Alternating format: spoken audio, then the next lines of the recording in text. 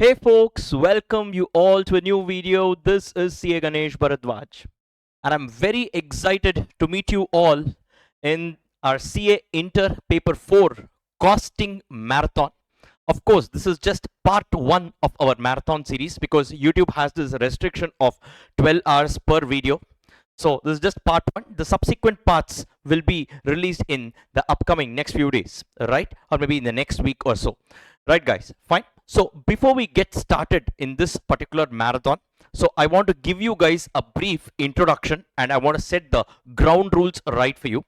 So for those who do not know about me, so I'm CA Ganesh Bharadwaj. I'm a practicing chartered accountant based out in Chennai, and I am a very passionate teacher. I handle the subjects costing and financial management, and of course, so I'm starting your CA final advanced financial management very soon. Right, in the next few months we are starting that as well. So that's a brief introduction about myself. Of course, I also handle 2 papers at the CMA intermediate level, so paper 8 cost accounting and paper 12 management accounting. So that's a brief introduction about myself. Now with respect to this marathon, this is applicable for your Jan 2026, May 2026, September 2026 attempt and onwards. Even if you have attempt later on, yes, absolutely, this marathon is applicable for you. This is a latest marathon where we will be using the latest color books which I have come up with. Now for your costing subject, now I have come up with 2 books. One is called as your concept decoder book. Trust me guys, a lot of efforts have gone into this. This book has all the concepts, right, and the core theory topics beautifully bifurcated chapter wise. So every chapter, if you notice, every single chapter, if you notice, right here we have all the chapters mentioned. For example, if I take this chapter cost sheet, right, so properly you will be having every single thing neatly bifurcated, right, and whatever color coding that I use here, it's not some random coloring. There is a logic behind every single thing. So all these things are neatly done. And of course, there is also something which I have introduced here called doubt busters. Means what? Right, for example, I have given here cash discount is treated as a non-operating expense and hence should not be considered for calculations. What it is, we will see in the respective chapter. But right, basically what I've done under the respective concept, I have actually introduced this concept of doubt buster. Basically, these are all the areas where students generally commit a mistake. So I have created the doubt and I have clarified under the respective concept so that if you are revising this the day before your exam, you will definitely not commit this mistake in your exam hall. That is the objective for this. And this is the book using which I take my regular and exam oriented batch, and using the same book only, I'm also taking this marathon. Clear with this, guys? Every chapter, literally, all these things are done in a very organized manner. And of course, for example, if you take overheads, so all the concepts are properly listed out. All the formats for solving the numerical problems are also mentioned in our concept decoder book. And finally, after this, after all the core concepts, look at this, I have also mentioned core theory topics, which means, right, these are all the topics not required to solve numerical problems in this chapter, but these are purely meant from a theoretical perspective. That's about it. That has been properly bifurcated. Clear with this, guys? Now going on to the second book. The second book is called as your solved question bank. Right, now in this solved question bank, you have all your entire 100% of your institute study material questions are there, be it illustrations, the book back questions, the exercise test your knowledge questions, that is also been included with solutions, and the past exams RTP MTP questions are also included with solution. Clear with this, guys? All these things are included, and the latest 2-3 attempts exam questions and your RTP MTP questions, I'm separately coming up with a supplementary material. There is no amendment. Recently institute came up with the revised edition applicable for your May 26 attempt and onwards. Even for that, whatever is there is absolutely no change at all. This book is very much applicable for you, but I am compiling more sums, the latest exam questions also. Those latest few exam questions alone, I'm coming up with an extra supplementary material. This is not an amendment material. These are some additional question bank material. That's about it. But this is the base book which I'm going to use for all our marathon purposes as well as for all our classroom discussion, even a regular and exam oriented batch purposes. This is what I'm going to use. In fact, in the next few days, basically in the next couple of weeks, I'm starting a new batch for May 26 attempt and onwards in Chennai, right? So here as well, even I use the same book, the very same book which you guys are seeing here is what I'm going to use to take this batch as well. Now, if you look at this in this particular book, basically the most important thing, and one more thing I want to tell you guys, I have divided this into volume 1 and volume 2. Why? Because it's becoming a big book, because we are giving a comprehensive coverage, right? Hence, I divided this solved question bank into volume 1 and volume 2. We have 11 chapters in volume 1 and 5 chapters in volume 2. So this is how I have bifurcated this, right? So this is how I planned for this book. So you also have a volume 2 of the same book. So what I'm talking about is volume 1. So everything is actually the same. Now what I've done in this particular solved question bank, the innovative feature that you can find is that, now if you look at it, for example, let me tell you, basically I have improvised all the presentation. The solutions are not a direct copy paste from your institute study material. Wherever required, I have actually I have made some fine tunement, or I have made some changes in the presentation, right, in a chart format and all that. This can be used as such in your exam, accepted by ICA. This will enhance your presentation and understanding of the subject. Now one more thing, if you notice, now for example I'm saying this is question number 3, right, in your cost sheet chapter. This was question number 3. Now once this question is over, now the next question, if you notice, is question number 3A, right? The background of this question is slightly beige color, whereas for this question number 3, the main question, the background was slightly pinkish color. Sir, why, sir? If you see, this question number 3 is a superior question in terms of concept. If you are able to crack this question number 3, now generally you will be able to crack this question number 3A or 3B or 3C or so on. Or in other words, similar questions coming from a same concept have been grouped together. Now don't think 3A is a copy paste of 3. If that is the case, I will omit it. I will not even take it. Why should we take repetition? But 3A is very similar to question number 3, but maybe similar adjustments are there, or maybe 1 or 2 easy adjustments will be there, which can be managed if you finish question number 3. So what we have done is, all the similar questions have been grouped together so that when you are learning the subject, right, and at the same time when you are revising the subject, what happens properly, this will save a lot of time, and your revision as well as your preparation will be super effective. That is the objective of coming up with this book. And wherever possible, look at this, even MTP questions we have included, right? So wherever possible, we have also given the reference from where this question comes in. Clear with this, guys? All these things are neatly presented in such a way that you can properly get 100% coverage of the entire subject. I have not left even a single source. Every single thing is covered with the solutions. Clear with this, guys? Is there in this book? And of course, along with this, we also do along with all the solutions. Nevertheless, once again, I do all these questions in the classroom because it is more of a learning experience. That's when you get to learn. In the institute study material also, question and solution is there. Then why do you still feel there is some lacuna, or why do you still feel there is somewhere we are lacking? It's mainly because of the process. So the conceptual understanding with the numerical problem solving is what we focus during our lectures as well. But this being a marathon, we are going to revise all the major topics, all the concepts with one representative sum from every single concept is what I'm going to do in this particular marathon. Sir, are you going to cover this entire book? Entire book is covered in our regular batch, right? So in our marathon, I will be covering almost all the most important concepts, and every concept wherever possible I will take one representative numerical problem and also be doing it so that you can effectively revise this entire subject. Clear with this, guys? So that's going to be the agenda for this particular marathon. Now basically these two books which I was talking about, your concept decoder book as well as your solved question bank, now these two can be downloaded free of cost from our website, right? You can download it, and under the free resources section you can download the free PDF of this.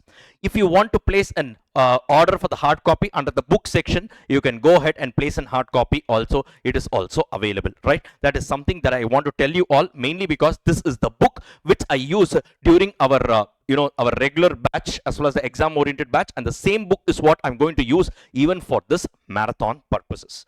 Clear with this, guys? So this was something I want to tell you at the beginning level before getting started with this marathon. Now, in this part 1, I am going to cover the 3 most important chapters from an examination perspective: marginal costing, standard costing, and budgeting and budgetary control. These 3 chapters we are going to cover in this marathon. Marginal costing alone comes close to about 4 to 4.5 hours, because almost all the concepts, in fact every single concept I can say, is being covered in this particular marathon with one representative sum for every concept. Sir, is this sufficient from an examination perspective? No, the assumption here is you already would have studied the subject once, right? Because in our regular batch we solve about 35 to 40 questions in marginal costing itself, right? Here I am touching about the concepts plus one sum from every concept. That's all. There could be multiple varieties of problems which we actually see in our regular batches and all, but right now in a marathon, due to constraint of time, plus this is for revision purpose, I have condensed it, and here also without much of dilution, clearly we are going to revise all these topics. Now guys, one very important thing, sir, I have not studied these chapters before. Will I still be able to watch it? Yes, you can definitely manage. But my suggestion is, if you've already studied once, then it is going to be effective at the time of revision. This is what I would suggest. Right now, marginal costing alone comes close to about 4.5 hours, and standard costing comes close to about 3 hours. We discuss standard costing itself, all the variances, right? Your material cost variances, labor cost variances, variable overhead cost variance, fixed overhead cost variance, everywhere with the representative numerical problems. In the marathon also, we'll be doing some numerical problems to a limited extent. Conceptually, there is zero mucking up, 100% conceptual learning, and trust me guys, you will definitely see the power of conceptual learning. Clear with this, guys? And of course, this chapter, budget and budgetary control, also will be revising in a proper manner. This is the agenda for discussion in this part 1. So remaining topics in the subsequent parts will be covered, and this is what I have planned for. Now, one more thing I want you guys to please have in your mind before we get started with this marathon. Now, please don't watch this marathon like a web series, right? Just binge watching for entertainment purpose and all. Absolutely not. It will not work out. Now, I want you all to properly download the materials which I just showed it to you, or maybe have a hard copy with you. That's even more preferable, because you can do all the markings. That's even more better, right? And take out a pen, have a calculator, have all the required stationaries, and properly follow what I'm doing. And I want you guys to do this along with me, and that is the only way in which you get a proper learning experience. Clear with this, guys? Now, when I'm completing a particular question, I will ask you to write down something called as library of adjustments, right? So those who have already attended my lectures, be it exam oriented batch or my regular lectures, you guys will know what this is. I would have dictated this during our lectures. If you have that, please have the book with you, the library of adjustments with you, and follow the lectures. Trust me, this will be super effective, right? For those who have not watched my lectures, who have done self-study, or you have learned it from another faculty, absolutely fine. Even you can watch this marathon. Now, what you need to do is, now I will just, as and when we complete a particular question in this marathon also, I will be dictating a library of adjustment. Now, what is this library of adjustment? Now, it is something that you need to note down in this template. Chapter name, question number, page number, adjustment. Now let us say we are doing a chapter marginal costing. You should write down here marginal costing, right? Now in marginal costing, let us say I did question number 25. Example, I'm telling you, you write down question number 25. This question number 25 was present in page number, let us say 450. Example, I'm saying write down the solved question bank's page number. It's a cross referencing, and all these things you should write down. This adjustment I will dictate. What is this adjustment, sir? This adjustment is nothing but what we learnt in this particular question, and what are all the tricky areas which you need to definitely have in your mind while solving this question. Now, in our regular batch, I dictate this for every single question that you can see in your question bank, right? Because we do it fully in the classroom and I dictate it. In marathon also, for the limited sums we are doing, I am going to dictate this library of adjustment. Why? Because if you note it down like this, the day before your exam, if you want to revise, one look at this library of adjustment, you will know, okay sir, question number 25, it talks about this particular concept. For example, break-even point. You want to revise the concept of break-even point, open your library of adjustments. Now, all those question numbers which deal with break-even point, you will now be able to revisit it in a fraction of few minutes, right? This is the power of your note taking. And trust me guys, there have been a lot of students who have called me 5 p.m. after they step out of the exam hall, costing exam, after they come out of it. I'm not exaggerating, between 5 to 5:10, between this time I've got calls directly from the exam hall from students, and they thank me just for this library of adjustment. Now, it's not about thanking me. I only tell them, you thank yourself. You just followed this properly. Because I say this, some students follow, some do not follow. But those who followed have genuinely benefited out of this. So even in this marathon, I'll be dictating the library of adjustments. Please make sure that you note it down properly. Clear with this, guys? So these are some ground rules I want to set before we get started in this particular marathon, right? On that note, let's get started with this beautiful subject, cost and management accounting. So over to the first chapter of discussion. So now let's get started with the revision of one of the most important chapters called marginal costing, right? So now, before I get started with the revision of this particular chapter, there are a few things which I want to clearly mention before we start into this particular chapter. Number one, now this is a common chapter. Exactly the same chapter, marginal costing. The concepts are all exactly the same in your CA Inter Cost and Management Accounting paper number 4. And in your CMA Intermediate, there are two papers, paper 8 Cost Accounting and in paper 12 Management Accounting. Now, this chapter, marginal costing, whatever we are going to learn in this chapter exactly is applicable in your CA Inter Costing and in CMA Intermediate paper 8 as well as in paper 12, whatever we are going to study. So this is a common marathon, right, or a revision video of this chapter, marginal costing, for both your CA as well as your CMA Intermediate courses. But let me tell you one very, very important thing. Now, when it comes to all the paid courses, be it your exam oriented batch or your regular batch, now I have done separate recordings for CA Intermediate, separate recordings for CMA Intermediate. Even there, for paper 8, I have done it separately.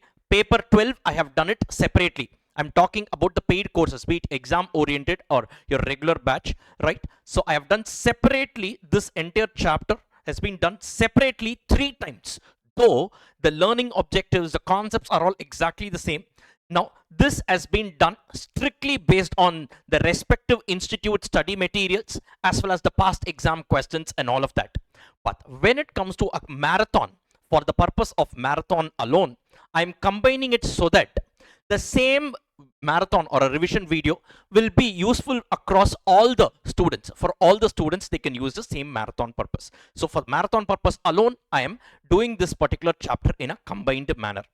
Now guys, if you notice, I have listed out all the concepts which are applicable in this particular chapter: your income statement, profit volume ratio, break-even point, margin of safety, profit, cash break-even point, indifference point, volume analysis, sales mix, sensitivity analysis, limiting factor analysis, shutdown point, marginal costing versus absorption costing. These are all applicable for all the 3 subjects, that is one paper in your CA Intermediate and both paper 8 and paper 12 in your CMA Intermediate. This last concept, number 14, accept or reject of a special order. This alone is applicable for CMA Intermediate paper 8 students alone. So I am pushing this to the end so that in case you are a CMA Intermediate paper 8 student, you can watch this. Else this part alone you can skip it, right? So clearly I have bifurcated in such a way that this is applicable for all the students. Exactly the same concepts are applicable for all the students, right guys? Fine. Now, one more thing I want to clarify with respect to the books, right? We have a concept decoder book and a solved question bank, as you guys know. Now, for CA intermediate costing, we have a separate concept decoder solved question bank. For CMA intermediate, paper 8, we have a separate concept decoder solved question bank. And paper 12, we have a separate concept decoder solved question bank. Every single thing is separate.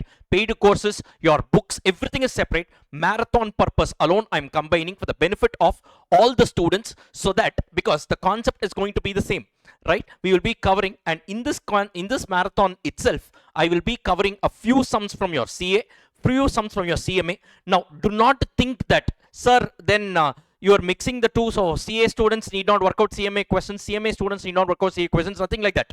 These are all common questions. We are in a professional course, so if there is a particular concept, any which way they can frame the questions. So I am only doing things which are applicable everywhere.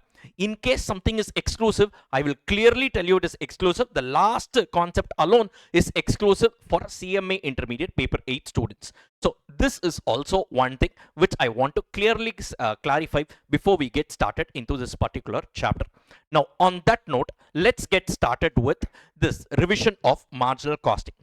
Now guys, the first thing we will do here is with respect to the basics of this chapter. Quickly we will revise. Now I will be starting from the scratch. Now marathon, so I will be in the marathon itself, I will be constructing the formulas and all these things. It will be a super reviser for you, so that you will be in a position to appreciate all the concepts, and a few sums also we are going to do in the marathon itself. Now let's get started. Now these first 5 concepts, I call it as the basic concepts. Now we will understand this basic concepts, revise this basic concepts with the help of a numerical example.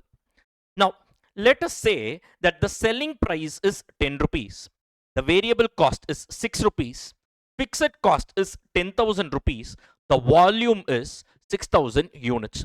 Now with this data, we need to prepare an income statement, marginal costing income statement, calculate the profit volume ratio, calculate the break-even point, calculate the margin of safety, and calculate the profit. Now quickly let's get started here. Now solution. Now guys, first the marginal costing income statement format looks as follows. Sales minus variable cost gives you contribution minus fixed cost gives you profit. Now in this case, what is going to be my sales? How many units am I selling? 6,000 units I am going to sell, and every unit is being sold at a selling price of how much? 10 rupees. So which means overall my sales value is going to be rupees 60,000. Now what's going to be my variable cost? 6,000 units each at the rate of rupees 6. It's going to be how much? Rupees 36,000. Right? Now from your sales, if you subtract your variable cost, you get your contribution, or in other words, this contribution is nothing but your variable profit. Every time I sell a unit, I get a revenue of 10 rupees. I need to incur a variable cost. Means what? So only if I produce the next unit, I'll be incurring this cost, 6 rupees. Or in other words, every time you sell every unit, you get a variable profit of how much? 10 minus 6, which is going to be 4 rupees. So 60,000 minus 36,000, so gives you how much? It gives you rupees 24,000. Or I can also say this 24,000 is nothing but 6,000 units at the rate of rupees 4 each. Right? Now this 24,000, is this your final profit? No. Why? Because fixed cost is there, we have not yet adjusted that. So now from this, subtract your fixed cost of 10,000 rupees, you will end up with a profit of how much? 14,000 rupees. Clear with this, guys? Now guys, basically, now every time I sell one unit, I will earn a revenue of 10 rupees. For me to earn this revenue of 10, I need to incur a variable cost of 6, which means the variable profit is going to be 4 rupees, popularly called as contribution per unit, is going to be 4 rupees per unit. We know that, right? Now, why do we use the word contribution, sir? Now, we can rather use the word variable profit. Simple. Now, what happens? Every time I sell one unit, I earn a variable profit of 4 rupees. Like that, I keep on selling multiple units. Overall, now I've sold how many units? 6,000 units into 4. I have built up a total variable profit of how much? 24,000 rupees. Is this 24,000 rupees my profit? No. Now, what do I do with this 24,000 rupees? First, it contributes towards recovery of fixed cost. With this 24,000, I try to recover my fixed cost of 10,000 rupees. After recovering the fixed cost of 10,000, whatever is left over is called as my profit. Or in other words, this variable profit goes on to contribute towards recovery of fixed cost and then towards building my profit. Since it contributes towards two things, recovery of fixed cost and building your profit, we call this as a contribution. Clear with this, guys? So in this case, 10 rupees is my selling price, 6 rupees is my variable cost per unit, and then I can say the contribution per unit, short form is CPU. So contribution per unit is going to be how much? 4 rupees. 10 minus 6, 4 rupees. Clear with this, guys? Right? Now, this is how your marginal costing income statement looks like. So this is your A, marginal costing income statement. That's about it. Fine, guys. Clear with this? Next one. Let's move on to part B of the question.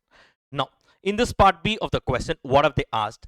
Calculate the PV ratio. Now, very simple. Very simple. Now, let us say on a per unit level. Now, what is the format of your marginal costing income statement? Basically, it's sales minus variable cost gives you contribution, right? From that, minus fixed cost gives you profit. We know that. Now, on a per unit level, how much is the sales? Basically, my selling price is 10 rupees. My variable cost is going to be how much?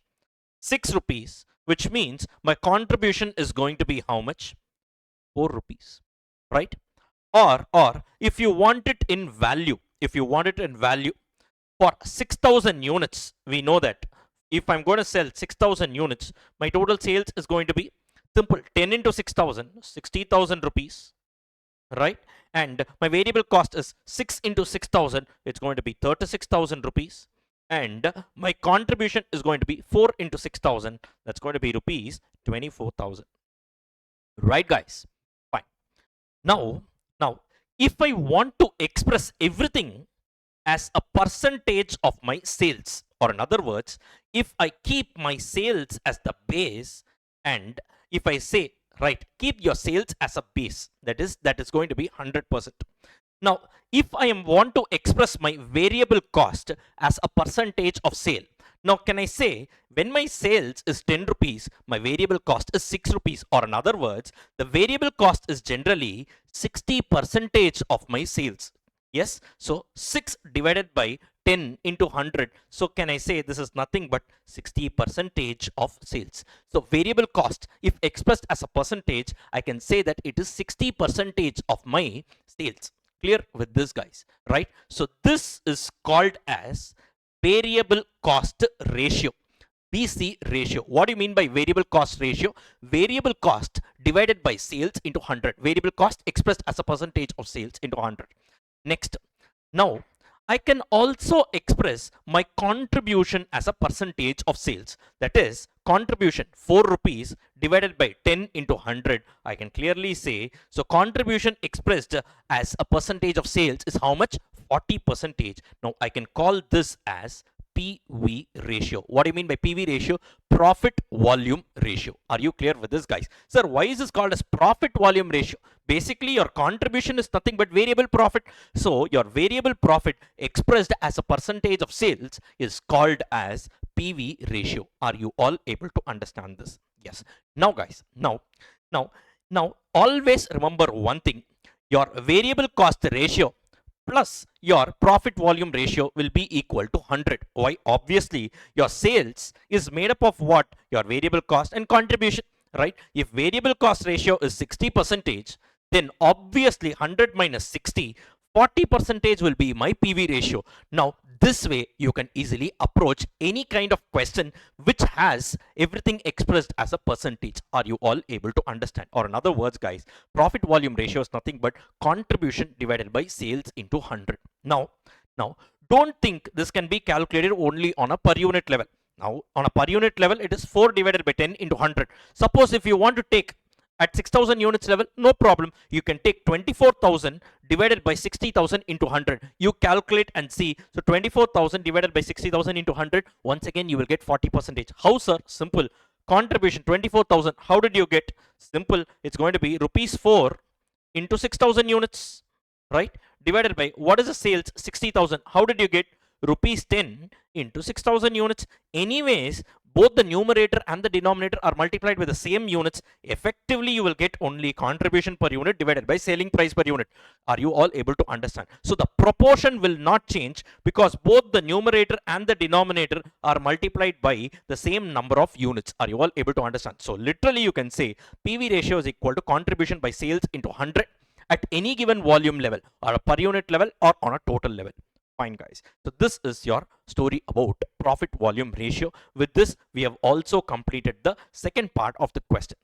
Third part of the question, what is this? Calculate your break-even point. So point C is your break-even point.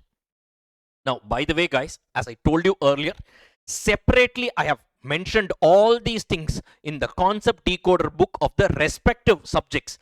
So your CA intermediate costing, CMA intermediate paper 8, CMA intermediate paper 12. Everywhere, everything is mentioned separately. And in the question banks, all the questions with past examination, your study material questions, past exams, everything is covered here. Now, for instance, I will just open and show it to you. This is your CA intermediate, your paper 4. Cost and management accounting. Here everything has been neatly condensed and presented here, right? For marathon purpose, so I'm mentioning it in such a way that quickly you'll be able to recapitulate everything. Now similarly for paper 8, once again the separate chapter we have in a separate book, right? This is a separate book, in fact, exclusively for paper 8. And similarly for paper 12, if you see, so here paper 12 management accounting, once again it is chapter number 3. Separately I have mentioned everything. These are all different books. All these books you can download it from our website, right? So I've made it clearly applicable. I mean, I've bifurcated it separately in the respective books. Nothing to worry about that, right? Only for marathon purpose I'm merging it, just so that in a common recording every student will get a proper learning objective. Right, guys? So now let's move on to the next one, which is called as break-even point. Now what do you mean by a break-even point? It is that point of sale where you will be left with zero profit. That is, there is neither a profit nor a loss. The profit is not positive nor negative. It is exactly zero. Or in other words, how many units should I sell so that my profit is exactly equal to zero? Those number of units is called as break-even point. Now, guys, how will you compute this break-even point? Simple. Now, if I want to earn exactly zero profit, can I say it will happen at a point when my contribution exactly recovers my fixed cost and I am left with zero profit, correct? So I should be left with zero profit. When will you be left with zero profit? Only when your contribution exactly recovers your fixed cost, correct? Yes. So now can I say this break-even point happens at a place when my contribution is equal to my fixed cost. So we need to calculate how many units should you sell so that your profit is exactly zero. So, or in other words, at that point, my contribution will be exactly recovering my fixed cost, right? It will not recover more. If it recovers, I mean, if my contribution is more, then over and above recovering the fixed cost, I will be left with profit. If my contribution is less, I will not be even able to, I will not even be able to recover my fixed cost. Hence, I'll be left with a loss. So exactly it should be equal to your fixed cost. Only then you'll be left with a zero profit or loss, right? Now we need to calculate how many units should we sell. Now, can I say, let us keep the number of units to be sold as X.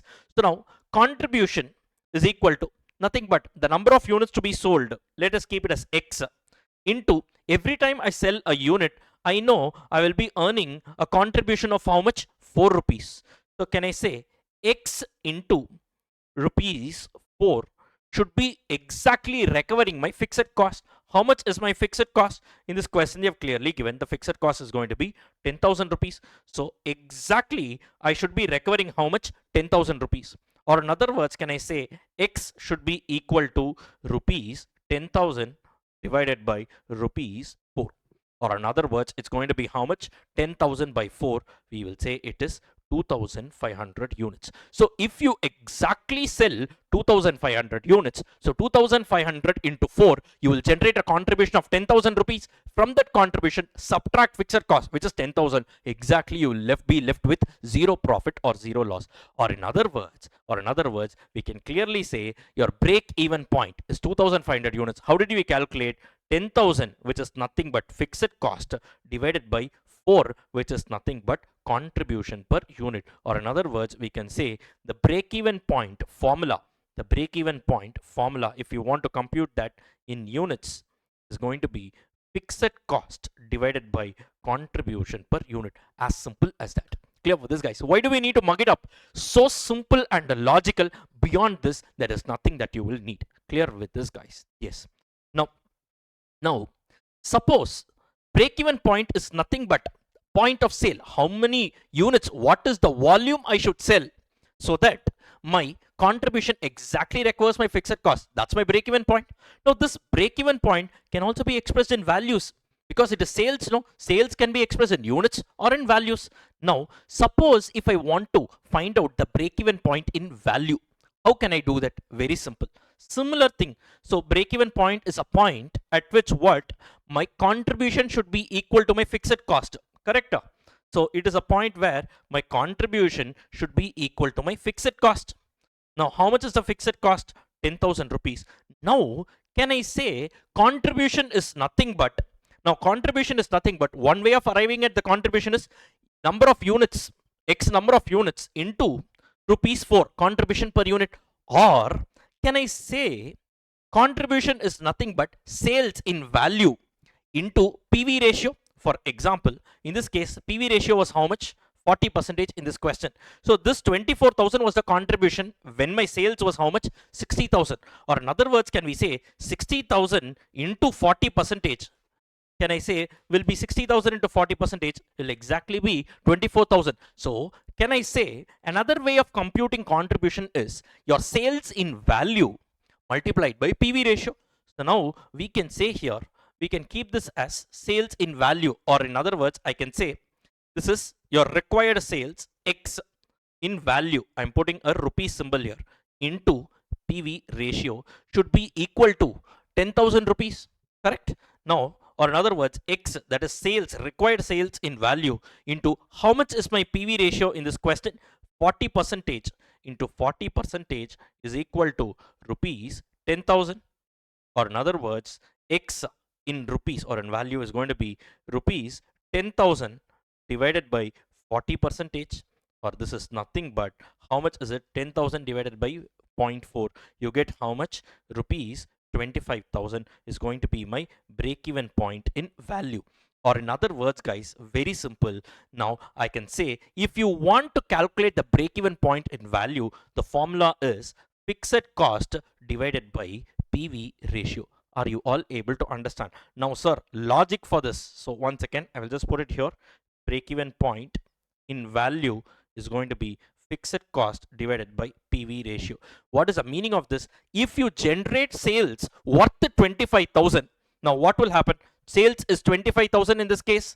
So now what will be the contribution? 25,000 into 0.4. You will be exactly generating a contribution of how much? 10,000 rupees. Now from this 10,000 contribution, subtract your fixed cost 10,000, you will be left with zero profit or zero loss. Are you clear with this? Or in other words, another way of doing simple, sales minus variable cost gives you contribution minus fixed cost gives you profit. Now I want to calculate how much sales I should make, right, to exactly earn a zero profit or zero loss. So now your profit is zero. Now fixed cost is given. I need to recover 10,000 rupees, which means my required contribution is how much? 10,000 rupees. Correct? Reverse work. Right? Only if I exactly generate a contribution of 10,000, my fixed cost of 10,000 can be recovered and I'll be left with a zero profit. Right, guys? Fine. Now we know this PV ratio concept. Now if I generate sales of 100, My contribution is generally 40. That's the concept of PV ratio. We know that. Now, simple, if 10,000 should be equal to 40, how much should be 100? It is nothing but simple formula you can use mathematically. 10,000 divided by 40 into 100, or in other words, this is nothing but 10,000 divided by 40%, or this is nothing but this formula, fixed cost by PV ratio. Are you clear with this, guys? Logically you can arrive anything, and you will be able to clearly complete this chapter. Not even a single formula needs to be mugged up. That's the beauty of marginal costing. Right now, guys, mugging up in costing and in FM also, I'm telling you, not even a single formula in the entire subject should be mugged up. Right? Mugging up in our subjects is not even a sin, it's a crime. It's a crime. You should not mug up, because everything is so logical here. Now look at this. This is about the formula. Simple, guys. Break even point, if you want it in units, fixed cost by contribution per unit. Suppose if you want the same in value, denominator, instead of contribution per unit, you put it as PV ratio. Always remember this. If you want the answer in units, it is going to be contribution per unit. If you want the answer in value, put it as PV ratio. You will get it. Are you all able to understand? This is all about the logic, and all these things in detail I have just explained it in a neat manner in the concept decoder of the respective CA and CMA books. Separately, they are all mentioned. Clear with this, guys? That's about this area. So basically, what do you mean by a break-even point? It is that point of sale where your contribution exactly recovers your fixed cost and you're left with a zero profit or zero loss. That is all about this area of break-even point. Formula, if you want the break-even point in units, the formula is fixed cost by contribution per unit. If you want the answer in value, it's going to be fixed cost by PV ratio. As simple as that. Now let's move on to the next one, D. Let's move on to the next one, D. Now what is D? They have asked for something called as margin of safety. Now, how do you compute this margin of safety? Now, guys, very simple.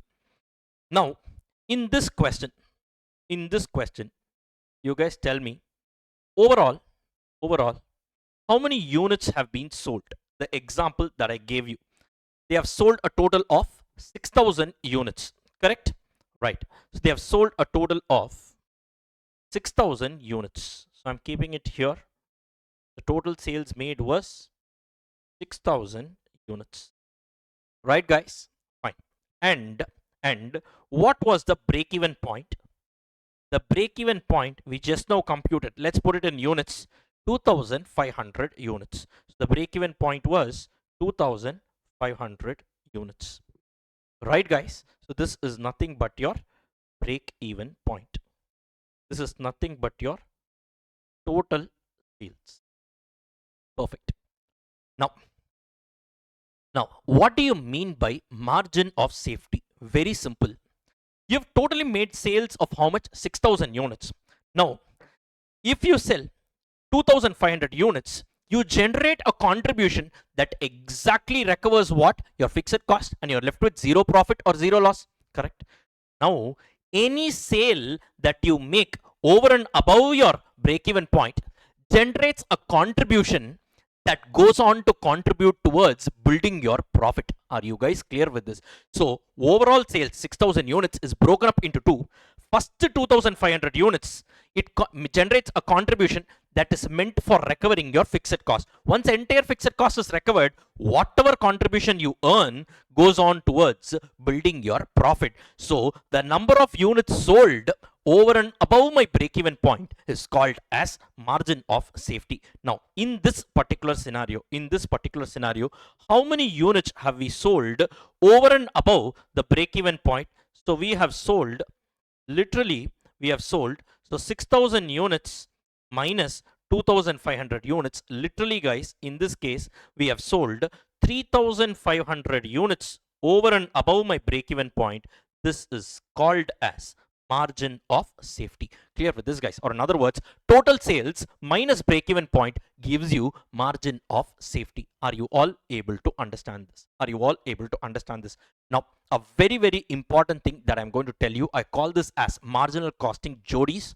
A very, very important understanding that you need to have. These are all basics of marginal costing. So once you strengthen this up, automatically the remaining part of the chapter will be easy for you to appreciate. Now, guys, first one. Now, let me just write on the format of this marginal costing income statement, sales minus variable cost gives you contribution minus fixed cost gives you profit, right? Now, in this particular example, what was the total sales we made, right? 6,000 units into 10 rupees. How much was that? Rupees 60,000, right? What was the variable cost? Now, 6,000 units into 6. It was how much? Rupees 36,000. If you subtract the two, now, or in other words, what is the contribution? 6,000 units, each unit generated 4 rupees of contribution. So it's going to be 24,000, right? From this, subtract your fixed cost, 10,000 rupees. Literally, you are left with what? A profit of how much? A profit of rupees 14,000, right? Now, remember this for a lifetime. It's a very, very important understanding. Now, guys, the total contribution generated out of the total sales, that is 6,000 units, generated a contribution of how much? 6,000 units into 4. So the contribution generated by 6,000 units is nothing but the total contribution, 24,000 rupees. Are you all clear with this? So can I say my total sales is linked to my contribution, right? Next. Now, the contribution generated by the break-even point units, first 2,500 units, what was the contribution it generated? 2,500 into 4, 10,000 rupees, right? Or in other words, that is nothing but equal to your fixed cost, right? So, the contribution generated by break-even point is going to be equal to your fixed cost, right? Simple. Why? Because break-even point is nothing but that point where my contribution exactly recovers my fixed cost. Nothing less, nothing more. If it is less, then you will be having a loss. If it generates a more contribution, then you will be left with a profit. Exactly at 2,500 units, what you have is you generate a contribution equal to your fixed cost. Suppose I'm selling only 2,400 units, which means if I'm operating below the break-even point, the contribution that I would have generated would not even be able to recover your fixed cost. Suppose if I'm selling above my break-even point, it means after recovering the fixed cost, I have some extra contribution that goes on to build my profit. This way you can clearly analyze. Now over and above my break-even point, how many units have I sold? 3,500 units. The contribution generated by these 3,500 units now goes on to build my profit. 3,500 into how much? 4 rupees. 3,500 into 4. How much is that? 14,000 rupees. So this is going to be equal to my profit. Are you guys able to understand? Or clearly make a very important note of this. My total sales is linked to my contribution, right? Now my break-even point is linked to my fixed cost, and my margin of safety is linked to my profit. Are you all able to understand? So the contribution generated by total sales is going to be the total contribution. The contribution generated by break-even point is nothing but your fixed cost, and the contribution generated by your margin of safety is going to be called as your profit. Are you all clear with this? Now, one more very important thing. Now, these are all ideally your volume levels. This can be expressed in total values also. For example, 6,000 units. If you want to mention in units, it is 6,000 units. If you want to mention it in value, it's going to be how much? 6,000 into 10, 60,000 rupees. I can call this as 60,000 rupees, correct? Similarly, break-even point, sir, 2,500 units, sir. If you want to express this in value, 2,500 into 10, this is going to be 25,000 rupees, correct? Worth of sales. And margin of safety, 3,500 units. If you want to express this in value, it's going to be 3,500 into 10. It's going to be 35,000 rupees, correct? 35,000 rupees, right? Now, very simple, guys. Now, can I say my total sales, right, 6,000 units into contribution per unit gives me my total contribution, or my total sales into value into PV ratio gives me my contribution, right? Now you can calculate this. 60,000 rupees into 40 percentage. Take your calculator and do. You get how much? 24,000 rupees. Or break even point in units, break even point units into contribution per unit gives you fixed cost 2500 into 4 gives you 10,000, or break even point if it is in value, then use PV ratio into PV ratio 40%, 25,000 into 0.4, how much is it? 10,000 is equal to your fixed cost.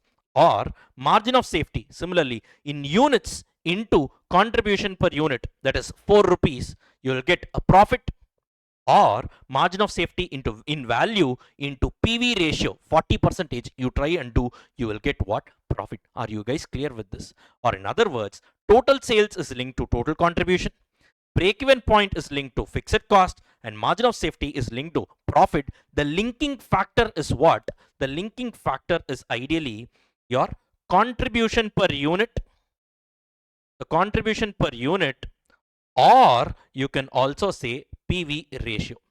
It is contribution per unit or PV ratio.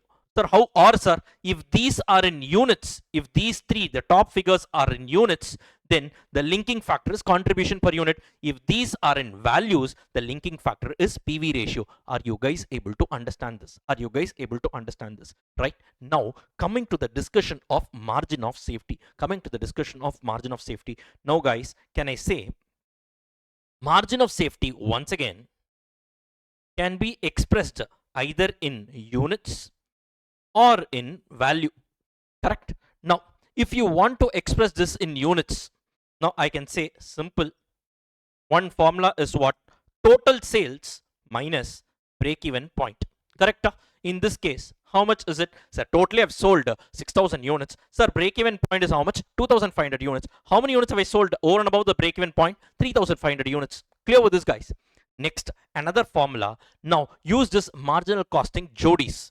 Now, can I say margin of safety into contribution per unit gives me the profit. The profit generated out of these extra units only went on to build my profit, correct? So can I say margin of safety into contribution per unit is equal to profit? Or in other words, margin of safety is equal to profit divided by contribution per unit. Are you all understanding? This 14,000 rupees is a profit that I earned, right? By selling how many units? Sir, every time I sell one unit, I earn a contribution of how much? 4 rupees in our example. So how many extra units have I sold over and above the break-even point to generate this profit of 14,000 is the calculation. So another formula here is going to be what? It is going to be profit divided by contribution per unit. Are you guys able to understand? Every single thing is derived, right? In the marathon itself, I'm deriving so much. In our regular or exam oriented batches, it will be done with much more explanation and other things. Since this is revision, still I want to set the context and I'm doing it for you.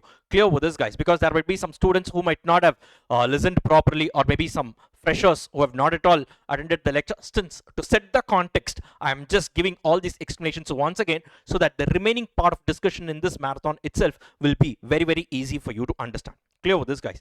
Now, very simple. If you want the figures in value, margin of safety, once again, guys, so the formula, one of the formula is going to be total sales in value minus break even point in value. Look at this. Total sales in value. How much was that? 60,000 rupees minus 25,000 rupees. If you subtract, you get 35,000 rupees, right? Or another formula is simple. Use this formula, right? Profit divided by, now I want it in value instead of contribution per unit, use PV ratio. One more jodi, no, right? So simple. So margin of safety 35,000 into PV ratio gives me my 14,000 rupees of profit, or profit divided by PV ratio gives me the margin of safety. Are you guys clear with this? So it is going to be profit divided by PV ratio. This is another formula for your margin of safety. As simple as that, guys. This is the power of conceptual learning. Beyond this, you don't need anything at all. That's all about it. That's all about it. Fine, guys. Now, that's about this particular area of margin of safety. Clear with this, guys? And finally, you can arrive at your profit. I think this profit has been arrived at. In this question, how much is your margin of safety? I think we've arrived 3,500 rupees. I mean 3,500 units. Or if you want it in value, it's going to be 35,000 rupees. We have calculated all of that. And finally, guys, what is the thing they have asked for? So last one is arrive at the profit. Now guys, in your study material, so many formulas are there and students mug it up. No need to mug up formulas. Now, profit, what is the formula? Profit is equal to one formula I can say. Use a marginal costing income statement. Sales minus variable cost is contribution. Contribution minus fixed cost gives you what? Profit. Correct. This is one formula. Another formula, use your marginal costing jodis.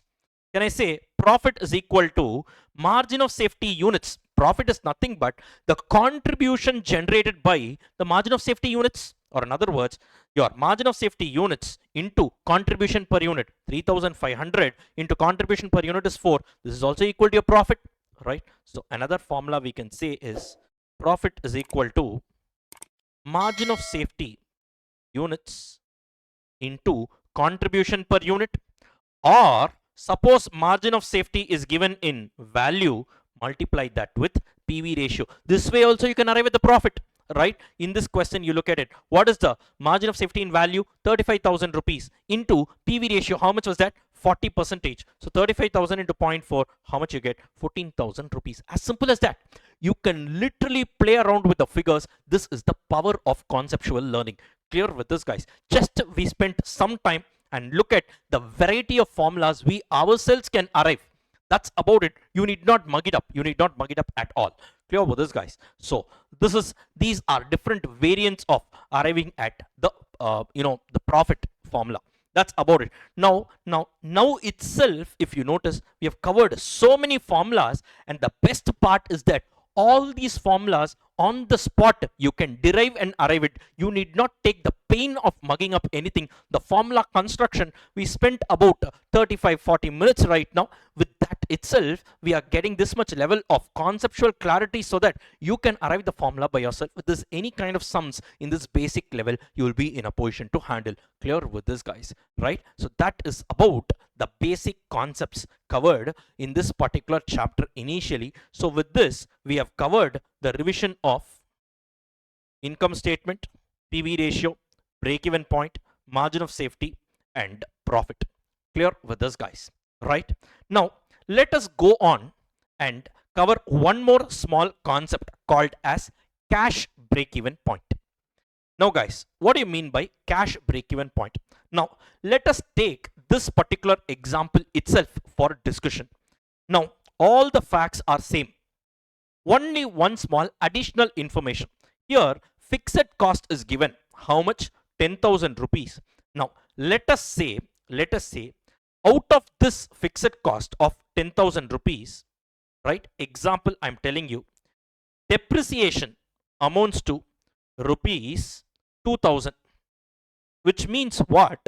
The other component is your cash fixed cost. What do you mean by cash fixed cost? Basically the fixed cost which is incurred in cash. For example, your factory rent, that is an amount I need to pay, right? In cash, it's going to be balancing figure 8,000 rupees. Now your total fixed cost is bifurcated into two. Cash fixed cost, those components of fixed cost which are actually incurred and which needs to be paid to some third parties. Whereas your depreciation, this is also a fixed cost, but this is something that I set aside for my accounting purposes, right? Literally I would have spent the entire amount, capitalized the value, and based on my period of consumption, based on the period of the life of the asset, I amortize, I apportion it, right? Now this is an amount I need not pay out by cash. Now what do you mean by a break-even point? It is that point of sale. How many units should I sell to recover my entire fixed cost? Correct? Now in this question we saw, right, it was 10,000 rupees I want to recover, right? So every time I sell one unit, I earn 4 rupees. Literally I need to sell 2,500 units so that I will be exactly able to recover this 10,000 rupees of fixed cost. This is what we saw. Now cash break-even point means how many units should I sell to recover only the cash fixed cost. I need not recover the full fixed cost including depreciation. So how many units should I sell in order to recover this 8,000 rupees in our example of cash fixed cost? Or in other words, can we say cash break-even point is equal to cash fixed cost divided by contribution per unit, right? Now in this case, I want to recover a total of how much? 8,000 rupees, right? Every time I sell a unit, how much contribution do I earn? I earn 4 rupees, which means how many units should I sell? 2000 units. If you sell 2000 units, exactly 2000 units, each unit will generate 4 rupees of contribution. I will be able to pile up a contribution of how much? 8,000 rupees. From this, subtract your cash, this will be equal to your cash fixed cost. I'll be able to recover my cash fixed cost. Are you all able to understand? Now guys, clearly understand, at cash break-even point, you will not be having your profit equal to 0. You will be having a loss. Sir, how sir? Simple. I will give this particular table and you will be able to understand. Now guys, let us say, in our example we saw the break-even point was how much? 2,500 units. And we saw the cash break-even point right now we saw is how much? 2000 units. Now, at the cash break-even point, how much contribution you would have generated? You would have generated 2000 into 4, which is equal to how much? 8,000 rupees. However, from my contribution, subtract your fixed cost, 10,000 rupees. Literally, in this position, you will be left with a loss of how much? So, literally, guys, at 2000 units level, 2000 into 4, 8,000 rupees is going to be my contribution, minus entire 10,000 rupees of fixed cost. Literally, you will be left with a loss of 2,000 rupees. Correct? Whereas at the break-even point, full break-even point means what? It is so many number of units that I need to sell so that my entire fixed cost of 10,000 rupees is recovered. I am left with 0 profit, 0 loss. So here, literally 2000 into 4, 2500 into 4, 10,000 rupees the contribution minus fixed cost 10,000. I'm left with a profit or loss of exactly 0. Or in other words, guys, any point operating below the break-even point we know will give you a loss only. Right now, at the cash break-even point, I am selling so many number of units that is exactly able to recover only my cash fixed cost, which means I have still not yet recovered my depreciation. Or in other words, the profit or loss, in this case the loss at the cash break-even point level will be exactly equal to the depreciation, because that is the only amount which I have not yet recovered. Are you guys clear with this? So one small learning objective here, at the cash break-even point, I generate contribution that is sufficient to recover my cash fixed cost, which means I have not yet recovered my depreciation amount. Or in other words, at the cash break-even point, in this example 2000 units, I am left with a loss which is exactly equal to the unrecovered component of your fixed cost, which is nothing but your depreciation amount. Are you all able to understand? At the cash break-even point, the loss is equal to your depreciation, because that is the only amount which is not yet recovered. Are you guys able to get this? This is the concept of cash break-even point. Now literally guys, with this we have also covered this concept of cash break-even point. These are all the basic concepts which you definitely need to have in your mind, which you need to know before you can enter into the other areas. That's the reason why I'm giving you guys a background here itself. Right now, all these things I have clearly explained in our concept decoder book. If you open it neatly, a lot of efforts have gone into building these books, because these are, as I told you, these are separately available for CA Inter paper 4 cost and management accounting, CMA Inter paper 8 cost accounting, CMA Intermediate paper 12 management accounting. All the books are separate. All the books are separate, neatly done based on the respective study materials. I have done it, and accordingly all these explanations have been given here. Right, this example I gave you with an illustration so that you can understand. Look at this. Selling price per unit is equal to variable cost plus contribution. Correct? Sales minus variable cost is contribution, or contribution plus variable cost is sales. Any which ways you can play around. Contribution per unit is equal to selling price minus variable cost. Everything is explained here. Basic concepts here. So contribution per unit is selling price minus variable cost. Total contribution is sales into PV ratio, or you can say contribution per unit into units sold. You can play around, or sales minus variable cost, or you can say sales minus variable cost is equal to contribution minus fixed cost gives you profit.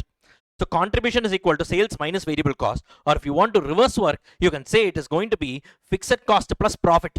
So contribution minus fixed cost gives you profit.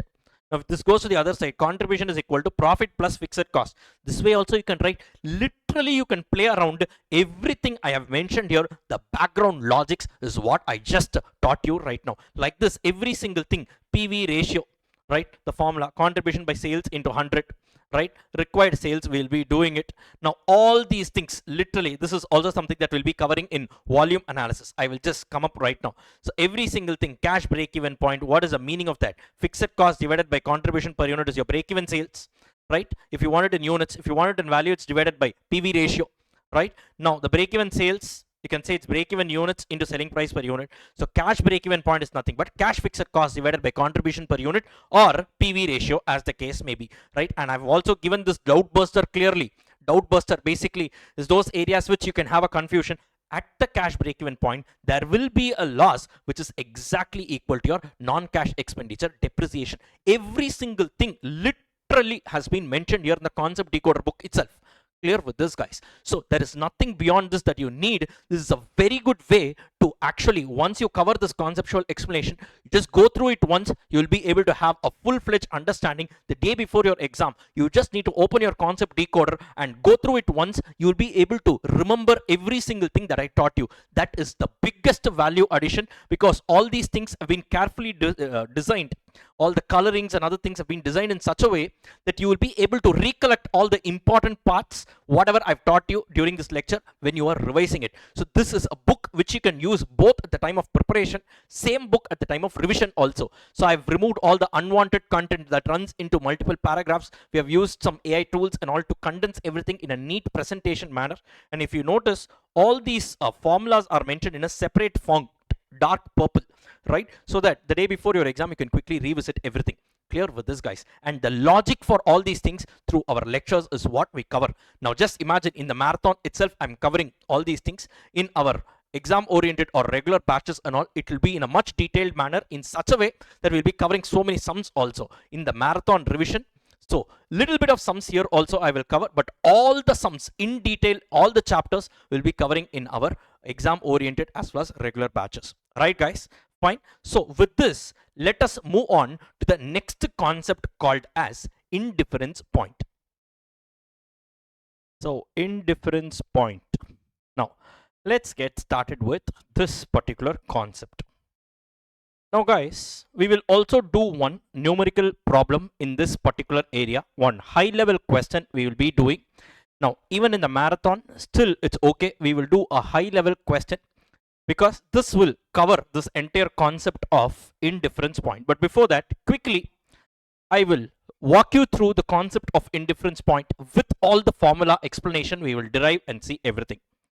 So indifference point. Now guys, what is this concept all about? Quickly I will give you guys an example. Now long ago, right?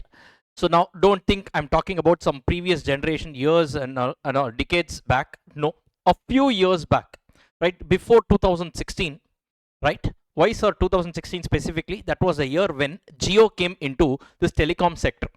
Before that, right, now there were multiple players in this telecom sector.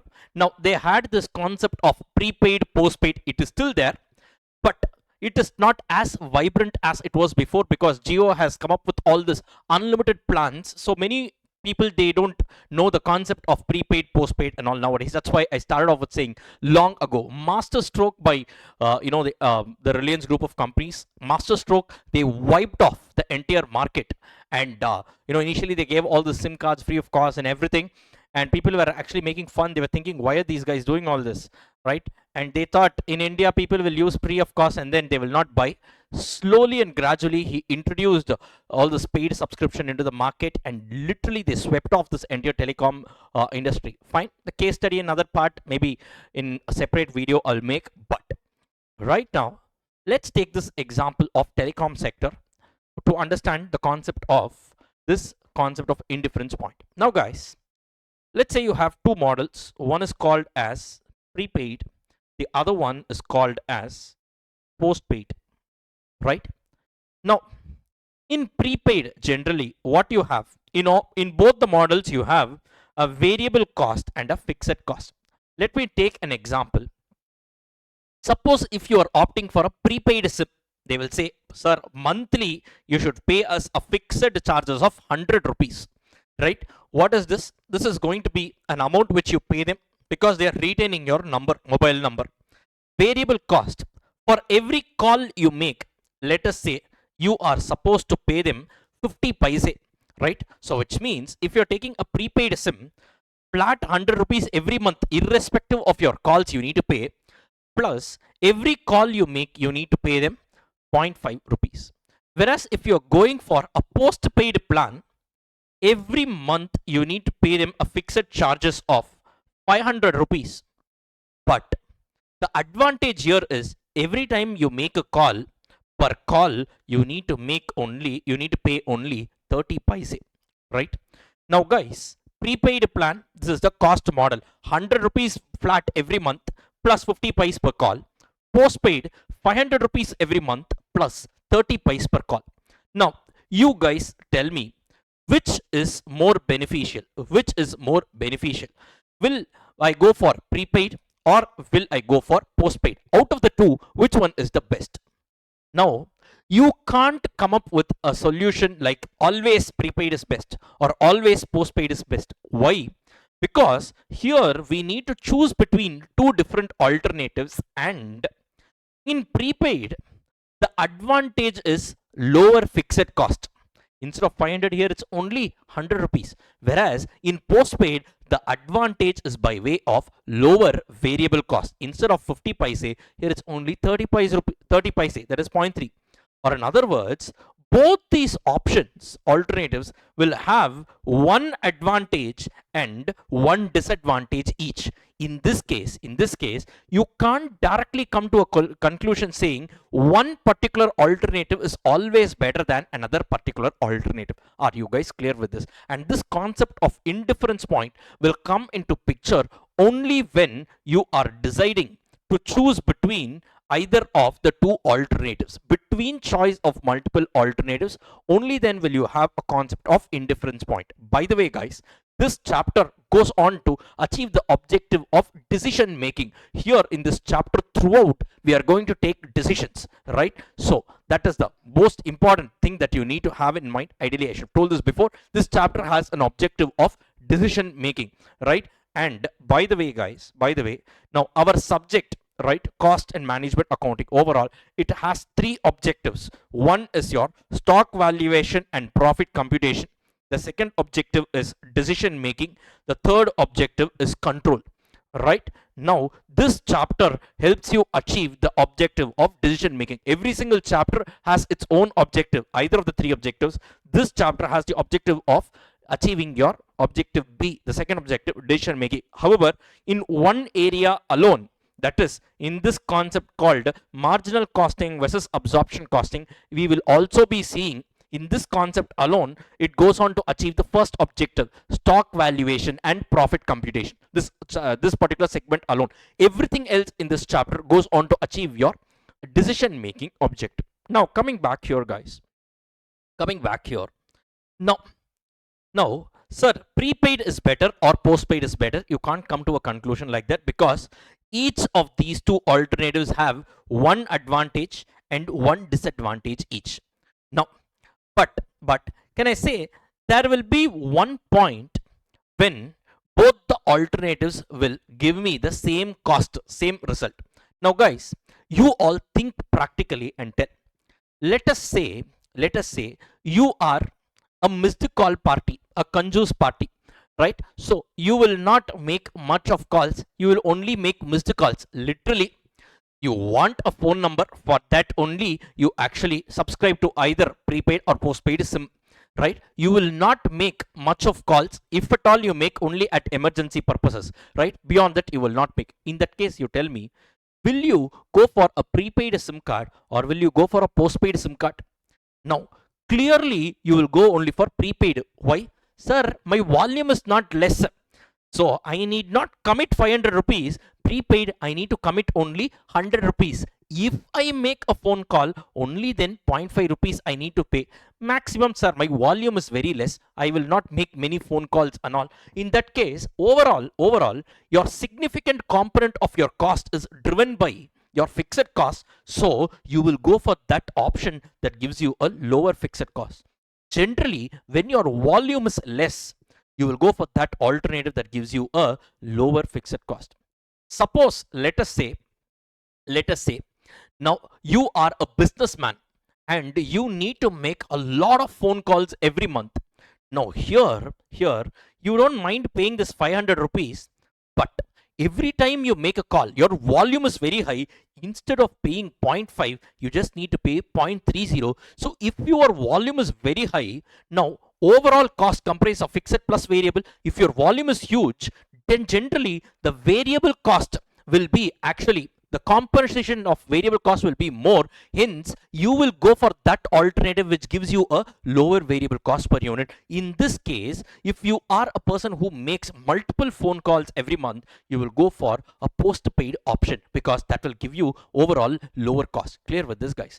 But there will be one point of volume where the total cost under prepaid will be exactly equal to the total cost under postpaid, and that volume at which the total cost under both the alternatives are equal is called as indifference point. Are you clear with this? Indifference point means what? I am not different to either alternate A or alternative B because both the alternative gives me the same result. The point of volume at which these two alternatives gives the same total cost is called as indifference point. Clear with this, guys? So now, how will I get this, sir? Simple. Let us keep this indifference point. Indifference point is nothing but volume as X. Now, what will be the total cost of prepaid? Can I say the total cost of prepaid will be 0.5x plus 100, correct? Now at the indifference point, this has to be equal to the total cost arrived under postpaid. What is the total cost of postpaid? 0.3x plus 500, right? Now take x on one side, I will say 0.5x. Now this comes to the other side, becomes minus 0.3x is equal to 500 minus 100, correct? So I have 500 here, 100 comes to the other side, it becomes minus 100. Clear? Now take x out in common. Can I say this is nothing but x into 0.5 minus 0.3 is equal to 500 minus 100, or in other words, x is equal to 500 minus 100 divided by 0.5 minus 0.3. This is nothing but 400 rupees divided by 0.20. So 400 divided by 0.2 is equal to how much? 2000, right? 2000 units, or in this case it is not units, it is 2000 calls. Or in other words, if I am going to exactly make 2000 calls every month, then either if I go for prepaid or if I go for postpaid, both the alternatives will give me the same result. Clear with this, guys? Suppose your expected volume for the upcoming month is less than 2000 calls. If I am a person who is going to make less than 2000 calls, then I will go for that alternative. My volume is less, I will go for that alternative that gives me a lower fixed cost. I will go for prepaid. Suppose if my expected volume in the upcoming month is more than 2000 calls, right? In that case, I will go for that alternative that gives me a lower variable cost. I will go for postpaid at 2000 phone calls. In this case, what will I do? It is an indifference point. I am not different to either of the two alternatives because both the alternatives will give me the same result. Are you guys clear with this, right? This is the concept called indifference point. Or in other words, guys, how do we calculate indifference points? Very simple. Now look at this here, look at this. 500 minus 100 by 0.5 minus 0.3. So 500 minus 100 is nothing but difference in fixed cost, correct? This is nothing but difference in fixed cost divided by, now what is this? 0.5 minus 0.3. 0.5 minus 0.3 is nothing but difference in variable cost per unit. Are you all able to understand? Are you all able to understand? Or in other words, I will say indifference point is equal to difference in fixed cost divided by difference in variable cost per unit. If I arrive at this, I will get what? The indifference point. Sir, with the help of indifference point, what can we do? Simple, guys. With the help of indifference point, let us say in this case, indifference point is 2000 calls. right? In this case, it is called, suppose if we are talking about a manufacturing company, it will be 2000 units, for example. Simple. With this, sir, what decision can I take? Simple.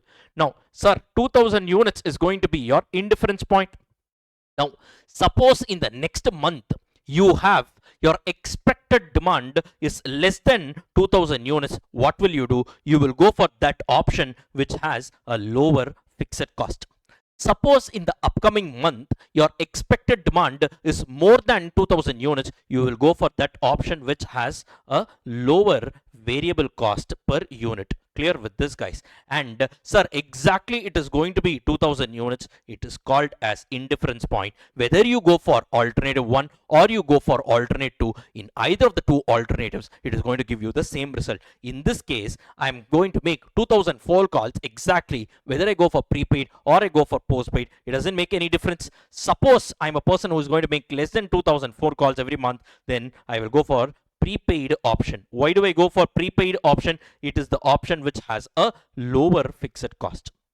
Whereas if I'm going to make more than 2000 phone calls, I'll go for postpaid option because it has a lower variable cost per unit. So I'll go for postpaid here. Are you all able to understand this, right? So just if you calculate this indifference point, one look at the expected volume for the upcoming month, now upcoming period, you can say, sir, I'm going to make 5000 units, sir. Go for postpaid.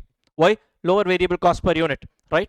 Over and above my, it is lying below, it is lying beyond my indifference point. Sir, I'm going to sell only 500 units, sir. Go for prepaid. One look at the volume, you can directly say which alternative is going to be better for you, and the deal breaker here is going to be your indifference point. For that purpose only, we have computed this indifference point. Are you all clear with this? How do I compute indifference point? Difference in fixed cost divided by difference in variable cost per unit. I proved this formula and showed it to you. As simple as that, guys. You need not even mug this up.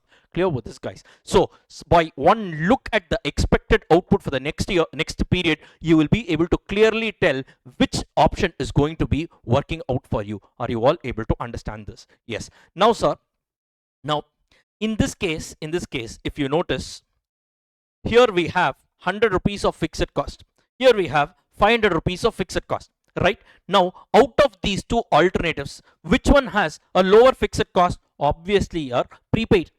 Correct? And here the variable cost is 0.5, here the variable cost is 0.3. Out of these two alternatives, which has a lower variable cost per unit? Absolutely postpaid. Clear with this, guys? So if my volume is more, right, I will go for postpaid. More means what? Beyond 2000 units, 2000 calls, right? If my volume is less, what do you mean by less? That is, my expected volume is only less than 2000 phone calls, then I will go for prepaid. One look at this itself, you will be able to understand. For example, if I am going to make 1000 phone calls, lies below indifference point, prepaid will be better for you, right? If you want, you can check and also calculate. So 1000 phone calls means how much will be the total cost under prepaid? 0.5 into 1000, that's going to be 500 plus 100. It's going to be how much? 600 rupees will be the total cost under prepaid. If I go for postpaid, how much will that is that going to be? It is going to be 1000 into 0.3. That's going to be 300 variable cost. Fixed cost is how much? 500. Overall, it's going to be 800. Clearly, if you notice, now your prepaid is cheaper than postpaid. Why? Because the expected volume lies below your indifference point. Like this, you can take one example of, let us say, 3000 phone calls and try. Obviously, postpaid will give you a lower cost than prepaid. There you will say postpaid is better. So here, now, there is no one best alternative. It depends on the volume. It's all about the volume game in this entire chapter. Clear with this, guys? So this is the concept of indifference point, where you can calculate it using this formula: difference in fixed cost divided by difference in variable cost per unit. Now let me add one more extra information here. With that one more formula we can cover for this indifference point. Let us say I am running a call center, right? And let us say ICICI Bank has hired me, right? I run a call center. ICICI Bank has hired me and they have told, right? Now, I will give you one database which has a list of all the phone numbers of almost all the citizens in this country. Now, your duty, the call center's duty, is to call every person and disturb them. Ask them whether they want credit card, debit card, whether they want to open a bank account, loan account, whatever it is, right? Now, what ICICI Bank tells me is that, or HDFC Bank, whatever bank it is, they are telling me for every phone call you make and disturb, I will pay you 1 rupee. Clear with this, guys? Now, they are not bothered whether me, the call center, is using a prepaid or a postpaid SIM card. Clear with this, guys? This is the scenario. Now, in this scenario, how will the cost figures look like? Now, guys, we have what? Prepaid plan. We have postpaid plan, right? Now, you guys think and answer whether I use a prepaid SIM or I use a postpaid SIM. How much is the amount I will be getting from the bank? 1 rupee. This is the selling price. We are calculating this from the perspective of the call center, right? Now, whereas how much will be the variable cost? If I use a prepaid SIM, we calculated the variable cost was slightly higher, 0.50. Whereas postpaid SIM, it was only 0.30, correct? Now, how much is going to be the contribution per unit, or in other words, contribution per phone call? Here we'll say one phone call is 1 unit. Here, if I use prepaid, it's going to be 0.50. If I use postpaid, it's going to be 1 minus 0.3. It's going to be how much? 0.70. Clear with this, guys? Now, how much is the fixed cost? Now, sir, if I use a prepaid SIM, the fixed cost is only 100. Whereas, if I use a postpaid SIM, how much is going to be my fixed cost? My fixed cost is going to be 500 rupees. Are you clear with this? Now, in this case, which alternative is better? Same situation. Now, option A, that is your prepaid, has an advantage. What advantage? Lower fixed cost. Whereas postpaid, what advantage it has? It has a higher contribution per unit. Are you all able to understand? Now, guys, this is nothing but lower variable cost results in higher contribution per unit. No, because my selling price was the same. Selling price minus variable cost gives me contribution. Postpaid had a lower variable cost, which in turn resulted in a higher contribution per unit. Agreeing with me on this? So literally what I can say, prepaid has an advantage of lower fixed cost, postpaid has an advantage of higher contribution per unit. Which is better? You can't directly say like that. Then you need to compute your indifference point. In this case, once again, guys, if your volume is lesser, you will go for that alternative which has a lower fixed cost. If your volume is more, you will go for that alternative which has a higher contribution per unit. But there will be one point where the profit under the first alternative will be equal to the profit under the second alternative. This point of volume is called as indifference point. Now, in that case, the profit under two alternatives should be equal, right? So now let's compute that. Now, how do we do it? Simple. Let's take the volume as X.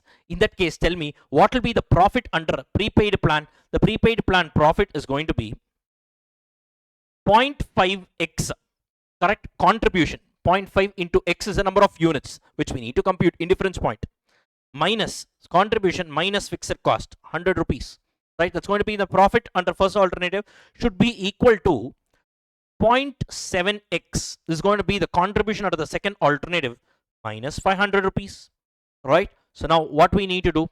So now we just need to take X on one side and the fixed cost on the other side, the values on the other side. So can I say this 500 comes to the other side, minus 500 becomes 500. So can I say 500 minus 100 is equal to 0.7x minus 0.5x. So here we have 0.7x and this 0.5 goes on the other side, it becomes a minus 0.5, right? So now how much will this be? How much will this be? So this is going to be, once again, I'll take x common out here. So I will say x the whole into 0.7 minus 0.5 will be equal to 500 minus 100, or in other words, x is equal to 500 minus 100 divided by 0.7 minus 0.5, right? Here literally x is equal to 500 minus 100 divided by, this comes to the denominator, 0.7 minus 0.5, right? So now I can say, or this is nothing but this is equal to 500 minus 100 is 400 divided by 0.7 minus 0.5 is going to be 0.20. So 400 by 0.2 gives me how much?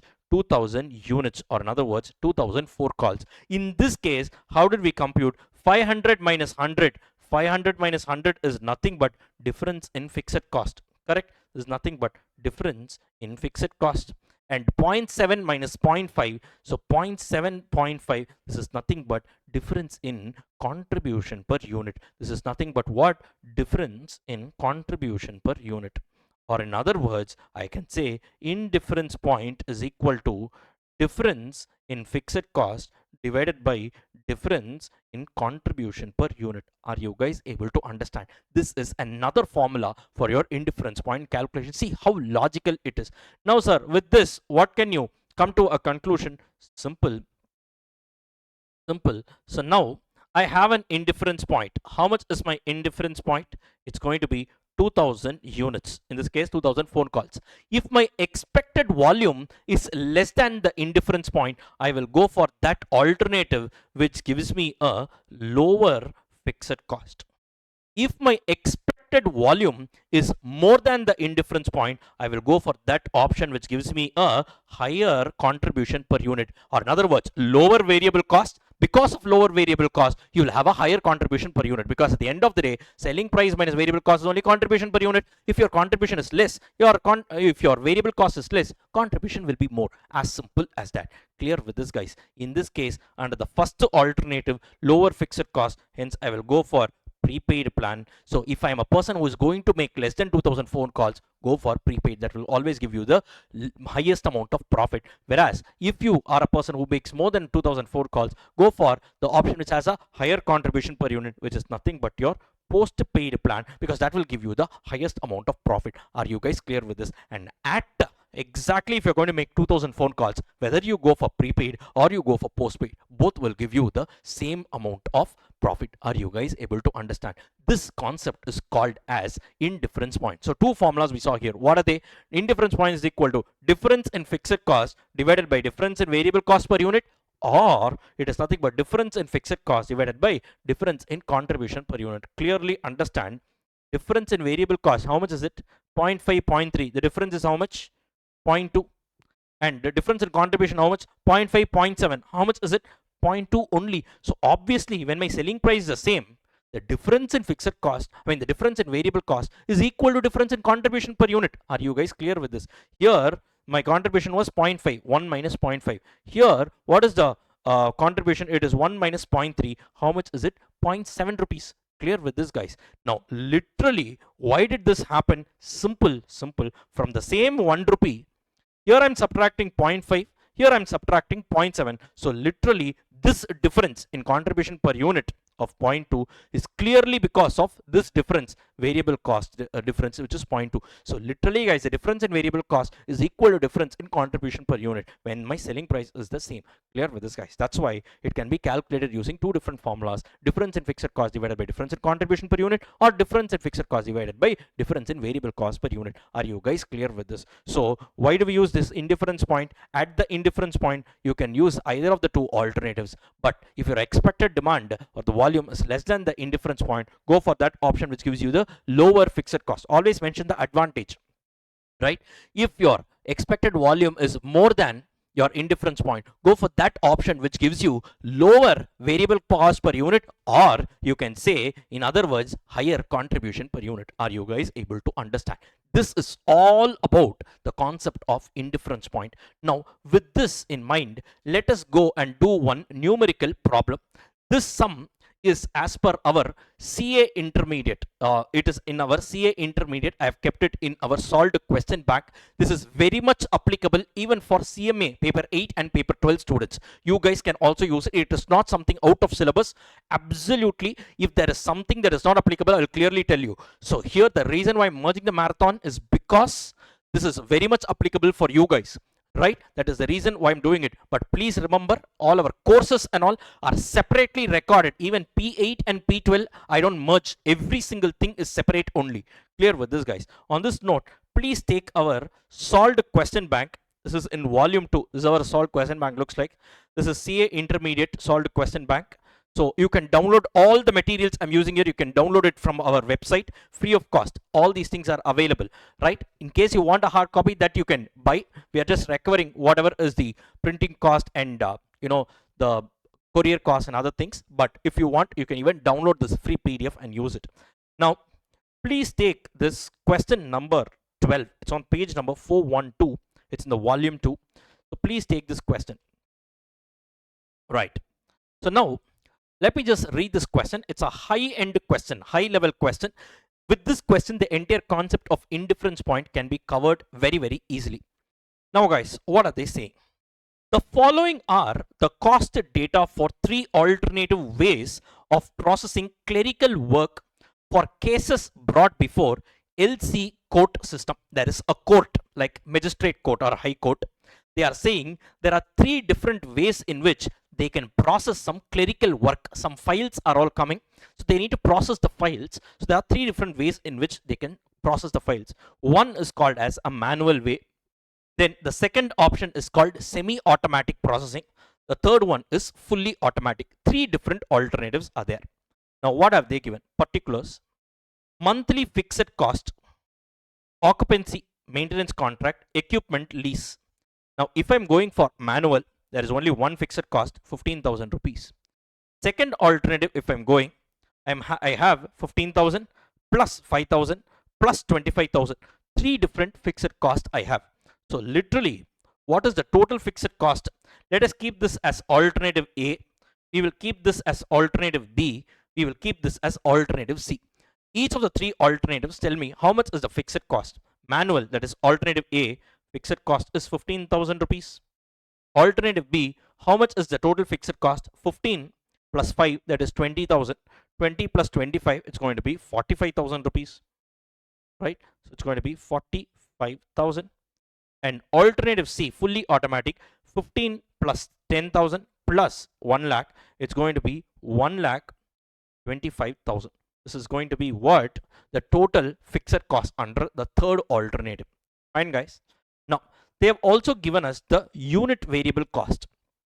1 unit is 1 report.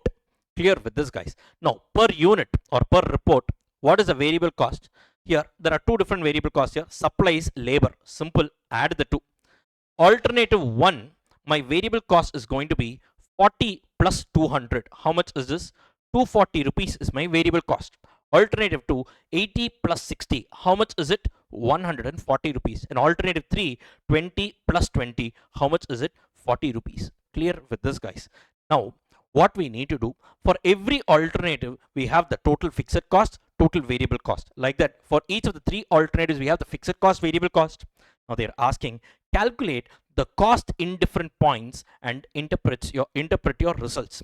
And part number 2, if the present case load, which means the number of files, is 600 cases and is expected to go up to 850 cases in the near future, select the most appropriate option, that is alternative, on cost consideration. They are saying, if I have a total of 600 cases, 1 case is 1 unit.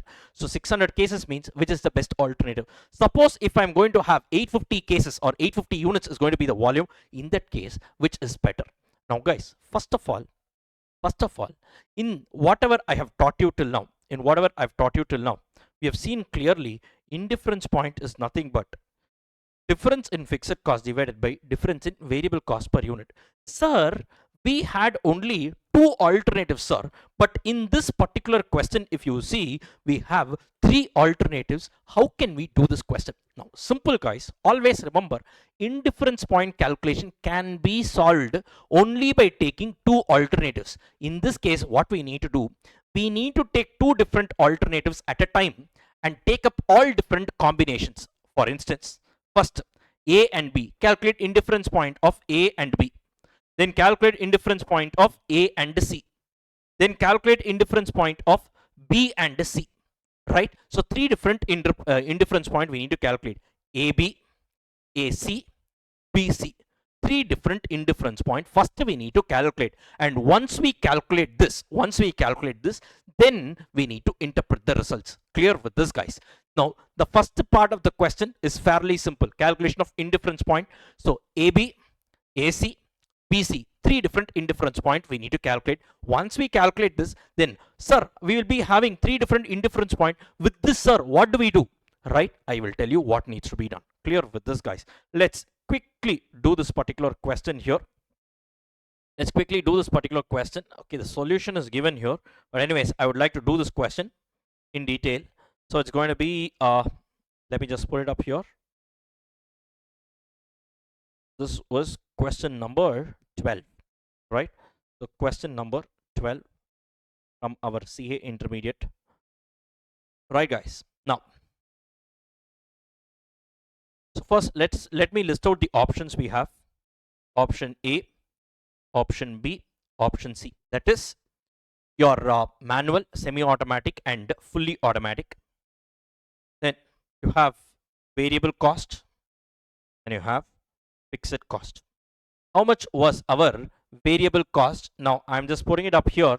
It was rupees 240, rupees 80 plus 60 was 140, and then rupees 20 plus 20, it was 40, right? Just now we calculated all of this, 240, 140 and 40. And about the fixed cost, 15,000, 45,000 and 1,25,000. I'm putting it up here. It was 15,000, then we had 45,000, and then we had 1,25,000, right? So I think this is what we had. Yes, 1,25,000. Now, what do we need to do? We need to compute the indifference point separately for each of the three different possibilities. A, B first, then A, C next, then B and C, right? In whichever order you want, you can calculate. So indifference point for A and B first I'm doing. Now, guys, we know the formula for indifference point. What is the formula for indifference point? It is basically difference in fixed cost divided by difference in variable cost per unit. So in this case, indifference point between A and B, difference in fixed cost, 45,000 minus 15,000. How much is the difference? It is 30,000 rupees divided by how much the difference in variable cost, 240 minus 140. How much is that going to be? 100 rupees, right? Divided by rupees 100. So how much does it come out to? 30,000 divided by 100. Just remove two zeros. That's about it. It's going to be how much? 300 units. Clear with this, guys? Clear with this, guys? Basically, what is the meaning of that? Now, exactly at 300 units, or in this case, the court, if it gets 300 cases, whether you go for A or you go for B, both will give you the same result. Suppose if your number of cases is less than 300, go for that alternative which gives you a lower variable cost. Which one? This one. Right? Sorry, if it is less than your indifference point, you go for that alternative which gives you a lower fixed cost, which is alternative A. Suppose if your number of cases is going to be more than 300, you will go for that option which gives you a lower variable cost per unit. You go for alternative B. Are you guys clear with this? This is what we need to do. Yes, we will come back to that later. Next one. Next is indifference point calculation for A and C. Let's do this. Once again, indifference point is equal to difference in fixed cost divided by difference in contribution per unit. Now, A and C. What is the difference in fixed cost? Here 1,25,000. Here you have 15,000. The difference 1,25,000, 15. How much is the difference? It is going to be rupees 1,10,000. Divided by how much the difference in variable cost? 240 here. You have only 40 here. The difference is going to be 240 minus 40, rupees 200. Or in other words, 1,10,000 divided by 200. How much is it? 550 units. Or in other words, 550 cases is my indifference point. If my expected volume is less than 550, right, you will go for that alternative which gives you a lower fixed cost. Go for A. If it is more than 550, go for that option which gives you a lower variable cost per unit, which is going to be option C. Clear with this, guys? This is the interpretation. Next, we need to calculate indifference point between B and C. This is the last alternative. What is this, guys? What is this? Here, once again, indifference point is equal to difference in fixed cost divided by difference in variable cost per unit. We're talking about what and what? B and C. What is the difference in fixed cost? 1,25,000 and 45,000. How much is the difference? 1,25,000 minus 45 gives you 80,000, right? So it's going to be rupees 80,000 divided by how much is the difference in variable cost per unit? 140 minus 40 is going to be rupees 100. How much is this, guys? It's going to be 80,000 divided by 100. It is going to be 800 units. Clear with this, guys? What is the meaning of that? So if I'm planning to have an output of exactly 800, you go either for B or C. It doesn't make a difference. If your expected demand is less than 800 units, you go for that option which gives you a lower fixed cost. Which one? Go for B. If your expected demand is more than 800 units, go for that option which gives you a lower variable cost per unit. You go for C. This is the interpretation. Now, sir, I have three different alternatives, A, B, and C. Because of that, I have three different indifference points. Now, sir, with this, how can I arrive at a proper conclusion?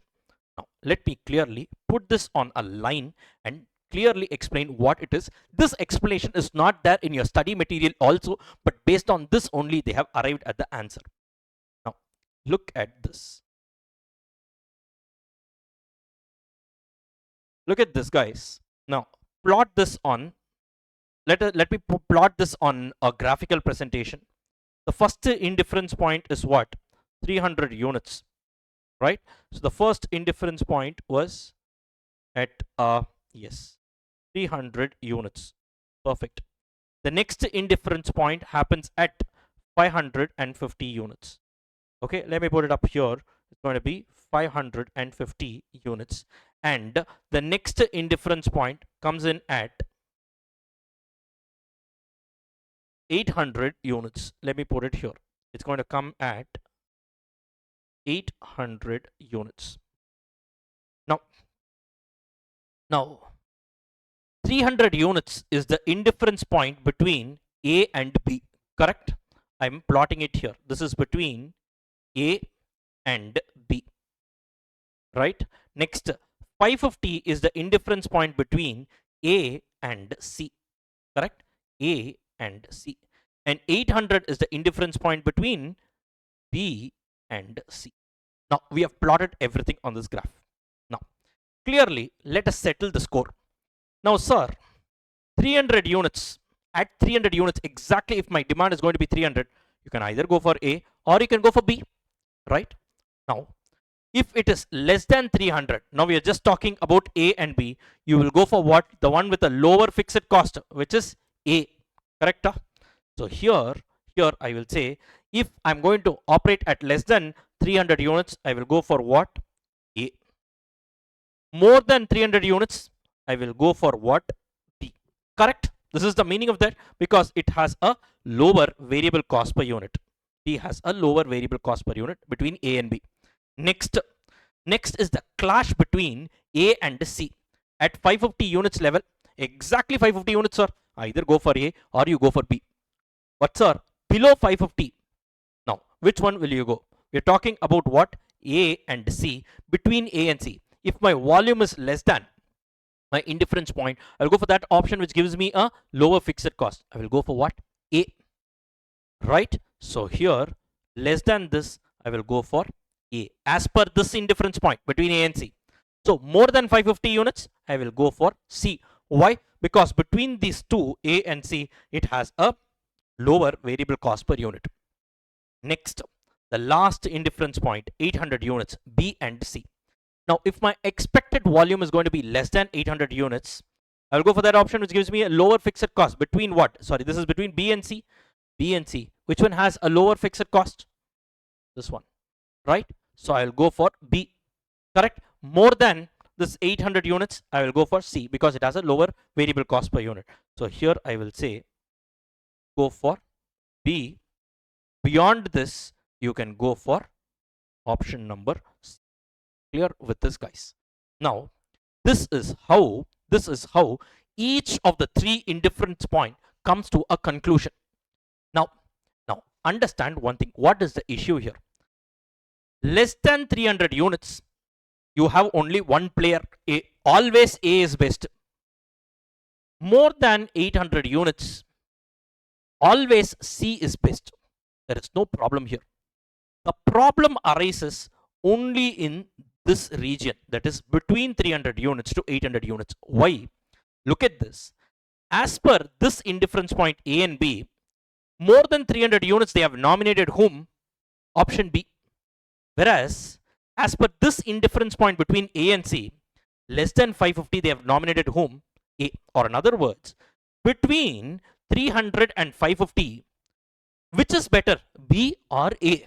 As per this indifference point, they have nominated B. As per this indifference point, they have nominated A. Sir, which one is better, sir? There's a confusion once again.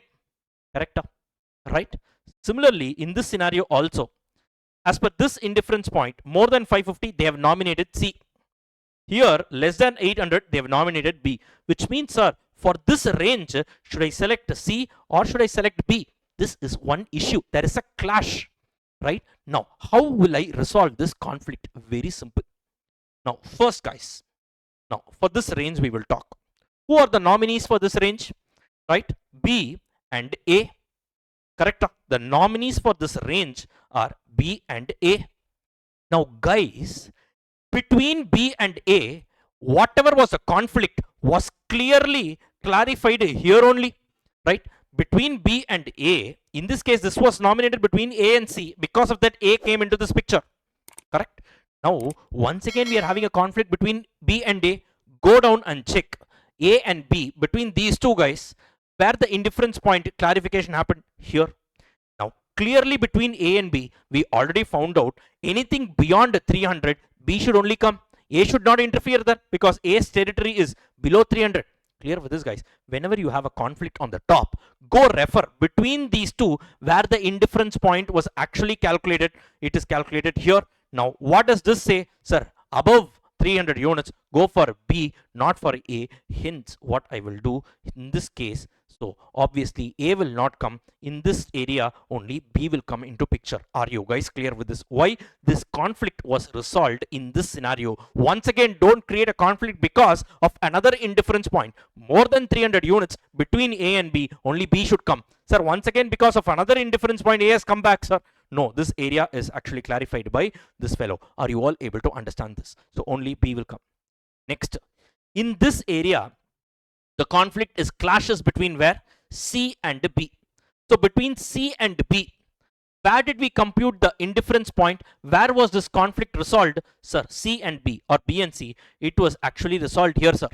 Right? So once again, because of this indifference point, C got nominated here. But as per the indifference point between C and B or B and C, as the case may be, less than 800, if there is a clash between C and B, always B should only come because this conflict was resolved here. So less than 800 units, only B should be nominated. This was clarified as per the indifference point clash between B and C.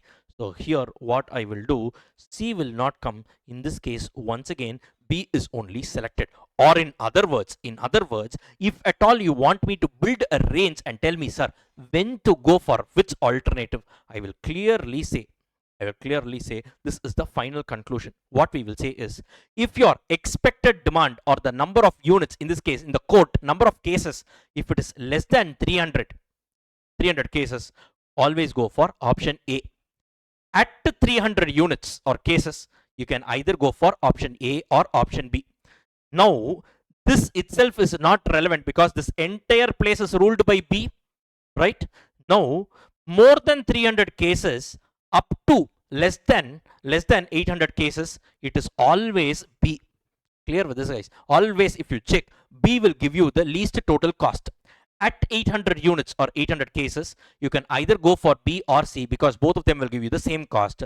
Now, if your number of cases or volume is more than 800 units or 800 cases, C, it's better to go for C because that will always give you the least possible cost. Are you guys able to understand? So in this question, a high level question, why we calculated 3 indifference point and there were a clash between multiple indifference points. So we also saw how to resolve this conflict. Are you guys clear with this? So this is the one line summary of this particular area of this particular question: volume and decision. If your expected volume is less than 300 units, go for A. If your volume is exactly equal to 300 units, you go for what? You go for A or B. If your volume is, I'm putting my volume here. If your volume is greater than 300 units but less than 800 units, right? Then look at this. I'm talking about this range. Sir, 550 will not come. No. What is the point of keeping 550 here? Because less than 550 B, more than 550 once again B, so there is no point at all. So the conflict got resolved here. So this is never one threshold point at all for you. Clear with this, guys? This entire place is ruled only by one particular alternative B, so it's going to be B. Now if your volume is exactly equal to 800 units, you come here, it is either B or C. And if your volume is expected to be greater than 800 units, always go for this particular alternative. Clear with this, guys? Clearly, if you build the range now you just name your expected output that will give you the least possible total cost. Clear with this, guys? So with this one look at this range itself, you will be in a position to come up with the correct answer out of the three alternatives. Sir, which one is best? Directly you can say. Now in this question, what have they mentioned? In this question, at present they have a caseload of how many units? 600 units or 600 cases. Go back here and check here. So 600 means, where does it fall? It falls in this range. 600 falls more than 300 but less than 800. Clearly option B will give you the least total cost. You yourself can check and calculate. Clear with this, guys? The answer will be that. Look, this is what they have done. Less than 300 cases, it is A. Ideally it's not correct fully, because at 300 it is either A or B. They have not computed the indifference point. The second one, if you see, 300 to 800 only they have taken. In between we had this 550 that was not considered. Many students are struggling to understand, sir, why, sir, this is also an indifference point. The conflict resolution is not clearly mentioned in the study material. Final answer they have just given, but clearly understand this is how it needs to be done. Clear with this, guys? Right? So look at the range. 300 is one threshold. The next threshold is only 800. Right? And after that, so it's going to be less than 300, at 300, greater than 300, less than 800, at 800, above 800. Clear with this, guys? So now in this particular question, your answer lies between 300 to 800. Hence option B, alternative B, will give you the least total cost. Clear with this, guys? So it gives you the least total cost. Present caseload is 600, therefore alternative B is best. That's all. Answer is done. That's all you need to write.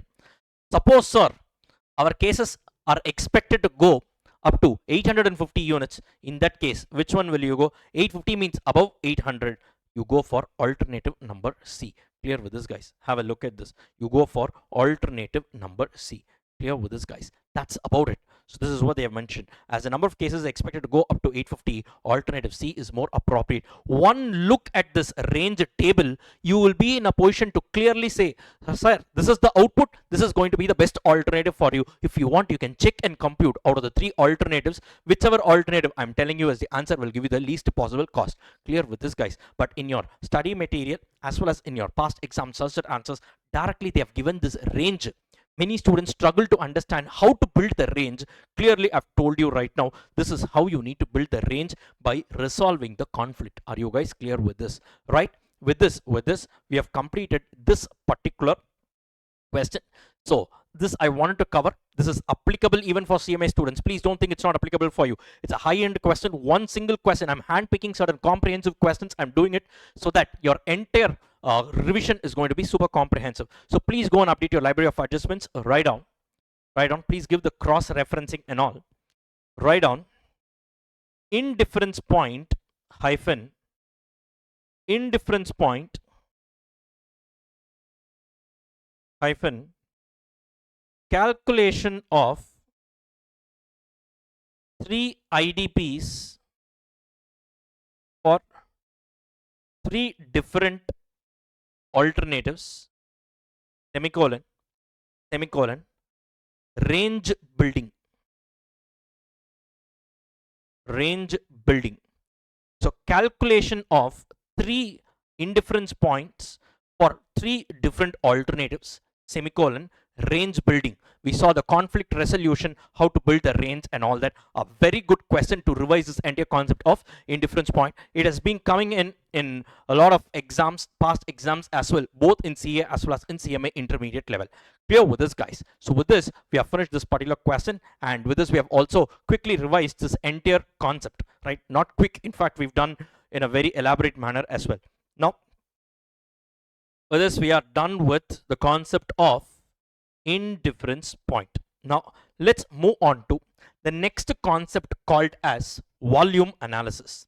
Now what is this concept all about? Quickly, I'll just give you guys an example, and with that we will also revise this particular concept of volume analysis. So volume analysis,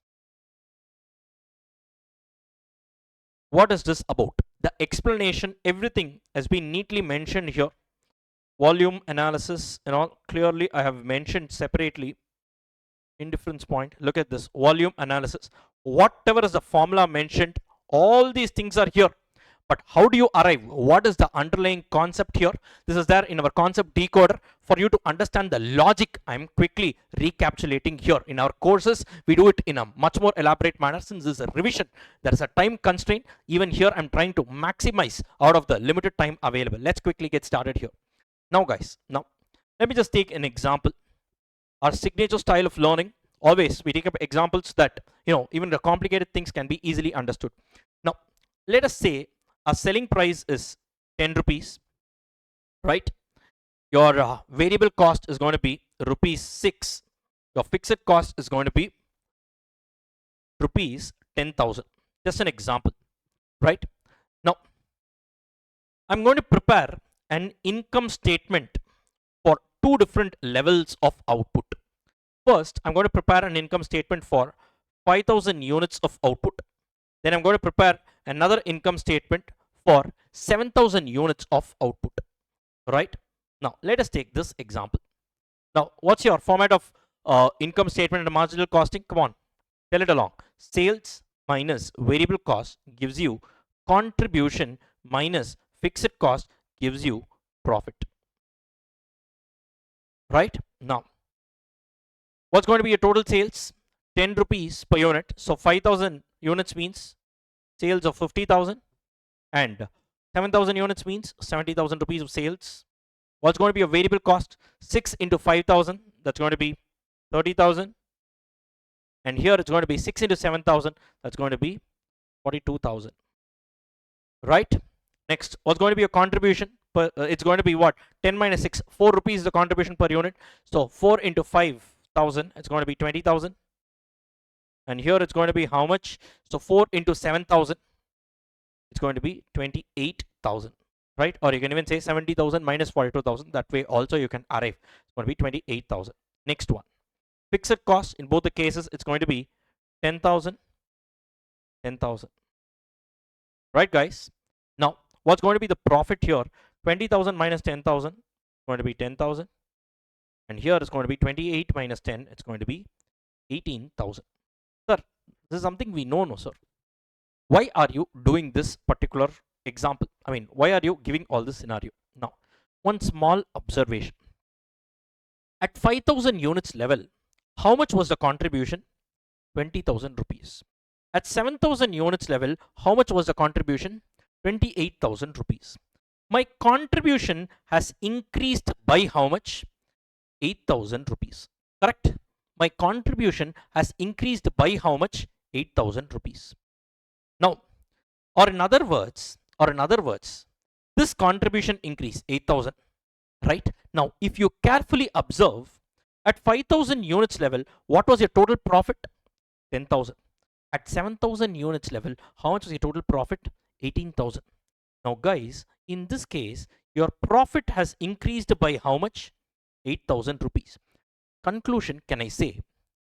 The difference in profit is purely on account of the difference in contribution. Agreeing with me on this. Sir, overall, my profit increases purely because of the increase in contribution. Absolutely. What do you mean by profit? Contribution minus fixed cost. Here, fixed cost has not changed. So clearly the change in my contribution is exactly equal to the change in my profit. Are you guys understanding this? Or in other words, can I say the change in profit is exactly nothing but the change in my contribution. Sir, this 8,000 rupees, sir, why it has increased? There's nothing but the contribution. Increase in contribution. Sir, why has my contribution increased? Because, sir, now I am not selling 5,000 units, I am selling 7,000 units. Or in other words, here I have increased my volume by 2,000 units. Or in other words, the contribution pertaining to this 2,000 units is only the increase in my profit. Are you all understanding this? So guys, one small summary here. The increase in profit is purely on account of increase in contribution. Why is there an increase in the contribution? Because there is an increase in the volume. So contribution per unit remains to be the same, but your overall volume will, because the overall increase in the volume, sir, for every unit I'm earning a contribution of how much? 4 rupees. Now from 5,000 units, now I'm jumping to 7,000 units level extra. How many units have I sold? 2,000 units. Every unit extra gave me a 4 rupees of contribution. So 2,000 into 4 extra contribution. How much I earned? 8,000 rupees. That extra contribution itself adds to my profit. Are you guys able to understand this? Are you guys able to understand? Sir, why are we doing this, sir? Why are we doing this, sir? Simple. The difference in profit is nothing but the contribution generated out of the difference in the units, a difference in the volume. Are you agreeing with me on this? If you know this, the entire concept of volume analysis can be mastered. Suppose in exam, they have not given all this data. They have only given you the top line and the bottom line. Sir, what is this, sir? Example, in your exam, they have just given you the scenario, right? They have just given you volume, right? And they have given you, let us say, for example, they have just given you volume, profit. Now, how much is the volume? 5,000 units volume. What is the profit? 10,000 rupees. Now, next, if your volume is 7,000 units, your profit is going to be 18,000 rupees. In exam, let us say this is all they have given. They have asked you to compute the contribution per unit, the fixed cost. This is all they have asked. Or in other words, they have asked you to prepare income statement for 10,000 units volume level. Sir, nothing has been given in this question. How can we calculate? Simple. What you can do is simple. My profit is how much? 10,000. At how many volume? At what volume level? 5,000 units level. If I increase my volume by 2,000 units, my profit increases by how much? 8,000 rupees. Or in other words, the 8,000 rupees, the delta profit, the difference in profit is nothing but the difference in contribution. Or in other words, this 8,000 rupees is nothing but the contribution generated out of this incremental units of 2,000 units. Or in other words, can I come to a conclusion and say contribution per unit is equal to difference in profit? It is called as delta profit. Delta means what? Difference divided by difference in units, that is volume. Correct? In this case, how much is the delta profit? The difference in profit is how much? So from 10,000 it has increased to 18,000, which means 8,000 rupees is the extra profit, right? This is the contribution generated on account of increase in volume. How much is the difference in volume? 2,000 units. Or in other words, can I say 8,000 rupees is the contribution generated out of 2,000 units. How much is the contribution generated per unit? 8,000 divided by 2,000. This is rupees. 8,000 divided by 2,000. It is going to be how much? Rupees 4 per unit. Are you guys able to understand? Now you got the contribution per unit. Right? With this, you can calculate your fixed cost. Sir, how can we calculate the fixed cost? Simple. We know the marginal costing income statement. Sales minus variable cost is equal to contribution. So we can say, look at this. Contribution minus fixed cost gives me profit. Take any one volume level. Sir, 7,000 units volume level you want to take. Simple. At 7,000 units volume level, what will be the contribution? Just now we computed the contribution per unit. So 7,000 into 4. How much is that? So 7,000 into 4 gives you So it's going to be 48,000. All right. So you get 48,000. Sorry, 7,000 into 4 gives you 28,000. So sorry guys, 7,000 into 4 gives you 28,000 minus fixed cost gives me, what is the profit at 7,000 units level? 18,000 rupees, right? So how much the fixed cost? This goes to the other side. I will say fixed cost is equal to 28,000 minus 18,000. It's going to be how much? It's going to be 10,000 rupees. Are you all able to understand? So now with this, we calculated the contribution per unit, we calculated the fixed cost. With this, at any volume level, you can prepare the marginal costing income statement. Suppose they are asking you the question for 10,000 units level, how much is going to be your overall profit? Simple. You just say contribution minus fixed cost gives you profit. What is the contribution? So 4 into 10,000, 40,000 minus fixed cost. Just now we calculated 10,000. You get a profit of how much? 30,000. Clear with this, guys? That's all. So they had just given us the total volume. They had just given us the total profit for two different volume levels, the top line and the bottom line. That is just the top line and the bottom line. If they've given, you can prepare the entire marginal costing income statement for any output level. For this, you need to understand the concept called volume analysis, where here we found out the contribution per unit is equal to delta profit divided by delta units. Sir, why sir this logic? No need to mug up. The delta profit, the difference in profit is nothing but the difference in contribution, and that difference in contribution of 8,000 rupees is nothing but the contribution generated out of the extra units, difference units, that is 2,000 units, which means per unit how much the contribution. We calculated the contribution per unit. With that, we can do all the other calculations and arrive at the fixed cost. Are you guys able to understand this? Are you guys able to understand? Suppose in this question, right, the sales, instead of volume, they have given it in value. Example, I'm telling you, suppose in this question they had given the sales in value, right? So the sales in value here, 5,000 hints of 5,000 units, they have given 50,000 rupees. The profit is 10,000. If my sales is 70,000 rupees, the profit is going to be 18,000. Suppose this data alone they had given.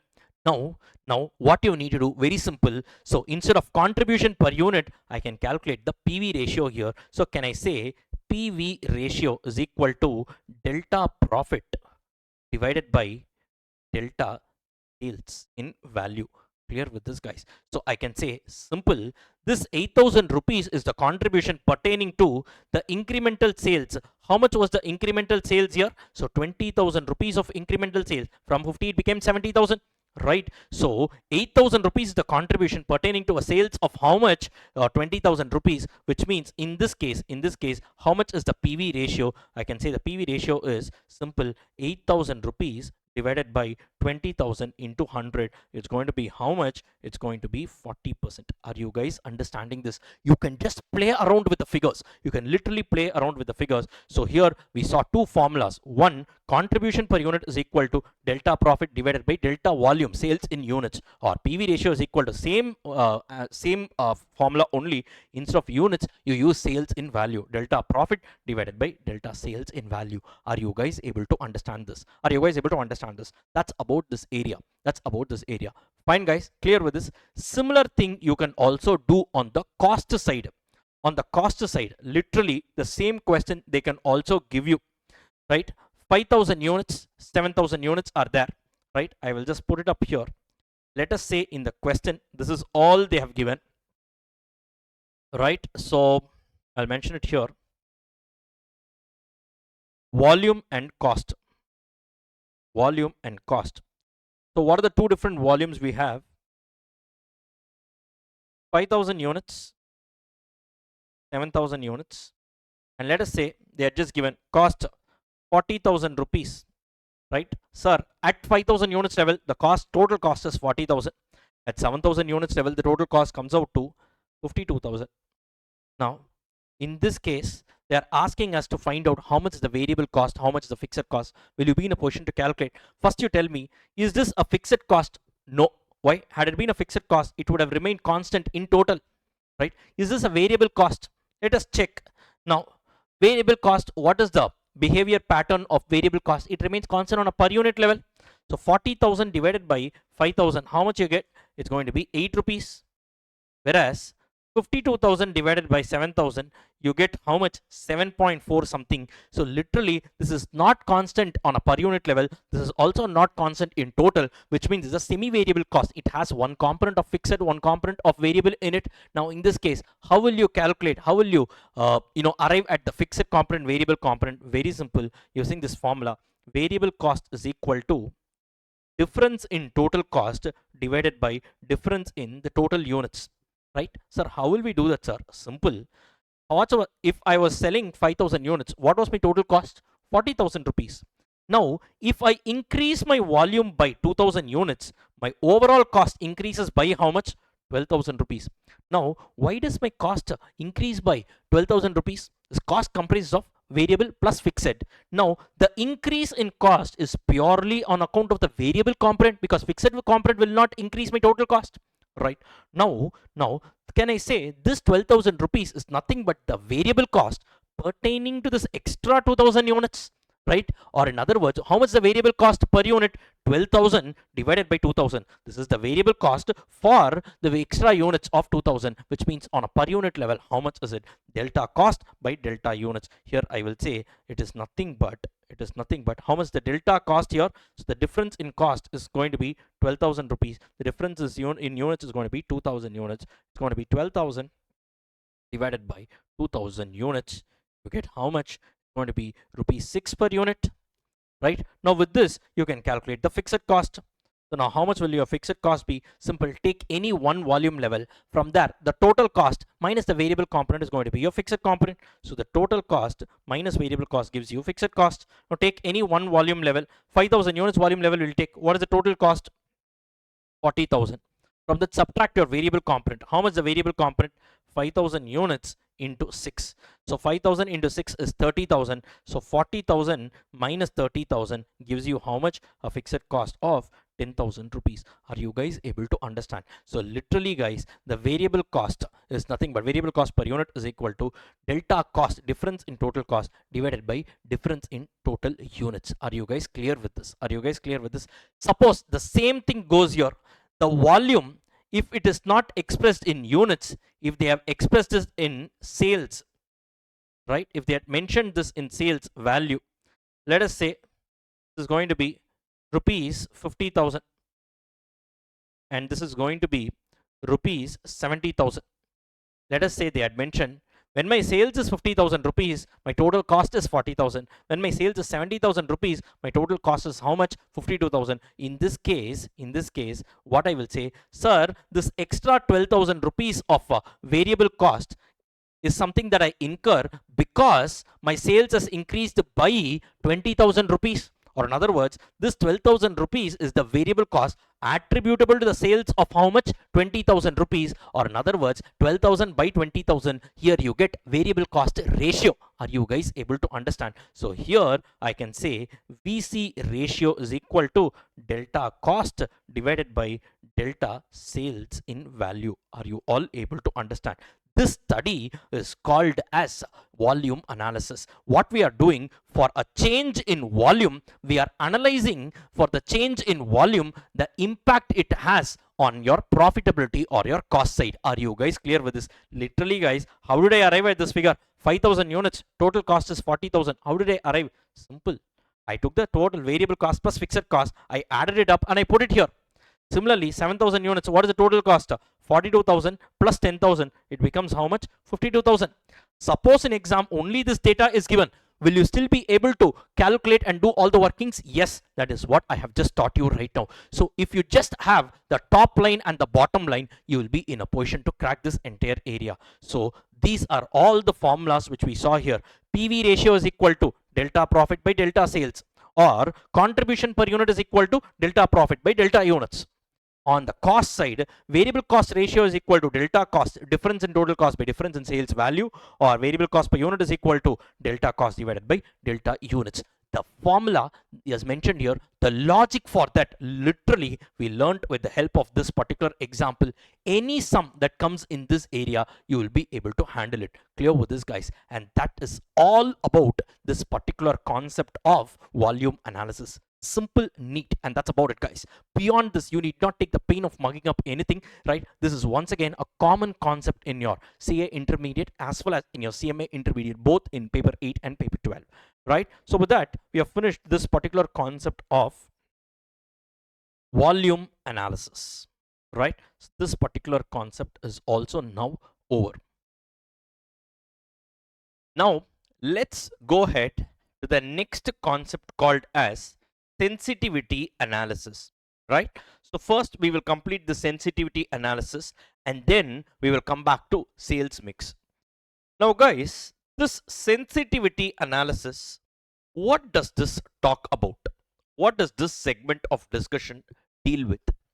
Now guys, if you notice in this chapter as of now, we talked about 4 different types of input. That is, there are 4 different factors which can affect our profit. What are these 4 factors? Simple. Selling price, variable cost per unit, right? Then fixed cost, obviously in total, and finally your volume, right? There are 4 different factors which can affect your overall profit, right? Now, which can affect your overall profit. Now, we have studied how these 4 factors impact my profit through certain tools like PV ratio, right? Your break even point, your margin of safety. Literally, guys, this is a summary of what we have learned till now. Literally, marginal costing is all about studying how these 4 different inputs can impact your profit through these 3 tools called as PV ratio, break-even point, and margin of safety. Now, in this concept, sensitivity analysis, what we are going to revise is that now, keeping the out of these 4 variables or the inputs, let us say I am keeping these 3 inputs constant, I don't change it. Suppose if I increase or decrease my selling price alone, keeping my variable cost per unit, fixed cost and volume unchanged, how is it going to impact my profit is the study called as sensitivity analysis, or in other words, the study of change in impact or the study of change in one variable while keeping the other variables constant and how it impacts my profit is called as sensitivity analysis. Literally, guys, this is what I would have mentioned even in our concept decode. Sensitivity analysis is a study of rate of change in one variable with respect to change in another variable, keeping the other variables constant. Sir, what is this? Quickly, I will just give you guys a practical flowchart and a practical case scenario. It's not a case scenario basically. So I will open up and I will show you a practical flowchart. With this, you will have a crystal clear clarity. Now, sensitive. What do you mean by sensitive? We say my friend is very sensitive. Means what? While other things being constant, suppose if one thing alone happens, how he or she reacts to that is called as sensitivity. Right here, let us say I don't change my variable cost per unit, I don't change my fixed cost, I don't change my volume. Suppose selling price alone, if I increase, how is it going to impact my profit? Will it increase or decrease my profit? We will study the impact of increase in selling price through the impact it has on PV ratio, break-even point, margin of safety. Suppose I keep the other 3 things constant, variable cost alone I increase, how it impacts my profit? This is a study of sensitivity analysis. Now, no problem. Let me just open this chart and show it to you. Now, we will do it together and this way, entire thing we will be completely finishing it off. Now, guys, now, what are the 3 tools that we study in this particular chapter? Basically, I told you PV ratio, break-even point, and margin of safety, right? Perfect. Now, one second. Yes. Now, look at this. Let us say I am keeping everything constant. Selling price alone, what I do, I am increasing. For example, let us take the same example which we saw. Selling price at present is 10, variable cost is 6, which means contribution per unit is going to be 4, right? Let us say my fixed cost is going to be 10,000 rupees. 10,000 rupees. Yes. In this case, what is going to be my break even point? My current break even point is going to be how much? 10,000 divided by 4. It is going to be 2,500 units, right? At present, my volume, let us say, is 6,000 units, which means at present, my margin of safety is how much? 6,000 minus 2,500, which is going to be 3,500 units. This is my current data which I am presenting it to you. Now, let us say I don't change my variable cost per unit, which means my contribution is also remaining. My contribution will not change because of variable cost. Fixed cost I'm not changing. Let us say the total volume I'm not changing.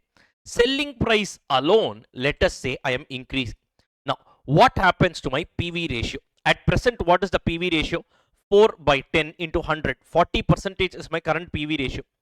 Example, suppose if I change my selling price, if I increase my selling price to 12 rupees, variable cost continues to be 6, which means my contribution per unit becomes how much? 6 rupees, right? So now what is the PV ratio? 6 divided by 12 into 100. Obviously PV ratio becomes 50%, or in other words, if I do not change the other three variables, an increase in selling price will actually increase my PV ratio, correct? It will increase my PV ratio. Now, what impact will it have on my break-even point? Simple. Now, every time I'm selling one unit, right, obviously I am able to generate more contribution. In this case, now I will be able to recover my entire fixed cost quickly. Guys, clear with this, which means my break-even point will reduce. Are you guys clear with this?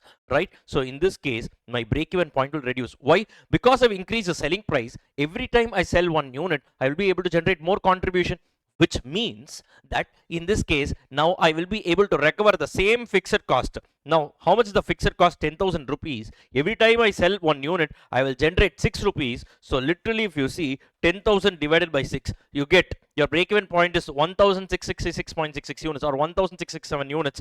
Earlier, it was taking me 2,500 units to actually recover 10,000 rupees. Now it only takes me 1,667 units to recover the same 10,000 rupees. Or in other words, every time I sell one unit, I recover more contribution, which means it takes lesser time for me to actually recover the entire fixed cost. My break-even point is less. It drops. Clear with this, guys? Now, what happens to margin of safety? Simple. My total volume remains unaffected, 6,000 units, but my break-even point is now reduced, which means the balancing figure, the number of units sold over and above my break-even point, it's obviously the balancing figure. So this will increase. Are you guys clear with this? So my margin of safety increases, and when my margin of safety increases, margin of safety is nothing but profit generating sales. Obviously my profit increases. Are you guys clear with this? So the impact of change in one variable, right? So what impact it has on my profit, we are studying through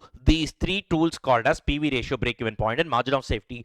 This study is called as sensitivity analysis. Are you guys clear with this? That's all it is, guys. So an increase in selling price, what will happen? So it increases my PV ratio. So now, because my contribution per unit will increase, now what happens? Since every unit gives me more contribution, I'll be able to recover the entire fixed cost quickly. So my break-even point will fall. Now, volume remains unchanged. Break-even point reduces. The balancing figure, which is basically my margin of safety, will now increase. And when my margin of safety increases, profit will automatically increase, because after all, margin of safety is nothing but your profit generating sales. Are you guys clear with this? Similarly, suppose there is a reduction in your selling price. In this case, what happens? Think and answer. Now, my selling price reduces. Let us say here, instead of 10 rupees, my selling price becomes 8. Variable cost continues to be 6, which means contribution per unit is 2 rupees, right? So now obviously my PV ratio falls. 2 by 8 into 100, which is 25% only. Obviously, guys, my PV ratio will fall. Now, what happens to my break-even point? Every time I sell a unit, now I'm generating lesser contribution. It means I will take more time to now break even. So break-even point increases. Now, what happens to margin of safety? Total number of units sold, volume is same, but break-even point has increased, which means now the balancing figure, margin of safety, will fall. And when my margin of safety falls, what happens to your profit? The profit also drops. Are you guys clear with this? That's all it is. That's all it is. Next, now let's go to the second variable. What is the second variable? The second variable is your variable cost. The second input factor is variable cost. Suppose other things remaining constant, I am increasing my variable cost. Visualize. Now, selling price is same. Variable cost I am increasing. If I increase my variable cost, what happens to my contribution per unit? My contribution per unit will fall. So when my contribution falls, obviously my PV ratio will fall. Clear with this, guys? Now, every time I sell a unit, I am generating lesser contribution, which means now it takes more time for me to recover the entire fixed cost. So break-even point will increase. Are you guys clear with this? Now, volume is same. Break-even point is more, which means the balancing figure, margin of safety, will fall. If my margin of safety falls, my profit will also fall. Are you guys able to understand an impact which a change in one variable has on my profit is studied through these three tools called as PV ratio, break-even point, margin of safety. This study or analysis is called as sensitivity analysis. Now you guys are getting it right. Now the other one, next one, suppose other things remaining constant, variable cost reduces. Now per unit variable cost reduces. In this case, what happens? Selling price remains the same, variable cost reduces, which means my contribution will increase. When my contribution increases, PV ratio will increase. Right now, every time I sell a unit, I'm able to generate more contribution, which means now I will be able to recover my entire fixed cost quickly. So my break-even point falls. Volume is the same, but my break-even point is less, which means my margin of safety balancing figure will now start to increase. So margin of safety is more. When my margin of safety is more, my profit will also increase. That's all, guys. That's all. It is very, very, very simple. Next one. Next one. Now, what is the third variable we've got? Fixed cost. Now, carefully think. Suppose other things remaining constant. Sir, selling price per unit, I'm not changing. Variable cost per unit, I'm not changing. Fixed cost alone, let us say I am increasing. First, you tell me what will be the impact on PV ratio. What is PV ratio? Contribution per unit divided by selling price. Now, fixed cost I am increasing. Because of this, will my PV ratio change? Absolutely not. So with respect to my PV ratio, there will be no change at all. Now what happens to my break-even point? Sir, every time I'm selling one unit, contribution per unit remains to be the same. But suddenly fixed cost alone is more. Now break-even point is fixed cost divided by contribution per unit. Now in my break-even point, now what happens? The numerator, fixed cost has increased, which means I need to recover more amount right now. Obviously because of this, what happens? So now I take more time to recover because right now the fixed cost has increased. Are you guys clear with this? So my break-even point increases. Now what happens to total volume? Remains to be the same, but break-even point has now increased, which means the balancing figure, margin of safety, now reduces. Are you guys clear with this? This is all it is. Now, exactly the opposite of this. Suppose my fixed cost falls down.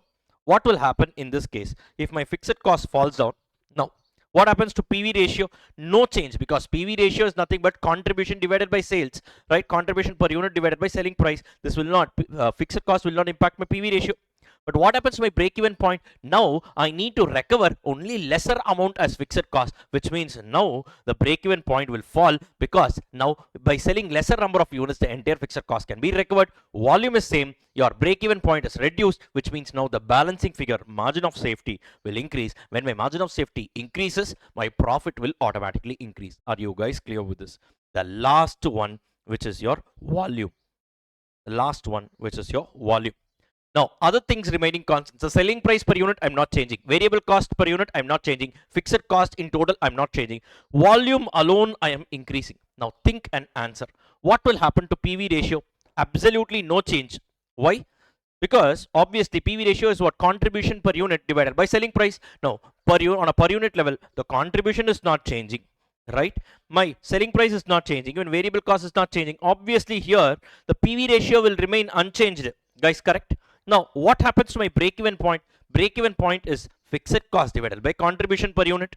Now fixed cost is not changing, contribution per unit is also not changing, which means even my break even point will not undergo a change. But now, wow, what happens to my margin of safety?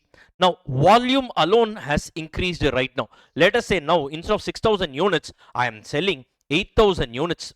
Now, what happens? Now, what happens, guys? Break even point remains to be the same 2,500 units, but volume alone has increased, which means the balancing figure, margin of safety alone increases. Are you guys clear with this? In this case, your increase in volume will only impact what? Your margin of safety, and because of this, automatically you will be able to generate more profits. Are you guys clear with this? This is all it is.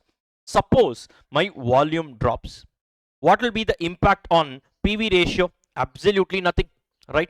Break even point, nothing. Why? Break even point is fixed cost by contribution per unit, numerator denominator remains unchanged. What happens to my margin of safety? Now break even point is the same, but the total number of units sold is less. Because of this, the balancing figure, margin of safety, falls. Clear with this, guys? This is why generally they say if you sell more number of units, overall profit will increase. Why?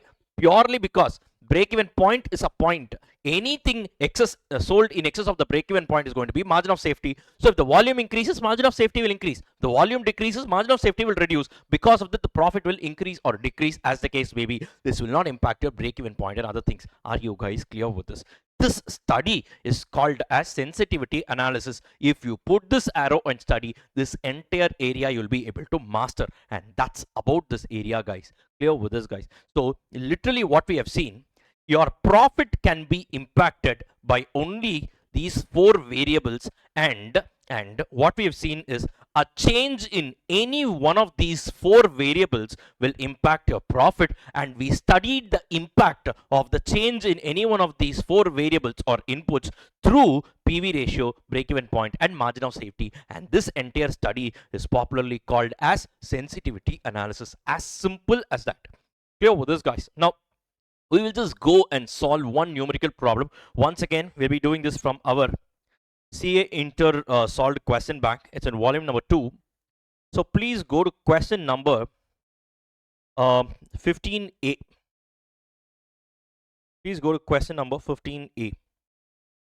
I just want to take this. Yes. Right. Now look at this. This was, I think, I'm not sure if this was a past exam MTP question or an RTP question, but somewhere it was once asked. By noting PV ratio will increase or PV ratio will decrease or PV ratio will not change as the case may be, state how the following independent situations will affect my PV ratio. They are asking independent, they have asked about 10 scenarios, right? In each of the scenario, just they have asked for the impact on the PV ratio, nothing more. Conceptually you learn, please do not mug up anything, try to attempt it, and that's about this particular question. First, how will your PV ratio be affected? Will it increase or will it decrease or will there be no change? Right, this is what they have asked, right, in each of the following situation. Number 1, an increase in the physical sales volume.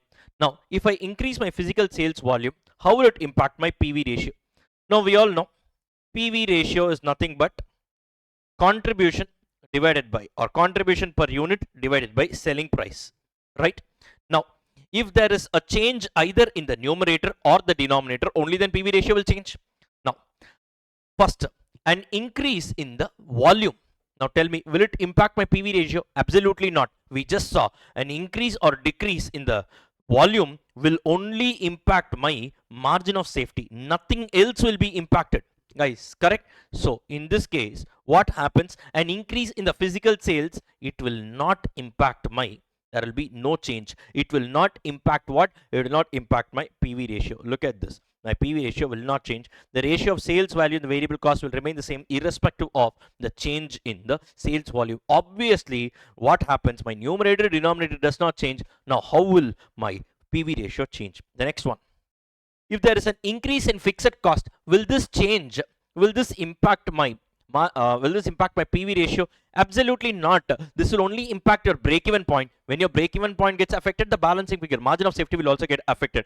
Definitely, this will not impact your PV ratio. No change. Clear with this? Why? Because obviously here in the numerator or the denominator remains unaffected, right? Contribution per unit is not changing. Selling price per unit is also not changing, right? So obviously in this case, what happens is that your PV ratio will not change. Clear with this, guys? There will be no change. Next one, a decrease in the variable cost per unit. Now, if my variable cost reduces, what will happen? My contribution per unit will increase. Guys, clear? So, because of that, obviously my PV ratio will now start to increase. Clear with this? Now, look at this. PV ratio will increase. Are you guys clear with this? This is what we have studied in a chart format. Now, they're asking this. Easily, you will be in a position to answer. The next one, a decrease in contribution margin. Now, obviously, if my numerator reduces, contribution per unit reduces, what happens in this case? Obviously, my PV ratio will also fall. Look at this. PV ratio will decrease. Next situation, an increase in the selling price per unit. Now, if my selling price per unit has increased, what will happen? Because of this, contribution per unit will increase. If my contribution per unit increases, obviously my PV ratio will also increase. Now, look at the fifth one. PV ratio will increase. Then a decrease in the fixed cost. Fixed cost will not impact my numerator or my denominator. Hence, my PV ratio will not change. No change here. Question number 6, no change. Next, a 10% increase in both the selling price and the variable cost per unit. Now, in this case, now they are not changing one variable, they are changing two variable. How can you answer? You should take a scenario and do it. For example, selling price, variable cost, and then your contribution per unit. At present, let us say 10 minus 6 is equal to 4. What have they said? A 10% increase in both the selling price and the variable cost. 10% in selling price will be what? So 10 plus 1, it is going to be 11. Variable cost, 10% increase. What is this? 6 plus 10% of 6 is 0.6. So it's going to be 6.6. What will happen to the contribution per unit? So 11 minus 6.6 gives you 4.4. So what is the PV ratio at present? 4 by 10 into 100, it's 40%. Here it's 4.4 divided by 11 into 100. Once again, it's going to be 40%. Now, here what happens? There is no change when there is exactly a 10% increase in both the selling price as well as the variable cost per unit. You can take any one factor, any one figure, right here. Model data you can take, on that you can increment and apply the change and check it out.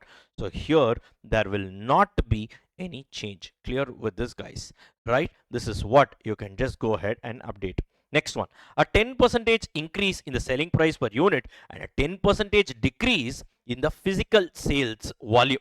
First one, understand here also two inputs are changing. One is an increase in selling price, the other one is increase in the volume. Now, first of all, understand, there is a decrease in the volume. Any change in the volume will not affect my PV ratio. So, the only impact here is on the selling price per unit. Clear with this, guys? Now, a 10% increase in selling price. What will happen here? Now, if my selling price increases by 10%, obviously my contribution will also increase, and because of that, my PV ratio will only increase. This will not have an impact on PV ratio. This will have an impact on profit. Here in this question, they have only asked for the impact on PV ratio. So my PV ratio will increase. That too, it's purely only on account of what? An increase in your selling price. So point number 8, look at this. PV ratio will increase. Clear with this, guys? The increase in selling price will increase the contribution margin, but the change in volume in any direction will not affect the PV ratio. You should write the reasoning in exam. How will you write it? Just visualize whatever chart which we did, and this is more than sufficient for you to crack these kind of questions, right? Thus, an increase in selling price will decrease your sales volume. With the decrease in sales volume will only increase your PV ratio. Anyways, decrease in sales volume will never affect your PV ratio. So the increase in PV ratio is purely on account of increase in your selling price. The next one, a 50% increase in a variable cost per unit with a 50% decrease in the fixed cost. First of all, understand, a change in fixed cost will not impact your PV ratio. it will impact your overall profitability by way of break even point and all that. But here in this question they have only asked for the impact on PV ratio. PV ratio will get impacted in this case only on account of change in the variable cost. Variable cost is increasing. So if my variable cost increases, selling price remains constant, contribution per unit will decrease. When my contribution per unit decreases, what happens? My PV ratio will also fall. So point number 9 here, PV ratio will decrease. Are you guys clear with this? Logically think and answer. That's all it is. An increase in the angle of incidence. Oh, what do you mean by angle of incidence? I will tell you. Very simple. This is actually presented in a graphical format. I will tell you here. 1 second. Now, look at this. This is basically your break-even chart, right? Where here on the y-axis you have rupees and on the x-axis you have the number of units. Now, simple. As you increase the number of units, this is your variable cost line. What is this variable cost line? Now, if I produce 0 units, variable cost is also 0. That's why it starts from here. If I slowly increase the number of units, parallelly my variable cost will also increase. Clear with this, guys? Right? Now, ideally speaking, here you have a fixed cost line. All these things you would have studied in your foundation or even in your school days economics. Fixed cost line is flat. It will not change with the number of units. Right? Let us say fixed cost is 2 lakh rupees, 200,000.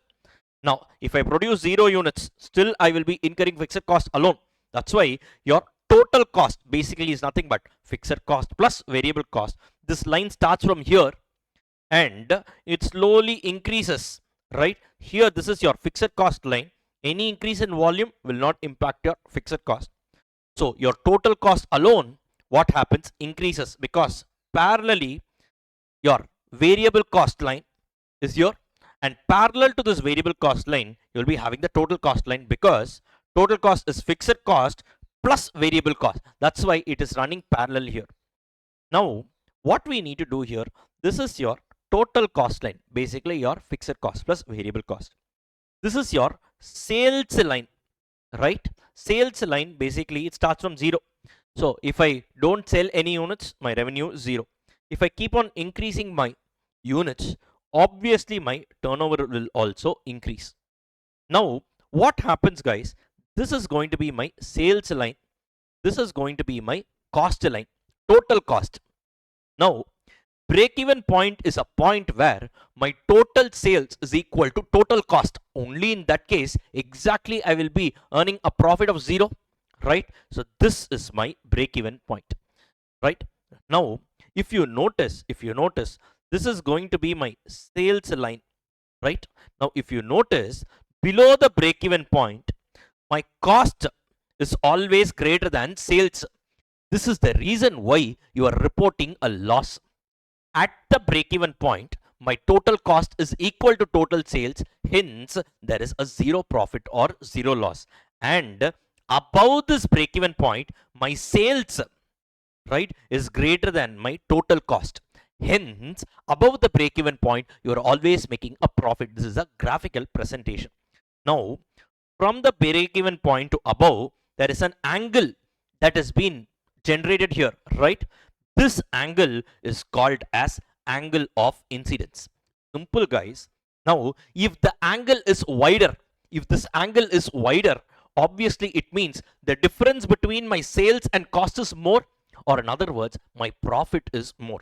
So if this angle is more wider, let us say if the angle is like this, then what happens? The difference between my total sales and total cost will be more, and it indicates a more profitability. Or in other words, if there is an increase in the angle of incidence, my profit will increase. Are you guys clear with this? If there is a reduction in the angle of incidence, in that case my profit will reduce. So this is something that you need to understand in a graphical presentation. So now in this question, if you notice, they have asked what will happen, what will be the impact on PV ratio if there is an increase in the angle of incidence. An increase in the angle of incidence indicates that the company is earning at a higher rate, or in other words, there will be an increase in your PV ratio. This is all you need to know. Are you guys clear with this? This is once again logical, provided you know this particular graphical format, and as simple as that. So here we've seen, so my PV ratio will only increase if there is an increase in my angle of incidence. Angle of incidence represents the rate of profit earning after reaching the break-even point. Just now I taught you, right? And increase in the angle of incidence means the rate, there is an increase in the rate of profit earning, which is nothing but the PV ratio that contributes towards the profitability after recovering your fixed cost. Are you guys clear with this? So this is all about it. 10 different scenarios, right? We have just learned it. I mean, we have just revised all these things with a conceptual revision of sensitivity analysis. Now, for this particular question, I request you to please go and update your library of adjustments. So please go ahead and update, write down sensitivity analysis,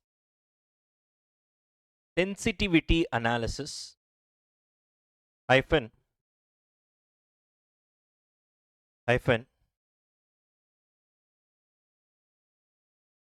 impact on PV ratio in 10 different situations.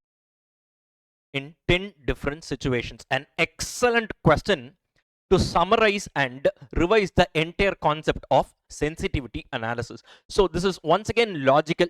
Now, please do not mug up. If you are a person who's been mugging this up, I've just proved it to you how simple and effective you can revise this entire area.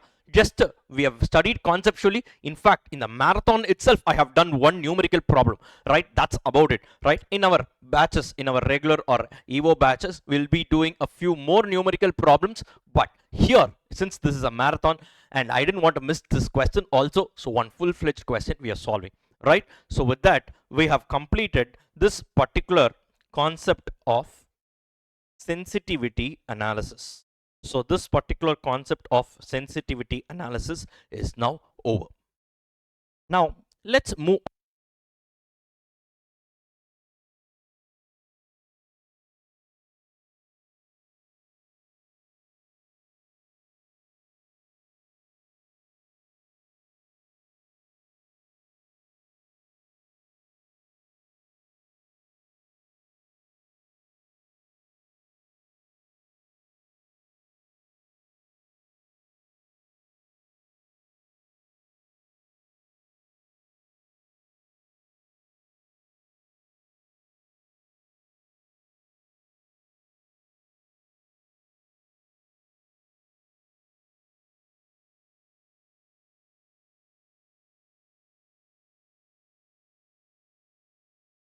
Sorry, there was an issue with the mic. So I'll just repeat this area again.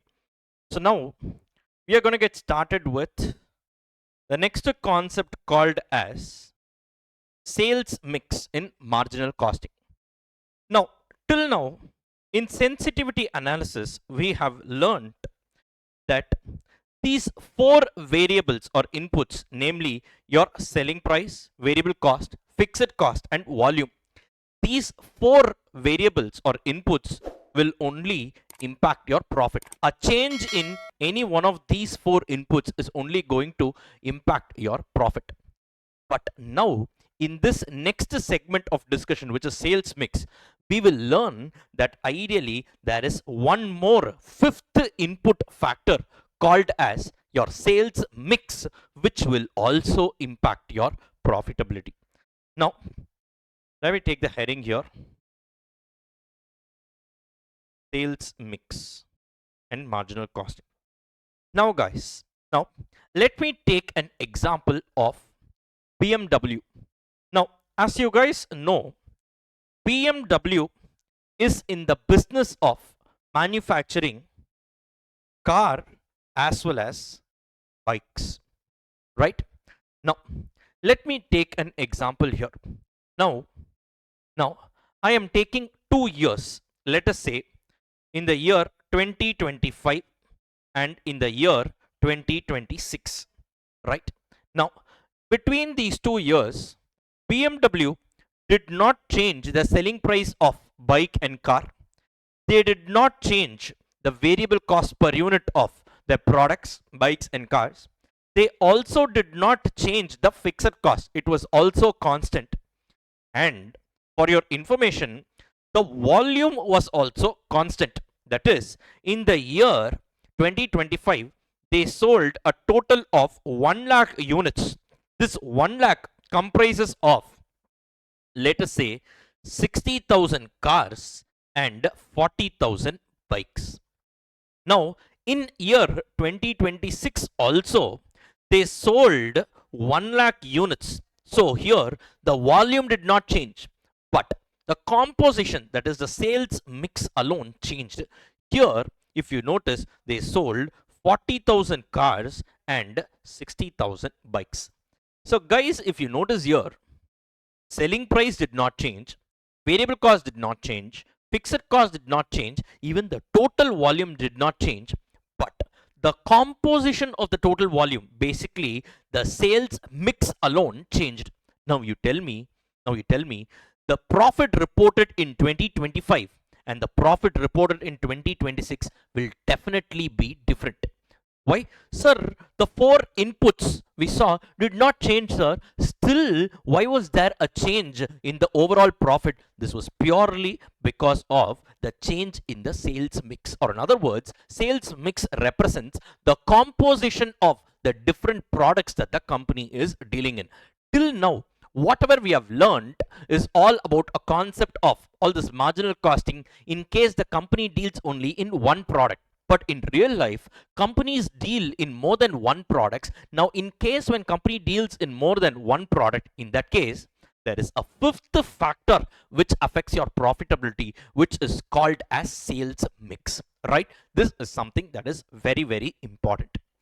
Now, guys, in this particular scenario, how do we apply the concepts of marginal costing is the study in this scenario called as sales mix. Now, the most important factor here is regarding calculation of break-even point. Now, guys, we all know break-even point formula. What is the formula to calculate break-even point? It is going to be fixed cost divided by contribution per unit, right? Now, there is a common fixed cost, right, that needs to be recovered by way of generating contribution, right? So fixed cost divided by contribution per unit. Now, let us say the company deals in 2 products, A and B.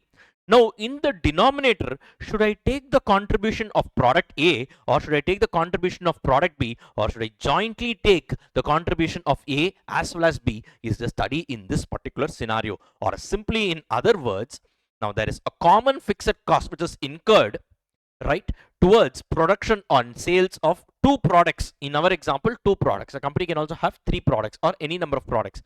Now, this fixed cost has to be jointly recovered by both the products put together. In this case, how will you compute the break-even point? And all these things are the subject matter of discussion in this particular scenario. Now, without any further delay, now let's go and take up one numerical problem with the example of, with the help of this particular numerical problem, we will clearly be able to understand the concept of sales mix, and it's a good sum to revisit or revise this entire concept of sales mix, right? So now please go to your solved question bank, CA intermediate solved question bank, and please take question number 19. Question number 19. See, our question bank is comprehensive. Every single question from our study material, right, past exam, RTPs, MTPs, everything has been covered. Beyond this, you don't need any other thing, right, in your exam preparation. Beyond this, there is nothing more you need because everything I've compiled it in a single place, right? That 2 similar questions I've grouped and all. You can see the color pattern. For example, it is 18C. So 18 is the main question. A, B, C and all are questions which are similar to question number 80, something like that. So, right, so here you have MTP2, every single thing has been included here. So now please take question number 19. This is about your sales mix. Now, the following set of information is presented to you by your client AB Limited producing the 2 products X and Y. Now, what have they mentioned? Product X, product Y, right? Direct material, direct wages, the cost is given for each of the 2 products. The fixed expenses during the period was 1600 rupees, right? The variable expenses are allocated to the product at the rate of 100% of direct wages, and the selling price is given as 40 rupees and 30 rupees each, right? Now there are two products, X and Y. What is the selling price? 40 rupees and 30 rupees, right? Now, what is going to be my total variable cost? Now, for product X, literally, if you see, we have 20 rupees direct material, 6 rupees wages, and 100% of direct wages is variable overheads. So, another 6 rupees we have here. So, literally, 20 plus 6 comes out to how much? 32 rupees, right? So, it's going to be 32 rupees is the total variable cost of product X. Similarly, for product Y, 18 material, 4 rupees is your direct wages, and 100% of direct wages, that is another 4 rupees is your variable overheads. If you add this up, how much you get? 18 plus 4 plus 4. So you basically get 26 rupees, right? This is going to be your total variable cost of product Y. So literally the contribution per unit of X is going to be 40 minus 32, 8, and contribution per unit of Y is going to be 30 minus 26, which is going to be 4 rupees. Right, guys? Now, now, now, in this scenario, they have asked the proposed sales mix scenario number 1. Let us say they are selling 100 units of X, 200 units of Y. What will be the profit? Scenario 2, 150 units of X, 150 units of Y. What will be the profit? Scenario 3, 200 units of X, 100 units of Y. What will be the profit? You need to compute. The total fixed cost is 1600. Now, you tell me 100 plus 200 overall volume is 300 units. 150 plus 150 overall volume is 300 units. 200 plus 100 overall volume is 300 units. Here in these three scenarios, volume is not changing, but the composition mix alone we are changing. Clearly, because of that, what happens? Your profitability will change. Why? Because X is a more profitable product. 8 rupees contribution you get for every unit of X. Y, you get only 4 rupees. So obviously in that mix, if you are selling more of units X, obviously the overall profit will be high. Are you clear with this? Right? This is how it works here. Right? So in each of these scenario, you need to compute the profit. Nothing great. Number of units multiplied by the respective contribution per unit, you'll get the total contribution. From that, subtract your overall fixed cost, you will arrive at your profit. This is not the great thing. The most important thing is with respect to calculation of break-even point. Now, this also, the first part I will quickly do, and with that, this will be over. Now, look at this, the contribution per unit we have done. Suppose I'm selling 100 units of X, 200 units of Y. What will be the total contribution here? 100 into 8, I get 800, plus 200 into 4. How much is 200 into 4? That is once again another 800. So literally the total contribution will be 1600 minus your fixed cost, that is also 1600 rupees. So literally you will be left with a zero profit. Clear with this, guys? Right? So that is the first situation here. Look at this, 100 into 8 plus 200 into 4, that gives you 1600 rupees contribution minus fixed cost 1600, you get a zero profit. Suppose I'm selling 150 units of X, 150 units of Y. Simple, 150 into 8 plus 150 into 4. So 150 into 8 gives you how much? It gives you 1200 rupees, and 150 into 4 gives you 600 rupees. So overall, you get a contribution of, so 1200 plus 600 is going to be 1800. Minus your fixed cost of 1600, it gives you a profit of 200. See, the overall volume didn't change, but just because of the change in the mix, what happens? Your profit is changing. Clear with this, guys? This is not the big deal here. Now, the most important part is calculate the break-even point when the sales mix is 2:1.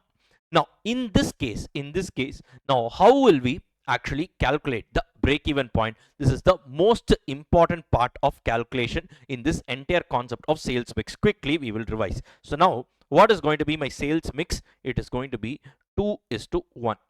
Now, each of the two products we have got here. Now, let me put it here. We have two products here. What are the two products? Product X and product Y. Now, how much is the contribution per unit of X? 8. Y is going to be 4. 8 and 4. This is going to be my contribution per unit. And what have they given? The sales mix is going to be how much? It's going to be 2:1. So the sales mix is going to be 2:1, which means what? Sir, every time you are selling 3 units, 2 units come from product X and 1 unit comes from product Y. So for every 3 units sold, 2 units are X and 1 unit is product Y. Clear with this, guys? Now in this case, we need to compute the break-even point. Now what is the formula for break-even point? Fixed cost divided by contribution per unit. Now in this case, will I take the contribution per unit of X or will I take the contribution per unit of Y? Ideally speaking, we should take the contribution per unit of both X and Y. Sir, how will we do that? Very simple. Now, you guys tell me 2:1 is the sales mix, which means for every 3 units sold, right? Now, can you tell me what is the total contribution? Simple, sir. If I sell 3 units, right, 2 units will come from product X, 1 unit will come from product Y. So, 8 into 2 plus 4 into 1. Are you clear with this? 8 into 2 units plus 4 into 1 unit. This will be the total contribution generated for 3 units. So on an average, the weighted average contribution per unit will be how much? Divided by 3.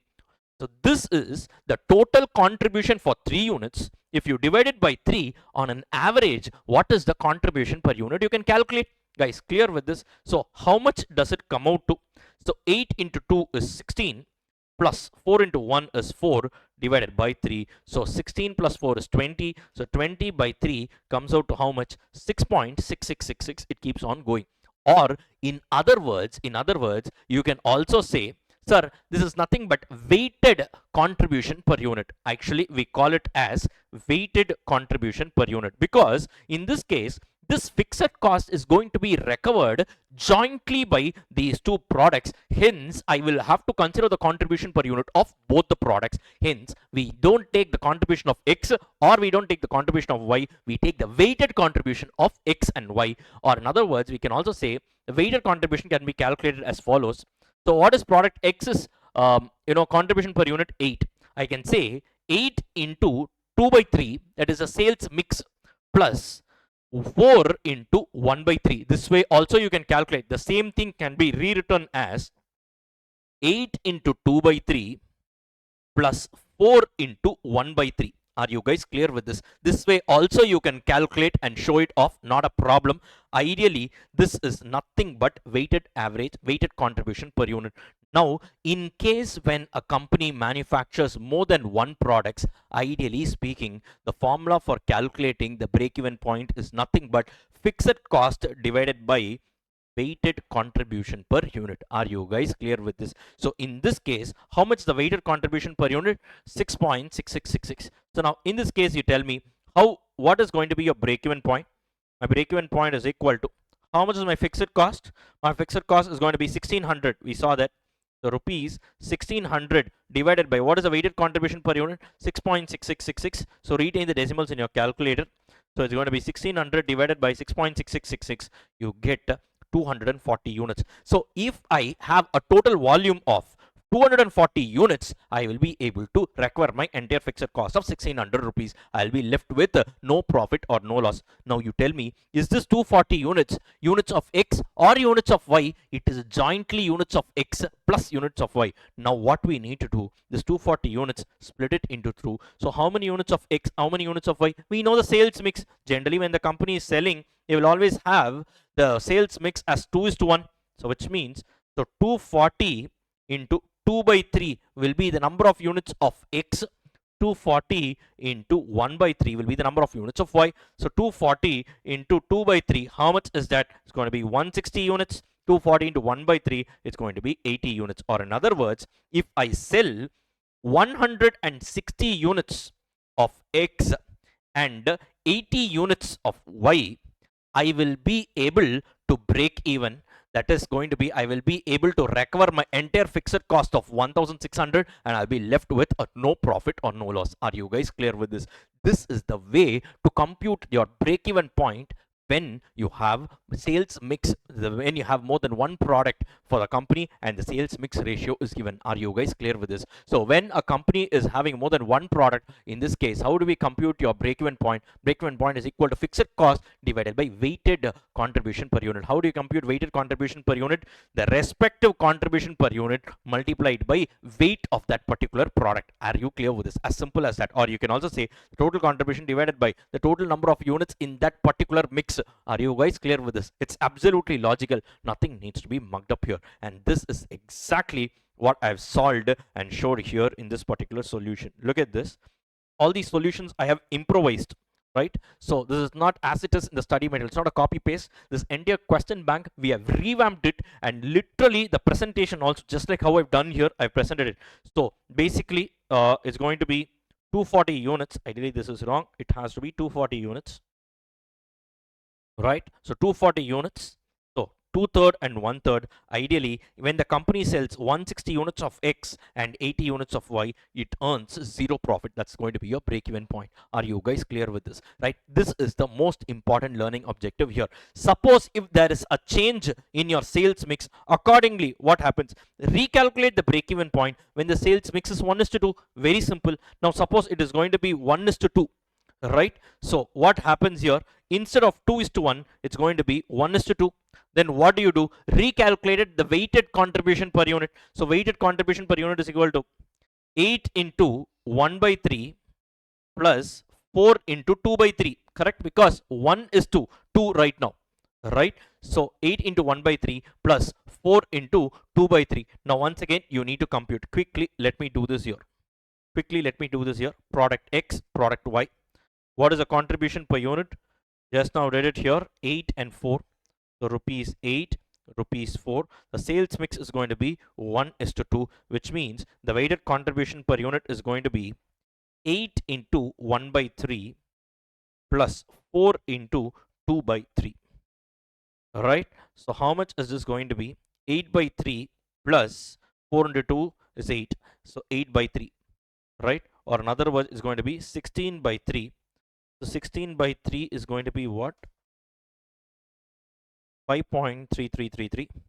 So here the break even point is going to be fixed cost 1600 divided by weighted contribution per unit 5.3333, right? So now here how much is that going to be? 1600 divided by 5.3333, you get an overall 300 units. So if I sell 300 units overall, I will be able to break even. Now what is the breakup of that? X and Y. So X has to be, so 1:2, right? Overall X needs to be 300. One second. So X, number of units of X to be sold is going to be 300 into 1/3. Number of units of Y is going to be 300 into 2/3. So this is going to be how much? 100 units of X, and this is going to be how much? 200 units of Y. Or in other words, if I sell 100 units of X and 200 units of Y, I will be able to break even. This is how you need to arrive at it. Are you guys clear with this? So the most important part when it comes to sales mix is that the calculation of break-even point. So break-even point formula is going to be your fixed cost divided by weighted contribution per unit. And remember one more thing. Suppose in the question contribution is not available, PV ratio is available, I can say simply this is nothing but, so break-even point in sales value is going to be fixed cost divided by weighted PV ratio. As simple as that. If you want the figure in value, instead of contribution per unit, use PV ratio. Clear with this, guys? But that has to be a weighted PV ratio because you need to consider all the products for recovery of your fixed cost. As simple as that, guys. Clear with this? This is all about this particular question, and using this question we learned the concept of sales mix. The other part of the question is fairly simple, right? In fact, we have done that also, right? The most important part is with respect to calculation of your break-even point. So now please go and update your library of adjustments. Write down sales mix hyphen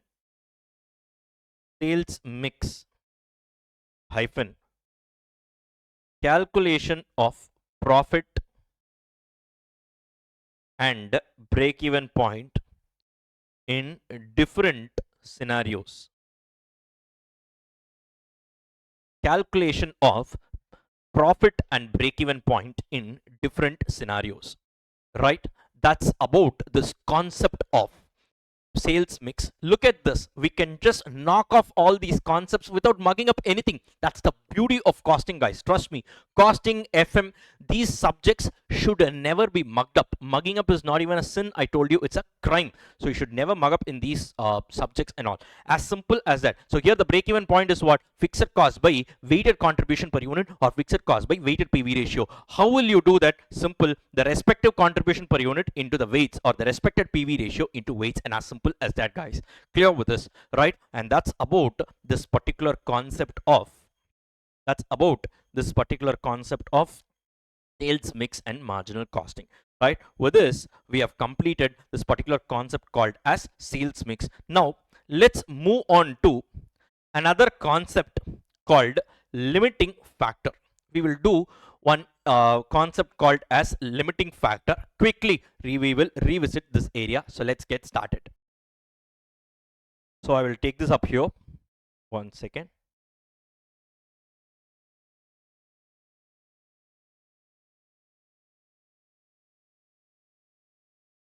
Okay, guys. So limiting factor.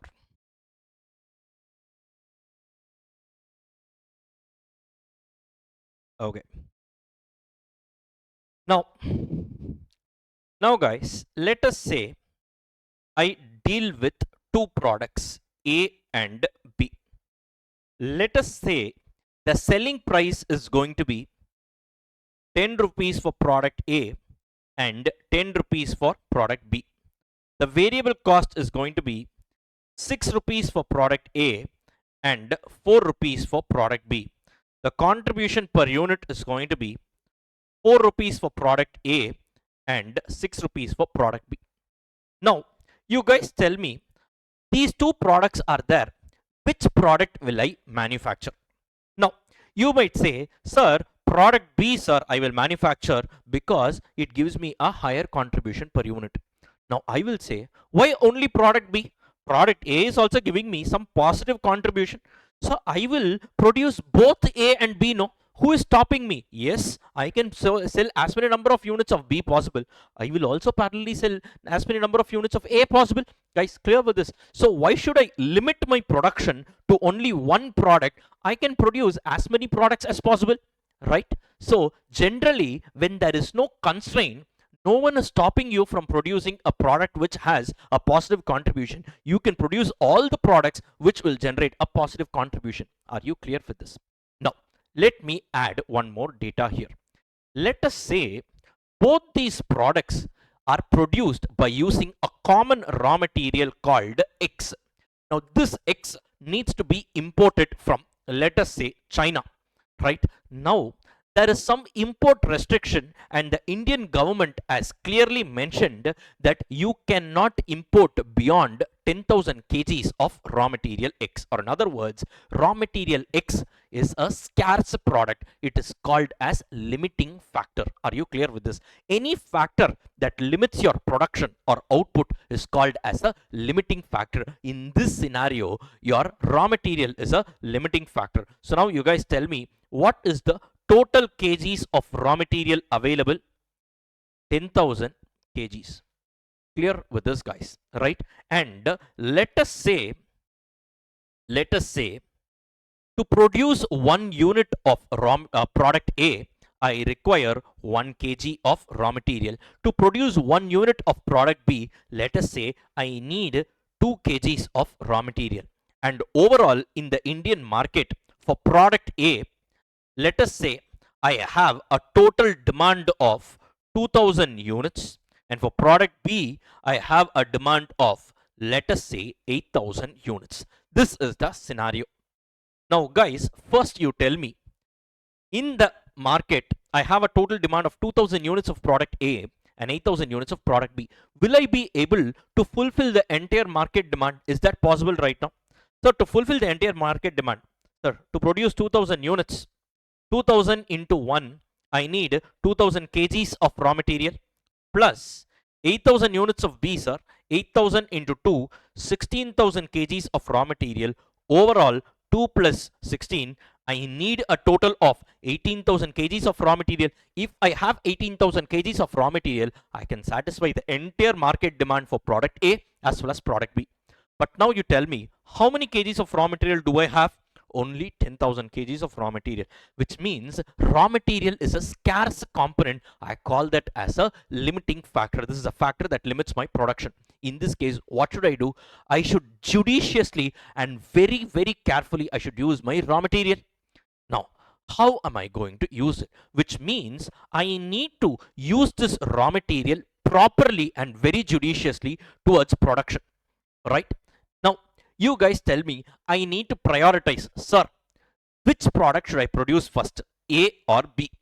Once I fulfill all the first priority product, then if any kgs of raw material is left, I will go to the second priority product. Now you guys tell me, which product should I manufacture first, raw material A or raw material B? We should do a ranking.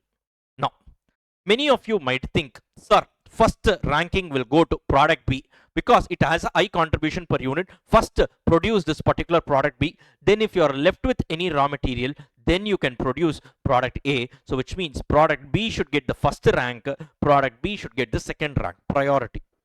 The answer is wrong. Why? Now you need to compute something called as contribution per limiting factor. What is the limiting factor here? Raw material. So contribution per kg of raw material. Here, product A, you generate 4 rupees by consuming 1 kg, which means 4 by 1. My contribution per kg of raw material is 4 rupees. Whereas product B, no doubt, you generate a contribution of 6 rupees, but this 6 rupees can be generated by consuming 2 kgs of raw material. 6 divided by 2, you get how much? Rupees 3 per kg. Now you guys logically think. Now every time I lift a particular kg of raw material from my stores and issue it for production, if I use it for producing product A, this kg of raw material, if it gets converted into product A, every kg of raw material used for product A can generate 4 rupees. Whereas every kg of raw material used for producing B can only generate 3 rupees. Why, sir?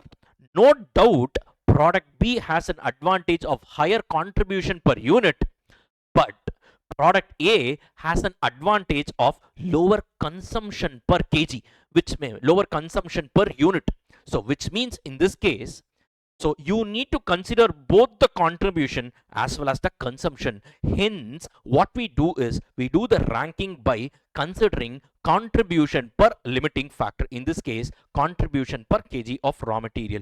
Literally, this 6 rupees can be achieved by consuming 2 kgs of raw material, or in other words, per kg of raw material used for producing product B, I can generate only 3 rupees, whereas the same raw material is used for producing product A, I can generate 4 rupees. So now what we do here is, now I do the ranking.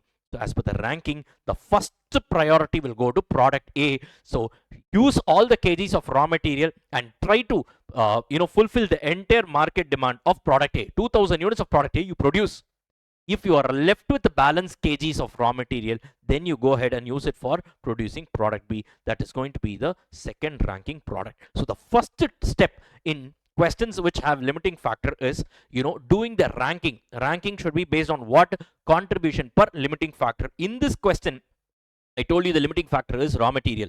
Now, maybe in some question, they could have given you the limiting factor could be labor hours, right? The total labor hours available is 10,000 hours. In that case, what you need to do? Example. So, the labor hours per unit will be given in the question. Arrive at the contribution per labor hour, do the ranking, and then you need to do the allocation. So, basically, guys, the first step that we need to do here is about what? So, the step number 1 is ranking. Now, step number 2 we need to do, which is allocation. Sir, how will I allocate? So, allocation of raw material to the products. Sir, using this 10,000 kgs, what is the best possible combination of product A and B that I can produce so that I will get the maximum possible profit? Now, for this, actually, I have a template here. Rank product kgs per unit, kgs, and cumulative kgs. Sir, what is this? A very, very proper and a structured way of cracking questions here. First, what is the first rank product? Product A, right? One second, I think I missed out one thing.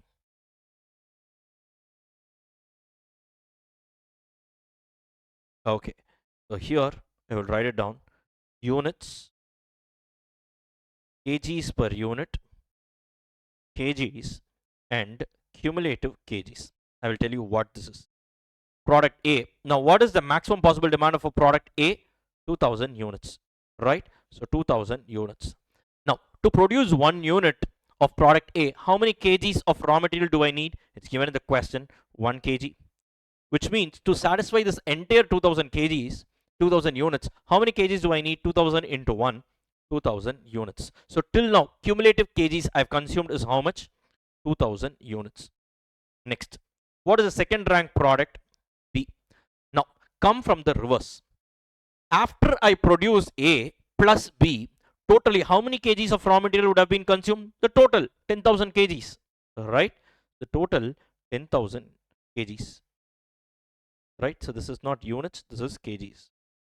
Now, out of this 10,000, already I would have consumed 2,000 kgs for producing first product A, which means how many kgs are available for producing product B? Balance 8,000 kgs only. Now, to produce every unit of product B, how many kgs do I need? 2 kgs of raw material, which means using this 8,000 kgs of total raw material, how many units of B can I produce at max? 8,000 divided by 2. Max, I can produce only 4,000 units of product B. Are you guys clear with this? Or in other words, the most optimum allocation of this raw material is you produce 2000 units of A and then produce 4000 units of B.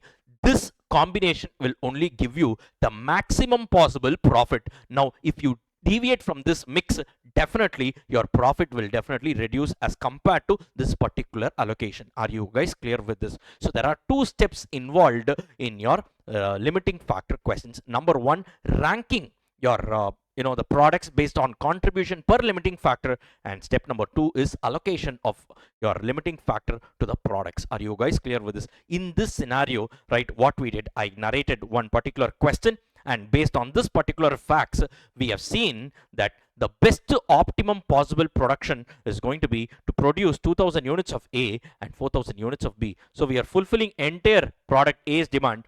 Product B, out of 8,000, we can only produce 4,000. This is because of the constraint of raw material. Are you guys clear with this? And that is all about the concept of limiting factor. With this, any kind of sum you will be able to do. And in fact, in our courses, in our regular and EVO batches and all the sums we do here. But since this being a marathon revision, right, here also I have taken one numerical example to explain the concept of limiting factor. The same logic you can apply for in case of instead of raw material. Suppose in the question it is being mentioned that labor hours or machine hours is a limiting factor. In that case, automatically instead of raw material you can use your labor hours or machine hours, as the case may be. Calculate the contribution per labor hour or contribution per machine hour, do the ranking and do the allocation. As simple as that. Clear with this, guys? So with this, we have also completed the next concept called as limiting factor. So let's go and tick off the scoreboard, right? So that's about this concept of limiting factor analysis. So now let's move on to the next concept called as shutdown point. Now, what is this concept of shutdown point? Now I've clearly explained this in our concept decoder notes as well. The limiting factor is mentioned, shutdown point, right? So I have neatly condensed all the formulas and everything has been mentioned here. So all these things, whatever I've written down here, it was actually done during our, the batch, that is your regular and EVO batches and all. So we use the same book, in fact, for all our, regular batches as well, and even in our exam-oriented batch. But anyways, this concept of shutdown point. right? It is applicable under situation of off-season or recession. A company may need to evaluate whether it should shut down. Remember, it's a temporary closure or continue with the operations. Now, guys, what are they talking about in this particular scenario? Now, this concept is called as shut down point. Now, guys, now understand, in some extreme cases, the market might be very, very dull. For example, COVID time.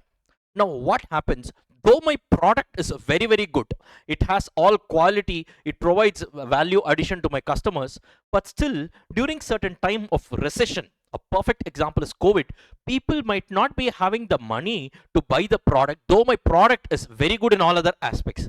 Now, in this case, COVID time, let us say for the next 3 months, I am expecting that there is going to be a complete lockdown. My business is going to be dull. Now, after 3 months, once again, my business will pick up. Till now, my business is very good. Temporarily, for this next 3 months, right now, the market is going to be dull. I need to take a decision whether I should continue my operations for this next 3 months or I should keep my factory shut down.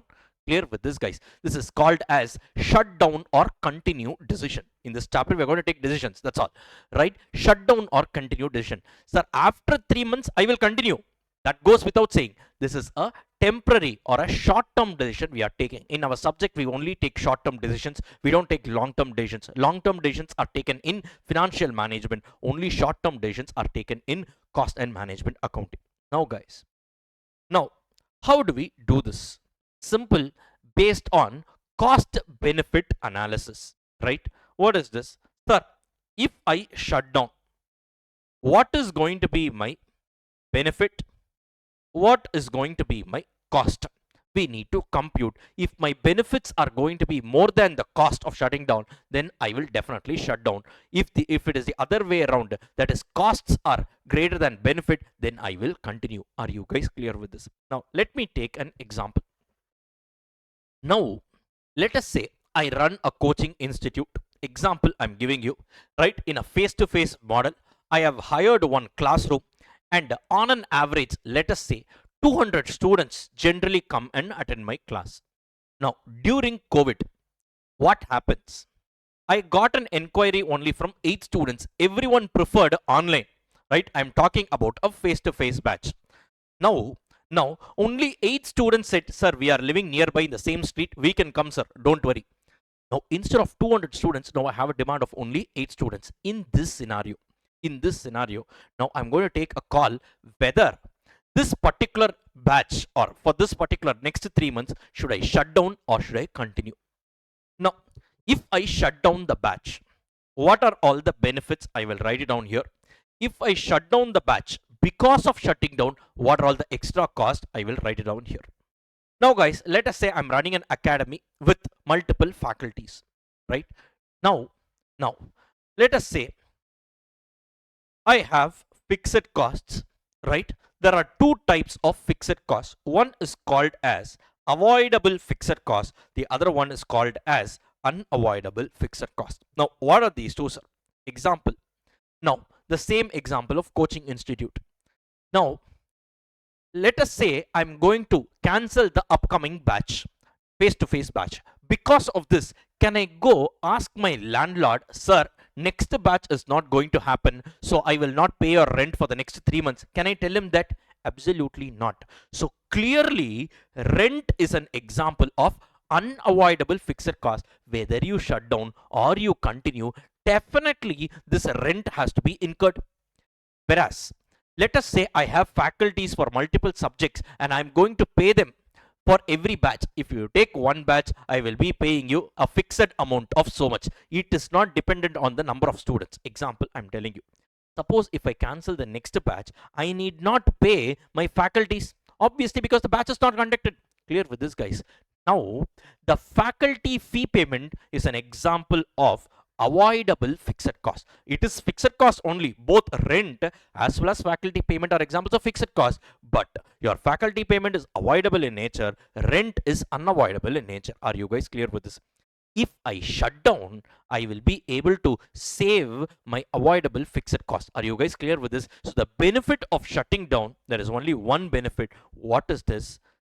Savings in avoidable fixed cost. Are you guys clear with this? Savings in avoidable fixed cost, right? Now, what are the costs if you shut down exclusively? What are the costs you are going to incur? Now, don't say unavoidable fixed cost. Unavoidable fixed cost, example, rent will be incurred whether you shut down or you continue. On the cost side, what you should mention, if you shut down, only because of shutting down, if you are incur specifically some cost, that alone should be captured here, because we're doing a cost benefit analysis. If I shut down, what is the benefit? If I shut down, what is going to be the cost we are going to compute, right? Now, let us say during COVID, right? Now, lockdown was there. Now, we couldn't move around. So, lockdown was there, let us say for 1 month. After this 1 month, now, what happened? If you are going to start your two-wheeler, right? Because you cannot move around, your two-wheeler would have been just like that. You would have kept it down, right, in your garage or in your parking area. After 2 months, if you start this two-wheeler, it will not start. So the first place you will go is the mechanic shed. Or in other words, basically guys, this is the thing that happens for all machines.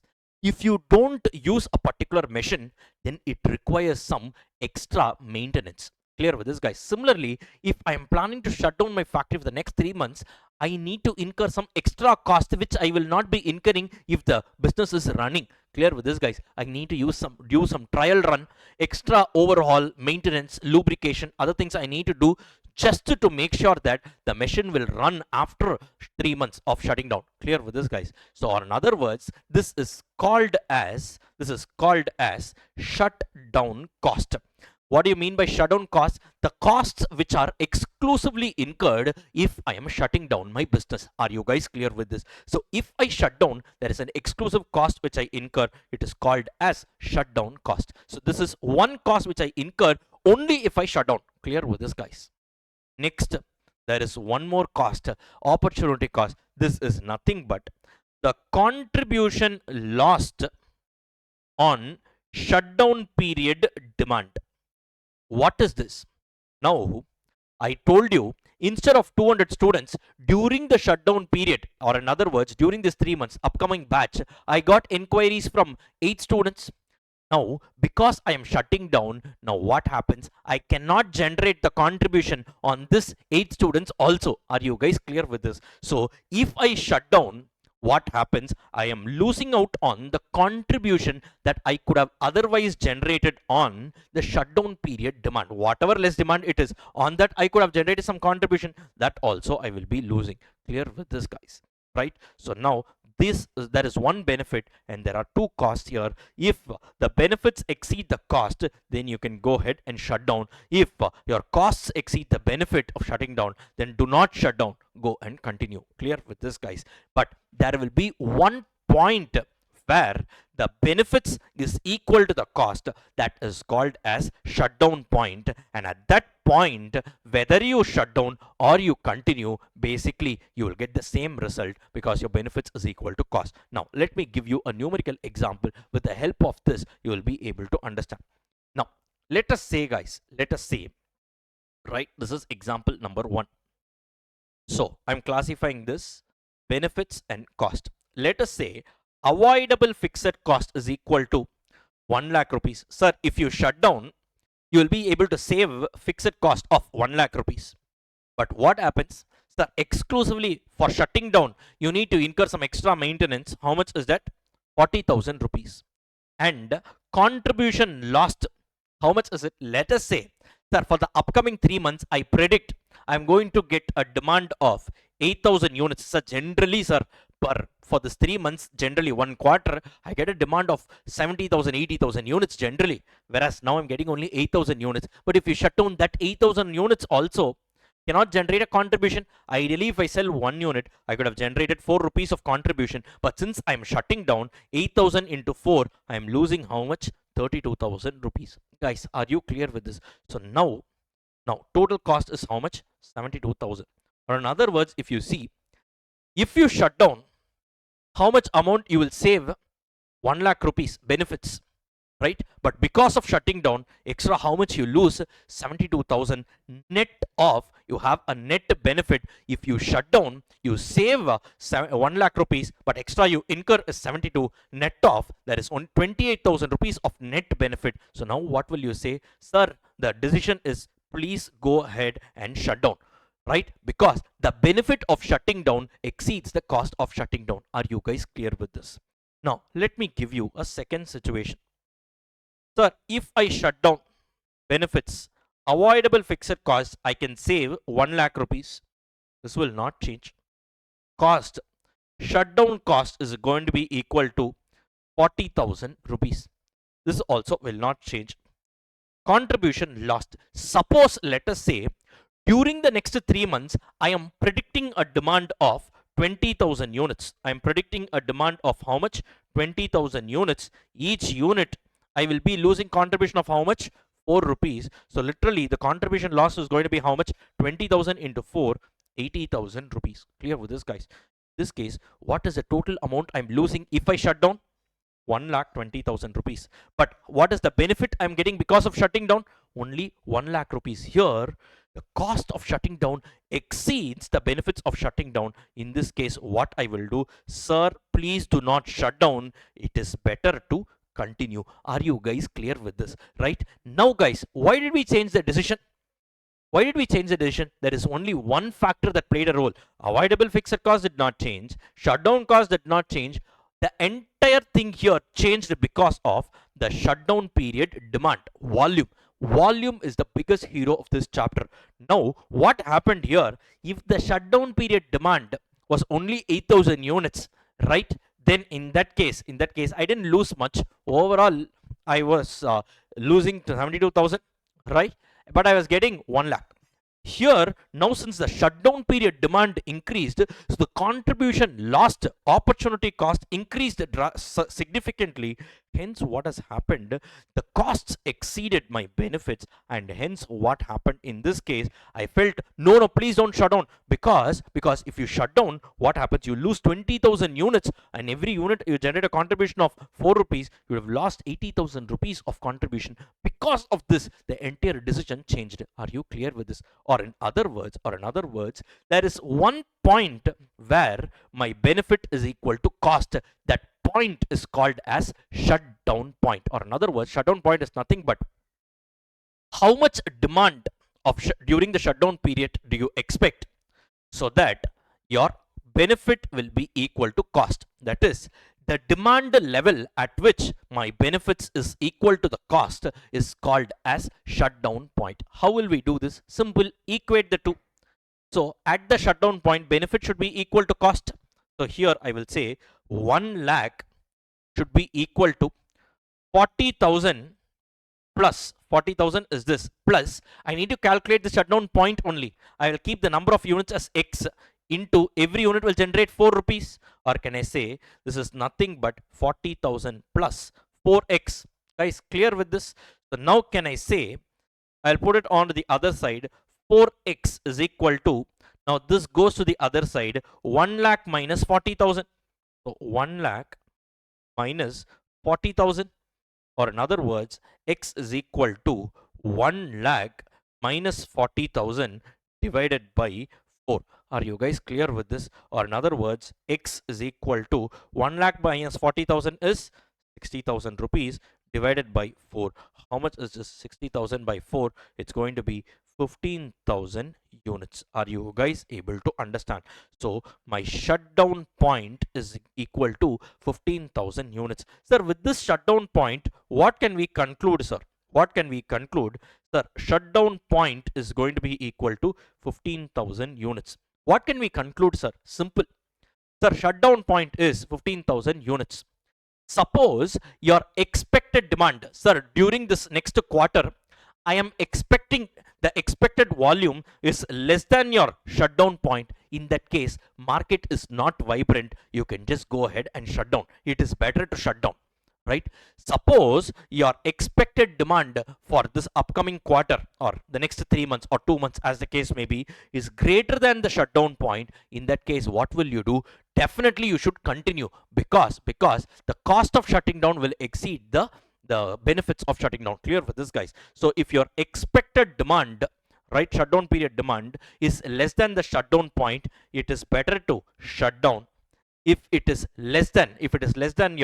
expected shutdown period demand is less than the shutdown point, better to shut down because market is not vibrant. Now if your expected shutdown period demand is more than the shutdown point, it is better to continue. And at the shutdown point, whether you shut down or you continue, you will get the same result. Are you guys clear with this? Or in other words, guys, nothing, shutdown point is nothing but, now in the numerator you had 1 lakh minus 40,000. What is 1 lakh? Avoidable fixed cost. Correct? 1 lakh was avoidable fixed cost. What is this 40,000? This is nothing but shutdown cost divided by 4. What is this 4 rupees? This is nothing but contribution per unit. Are you guys clear with this? Or in other words, my shutdown point is nothing but avoidable fixed cost minus shutdown cost divided by contribution per unit, right? This is all the formula, guys. Or in other words, this is very similar to your indifference points analysis. Difference in fixed cost divided by difference in contribution per unit. But here, look at this. This is nothing but difference in fixed cost divided by difference in contribution per unit. But if I shut down, I don't have a contribution per unit, so there is only one contribution per unit. Directly you can say difference in the two fixed costs. What are the two fixed costs here? Avoidable fixed cost minus shutdown cost divided by your contribution per unit itself. Or in other words, your shutdown point is an extension of indifference point analysis, and directly you can arrive at the shutdown point by using this formula: avoidable fixed cost minus shutdown cost divided by contribution per unit. With this shutdown point, what can you take a decision? If during the upcoming 3 months or 2 months, as the case may be, it will be given in the question, for the shutdown period, if the expected demand is less than the shutdown point, market is not vibrant, go ahead and shut down. If the expected demand during the shutdown period is more than the shutdown point, it is better to continue. If your expected demand is exactly equal to the shutdown point, whether you shut down or you continue, you will get the same result. Are you guys clear with this? This analysis is called as shutdown or continue decision using the concept of shutdown point. As simple as that, guys. Beyond this, there is nothing here in this question, in this particular concept. Now if you go and read all these things, you will be able to understand. It is applicable under situation of off season or recession. The company may need to evaluate whether it should shut down temporarily or to continue the operations. Now all these things has been given, and finally the shutdown point can be calculated using this formula: avoidable fixed cost minus shutdown cost divided by contribution per unit. Now shutdown point is also nothing but volume only, demand only. If you want to express this in units, in the denominator use contribution per unit, or if you want to express this in value, use PV ratio. As simple as that. Clear with this, guys? If the expected demand is less than the shutdown point, it is better to shut down.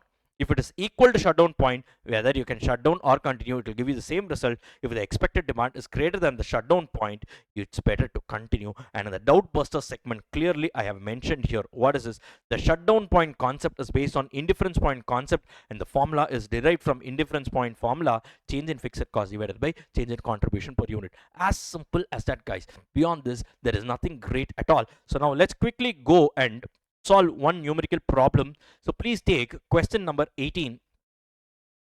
One second. It's okay. We will take question number 18 from our CMA Inter book, right? Paper 8, cost accounting. Please take question number 18. So I have handpicked all these questions.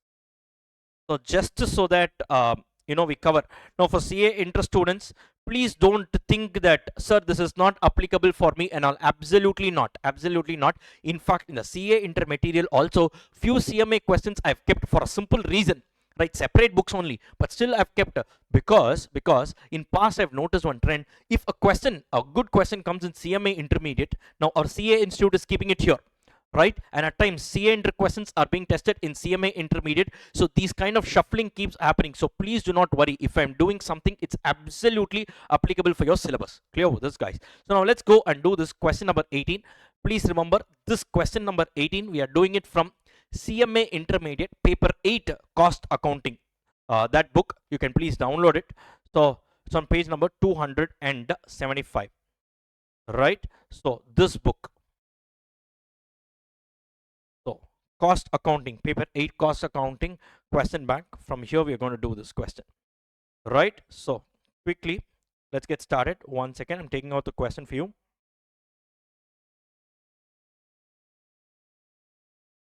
Okay, so yes, question number 18. It's on page number 275. Mr. Young has 1,50,000 rupees of investment in business. He wants a 15% profit in his money. From an analysis of recent cost figures, he finds that his variable cost of operating is 60% of the sales. Means what? Variable cost ratio is 60%, which means PV ratio is going to be 40%. And fixed cost is going to be how much? 75,000. Show the supporting computations for each of the solution. Okay, what sales volume is required to break even? What sales volume is required to obtain his 15% return on investment? Right, these two are general questions. Right, this is on break even point, this is on calculating the required sales to earn a profit. Now the most important part, shutdown point, comes here in point number C. Mr. Young estimates that even if he closed the doors of his business, he would incur 25,000 rupees as expenses per year. At what sales would he be better off by locking his sales up? Now they are using some technical language and all, nothing great. No, the best part is nowhere in the question they have used the word shutdown point or anything, right? But ideally this question comes from your shutdown point analysis only. Now what they are saying, first of all, understand. Now in this particular question, there is no contribution per unit, so you should use your PV ratio. How much is the PV ratio? The variable cost ratio is 60%, which means my PV ratio is going to be 40%. As simple as that. Perfect. That's all it is. Next. Now, what is the formula for calculating your shutdown point? Shutdown point is going to be avoidable fixed cost minus shutdown cost divided by PV ratio. Correct, guys? Now, carefully read this question. How much is my total fixed cost? 75,000 rupees. Now they have said, even if I closed the doors of his, even if he closed the doors of his business, which means what? Even if he shuts down, he would incur 25,000 rupees per year. Means what? 25,000 rupees is unavoidable fixed cost. Clear with this, guys? So out of the total fixed cost of 75,000, 25,000 rupees is unavoidable, which means the balance 50,000 could be avoided if he shuts down the business, right? So avoidable fixed cost is going to be 50,000 rupees. Are you guys clear with this? Right? Now, shutdown cost is how much? Don't say shutdown cost is 25,000. Shutdown cost means what? A cost which I will incur only if I shut down. In this case, I am not shutting down my business at all. I mean, in this case, I am not going to incur any specific fixed cost or any specific cost. If I shut down, they have not given anything. So in this case, I will take my shutdown cost as 0, right? So by substituting it here, avoidable fixed cost 50,000, right?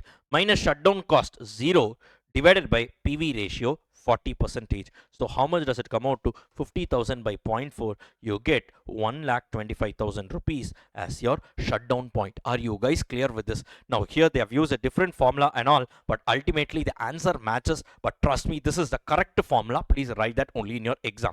Now 1,25,000 rupees is the shutdown point. What is the meaning of this? Sir, if in the expected upcoming next few months or in the year, as the case may be, right, for the temporarily in the next period, if your expected demand is less than 1,25,000, please shut down your business. If it is more than 1,25,000, please continue. If it is exactly equal to 1,25,000, whether you shut down or you continue, the result will be the same. Are you guys clear with this? This is the concept of shutdown point, and many students make a mistake in arriving at the correct avoidable fixed cost and the shutdown cost. They generally take a wrong figure. 25,000, they take it as a avoidable fixed cost directly. No, it is unavoidable fixed cost, which means out of the total fixed cost, 25,000 will be continued to incur even if I shut down, which means it is unavoidable, which means only the balancing figure 50,000 is avoidable fixed cost. And shutdown cost would be specifically given in the question. You can't assume anything. If it is not given in the question, take it as 0. As simple as that. Clear with this, guys? That is all about this particular question. right? Here we are focusing on the shutdown point analysis, and as simple as that, guys. Very, very simple. And we have taken one question from CMA Intermediate paper 8, right? But don't think it is not applicable. Please do not think even CA inter students can definitely follow this question, right? It is 100% applicable for your examinations, because these kind of questions, right, gets tested across different courses, CA, CMA. In fact, I've also noticed in US courses like SEMA and all, certain questions, if it gets tested in one attempt, our CA Institute or CMA Institute are also taking, because globally costing FM, these questions are all, I mean, these subjects are all same, uniform. It is not country dependent. It is globally, it's going to be more or less the same. Hence, these kind of question gets tested in all professional courses that are having these subjects in their syllabus. Clear with this, guys? So with this, we have completed this particular question number 18. Please go and update your library of adjustments. Please write down. Please write down calculation of shutdown point. Please write down calculation of shutdown point. All right, fine, guys. So that's about this particular concept of shutdown point. So with this, we have completed this concept of shutdown point as well. Now let's move on to the next concept. So now let's move on to the next segment of discussion, which is marginal costing versus absorption costing. Now, guys, now this segment of discussion alone goes on to achieve the objective of your profit computation, your stock valuation and profit computation. All other aspects of this chapter will go on to achieve the objective of decision making. Only this segment of discussion goes on to achieve the objective A of our subject, which is stock valuation and profit computation. Now, guys, in this segment, right, we are going to see how stock gets valued in marginal costing and absorption costing, and accordingly we will be preparing this income statement under marginal costing and as per absorption costing, and finding out the difference between the profit reported under these two methods. And we will also be seeing the reason why each of these two methods or systems of costing, right, report different profits. Ideally, they are not methods, they are called techniques of costing. Now, right, once again, guys, this is a common segment in your CA Intermediate, your paper 4 cost and management accounting, in your CMA Intermediate paper 8 cost accounting, and paper 12 management accounting. It's a common area. Now, guys, now basically cost is broadly classified into two: manufacturing cost and non-manufacturing cost. Basically, manufacturing cost means cost that is incurred inside the factory, and non-manufacturing cost refers to all the costs incurred outside the factory, basically in your corporate office administration overheads and your sales depot selling overheads, right? Now, generally all non-manufacturing costs are considered as period cost, which means they are not considered for the purpose of stock valuation. They are P&L items. They are not trading account items. They are not considered for the purpose of stock valuation, right? However, CMA Institute, right, CMA students, generally CMA Institute considers administration overheads also as a product cost. However, in this segment of discussion, even in CMA, they have taken it only as period cost. Now, administration overheads and selling overheads are always considered as period cost, both under marginal costing as well as under absorption costing, right?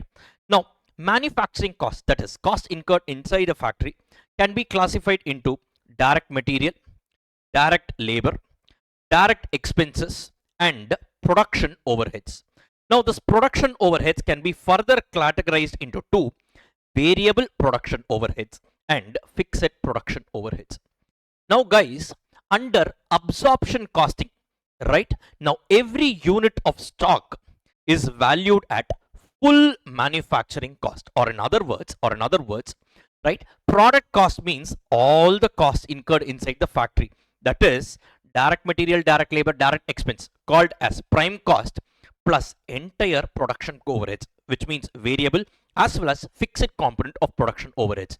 Whereas marginal costing is dead against it. It says, no, every unit of stock can be valued at direct material, direct labor, direct expense, and variable production overheads. However, fixed production overheads should never be treated as a product cost, and it should never be unitized for valuing every unit of output. Who says this? Marginal costing. Clear with this, guys? Because marginal costing is completely against unitizing your fixed cost. Now, if you are incurring a fixed cost, even though if it is incurred inside the factory, I should treat it only as a period cost. I should never treat it as a product cost. Clear with this, guys? This is what marginal costing says. Or in other words, direct material, direct labor, direct expense, and variable production overheads, these four components are always treated as a product cost, both under marginal costing as well as under absorption costing. The only issue or the difference between marginal and absorption costing lies with respect to treatment of fixed production overheads. Now, in fixed production overheads, absorption costing consider this as a product cost, whereas marginal costing consider this as a period cost. Marginal costing literally says anything which is fixed should never be unitized, should never be considered as a part of product cost. It should always be period cost. Clear with this, guys? Or in other words, under absorption costing, every unit of stock or every unit produced is valued at full manufacturing cost. Whereas, can we say, marginal costing values every unit produced at variable manufacturing cost. Clear with this, guys? Variable manufacturing cost. Don't say variable cost. Why, sir? Now, administration overheads, selling overheads. Here also, some variable component could be there.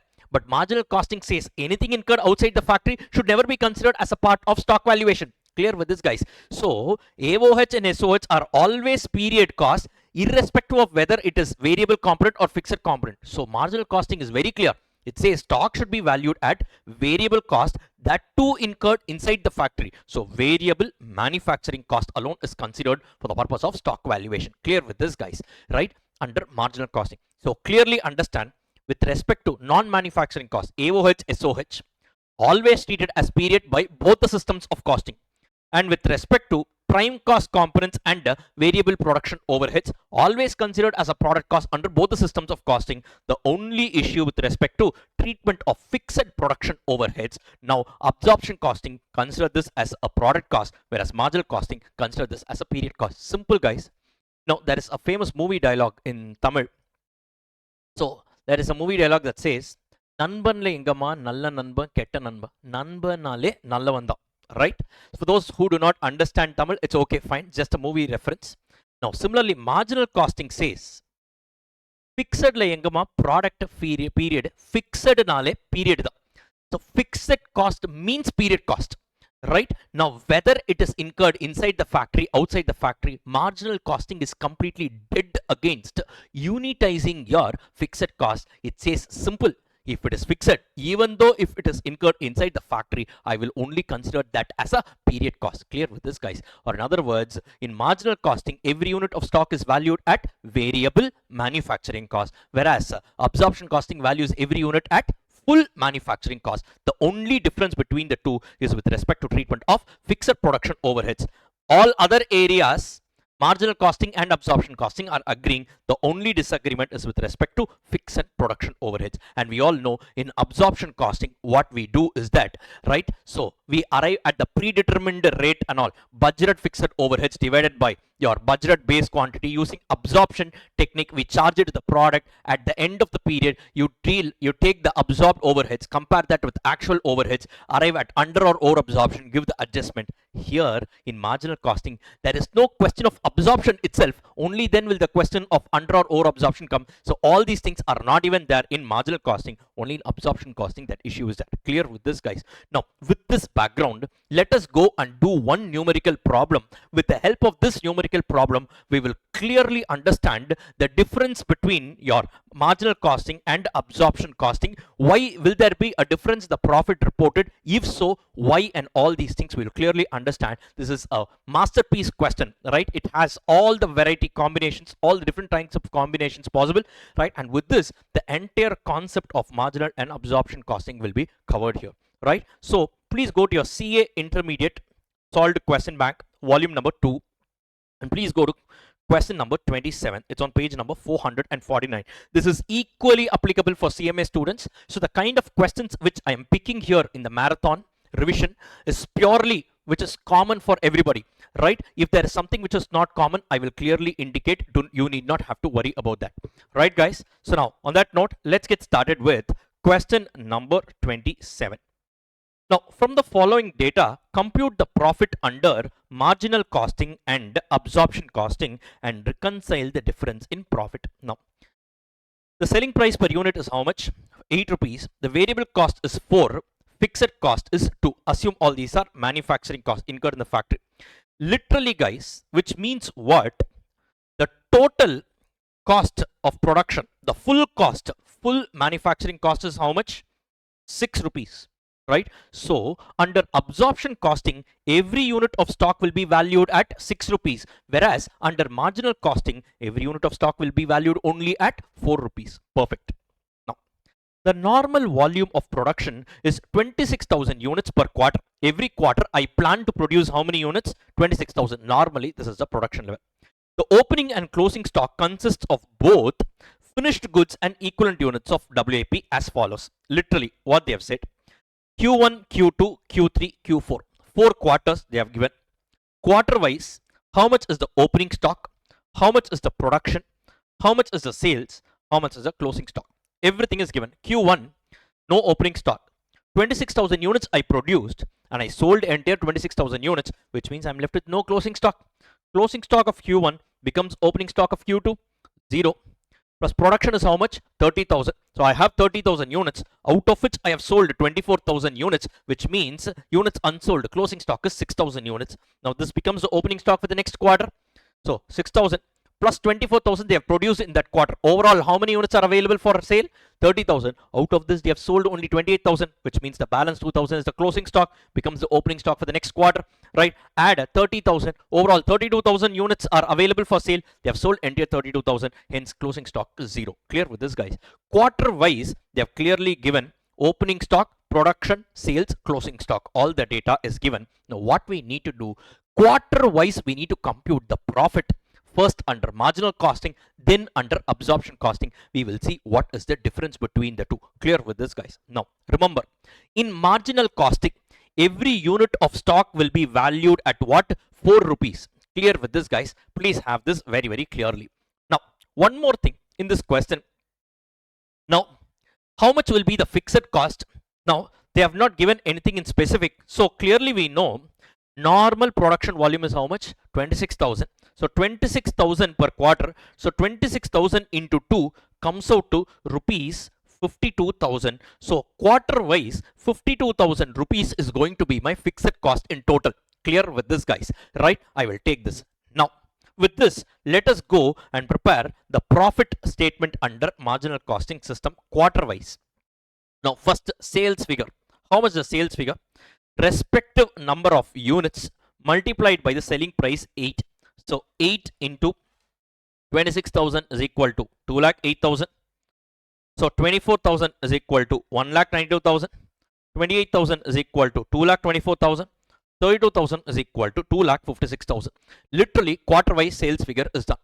Now from your sales, you should subtract the cost of goods sold, correct? Only then you will arrive at, ideally speaking, only then you will arrive at your correct profitability. So for the units sold, I should subtract, right, whatever is the cost of goods sold. But remember, every unit should only be valued at a variable manufacturing cost. Now first you guys tell me, how will I be valuing my cost of goods sold? Simple. Cost of goods sold is what? Literally this is my FG area. I have my opening stock plus the current year I have some production. Right, this is the total units available for sale. Out of that, I have sold some units, right? I have sold some units and the balance is my closing stock. Can I say the cost incurred in respect of units sold is going to be opening stock plus the current year cost of production minus closing stock? Agreeing with me? If I do this, literally, I will be able to arrive at the cost of goods sold. But remember, all these units should be valued at 4 rupees variable cost. Clear with this, guys? So opening stock plus variable cost of production minus closing stock, I will arrive at variable cost of goods sold. Are you guys clear with this? So literally for Q1, opening stock is 0, right? Now variable cost, I mean per unit is how much? 4 rupees, right? So variable cost of production is at the rate of 4 rupees. Now what we need to do, everything, opening stock should be valued at 4 rupees, closing stock should be valued at 4 rupees. Now come on, tell me, now every quarter how much is the opening stock? The first quarter 0, second quarter 0, third quarter 6,000 units. So 6,000 units each should be valued at 4. So 6 into 4 is 24. Fourth quarter 2,000 into 4, it's going to be 8,000. Clear with this, guys? Similarly, so number of units of production, variable cost of production. So every unit should be valued at 4 rupees. 4 into 26,000 is equal to, you get 1,04,000. 30,000 is equal to, you get 1,20,000. 24,000 is equal to, you get 96,000. And 30,000 is equal to, you get 1,20,000. Clear with this, guys? Similarly, closing stock, first quarter 0, second quarter 6,000. So 6,000 into 4 is 24,000. 2,000 into 4 is 8,000. And 0 is the closing stock in Q4. That's going to be 0. So literally, the variable cost of goods sold is going to be how much, guys? The variable cost of goods sold, right? It's going to be opening stock plus current year cost of, I mean the variable cost of production for that quarter minus closing stock. If you adjust 0 plus 1,04,000 minus 0, it's going to be 1,04,000. Here 0 plus 1,20,000 minus 24, it's going to be 96.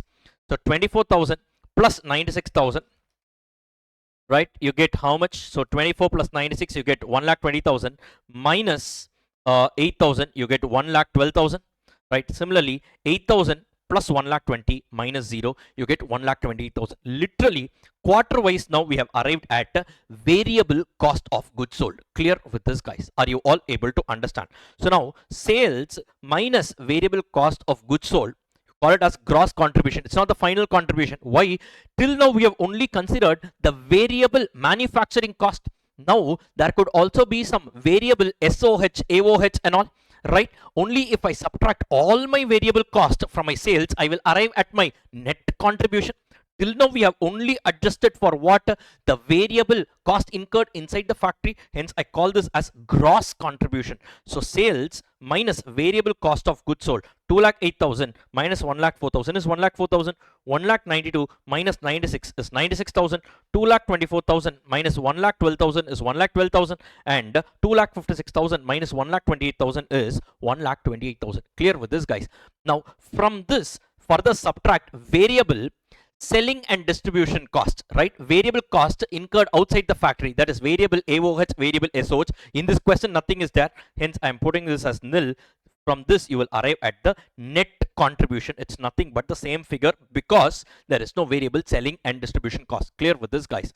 Now from my contribution, now I should subtract my fixed cost. Fixed cost incurred where? Whether inside the factory or outside the factory. Anywhere you incur, I am not bothered about the location. Fixed means period with respect to marginal costing. So month, quarterly, how much the fixed cost? We saw this 26,000 into 2, it was 52,000. So directly go ahead and subtract 52,000 every quarter. So now what you get is the profit, quarter-wise profit reported under marginal costing. Are you guys clear with this? As simple as that. Simple, same statement. Sales minus variable cost gives you contribution minus fixed cost gives you profit. The same thing we are doing, but since this has stocks and all, here alone extra thing we are doing, variable cost of goods sold first we are computing. How do we do that? Opening stock plus variable cost of production minus closing stock, you get variable cost of goods sold, right? Sales minus variable cost of goods sold, you get gross contribution. From that further subtract variable cost incurred outside the factory, you get the net contribution. From that you subtract fixed cost, you arrive at the profit. Everything is same, but here the manner of presentation alone differs when you have stocks here. Are you guys clear with this? That's about it, nothing beyond this. Now quarter wise we have arrived at the figures, that is of profit reported under marginal costing: 52,000, 44,000, 60,000 and 76,000. As simple as that. Clear with this, guys? Next, now we need to compute the profits under absorption costing. Now before we do absorption costing, first you should understand one thing. Under absorption costing, every unit of stock is valued at how much? 6 rupees. Now also remember one more thing.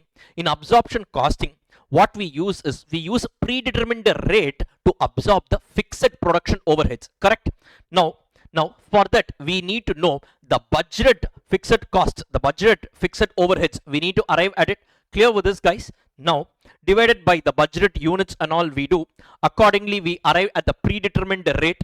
So that is how we need to do it. Now in this question, right, nothing is specifically given with respect to how much is the budgeted fixed overheads and all. Nothing is given, so we will assume that the budgeted fixed overheads is 52,000 rupees. How did we get 52,000? 26,000 units per quarter into 2 rupees, you get 52,000 per quarter. Guys, clear with this?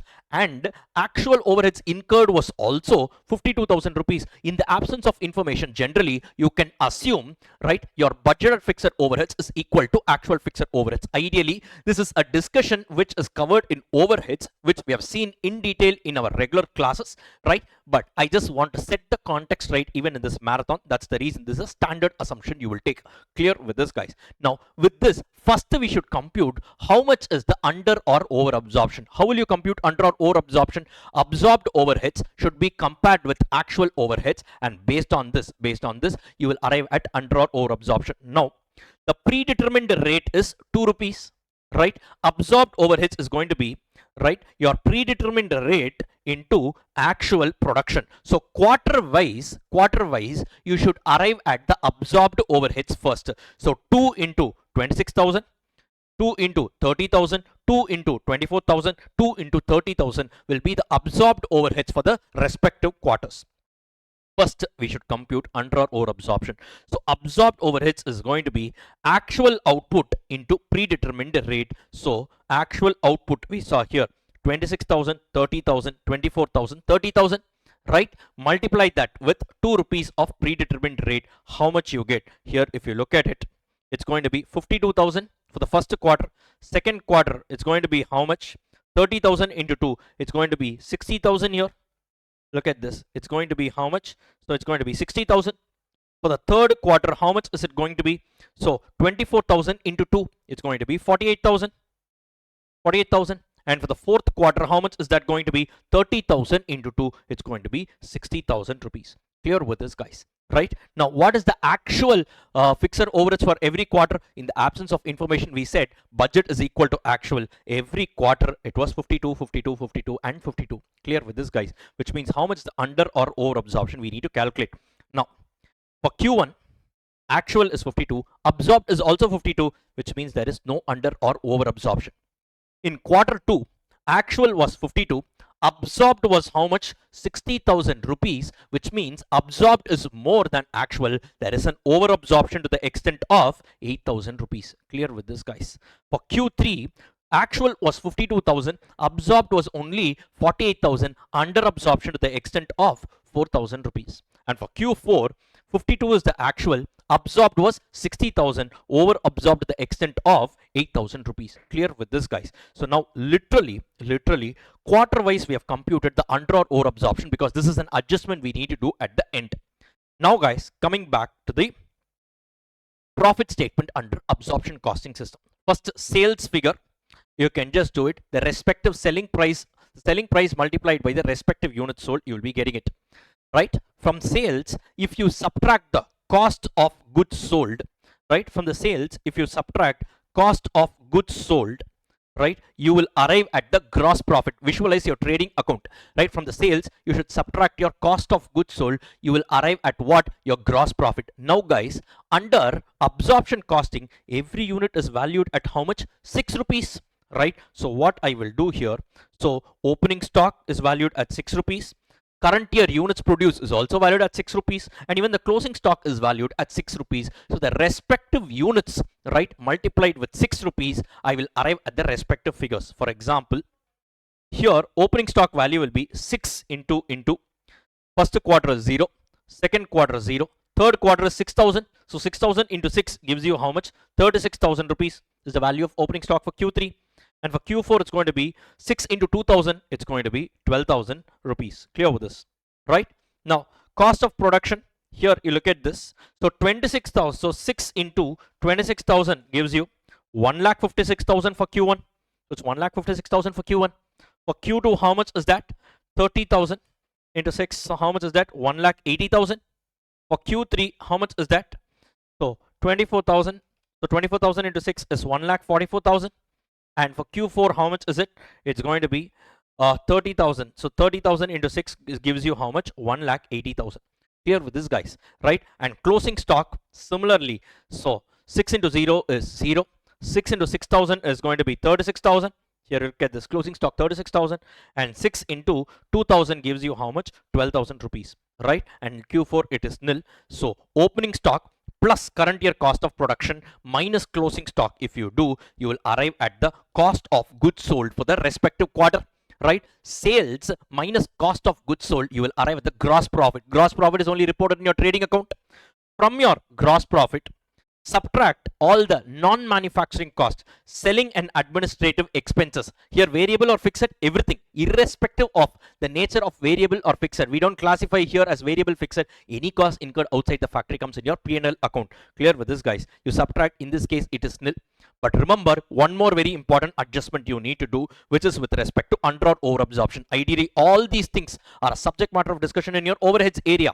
Right? So under or over absorption, Q1 there is no adjustment. Q2, now what I would have done, I should have accounted only for 52,000. I have accounted how much? 60,000 already, which means I need to reduce the cost to the extent of 8,000 rupees. Reduction in cost will result in increase in profit. So add 8,000 rupees. So over absorption is added to the profit or reduced from the cost. Since you're computing profit directly, add it. Are you guys clear with this? All these are very technical discussion in your overheads area, right? And I hope, since this being a marathon, I'm not getting into too many details with respect to this area because it's covered in overheads actually. Clear with this, guys? Next one, with respect to quarter 3, you should have accounted for 52. You have accounted only for 48, which means 4,000 rupees is under absorbed, which means now you need to account for, you need to introduce cost to the extent of 4,000 rupees. So adding to the cost will reduce your profit. So 4,000 should be subtracted. Next one, 52,000 actual should have been accounted, but we have already accounted 60,000, which means 8,000 rupees of cost should now be reduced. Reduction in cost will result in addition in your profit. So 8,000 rupees should be added. Clear with this, guys? So from the gross profit, if you make the following adjustments, your net profit ideally that you will get is minus 52,000 in Q1, 56,000 in Q2, 52,000 in Q3, and 72,000 in Q4. Clear with this, guys? So these are all the profits reported under absorption costing, right, for each of the 4 quarters. Clear with this, guys? This is what it is. So now first we have prepared, this is not minus for 52. So this is ideally, this is not minus 52, this is positive only. 52,000 minus 0 is 52,000. 48,000 plus 8 is 56,000. 56 minus 4 is 52, and 64 plus 8 is 72. Clear with this, guys? Now, guys, now what happens? Now you tell me, is the profit reported under marginal costing and absorption costing the same? Here we have different figures. 52, 44, 60, 76. Here we have 52, 56, 52, 72 and all. The profit is different. Now, why is there a difference between the profit reported under marginal costing and absorption costing? Some of you might be thinking, sir, this is on account of under or over absorption. Absolutely not. Now, in marginal costing, right, we subtract the actual overheads. Whereas in absorption costing, we consider absorbed overheads, but at the end of the year, we match the absorbed with actuals. For example, here in Q2, I would have accounted for 60, but I compare it with actual and I say, look, by mistake I accounted 60. So now I will reduce my cost to the extent of 8,000 and net off I end up only accounting for actual overheads. Clear with this? So clearly understand, under or over absorption is not the reason for the difference between your marginal costing and the absorption costing profit. Sir, then what is the reason for difference? There is only one reason for difference, which is nothing but your difference in stock valuation. Now, guys, in marginal costing, fixed production overheads is not considered for the purpose of stock valuation. Whereas in absorption costing, the fixed production overheads is also unitized and it is considered for the purpose of stock valuation. Agreeing with me on this, right? Now, what happens? Always, every unit of stock is valued more under absorption costing and it is valued less under marginal costing. Do you agree with me on this? Yes, absolutely. Because every unit of stock is valued at 6 rupees under absorption costing, whereas every unit of stock is valued only at 4 rupees under marginal costing. Or in other words, absorption costing always values every unit of stock at 2 rupees more as compared to marginal costing. Right? Now, what happens? What happens? In Q1, in Q1, now what happens? Opening stock is how much? 0. Closing stock is how much? 0. Now understand one thing, guys. Opening stock is on the debit side. Closing stock is on the credit side. Now in this case, there is no opening and closing stock at all, right? Hence what happens? Net stock is not there. Because of this, there is no more stock valuation or under stock valuation. Hence, in the first scenario, the profit reported under marginal costing 52,000 is exactly equal to the profit reported under absorption costing 52,000. Sir, can you elaborate more? Don't worry, the second quarter we will take. The second quarter, what happens? Opening stock is 0. Closing stock is how much? 6,000. Closing stock is on the credit side, right? Now, credit side, 6,000 units are there. Every unit is valued at 2 rupees more, where under absorption costing. So 6,000 into 2, how much is it? 12,000 rupees. So 12,000 rupees is more on the credit side only under absorption costing. Hence, clearly absorption costing will be reporting a more profit to the extent of 12,000 as compared to marginal costing. If you want, you can go and check it. Marginal costing profit is how much? 44,000. How about absorption costing?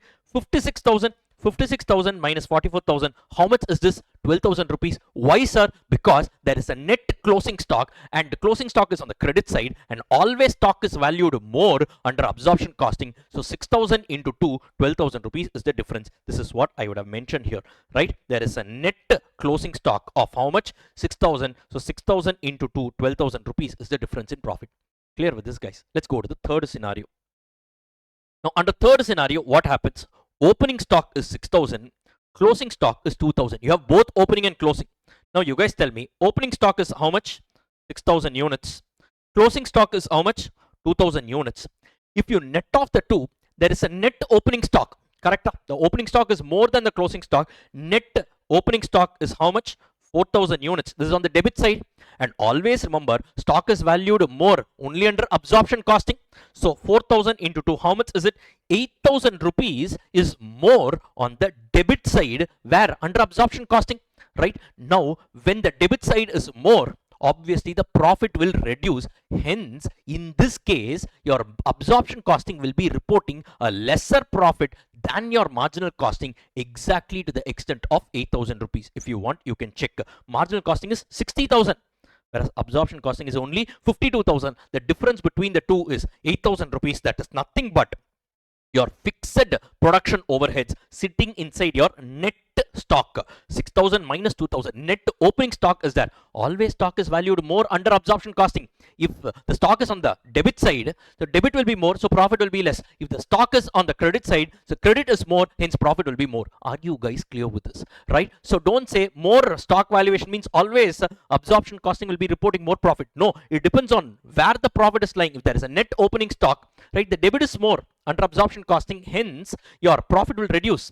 If there's a net closing stock, so your credit will be more, again under absorption costing only, but this time since the credit is more, the profit will be higher. Are you guys clear with this? And look at Q4. What happens? Opening stock is how much? 2,000. Closing stock is how much? 0. So there is a net opening stock only. Once again under absorption costing. So always absorption costing value stock more. So 2,000 into 2, how much is it? 4,000 rupees is actually valued more on the debit side. So more debit means a lesser profit. Exactly what happens right now. Absorption costing will be reporting a lesser profit to the extent of 4,000 rupees. If you want, you check. 76,000 is the marginal costing profit. 72,000 is the absorption costing profit. The difference is what? 4,000 rupees, 2,000 into 2, net opening stock into, yeah, right, your fixed cost in sitting inside your net stocks. Clear with this, guys? Or in other words, we can come to a conclusion. When there is no stocks, or when opening stock is equal to closing stock, that is net stock is 0, right? The profit reported under absorption costing is equal to profit reported under marginal costing. Scenario number 1. When opening stock is more than the closing stock, or in other words, there is a net opening stock, right? So the debit side is more under absorption costing, hence the profit of absorption costing is less as compared to your profit under marginal costing. Clear with this? Which scenario is this? Scenario quarter 3 and quarter 4, there is a net opening stock. Clear with this, guys? So always in this case, see, marginal costing was reporting more profit, 60, 76. Here it was only 52 and 72. Clear with this, guys? Right? So when my opening is greater than closing stock, right, that is the net opening stock is there, absorption costing will report a lesser profit. When there is a net closing stock, or in other words, closing stock is greater than opening stock, in this case what happens? So obviously now the credit side is more, hence absorption costing will start reporting more profit as compared to marginal costing. This is quarter number 2. What happened here? So quarter number 2, I had a net closing stock, so here 6,000 into 12,000 rupees was more under absorption costing, 44 in marginal, but what happened? 56 in absorption. Are you guys clear with this? So a simple one-line summary here, you can say 4 scenarios when there is no opening stock or closing stock, or when opening stock is equal to closing stock, or when opening stock is greater than closing stock, or when opening stock is less than closing stock, or in other words, closing stock is more than opening stock. Clear with this, guys? When there is no opening or closing stock, right, marginal costing profit will be equal to absorption costing. Let us keep absorption costing as the base. Absorption costing profit will be equal to marginal costing profit. When opening is equal to closing, once again there is no net stocks here, absorption costing profit will be equal to marginal costing profit. Next, when opening stock is greater than closing stock, what happens in this case, guys? What happens in this case? So debit side is more under absorption cost. Always absorption costing will only have a more stock. If the net stock is on the debit side, profit will be less. If the net stock is on the credit side, profit will be more under absorption costing. Clear with this, guys? Here net stock is more on the debit side, hence absorption costing will be reporting a lesser profit than marginal costing, or you can say marginal costing reports more profit than absorption costing, right? When the opening stock is less than closing stock, or in other words, there is a net closing stock is more, in that case what happens? Absorption costing will report more profit than marginal costing. Are you clear with this, guys? And always remember, the difference in the profits reported under these two systems are exclusively on account of what? The fixed production overheads sitting inside your net stock. Are you guys clear with this? And that is the only reconciling item between the profits reported under marginal costing and absorption costing. And this question is a masterpiece question that covers all the situations that we saw here, right? The net opening stock is equal to closing stock, or opening stock is greater than closing stock, or opening stock is less than closing stock. All the scenarios in a single question, it gets covered. That was the reason why I wanted to cover this sum in the marathon itself. Clear with this, guys, right? And that's about the concept of marginal versus absorption costing. So I hope this completely recapitulated the entire concept, right? I think ideally, in a marathon itself, we are literally covering all the entire concepts here, right? Even for first timers, it could be useful, right? So please go and update your library of adjustments. Write down marginal costing versus absorption costing hyphen preparation of income statement under marginal costing and absorption costing for 4 quarters and reconciling the profits. So marginal costing versus absorption costing hyphen preparation of income statement under marginal costing and absorption costing for 4 quarters and reconciling the profits. Clear with this, guys, right? So with this we have completed all the concepts in marginal costing area, right? We have completed all the concepts in marginal costing area. The last segment of discussion is exclusively there for students doing paper 8 of CMA intermediate. That will be covered exclusively for them, right? With respect to others, with respect to your CA intermediate, right, this is all about it, as well as even for CMA inter, paper 12. This is all about it. That's an accept or reject of special order, which is exclusively for CMA Inter paper 8 students, right? Fine. So now let's move on to the next and the last segment of discussion, which is accept or reject a special order, right? Ideally, though it is specifically a concept covered, it's not a specific concept as such, it is a variant of a question. Though it is, I've mentioned that it is exclusively applicable for students doing CMA Intermediate Paper 8. Now, I feel this is also a question which you can expect at your CA Intermediate level, right? So, definitely this is something even CA Inter students can also expect in their exams, because it is not a separate concept, it is more of an application driven area. So I would still say, I would rather still suggest students doing the CA Intermediate to follow this with one particular numerical question from your CMA Intermediate Paper 8, right? Cost accounting. From that, I will take up one question. With the help of that, I will be doing this particular area. Once again, guys, let me tell you very, very clearly, this is not something that is, a specific concept as such, but this is one area which even CA Inter students can expect in their exam.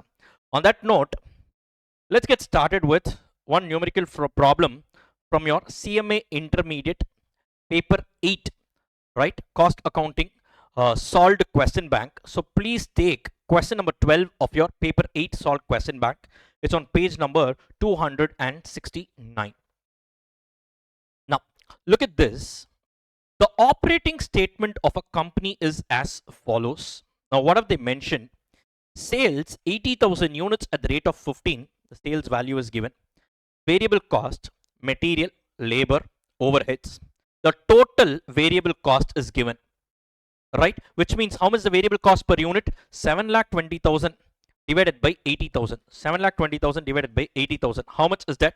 The variable cost per unit is rupees 9. Correct? Overall variable cost per unit is how much? 7,20,000 total variable cost divided by the total units, right? Next one. How much is the fixed cost? It's given in the question as 3,20,000. The total cost is variable plus fixed. The profit is sales minus total cost they have given. Right, guys? So literally as of now, what you can make out is that how much is the sales? The selling price is going to be 15. Variable cost is going to be 9. So currently the contribution per unit is going to be how much? 6 rupees, right? That's what it is. The profit of 1,60,000, how did they arrive? 6 into 80,000. So 80,000 into 6. 4,80,000 is a contribution. From that, subtract 3,20,000 of your fixed cost. You will arrive at 1,60,000. Marginal costing income statement you can prepare. Next. The capacity of the plant is 1 lakh units. Overall, I have a capacity of 1 lakh, out of which currently I'm selling how many units? 80,000 units, which means 20,000 units I have an idle capacity. Sorry, 20,000 units I have an idle capacity. Next one. A customer from USA is desirous of buying 20,000 units at a net price of 10 rupees per unit. Now, a foreign customer, special order, he says, look, I am willing to buy 20,000 units from you, but max, the selling price which I will pay you is only 10 rupees. Advise the producer whether or not the offer should be accepted. We need to decide whether this offer should be accepted or not. And will your advice be different if the customer is a local one? This is actually a theory question. What it is, I will tell you. Now, you guys tell me, advise whether or not the offer should be accepted. Very simple. Logically, you think, I have a capacity to produce 1 lakh units. Currently, I'm producing 80,000 units, which means the extent of 20,000 units, I have an idle capacity. One guy is coming to me, US client, he's customer, he's saying, I'm willing to pay 10 rupees for every unit. Now, you guys tell me, to produce every unit, what is the variable cost you incur? 9 rupees, correct? Now, on this extra 20,000 units, each unit, right, you are going to earn how much? He says, he will pay you 10 rupees, right? And variable cost is how much? 9. So literally for every additional unit that you are selling, this 20,000 units, you'll be able to generate 1 rupee of contribution, right? So 1 into 20,000 units. So literally extra you'll be getting 20,000 rupees of contribution that will overall build your profit. Are you guys clear with this, right? That's all it is, no, right? So clearly, can you accept the offer? Yes. Why? because as long as for this extra units I am able to recover my variable cost. The selling price is more than the variable cost, so on each of these extra 20,000 units I'm getting a positive contribution. So whatever I get extra is going to build my profit, guys, because for this extra 20,000 units no specific fixed cost is incurred. Already this fixed cost 3,20,000 units, right, is being recovered by the existing 80,000 units, and I'm already reporting a profit of 1,60,000, right? The extra 20,000 units I'm going to sell. Each unit selling price is 10, variable cost is 9, contribution is 1. So 1 into 20,000 units is going to give me 20,000 rupees of extra profit. Guys, clear with this, guys, right? So literally speaking, extra profit that you're going to get, the profit will be increased by 20,000 by accepting the order. Hence, it is advised to accept the same. Clear with this, guys? Now, what they have done, simple. They have prepared the entire marginal costing under 80,000 units. Now, for this extra 20,000 units, what will be the sales? So 20,000 into 10, 2 lakh, minus all the variable costs. So 20,000 into 9, if you get, overall variable cost is how much? 1,80,000. So 2 lakh minus 1,80,000 gives you a contribution of how much for this incremental, for this extra 20,000 units? 20,000. No specific fixed cost is incurred for this. So literally your profit will be increased by 20,000. So what they have done, 80,000 units, they have prepared an income statement, marginal costing income statement. For this extra 20,000 units, they have prepared the marginal costing income statement, 80,000 plus 20,000. Overall for 1 lakh units, they have prepared the marginal costing income statement. But in my opinion, directly you can say no, right? So on this extra 20,000 units, I'll be able to generate a contribution, incremental contribution of 20,000 rupees, right? Clearly you can accept the order because your overall profit will increase by another 20,000. So from 1,60,000, add another 20, the new profit becomes 1,80,000. This way also you can answer and you will say, yes, as a profit increases by 20,000 rupees, you can please go ahead and accept the order. Clear with this, guys? Now, will your answer change if the customer is a local one? Yes. Now, this is not from a costing perspective. This is from a non-cost perspective. Now, generally, I sell it locally.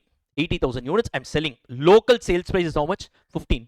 For one customer alone, if I sell it at 10 rupees per unit, obviously the remaining people in the market, they will not be, silent. They will come and ask, for one guy alone you are giving discount. Why can't you give discount to me also, right? It will create tension and rift in the local market. Since this guy is an outsider, right, an export order or an international customer, whatever sales price I fix for him, right, generally is not known to the local market. Suppose in the local market, if I'm making this distinction, right, it will create a problem in my business. So ideally, if you are, if this customer is a local customer, no, do not encourage that. It's basically a theoretical one. If the order is from local one, it should not be accepted because it will adversely affect the present market. This is what they are saying. It is from a theoretical perspective. Are you guys clear with this? That's all this question is all about. Clear with this, guys? Now, you tell me, is there any specific concept here? No, this is just one variant of testing a particular question in marginal costing. That's why I said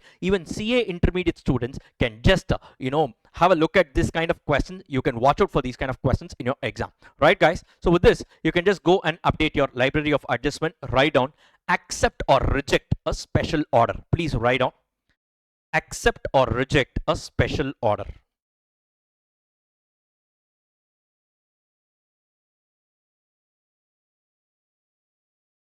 Fine, guys, right?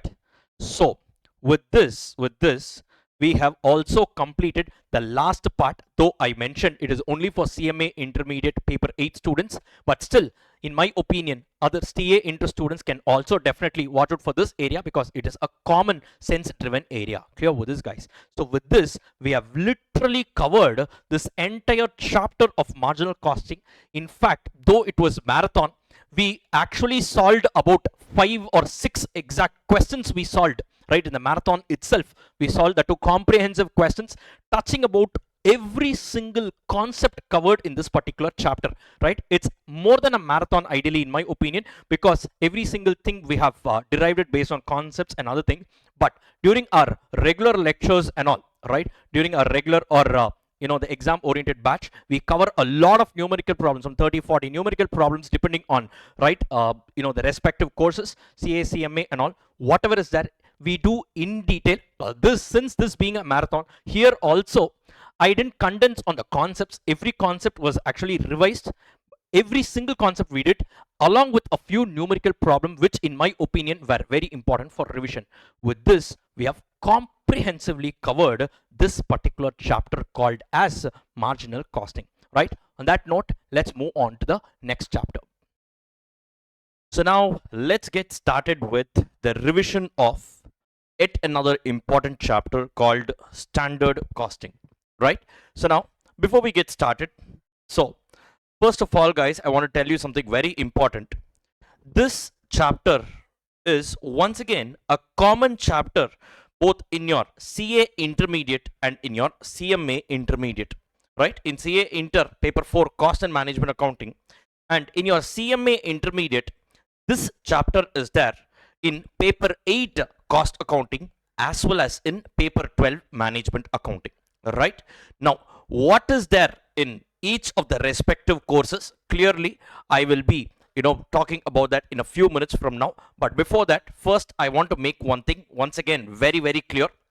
This marathon is a common marathon. For this particular chapter, the marathon is common for both CA and CMA intermediate students. However, all our courses, right, be it regular or your exam oriented batch and all that, are exclusively recorded separately for CA intermediate, and even in CMA intermediate, paper 8 recordings are separate, paper 12 recordings are separate, and all the books that we use, right, be it your concept decoder as well as your solved question bank, are completely different, right? The recordings are all separately done, right? However, for the purpose of marathon, since the concepts covered are the same, right, so I'm going to revise it in a common lecture. Clear with this, guys? On that note, let's get started with this beautiful chapter called as standard costing. Now, guys, this particular chapter, standard costing, goes on to achieve the objective of control. Now, we all know that our subject, cost and management accounting, right, it has 3 objectives: stock valuation, profit computation, decision making, and the third objective is control. And each of the chapters in our subject goes on to achieve, right, either one or maybe 2 or maybe all the 3 objectives. In this chapter, right, it goes on to achieve the objective of control, right? Sir, how does it help achieve the objective of control, right? What is this chapter standard costing about and all that, right? Quickly, we will just brush it up here. Now, guys, what happens? Every company, before the start of the year or before the start of the period, they prepare a budget, and once the budget gets prepared, the employees of the organization are clearly assigned their respective duties and they are made to perform the task, right? And at the end of the period, the targets, right, are compared with the actuals, and they analyze the differences between what they were supposed to do and what they have actually done. And once they analyze the difference, obviously certain differences could be favorable for the company, right? Or maybe in certain places the employees would be efficient, in certain areas they might be inefficient. So accordingly, they will reward the employees or punish them. Reward in case they are efficient, or punish in case they are not efficient. Punishment could be a salary cut, or maybe a cut in the bonus, or as the case may be, dismissal, or maybe even a suspension, or as the case may be. So clearly, guys, control involves 4 steps in this particular chapter.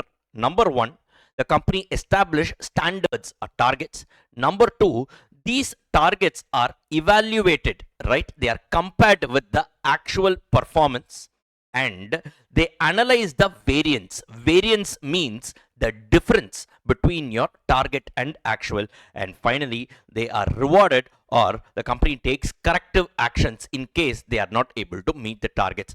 This is how control is being established by standard costing. How and all these things, in a few minutes from now, we will start with this chapter in detail, and that's when you will be able to have a crystal clear clarity.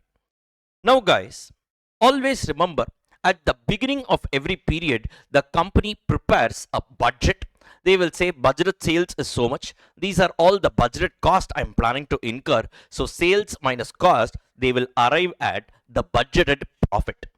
Now, at the end of the period, now all the actual performance is done, and actual sales minus all your actual costs gives you your actual profit, right? Now, the budgeted profit and the actual profit will not be the same most of the cases, right? Now, there will be a difference between my budgeted profit and my actual profit, right? This difference is called as profit variance, the variance between my budgeted profit and my actual profit, right? Now guys, now sir, this variance, is it good or bad? It depends. For example, if my budgeted profit, I wanted to earn a profit of 80 crores, whereas my actual profit was 100 crores, I will say there is a 20 crore rupees of variance. Yes, but is this variance good or bad? Sir, you wanted to earn a profit of 80, but you've actually earned a profit of 100. So this is a very good variance for me. So I will call this as 20 crore favorable variance. So I will say the variance is 20, within bracket I will put this F. This F stands for a favorable variance. Suppose I plan to have a profit of 80 crores. The budgeted profit was 80, but the actual profit was only 60. In this case, once again, there is a variance of 20, but this variance of 20 is actually not a good variance. I want to earn more, but I've actually earned only less. So we call this as adverse variance. Clear with this, guys? So in exam, if you just mention the variance alone, it is not it is not relevant. This variance should be suffixed right after this number. You should always write whether it is a favorable variance F or an adverse variance A. Now please don't think, some students mug up, sir, if it is positive it's a favorable variance, if it's negative it's an adverse variance. Absolutely not. Simple. The variance which has the impact of increasing your profit is always a favorable variance. A variance which has an impact of reducing your profit is an adverse variance. Here, profit, we're talking about 80 crores I planned, I have actually earned 100, right? So obviously here it is a favorable variance. Here I plan to earn 80, but I've actually earned only 60. It has an impact of reducing my profit, hence I call it as an adverse variance. Clear with this, guys? Now, sir, profit variance, I say, for example, 20 crores adverse. Now, if I go to my managing director and tell him, sir, the profit variance is 20 crore. Now the next question he'll ask me is, who is responsible for that? Why did I have a 20 crore rupees of adverse variance? Now, the variance in profit can broadly happen because of two reasons. One is variance happening on the sales side.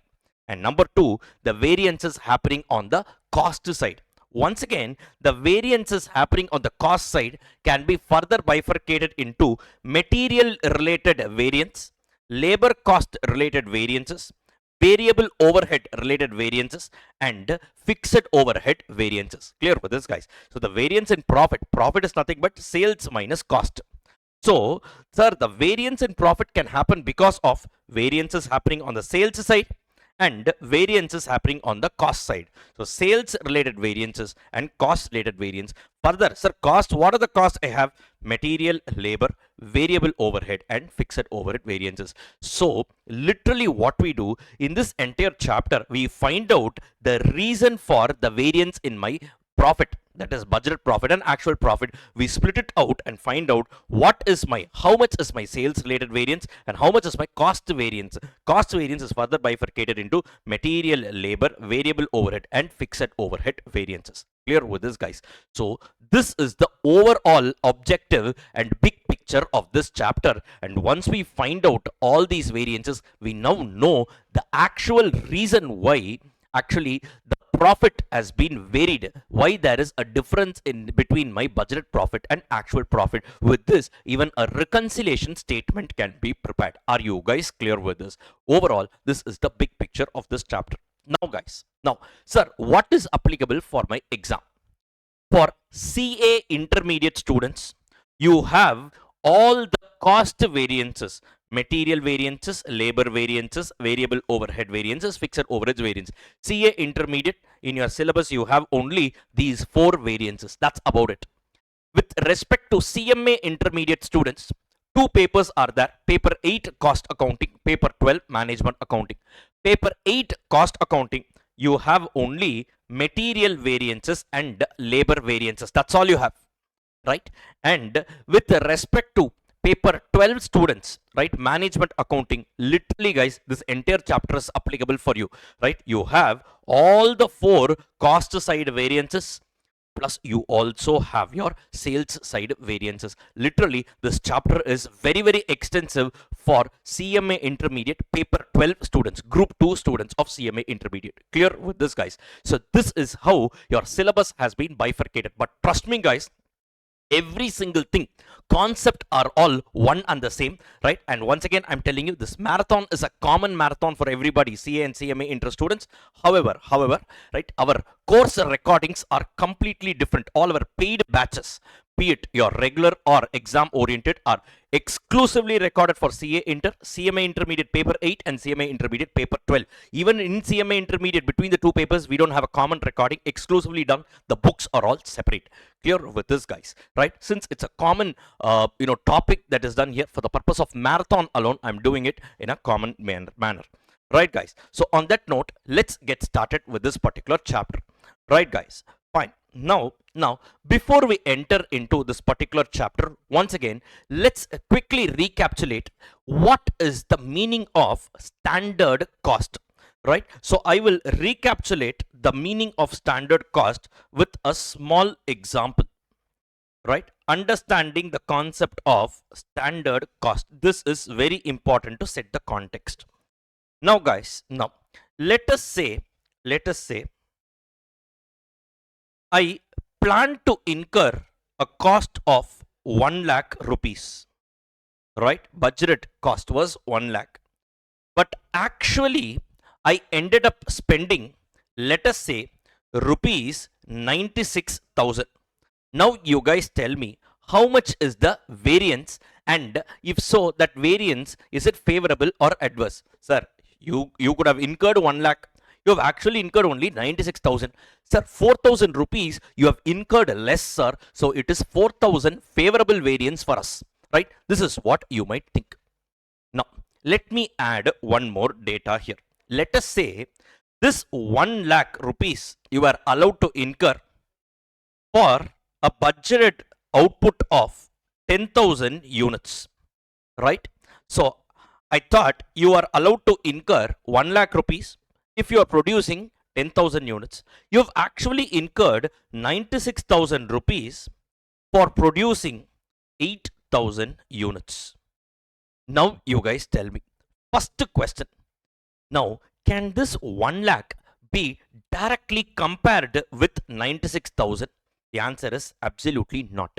Why? Because this 1 lakh is pertaining to a completely different output and 96,000 is completely pertaining to a different output, right? Actually I have incurred a cost of 96,000 for producing 8,000 units, right? Now this 96,000 cannot be compared with a cost pertaining to a completely different output level, right? Now sir, how will we be then able to compute the variance, sir?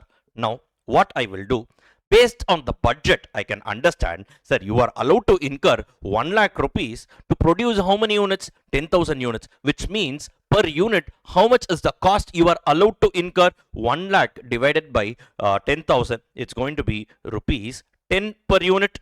Clear with this guys, right? Now actually how many units you have produced? Sir, you have actually produced 8,000. So for the 8,000 units which you have actually produced, right, what is the cost you should have incurred? So for each of these 8,000 units you were supposed to incur 10 rupees, so overall you should have incurred 80,000, right? However, you have actually incurred how much? 96,000 rupees. Now this 80,000 can be compared with the 96,000. Why? This 80,000 is the cost which you are supposed to incur for the actual output, whereas this 96,000 is the cost you have actually incurred for the actual output. Here the two outputs are the same, so for the actual output, what is the cost you should have incurred should only be compared with the cost which you have actually incurred for the actual output. Clear with this guys? So here this 80,000 is what we call as standard cost. Clear with this? Are you all able to understand this? Yes. So now basically guys, standard cost, always remember, means the cost which you are allowed to incur for the actual output. So for the actual output, what is the cost you are allowed to incur is called as standard cost. Or in other words, now if you notice here, this 8,000 units is nothing but actual output, right? And this 10 rupees is nothing but standard cost per unit, right? Where did I get this 10 rupees? Using the budget data. So this budget was pertaining, 1 lakh was pertaining to a total of 10,000 units, but using the budget data, I could unitize and understand per unit what is the cost I am allowed to incur. Ideally, this is nothing but budgeted cost per unit, but when we unitize, we don't call it as budgeted cost per unit. When we are unitizing, we call it as standard cost per unit. So standard cost per unit was how much? 10 rupees. So now for the actual output, what is the cost you are allowed to incur? 10 rupees. So now here I will say that, look, you were supposed to incur 80,000, but what has happened? You have actually incurred 96,000. In this case, there is a variance of how much? 16,000 rupees. That too adverse. You have incurred 16,000 rupees more. So don't compare 1 lakh directly with the 96,000 and say 4,000 you have saved. No. For the actual output, you are only allowed to incur 80, but you actually end up incurring 96,000. This is a fundamental understanding before we enter into the standard costing area, because this is a very, very important chapter, as well as you need to have all this background concepts before we get into this particular area. Clear with this, guys? Perfect. Now understand one more thing. The concept of standard means what? For the actual output, what is the cost allowed, right? Or in other words, we can say budgeted cost, this 1 lakh rupees is nothing but the cost planned, whereas actual 96,000 we can say is the cost incurred, and the standard 80,000 is the cost allowed. Are you clear with this? There has to be a clear-cut distinction between understanding the concept of budget, standard, and actual. Clear with this, guys? And always standard only gets compared with actual, and that is the reason why the name of the chapter is standard costing, not budgeted costing. Clear with this, guys? Perfect. Now, I want you all to understand one more thing. The concept of standard is not only applicable on cost, right? For example, you can even apply the concept of standard on your labor hours. For example, now you were allowed to, let us say, take a total of 1 lakh labor hours to produce 10,000 units, which means per unit you are allowed to take 10 labor hours, right?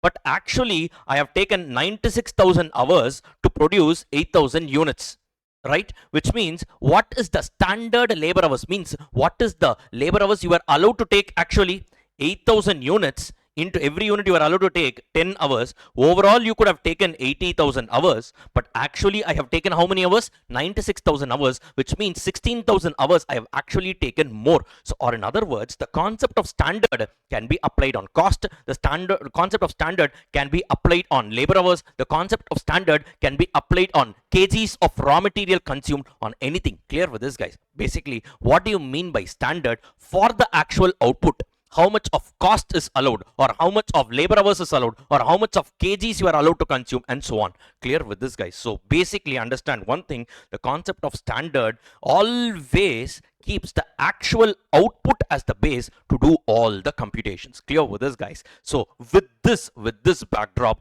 let's get started with the first cost variance, called as material cost variances. Clear with this, guys? So first we will get started with material cost variances, right? Now this material cost variance, right, is applicable for, of course, CA intermediate students as well as CMA intermediate paper 8 as well as paper 12 students. So I told you, in CA intermediate all the 4 cost variances, material, labor, variable overhead, fixed overhead variances are there. CMA intermediate, only in paper 8 we have only the first 2 variances, material and labor variances, and in paper 12 all the 4 cost variances plus the sales variance. Entire chapter is there. Clear with this, guys? Have this in your mind, and with that, we will get started. Now, guys, material cost variance, right? So, is the formula for calculating material cost variance is standard quantity into standard price minus actual quantity into actual price. It is bifurcated into two: material price variance, material usage variance. Material price variance, the formula is standard price minus actual price into actual quantity. Material usage variance is standard quantity minus actual quantity into standard price. Now, this usage variance can be further classified into two: material mix variance and material yield variance. Material mix variance, the formula is revised actual quantity minus actual quantity into standard price, and material yield variance, the formula is standard quantity minus revised actual quantity into standard price, or actual yield minus standard yield into standard cost per unit, or standard loss minus actual loss into standard cost per unit. Sir, so many formulas are there, sir. How do we actually remember? Trust me, guys, you need not even mug up a single formula. Quickly, I will recapitulate every single thing that we are going to do here. Not even a single thing needs to be mugged up. Now, let me take an example. Let us say, guys, my actual output, I actually produced 100 units, right? Now, to produce 100 units, let us say, for example, let me tell you, to produce 1 unit, you are allowed to consume 1 kg of raw material, which means to produce 100 units, how many kgs of raw material you are allowed to consume? Sir, 100 into 1, so 100 kgs of raw material I am allowed to consume. Yes, every kg of raw material you should have purchased at a price of 10 rupees per kg. So I call this as standard price. Means what? The price at which I should purchase every kg of raw material. But however, if you see, actually I was able to achieve this output of 100 units by consuming only 90 kgs of raw material. So the actual quantity consumed was how much? 90 kgs only. Clear with this, guys? And every kg that I actually consumed, right, I purchased it by paying an actual price of how much? 12 rupees per kg. Clear with this, guys? So basically, you only need 4 data here: standard quantity, right?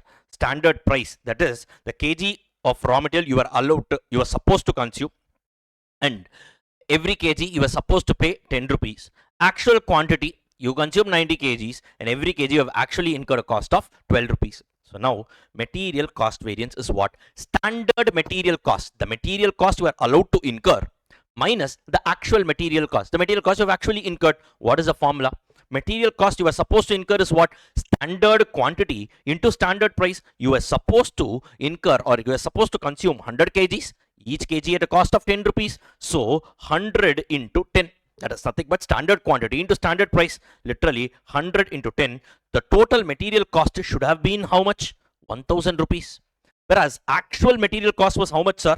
Actual quantity, I actually consumed 90 kg, each kg I paid 12 rupees. So actual quantity into actual price, that's what is being mentioned here. So 90 into 12, so how much does that come out to? 1080 is the actual material cost which we have incurred. Or in other words, guys, you were supposed to incur a material cost of 1000 rupees, but you have actually ended up incurring a material cost of 1080 rupees. So 80 rupees you have incurred more than what you are supposed to incur, right? So I call the material cost variance as 80 rupees adverse. Clear with this, guys? Of course, because if my actual cost is more than the standard cost, so it will actually reduce my profit. Correct? No, right? It has an impact of reducing my profit. I call it as an adverse variance. Are you guys clear with this? Now, this is why I said don't mug up. Some people, what they do, sir, 1000 minus 1080, which means it is negative, sir, negative figure, which means I need to definitely go, and negative means adverse. Please don't mug it up like this,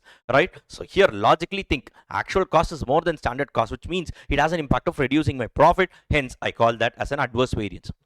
Now, I go and tell my managing director, sir, material cost variance is 80 rupees adverse. Now he will ask me, who is responsible for this? Now, guys, if you notice, material cost comprises of two components. One is the quantity, the other one is the price, the rate, or the price at which I purchase every kg. Guys, correct? That is the reason why material cost variance is split into two. One is called as material price variance, the other one is called as material usage variance.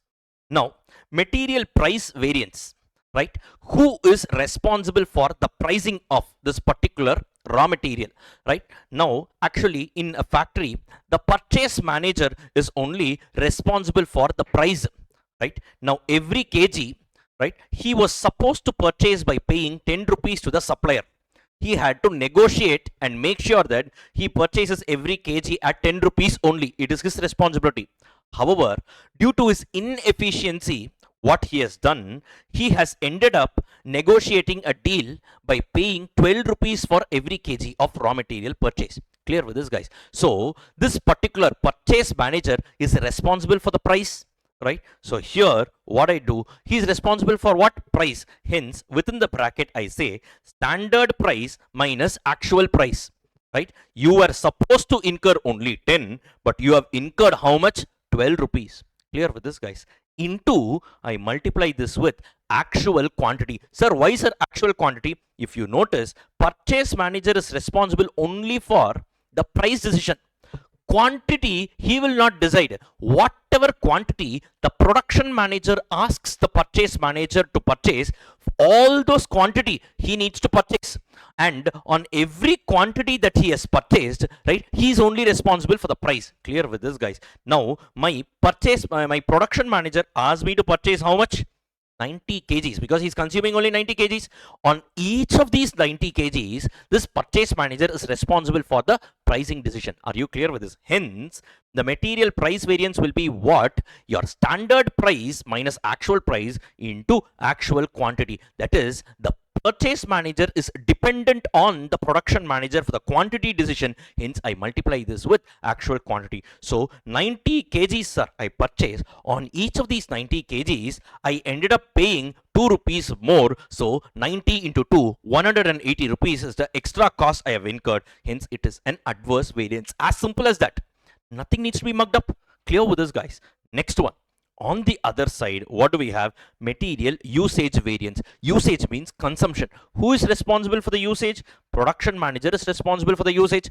Now, this production manager, he's responsible for what? He's responsible for the quantity, right? So within bracket, standard quantity minus actual quantity will come. You should have consumed 100 kgs, but you consumed only how much? 90 kgs. So 100 minus 90, so you have consumed 10 kgs less. Now I cannot leave it in kgs. I need to give it a monetary value into standard price. Sir, why sir here alone standard price? You are not taking the actual price. Remember, the purchase manager, this guy was dependent on the production manager for the quantity decision. Whereas this production manager is not dependent on the purchase manager for anything. There is a one-way traffic only.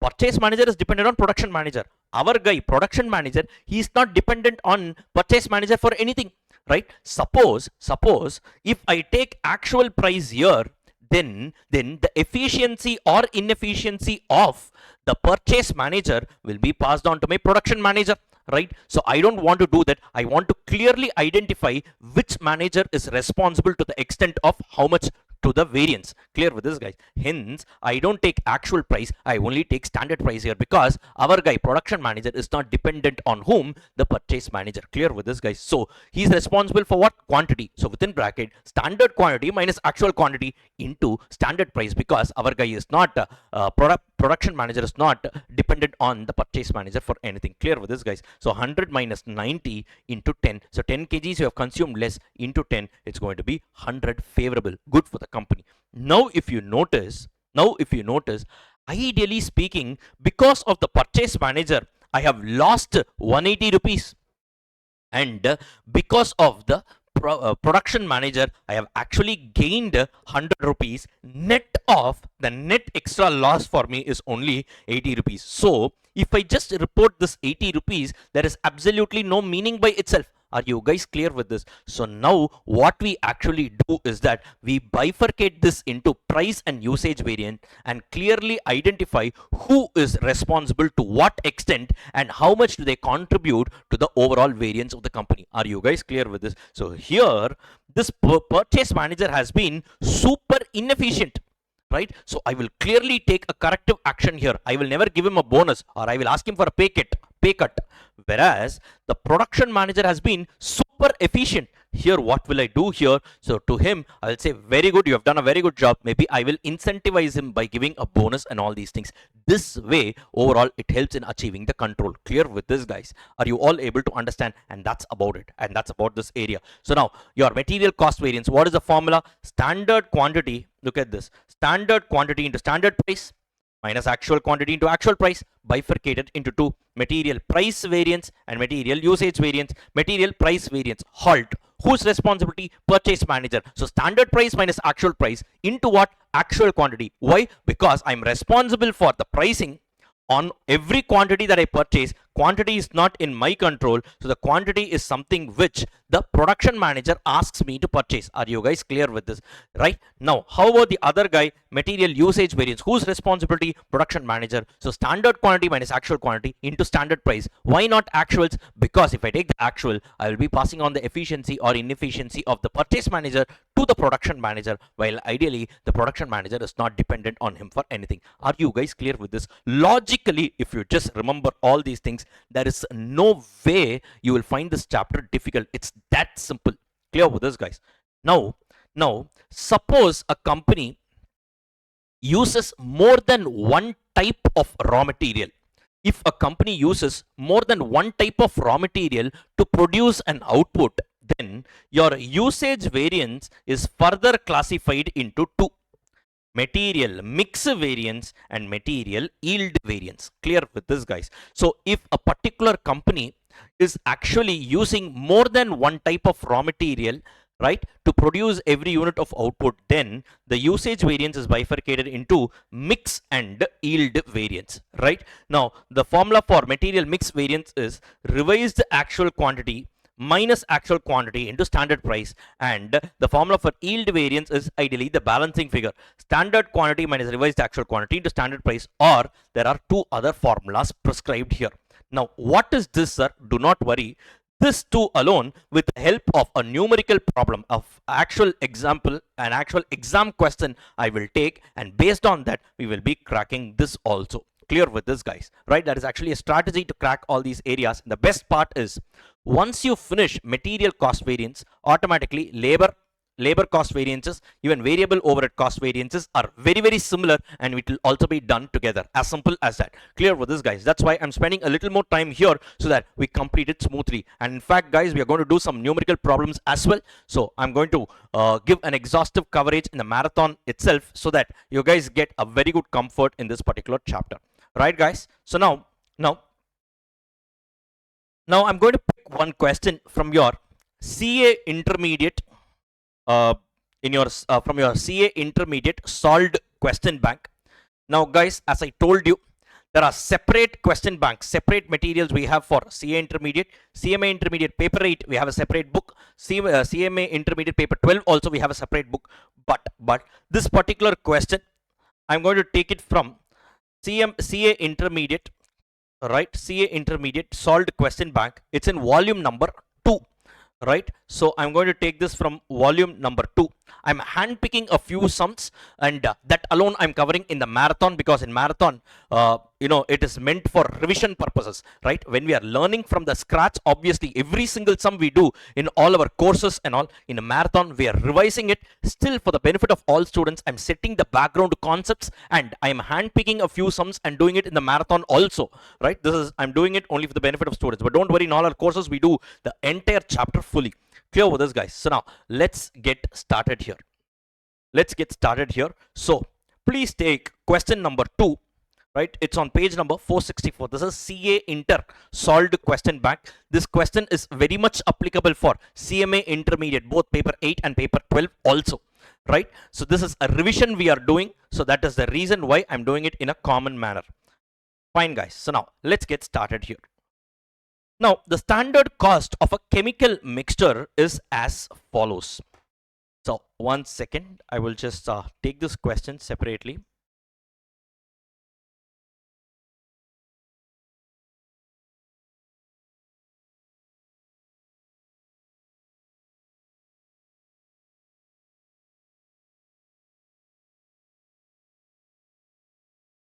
Okay, 1 second. Yeah. Okay, guys. Fine. The standard cost of a chemical mixture is as follows. 40% of the material should come from A at the rate of 20 rupees per kg. 60% of material B, that is 60% of the total input, should come from material B, and every unit of B, every kg of B should be purchased by paying 30 rupees. This is the standard price. The standard loss is 10% of the total input. It is expected in production. Now, the cost records for a period showed the following usage, which means what? Actual data is given. 90 kgs of material A was consumed by paying 18 rupees per kg, and 110 kgs of material B was actually consumed by actually paying 34 rupees per kg. The quantity produced was 182 of kgs of good product, which means the actual output was how much? 182 kgs. Right now, this is what they have given. Now, based on this, we need to compute all the material variances. Now, guys, this company is using more than one type of raw material to produce their output. In this case, what happens? You have material cost variance bifurcated into material price and material usage. Further, material usage variance is bifurcated into material mix and material yield variance. Right? Before that, first, guys, we need four figures. What are the four figures? Standard quantity, standard price, actual quantity, actual price. We need it, right? Now, how can we go about with this? First thing you need to know, the actual quantity, actual price and all are available, sir. Actual quantity, material A 90, material B is 110 kg. Actual price 18 for A, 34 for B. All these things I have, sir. Even standard data, standard price I have, A 20 rupees, B 30 rupees. Standard quantity is where many students generally struggle. Simple, guys, simple. Let me just take this up here and put it forward for you. So it's question number 2, your CA intermediate question bank.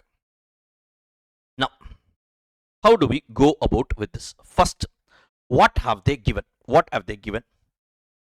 Raw material A, raw material B, total input.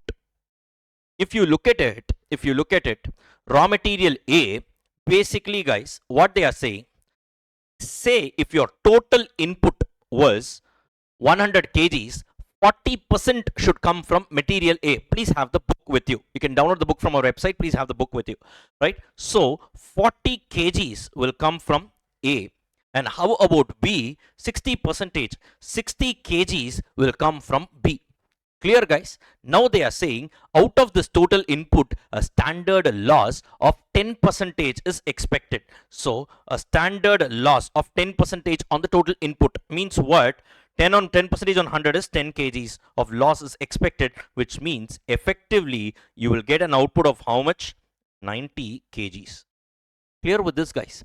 So, or in other words, can I say, if I input 40 kgs of A and 60 kgs of B, effectively only then I will be getting 90 kgs of total output. Guys, correct? This is the meaning. Now, based on this, can we compute the standard quantity data? Yes. Now, standard quantity means what? For the actual output, how many kgs of A and how many kgs of B I should have inputted. This is the meaning. Now, if you look at it, what is the actual quantity produced? 182. Now, keep that as the base, 182 kgs. Now, reverse work, simple. If I input 40 kgs, I need 40 kgs of A to get an effective output of how much? 90 kgs. So, to get an effective output of 182 kgs, how many kgs of A will I be needing? Simple, no? You can just reverse work and calculate. Guys, clear with this? So, 40 is for 90. How much is it for 182? So 40 by 90 into 182. If you do this, you effectively get 80.888888. Alright, so I'm putting it here. It's going to be the calculation. 40 is for 90. So 40 is for 90. How much is it for 182? Clear with this, guys? So literally we will say The standard quantity of A that I should be inputting is 80.888888 kgs, right? Don't round off the decimals. Please retain it fully in your calculator. Next one. Similar calculation for B. If I input, I need 60 kgs of B for an effective output of 90 kgs. For an effective output of 182 kgs, how many kgs of B I should have inputted? Simple, similar calculation. So you can just say, sir, it's going to be 60 is for 90. How much is it going to be for 182? So 60 by 90 into 182. How much you get? You get 121.333333. Right? It's going to be 121.333333. Clear with this, guys? You can add it up, or you can also say simple overall input will be how much? I need to input 100 kgs to effectively get 90 kgs. For an effective output of 182, what should have been my total input? 100 by 90 into 182. You can say that you will get 202.22222, or in other words, you can add these two, you will get that. As simple as that. Clear with this, guys? It's going to be what?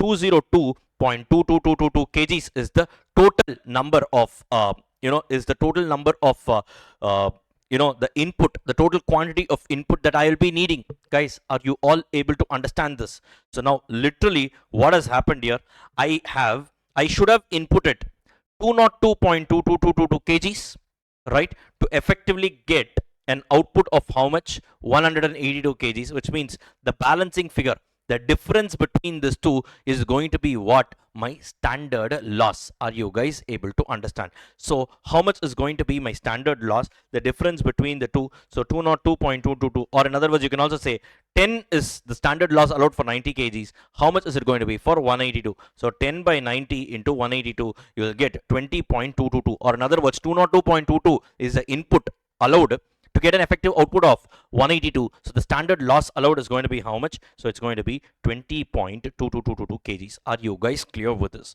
Right? So literally, this is how your standard quantity column will look like. Guys, are you all able to understand? Now, this is exactly what I have already done here itself. This calculation. This is how I have done this standard quantity. 80.888888 kgs is the kgs of A that you should have inputted.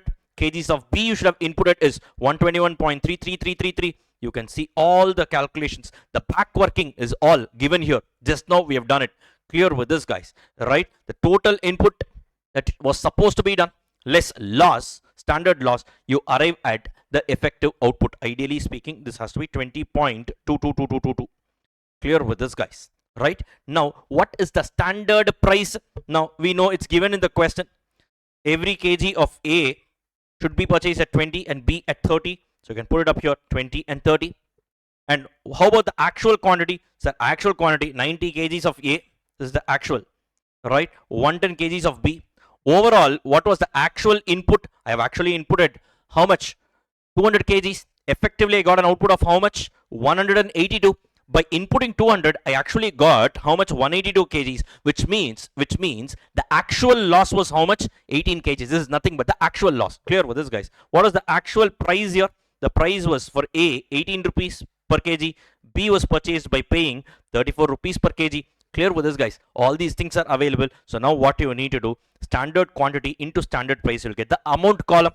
So 80.888888 into 20. So 80.888888 retain full decimals into 20. Effectively, you get 1167.7777.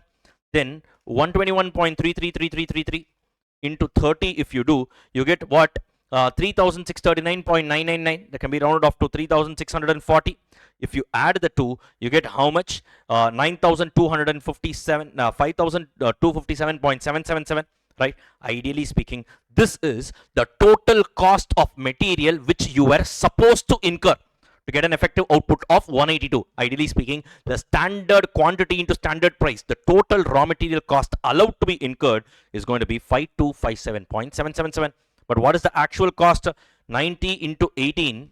How much is that? 1620. 110 into 34. How much is that? It's going to be 3740. If you add up the two, you get 5360. So the actual cost incurred was 5360 for the actual output of 182. So literally first the material cost variance, standard quantity into standard price minus actual quantity into actual price. Clearly you can say this is the cost you are supposed to incur, whereas this is the cost you have actually incurred. Or you can do product wise, standard quantity into standard price minus actual quantity into actual price. You can do it. That's what we have totaled it up and we have arrived at here. So it's 5257.7777 minus 5360. You actually get 102.2222 adverse, right? So 102.2222 adverse is actually going to be my total material cost variance. Are you guys clear with this? So this is the cost I should have incurred, 5257.7, but I have actually incurred more, right? So 5360, hence clearly there is an adverse variance. Are you guys clear with this? The most important thing with respect to standard quantity, and the beautiful area is that standard quantity starts from the actual output. Reverse working you need to do. Sir, for the actual output of 182 kgs, what is the cost? I mean, how many kgs of A, how many kgs of B I was supposed to consume?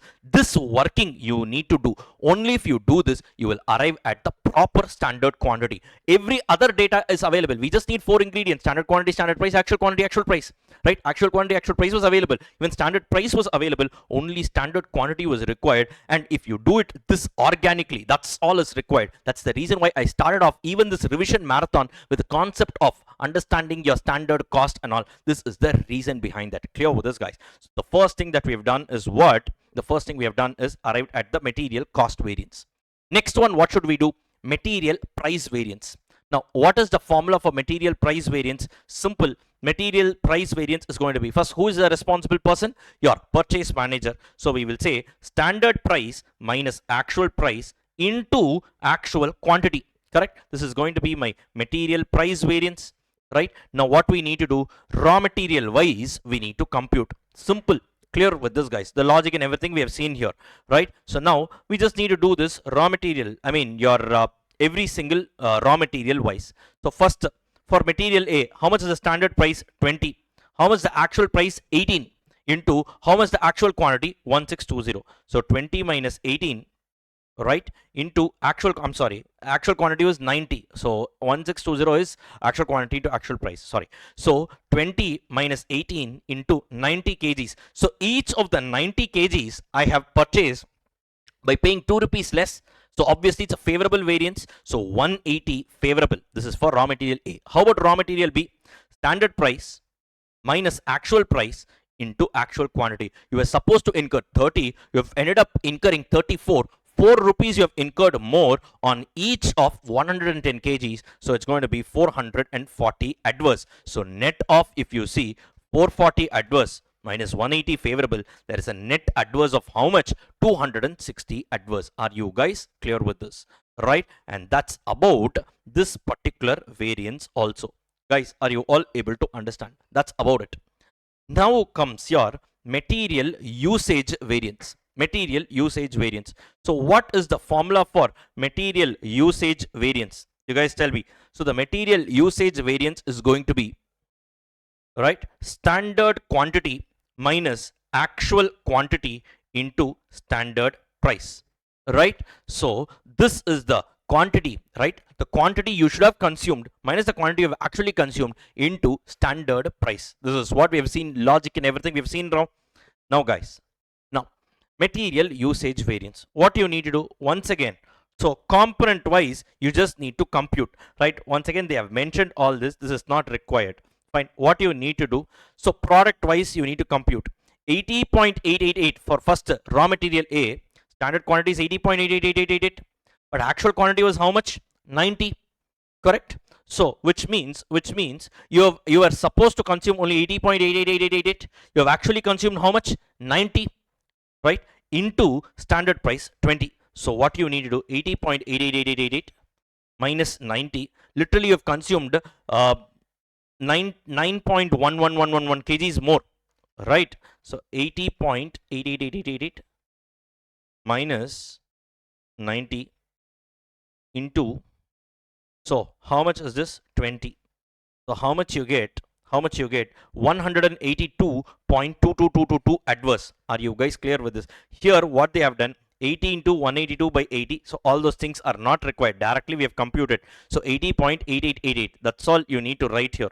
So you just need to write 80.888888 minus 90 into 20. If you do the calculation, you get 182.222 adverse, right? Similarly, for material B, 121.33333 minus 110. You should have consumed 121.333, but you've actually consumed only 110. Guys, are you all able to understand, right? So the difference is how much? 121.33333 minus 110. You get how much? So 11.33333 into standard price. How much is standard price? 30. How much you get? So 339.999, or in other words, it's going to be 340 favorable. You were supposed to consume 121.33. You've consumed only 110. Your consumption is less, which means it's savings in cost. So it's a favorable variance to the extent of 340. Are you guys clear with this? So here it's going to be 121.333. I'm putting it down. 121.3333 minus 110. That is what has been mentioned here. Minus 110. I think there's a mistake, right? Minus 110, right? Into standard price, which is 30. If you calculate exactly, it is going to be how much? 340. So what's going to be your total usage variance, guys? Your usage variance is 182.222 adverse for A, 340 favorable for B. So now what happens? Net off 340 minus 182.22222. You get how much? 157.77777. You get it as favorable. Clear with this? Clear with this, right? So this is what you get it as. This is what you get as your material usage variance. Now quickly, I'll go here and sum it up. Quickly, I will just go here and sum it up. Till now, what have we got? So material cost variance. How much was the amount we got? We got 102.2222 adverse. Now this is bifurcated into two. What and what? Material price variance, material usage variance. Now how much is my price variance? We calculated it was 260 adverse, and the usage variance we calculated just now, it was 157.77. it was roughly 7777. It was going to be favorable, right? Or you can put it as 78, 777 or 78. So if you net off these two figures, if you add these two figures, you should get your topmost figure. Let us check that. So 260, it is adverse, and favorable is 157.78 roughly. So minus 157.78. If you do net off, you get how much? 102.22222 adverse. Clear with this, guys? So it is an arithmetical check which you can do. If you add your price variance plus your usage variance, you should get your top figure called as material cost variance. So this is one check that you can do. Clear with this, guys? Perfect. Now I told you this usage variance can be further categorized into two more. What and what? Material mix variance and material yield variance. Clear with this, guys? Right? Now, sir, how do we compute it? You gave some formulas and all. So now, sir, how do we go about with this? Now, I will walk you through here. First, material usage variance. You guys tell me, what is the formula? First, who is responsible for this? Obviously, your production manager, right? So now the formula for this is going to be standard quantity minus actual quantity into standard price. Correct? Now, I told you guys, this is bifurcated into two. What and what? Material mix variance, material yield variance. Material mix variance, the formula is going to be revised actual quantity minus actual quantity into standard price, right? Now what is the yield variance? Now yield variance is ideally the balancing figure. Now if you notice, now I have on the outside, within the bracket I have something. On the outside I have standard price, correct? So clearly here also I have standard price. Outside here also I will have standard price. Now look at this. On the top, I need to get standard quantity minus actual quantity. Whereas on the left side, I have RAQ, something new was introduced, revised actual quantity minus actual quantity. But if you notice, if I add my mix and my yield variance, I should get my top figure. Right now, I should get standard quantity minus actual quantity. But as of now, I have what? RAQ minus AQ. So minus actual quantity I have. But here I have introduced a guy called as revised actual quantity. So now what should I do? I should ideally get standard quantity, right? But now I have revised actual quantity. So literally what I will do, here I will introduce standard quantity and I will subtract revised actual quantity. Sir, why do you do this? Simple. Only then, if I add the two, what happens? Revised actual quantity is here. Now this will get knocked off with minus revised actual quantity, right? And if I add the two, I will get standard quantity, which I want, minus actual quantity, right? The whole into standard price. Clear with this, guys? Or in other words, this is nothing but balancing figure, right? I will also tell you the logic, don't worry. Or if at all you forget, you can remember only this. The other one is a balancing figure. So I have R revised actual quantity minus actual quantity, but I want a standard quantity minus actual quantity. So minus actual quantity is already there. So what I need, sir, I need to replace RAQ with SQ. So SQ minus RAQ. Only if I do that, RAQ gets knocked off and I get standard quantity, and minus actual quantity is already there into standard price. Clear with this, guys? But before that, first, sir, why do we do this? I will tell you how to compute revised actual quantity. First, I will tell you, and then you will be able to understand. First, material mix variance. Let us do this. Now, so your raw material revised actual quantity, standard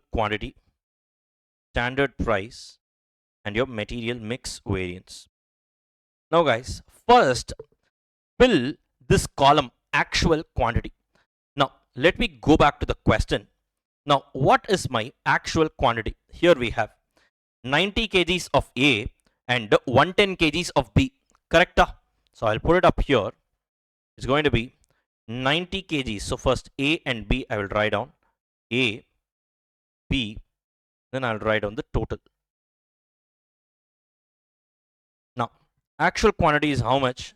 90 kgs of A and 110 kgs of B. So the total was how much? 200 kgs was the actual quantity consumed. Correct, guys?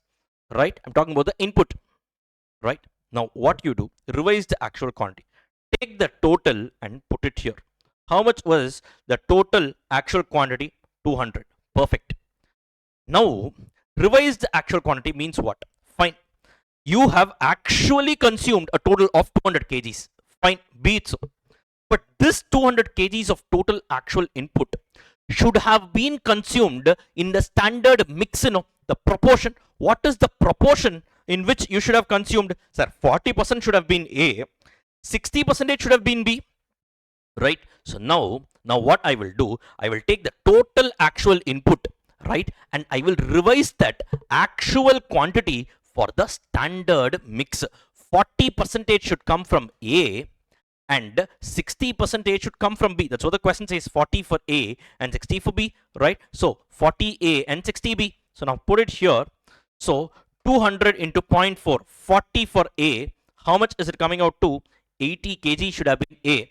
And 60% for B. So 200 into 0.6 is going to be how much? 120. Literally, guys, this should have been 40%. This is 60%. Are you clear with this? So I introduced a column called revised actual quantity. Means what? I take the actual quantity and I revise it only for the mix.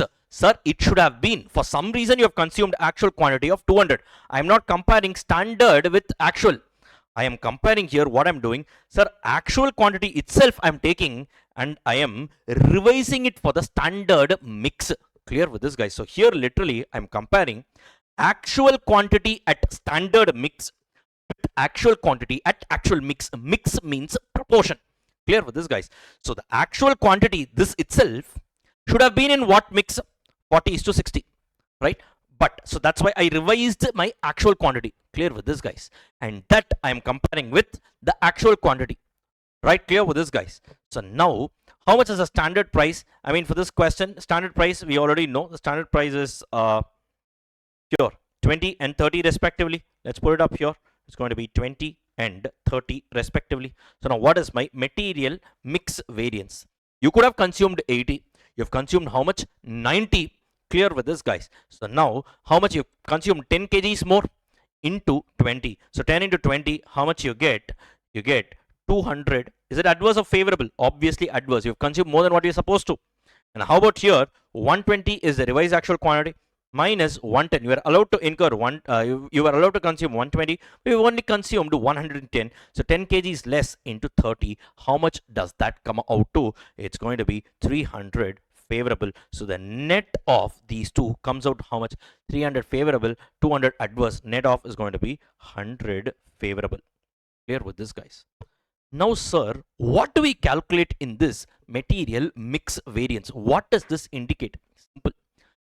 Understand, guys, here if you notice, we are not comparing standard quantity with actual quantity. We are only comparing actual quantity with actual quantity. Then what are we comparing, sir? Actual quantity at the standard proportion, standard mix is being compared with the actual quantity as at actual mix. Now, for some reason, you have actually consumed 200 kgs. Let me keep it there. But this 200 at least, you should have retained the mix. Correct? Now, what has happened? What has happened? This 200 kgs at least, it should have been in the ratio of 80 kgs of A and 120 kgs of B.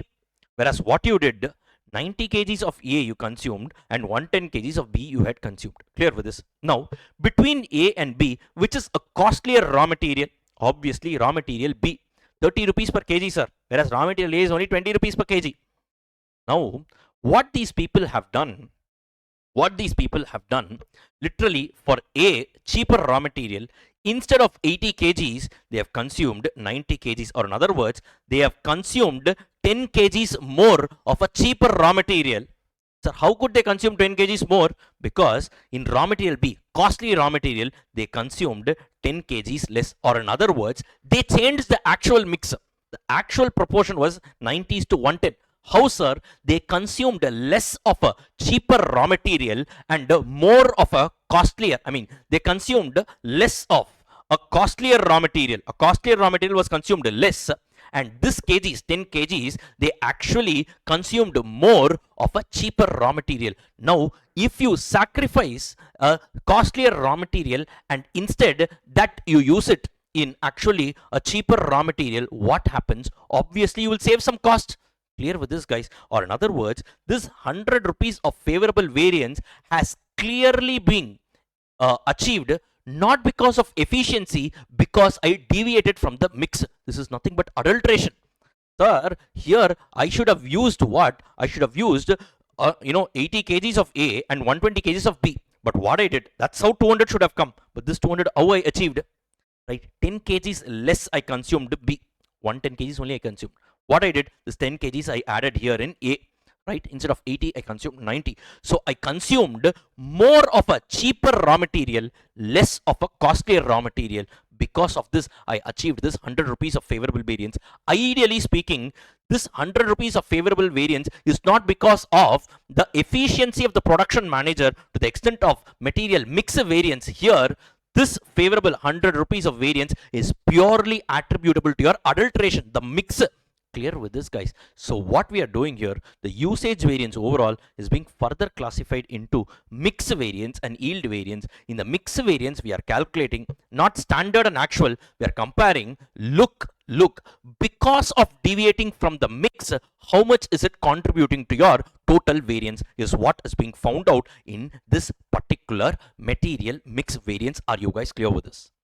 Now, on the other hand, you have material yield variance. Here, what do we compare? The balancing figure. Standard quantity minus revised actual quantity into standard price. Now, clearly understand here. Here, we are comparing the standard quantity with the revised actual quantity. Clear with this, guys? Clear with this? Sir, why, sir? Now, if you notice here, standard quantity and revised actual quantity is being consumed. Here we compare the standard quantity. Obviously, the standard quantity will be in 40s to 60 in the standard mix. We compare that with revised actual quantity. We are comparing the actual quantity at standard mix. So literally here we are not capturing any variance happening on account of mix, because this is also in 40-60 ratio. This is also in 40-60 ratio, revised actual quantity. So here the deviation in the mix is being separately captured here. So we don't consider any mix variance here. Here we only look at the overall quantity difference. Standard quantity is being compared with revised actual quantity. So because of the overall consumption, the quantity difference alone, how much is going to be your variance is what is being captured under material yield variance. Clear with this, guys? Or in other words, literally, you have standard quantity, you have actual quantity. In between, I introduced a guy called revised actual quantity. Now, this variance, usage variance, talks about standard quantity compared with the actual quantity. Now, what I did first, mix variance, I compared what revised actual with revised actual quantity with actual quantity. And now in the yield variance, I'm comparing standard quantity with the revised actual quantity. This way, I have broken down the material usage variance into material mix variance and material yield variance, where mix variance captures the deviation happening, the variance happening on account of change in the mix composition, whereas the yield variance captures the variance happening on account of deviation in the overall quantity consumed, while this will not capture any difference in the mix because that has already been captured under mix variance. Are you guys clear with this? This is how you need to learn this area. Nothing needs to be mugged up. So now just fill in the blanks, and that's about this area. So now what do you need to do? Standard quantity minus revised actual quantity into standard price. This is what you need to do. Simple. So raw material A. What is the standard quantity? Now standard quantity here, raw material A, raw material B. Let's put it up here. What's the standard quantity? Maybe you can just take it from here. Standard quantity is 80.888888 and 121.33333. So 80.8888 and it's 121.3333 minus revised actual quantity 80 and 120. So it's going to be 80 and 120 into what is the standard price? 20 and 30 respectively, right? So how much is this? 80.888888 minus 80, right? So you are allowed 80.88, you have only consumed 80, so 0.8888 less into 20. How much you get? 17.7777 favorable. 17.7777 favorable. Similarly here, 121.3333 is what you are allowed to spend, consume, but you have consumed only 120, so 1.333 kgs less into 30. You get how much? 39.9999, or it's going to be 40, once again favorable, right? So it's going to be total 57.77777 favorable. Clear with this, guys? Or here, if you notice, my mix variance is 100 favorable and my yield variance is 57.77777 favorable. Are you guys clear with this, right? So here, material mix variance, I'm updating. It is going to be how much? 100 favorable, and material yield variance is 57.777 or 78 favorable. Clear with this, guys? Once again, here you can check material mix variance plus material yield variance. So 100 plus 57.78 gives you 157.78, your material usage variance. Or in other words, what is the understanding, sir? Sir, production manager, how much is the variance he is responsible for? Usage variance 157.78. Very good, sir. Very efficient. No, to the extent of 57.78 shows his efficiency, because that is the difference between standard quantity and revised actual quantity. Standard is compared with actual.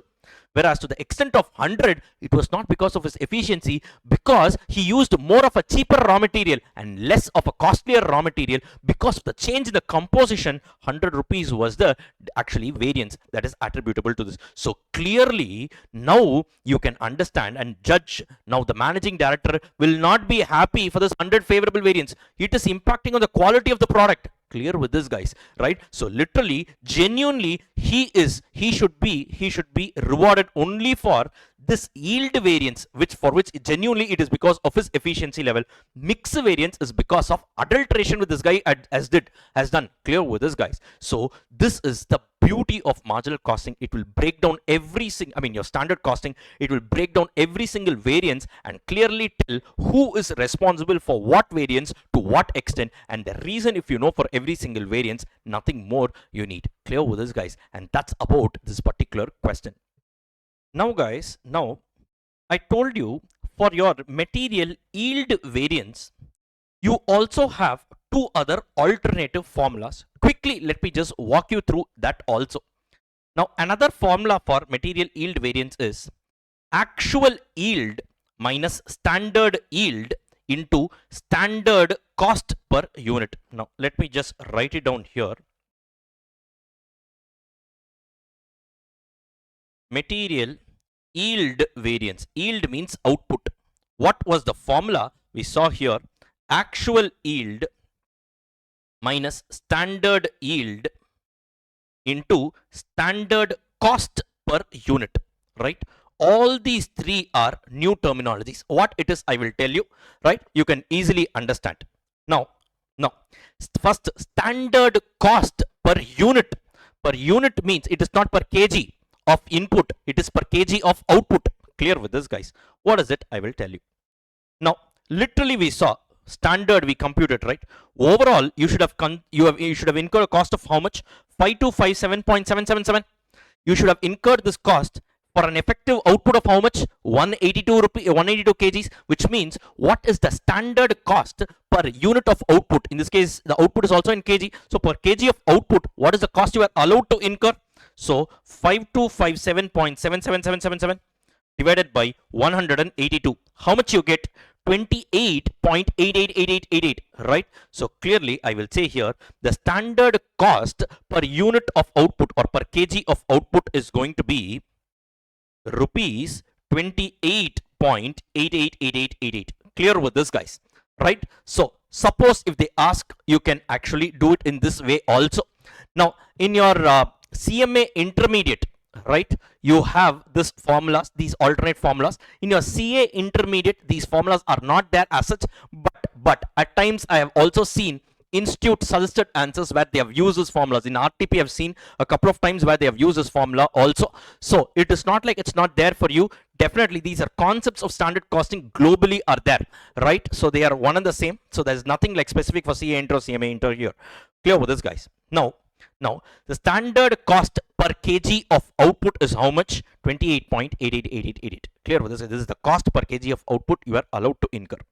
Now yield means output, right?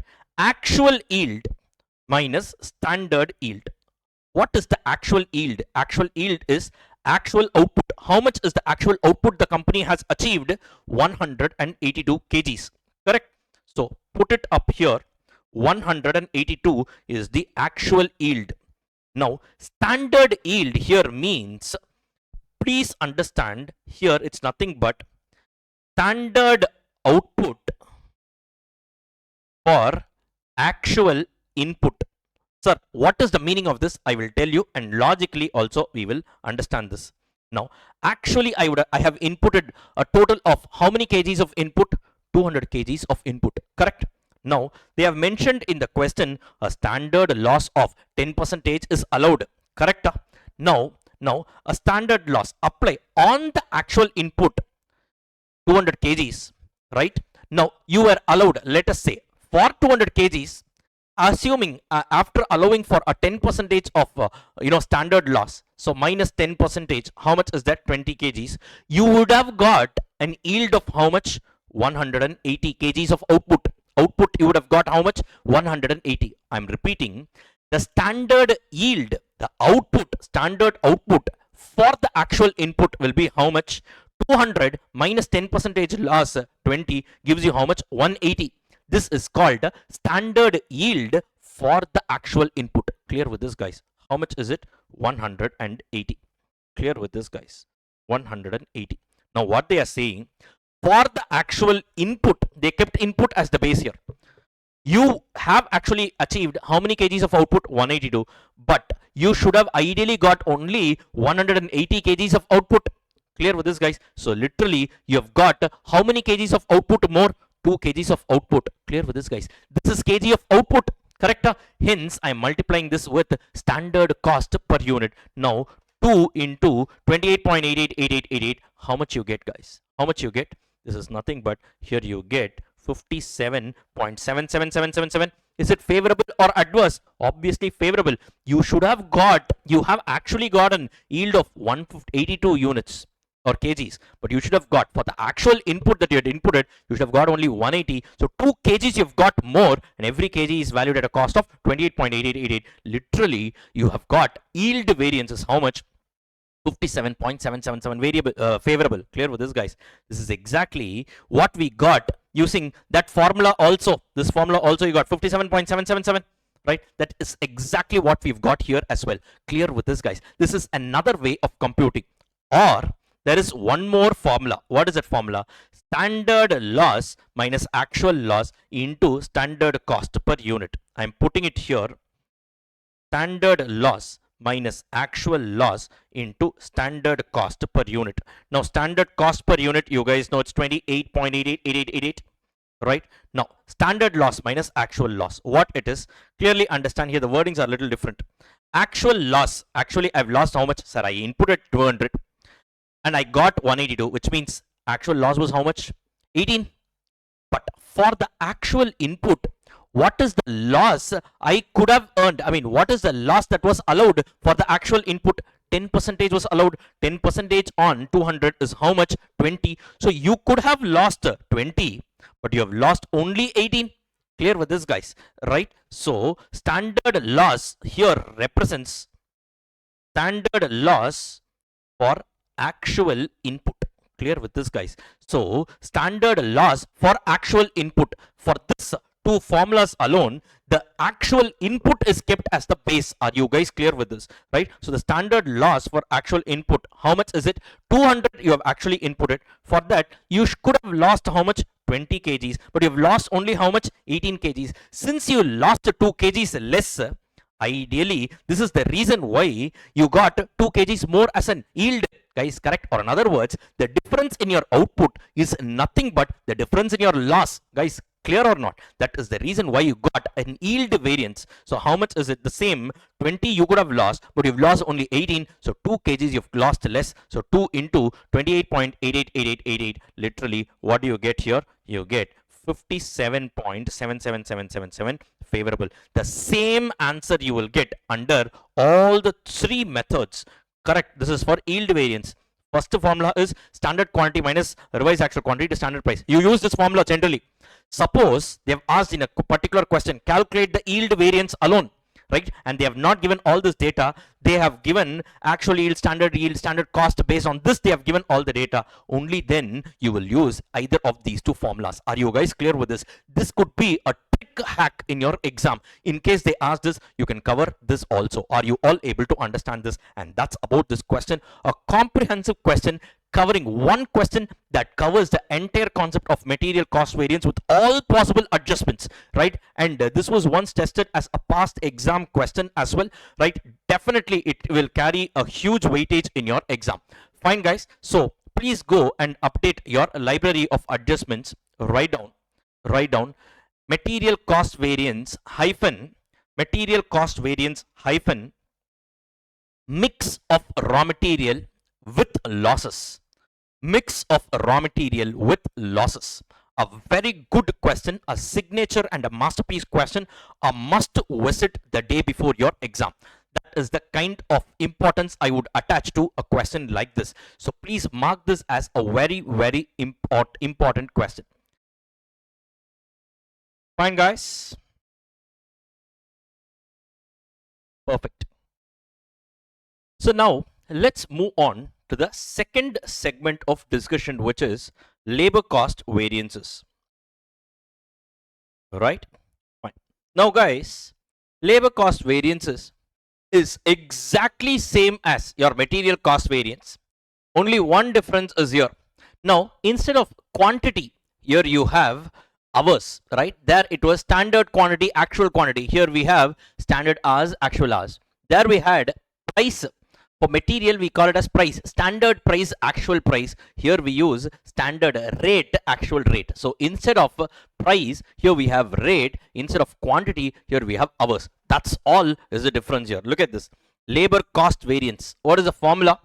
The labor cost which you should have incurred, standard hours into standard rate, minus the actual labor cost you've incurred, actual hours into actual rate. Now, it's bifurcated into 2.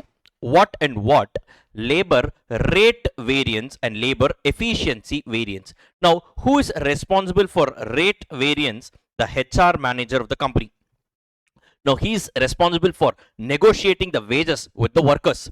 Now, so what is his responsibility? Rate. So, standard rate minus actual rate into actual hours. Why? He doesn't decide for how many hours he should make the workers work. That is a decision of production manager. So, literally, for the actual hours which the production manager is making the workers work, our HR manager is responsible only for the rate. Hence, that is going to be standard rate minus actual rate into actual hours. Whereas on the other side, labor efficiency variance, whose responsibility is this? The production manager's responsibility, right? So what is the formula? Standard hours into standard rate into, standard hours minus actual hours into standard rate. Why? Here, the HR manager is, the production manager is not dependent on the HR manager for anything, right? Suppose instead of standard rate, if I take the actual rate here, then I am passing on the efficiency or inefficiency of the HR manager to the production manager, which is wrong. That is the reason why here have standard hours minus actual hours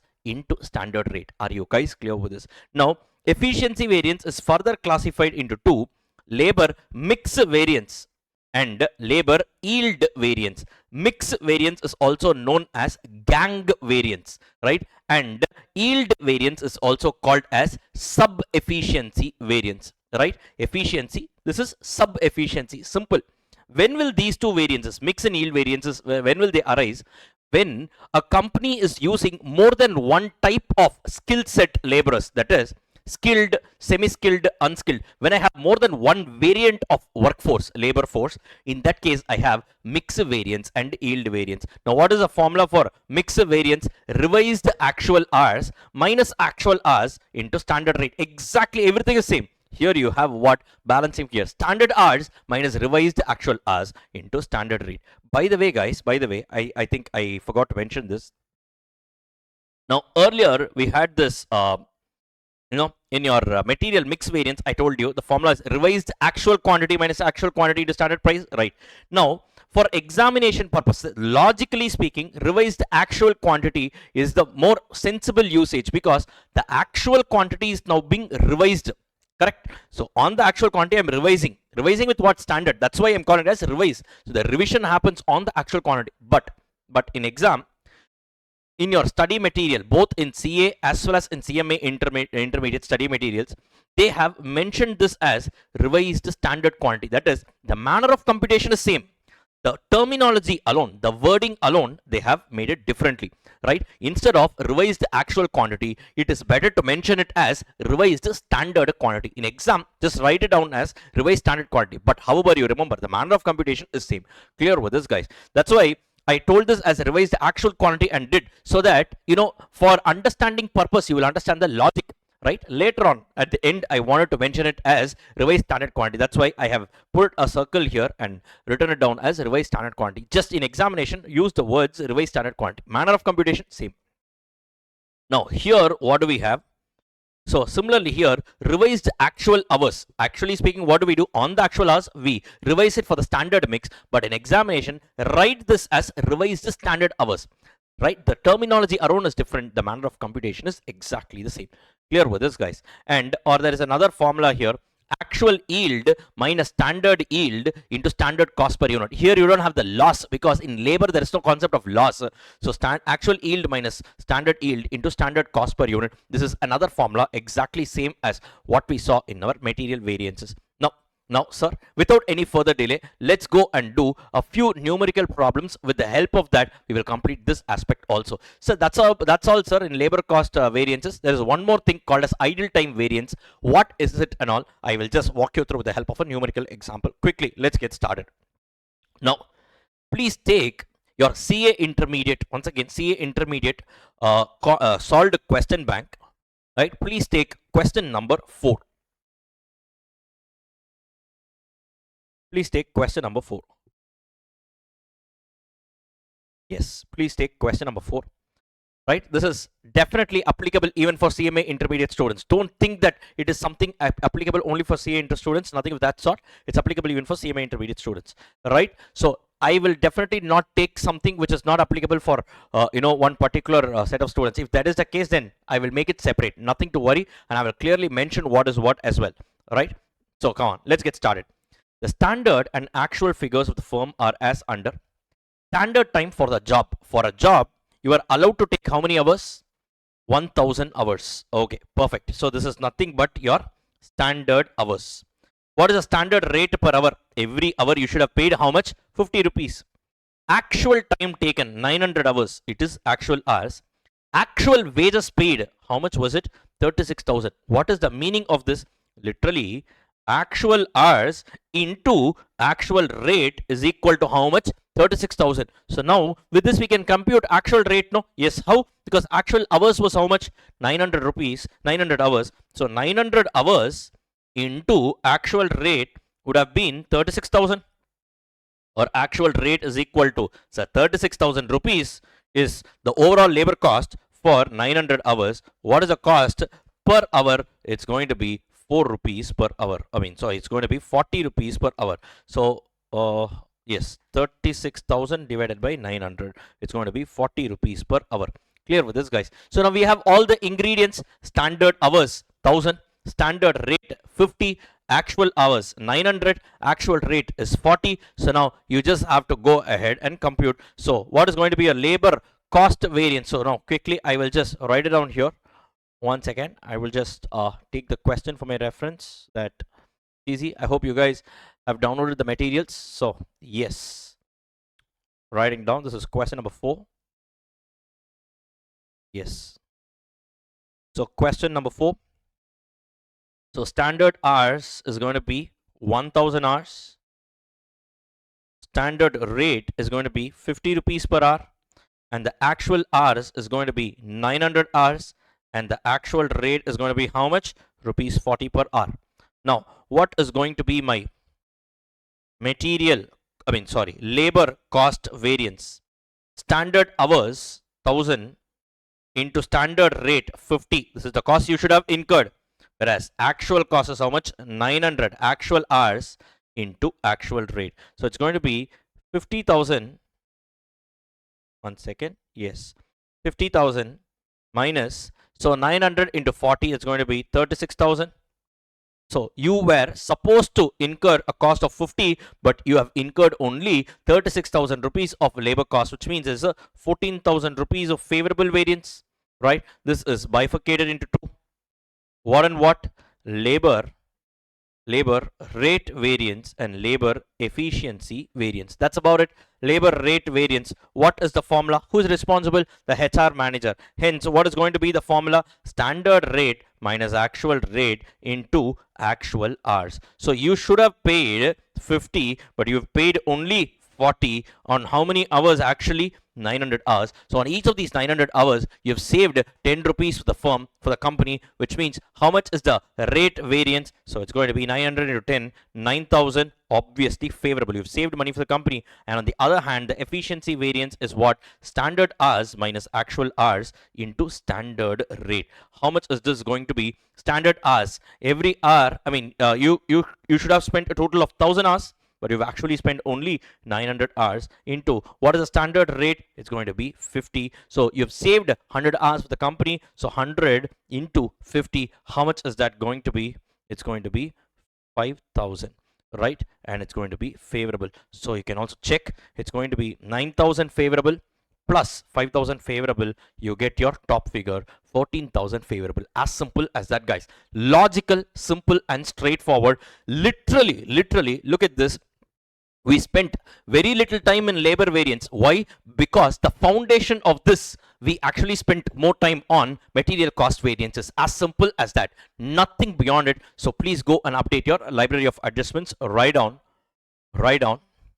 labor cost variance hyphen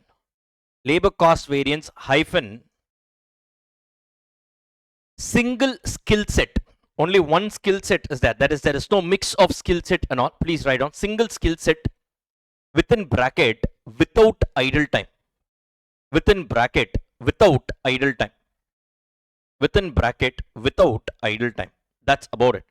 Look how beautifully we can cover this area. So that's why we spent more time on material cost variance, and the two other variants, labor and variable overhead variances, are very similar to the concepts which we have studied there in material variance. That's why there's a beautiful saying of Abraham Lincoln: if you give me 6 hours to chop down a tree, I will spend the first 4 hours sharpening the axe, right? So we spent more time on the preparation so that the execution takes only a lesser span of time. That's about it.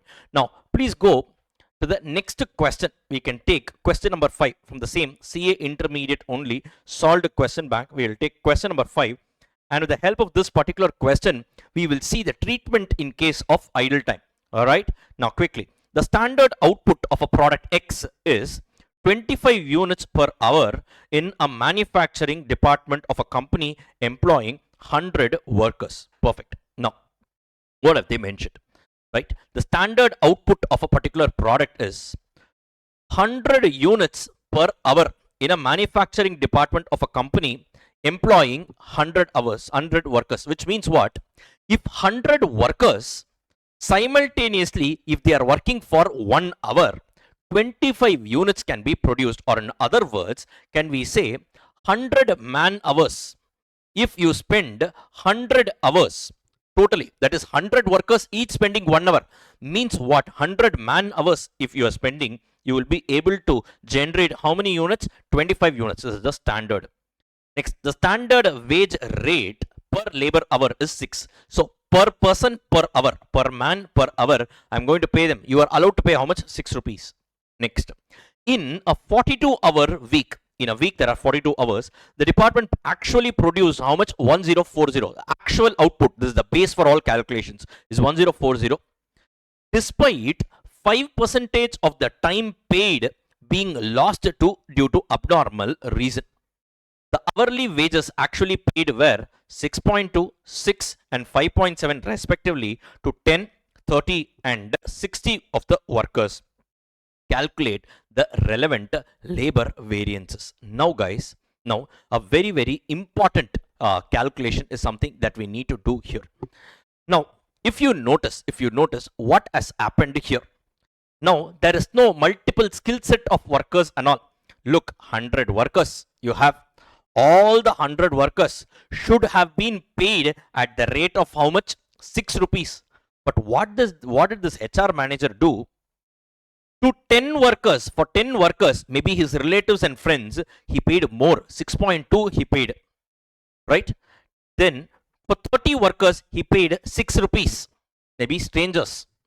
Then for balance 60 workers, he paid 5.7 rupees, his enemies, right? He paid less. Clear with this, guys, right? Actually seeing there is no multiple skill set, but this HR manager, he has paid a different amount for a different set of people. Why? For some reason. Clear with this, guys. Now we need to calculate all the relevant labor variances. Now how do we go about with this question? Now this is fine. The rate variance can be calculated separately for 10, 30, 60 workers. That is not a problem. Look at this. 5% of the time paid have been lost due to abnormal reason. Now, how do you go about with this? First of all, guys, there is a very important calculation that we need to do. Now, first, we need to calculate the total standard hours that you should have taken. Now, clearly we know that 100 hours, totally 100 hours, 1 hour where 100 people are working is equal to 100 man hours, right? So 100 hours you are allowed to take to produce how many units? 25 units. So to produce 1040 units of output, how many hours you should have taken is what we need to calculate. That is called as standard hours, guys. Correct? Simple. So how do you do? If 100 hours is allowed for 25 units, how many hours are allowed for 1040 units? 100 divided by 25 into 1040. Clear with this, guys? So 100 divided by 25 into 1040. That is what I have mentioned here. So 100, okay, 100 divided by 25, if you do, clearly you will get 1 unit you are allowed to take 4 hours. So 4 into 1040. You can also do it like this, or 100 by 25 into 1040. You are allowed to take a total of how many hours? 4,160 hours. Are you guys clear with this? So you are allowed to take 4,160 hours. Clear with this, guys? This is a very, very important calculation that you need to have. Fine, guys? Now, very good.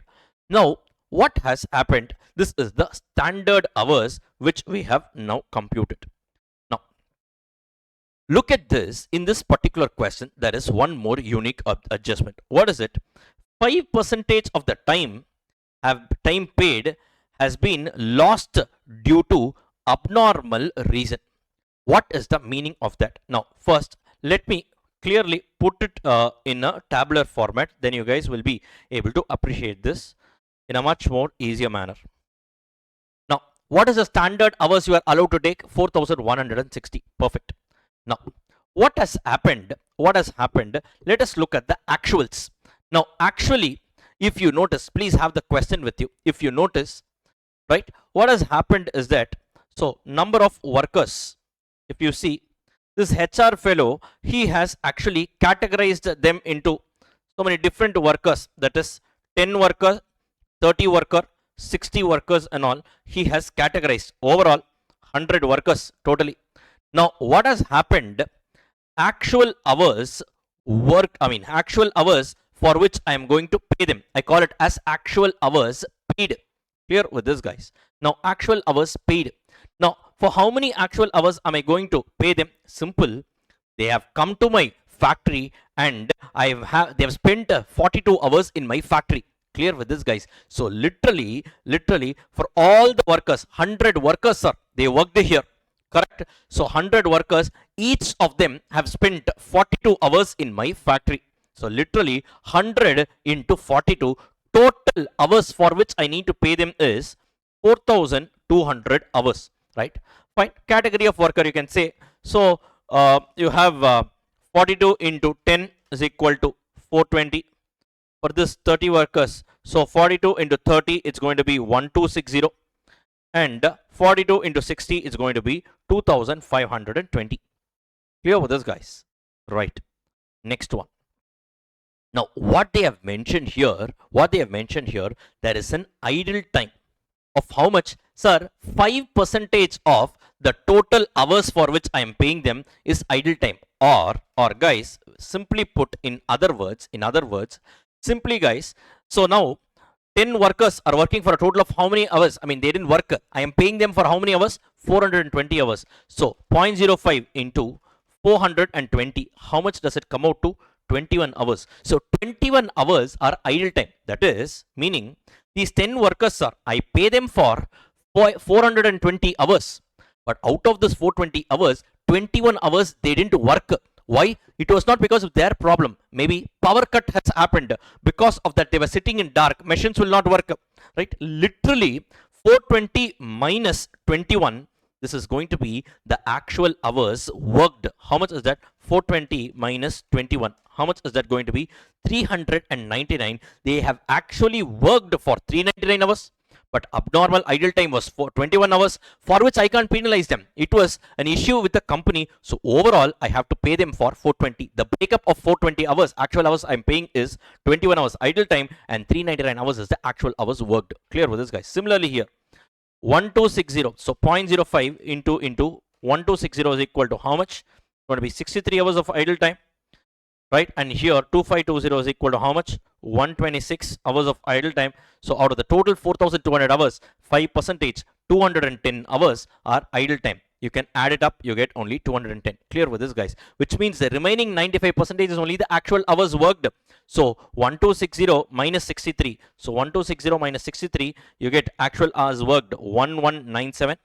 2520 minus 126, you get 2394. You add up everything. So plus 399 plus 1197 plus 23794, you get 3990. This is the actual hours for which they are working. Now, guys, now you tell me one thing. Now, labor cost variance. What is the formula? Standard hours minus actual hours. Right? Sorry. Standard hours into standard rate minus actual hours into actual rate, right? Fine, guys. Sorry for this. I mean, someone knocked the door, so there was an attention lapse. Coming back here, the labor cost variance is going to be standard hours into standard rate minus actual hours into actual rate. Correct? Now here, actual hours is going to be actual hours for which I am paying overall. Let's not take the breakup. Overall, 4,200 hours I am going to pay them. Guys, clear with this? So here I only take the actual hours for which I am paying them. Now, this is broadly bifurcated into two. Labor rate variance and labor efficiency variance. Here in labor rate variance, right, who is the responsible person? The HR manager. So standard rate minus actual rate into actual hours. What will I take? Actual hours paid, that is, I'm just talking about the total, forget this breakup, right? Actual hours paid or actual hours worked. The HR manager needs to pay them for 4,200 hours, not for 3,990 hours. They have worked for 3,990, but anyways, he needs to pay them for 4,200 hours. So here, it's going to be actual hours paid only. Are you all clear with this? Now, go on to the other side. Efficiency variance. So who is responsible? Production manager. What is the formula? Sir, standard hours minus actual hours into standard rate. Now, if you look at it, standard hours, we calculated already. Sir, for this task, you are allowed to take a total of how many hours? 4,160 hours. So I'm putting it here somewhere. Standard hours is equal to 4,160 hours. Now we are judging the efficiency of the workers. Now you should have taken how much? 4,160. Now minus actual hours. Now here will I take actual hours paid or actual hours worked, or in other words, will I take 4,200 hours or will I take 3,990 hours? Now you guys tell me, we're allowed to take 4,160 hours. However, effectively these guys completed the job in 3,990 hours itself, right? Sir, then this extra 210 hours is not a time that these guys took, right? So please don't consider this 210 hours. If you add 3,990 plus 210, you get 4,200. Correct? Now, please don't say that we have taken 4,200 hours. The employees are saying, sir, we took only 3,990 hours and we completed the job. Extra 210 hours, we were made to sit idle because there was a power cut. Please don't put it in my efficiency. So literally, for judging the efficiency, what will I say? Standard hours minus actual hours worked will only come. Clear with this, guys? So standard hours 4,160 minus actual hours worked will only come, right? Clear with this? Into standard rate. Are you clear with this, guys? Are you clear with this? Now you tell me, sir, on the top, literally, sir, we have considered only actual hours paid. Correct? Here also rate variance, actual hours paid only. He's not bothered about how much is worked, idle time and all. For every hour they spend in the factory, this HR will have to pay. But for efficiency alone, I took actual hours worked now, sir. Now, how will it tally? It will not tally. That's why you have another variance called as labor idle time variance. What is it? Simple. Now, the difference between your actual hours worked and actual hours paid is only your idle time, right? So, literally what we will do here is idle time into standard rate. We will take it here. Clear with this, guys? Idle time is how much? 210 rupees into standard rate you will take. This will always be an adverse variance. Are you guys clear with this? So literally, if you are having idle time, there is a third variance called as idle time variance. And in this case, clearly understand, guys, whenever you are having idle time, you have standard hours, standard rate, actual hours paid, actual hours worked. Difference between the two is idle time. So this is split into three, right? Not one actual hours. You have actual hours paid, actual hours worked. The difference between the two is called as idle time, and then you have actual rate. Are you guys clear with this? So when you have an idle time, in that case there is one more variance called as idle time variance. It's nothing but idle time into standard rate, or this idle time, guys, is nothing but actual hours worked minus actual hours paid. Are you guys clear with this? So literally, if you see here, if you add this up, actual hours worked and actual hours worked gets knocked off, right? And here standard hours minus actual hours paid only will come in. Are you guys clear with this? Or in other words, this is the logic for idle time variance. Now, sir, who is responsible for idle time variance? Idle time variance is the responsibility of the maintenance department. Are you guys clear with this? Why? Simple. Now, they should have made sure, these maintenance guys should have made sure that this 210 hours should not have been lost. Sir, if there is a power cut, you should have arranged for a generator, genset, right? No, there should not have been a downtime or an idle time. But these guys were not efficient. Hence, I should pin it on the maintenance team. I should not pin it on my production team. Are you guys clear with this? Hence, I take this idle time separately, create a variance called as idle time variance, and then on that we compute, and that's how we pin on the responsibility to the maintenance department. Are you guys clear with this? Now, on this note, let's do all the calculations. Now look at this. This is what we have done. Standard hours is going to be 4,160 hours. Right? What is the standard rate in the question? The standard rate is given 6 rupees. So 6 rupees. If you multiply the two, this is going to be standard hours into standard rate. So 24,960. This is going to be the total labor cost you are allowed to incur. Guys, clear with this. But how about the actuals? We calculated the actual hours paid, idle time, actual hours worked. We calculated. Guys, clear with this. Now, what was the rate? Actual rate was given 6.26, 5.7. So you have 6.26, 5.7. So now, to compute the overall variance, so now we need to have here, we can have this column, actual hours paid into actual rate. Literally speaking, 420 into 6.2, 420 into 6.2, you have how much? 2604. 1260 into 6, how much you get? 7,560.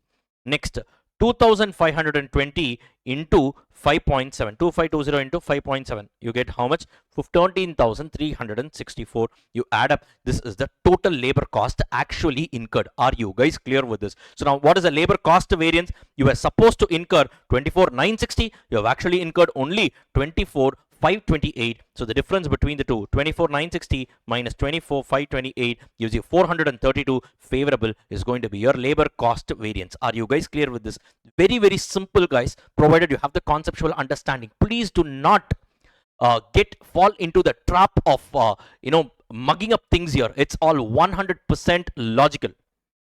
Next, what's going to be your labor rate variance? The formula is going to be standard rate minus actual rate into actual hours paid. Guys, correct? Who's responsible? We all know, the HR manager. Now, here 3 categories, we need to do it separately. Now, what is the standard rate?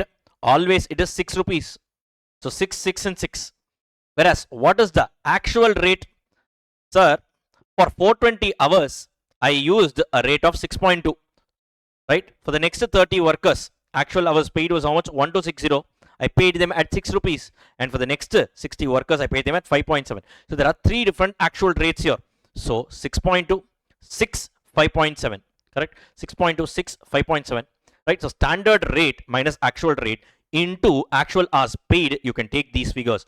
420, 1260 and 2520. Are you guys clear with this? You do all the calculations. So 6 you should have paid, but you've paid a 6.2, 0.2 more on 420. So 420 into 0.2 gives you how much? 84 adverse. 6 minus 6 into 1260 is 0. Then 6 minus 5.7, so you get 0.3. You have saved 0.3 rupees for the company on how many hours? 2520 hours. You get how much? 756 favorable. So net of 756 favorable minus 84. 756 minus 84, you get how much? 672 favorable. This is going to be what? This is going to be your overall labor rate variance. How about your efficiency variance? What is the formula? Standard hours minus actual hours worked into standard rate. Correct? Simple. In this case, what is the standard hours? 4160. What is the actual hours worked? Right? You can take the total. Why? Because into standard rate only we are doing. Directly you can take the total. Clear with this, guys? You are allowed to take 4160 hours, but you have actually taken only 3990 hours. So literally how many hours you have saved? 4160 minus 3990. You've saved 170 hours for the company into 6. Literally 1020 rupees favorable. Look at this. 1020 favorable. Are you guys clear with this?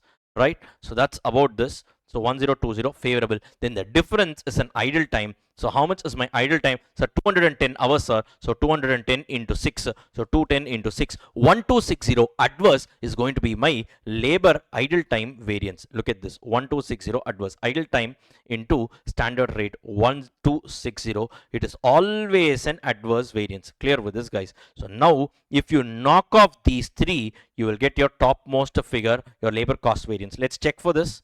So 672 favorable plus 1020 favorable. So 1629, 1692 you get minus 1260, you get 432 favorable. Clear with this, guys? That's about this question. Nothing beyond it. The only thing that you need to know is in this particular question, since idle time was there, in this case what you need to do is segregate your idle time separately and calculate an idle time variance. In that case, your labor efficiency variance will be standard hours minus actual hours worked.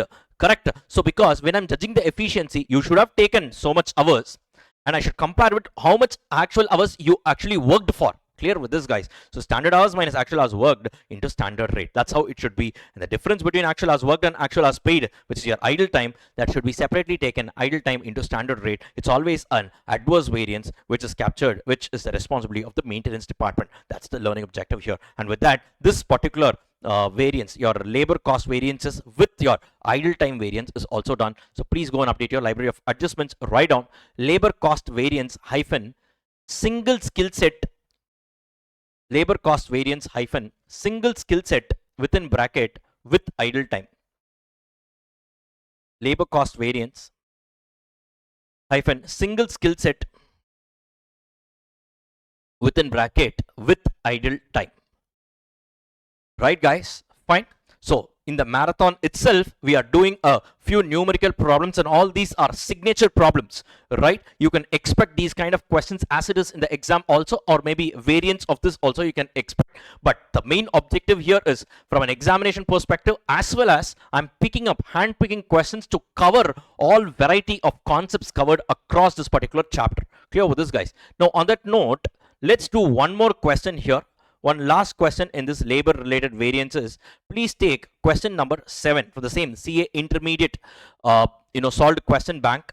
Please go and take question number 7. Question number 7. Okay, so please take question number 7. Okay, look at this. NPX Limited uses standard costing system for manufacturing its product X. The company is following a budgeted data given in relation to labor hours for the manufacture of 1 unit of product X. To produce 1 unit of product X, you are allowed to take 2 hours of skilled labor, 3 hours of semi-skilled labor, 5 hours of unskilled labor. Total is 10 hours.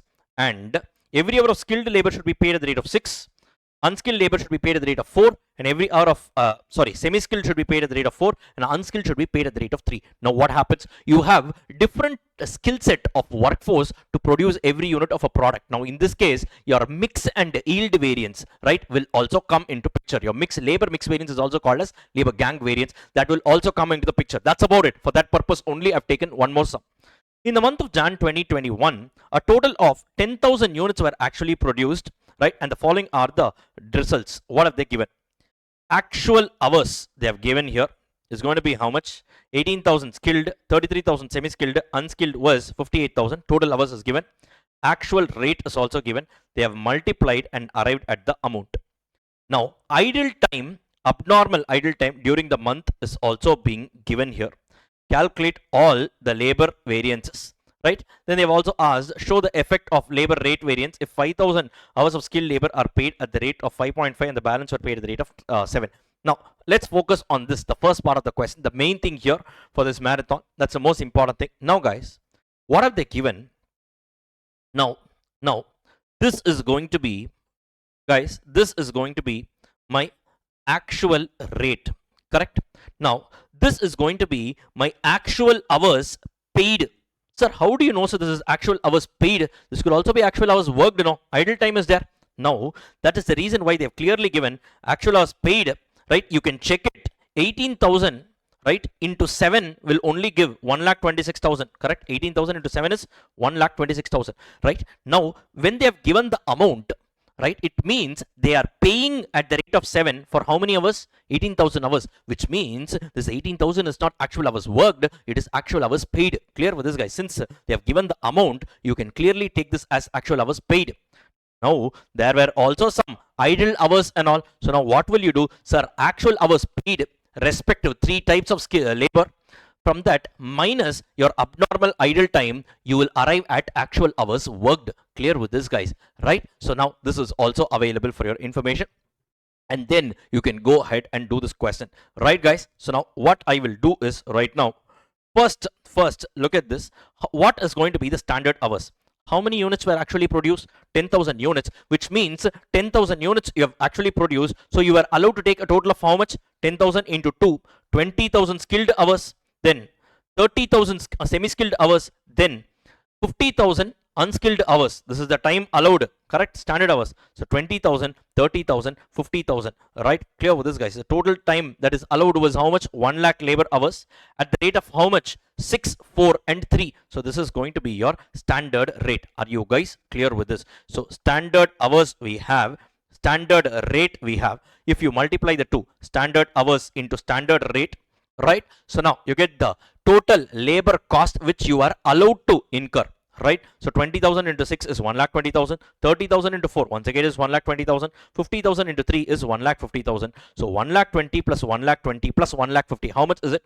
1,20,000 plus 1,20,000 is 2,40,000, and 1 lakh, add 1,50,000 to that, you get 3,90,000. So 3,90,000 rupees is the labor cost which you are allowed to incur to produce 10,000 units of output. Clear with this, guys? Now what happened to the actuals? The actual hours paid is given 18,000, 33,000, 58,000. These figures are all given, right? The actual rate, this is also given 7, 3.5 and 4. In fact, these figures are also given. They have multiplied and given total actual labor cost incurred is how much? 4,73,000. So this is actual hours paid, this is actual rate, and this is actual hours paid into actual rate. Clear with this, guys? Now one more thing, please have it very clear in your mind. Idle time is also given in the question. 500, 700, 800 hours respectively. 500, 700, 800 hours respectively, which means actual hours worked is going to be how much? Simple. Actual hours paid, I paid them for 18,000, out of which 500 was idle, which means 18,000 minus 500, 17,500 only effectively they worked. Clear with this, guys? 33,000 minus 700, 32,300. Similarly, 58,000 minus 800, 57,200. This is the actual hours worked. You get the total figures. So now we have standard hours, we have standard rate, we have actual hours paid, idle time, actual hours worked, then we have actual rate. Now literally all the ingredients are available. With this, you can go ahead and do this question. Clear with this, guys? So first, labor cost variance. What is the formula? Standard hours into standard rate minus actual hours into actual rate. Simple. This is the labor cost you were supposed to incur, right? 3,90,000, but you've actually incurred how much? 4,73,500. So literally if you subtract it, how much is the difference? 83,500 rupees you have incurred more. So literally 83,500 rupees adverse is going to be your total labor cost variance. As simple as that. Just list out the ingredients required, go ahead and crack the question. That's all is needed, guys. Clear with this? Next one, labor rate variance. Come on, tell me, what is the formula? Standard rate minus actual rate into actual hours paid. Correct? So now what you need to do here? Simple. So standard rate 6 minus actual rate 7 into actual hours paid 18,000. That is what we do here. 6 minus 7 into 18,000. Here what do you have? 4 minus 3.5 into 33,000. 4 minus 3.5 into 33,000. Similarly, unskilled, you were supposed to pay them 3, but you have paid them 4. Actually, for how many hours? 58,000. So 3 minus 4 into 58,000. For skilled, you should have paid 6, you have paid 7. 1 rupee more on how many hours? 18,000. So it is 18,000 adverse. That's all. Semi-skilled, you should have paid them 4, you paid them only 3.5. 0.5 rupees you saved on how many hours? 33,000. 33,000 into 0.5 gives you 16,500. Favorable because you paid less.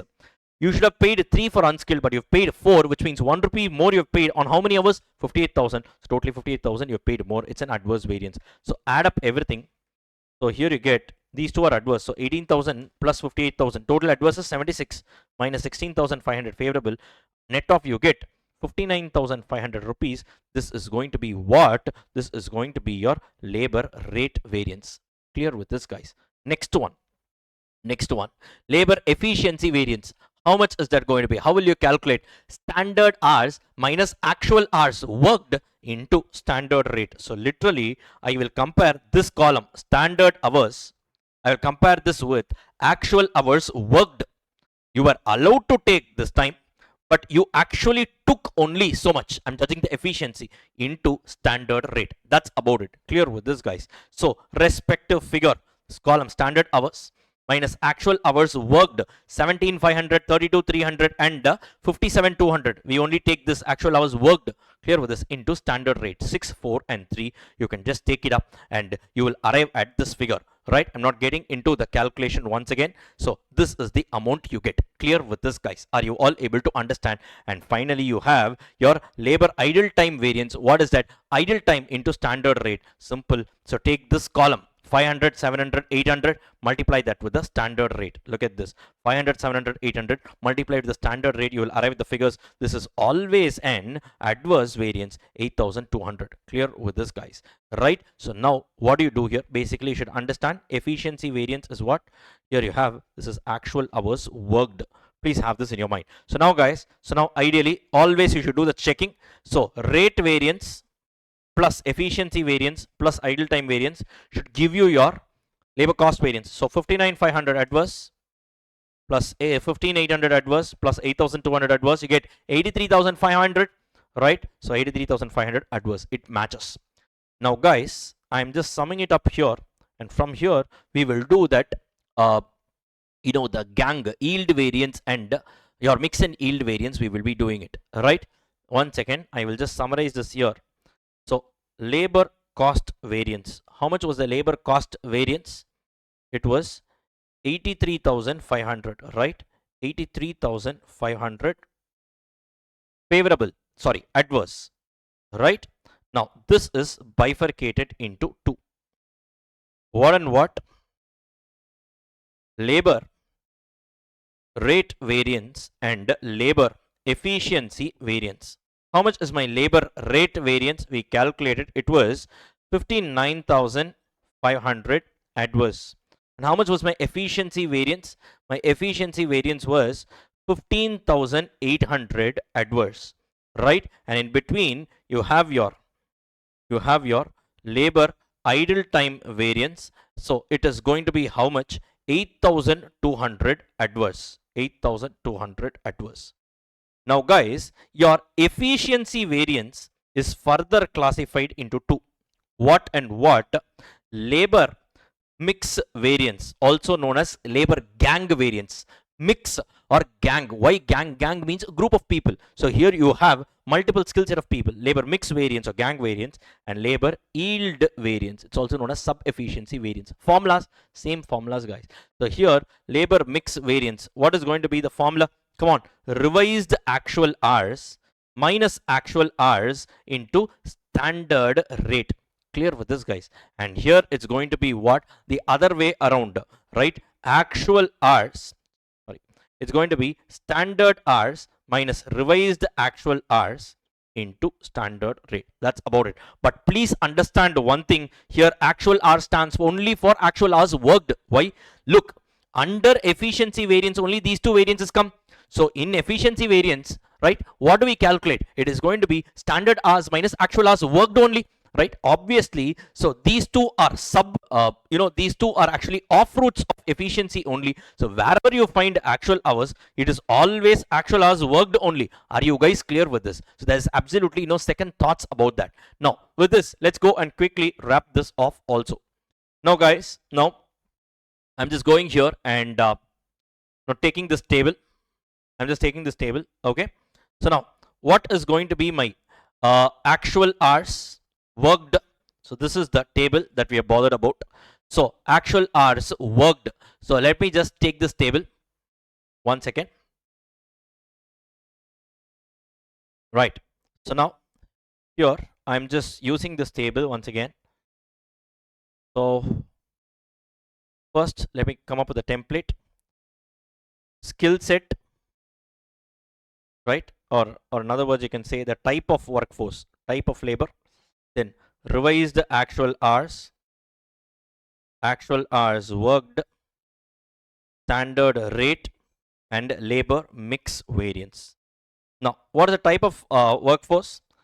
Skilled, semi-skilled, unskilled. This is what you have here, right? Now, first, which column will you fill? Actual hours worked. How much is actual hours worked? 17,500, 32,300, then 57,200. What is the total? 1,07,000. Now, what will you do here? This figure, you will plug it here. 1,07,000. Now, here I am taking the actual hours, but I am revising it for the standard mix. Sir, what is a standard mix, sir? Go to the question. Now, clearly they have given, look, out of 10 hours, right? This is standard data. 2 hours should come from skilled labor, 3 hours should come from semi-skilled labor, and 5 hours should come from unskilled labor. Or in other words, 2 by 10 of the total hours should be your skilled labor, 20%. 30% of the total time should come from semi-skilled, 50% should come from your unskilled, correct? Now what you will do, simple. So 2 by 10 into 1,70,000, 1,07,000 will be the revised actual hours for skilled. Similarly, 3 by 10 of your 3 by 10 into 1,07,000 will be semi-skilled, and your 5 by 10 into 1,07,000 is going to be your unskilled. So how much? 1,07,000 into 2 by 10, that's going to be 21,400. Then 3 by 10, it's going to be 32,100. And 5 by 10, it's going to be 53,500. Clear with this, guys? Right? Now, what's going to be the standard rate here? The standard rate, it's available in the question 6, 4, and 3. Right? This is going to be our standard rate. Perfect. So now, go and calculate your labor mix variance. So now, labor mix variance, how much is it going to be? So, you were allowed to take 21,400. You've taken 17,500. So 21,400 minus 17,500. You've saved 3,900 hours into 6. How much is it going to be? So 23,400 rupees favorable.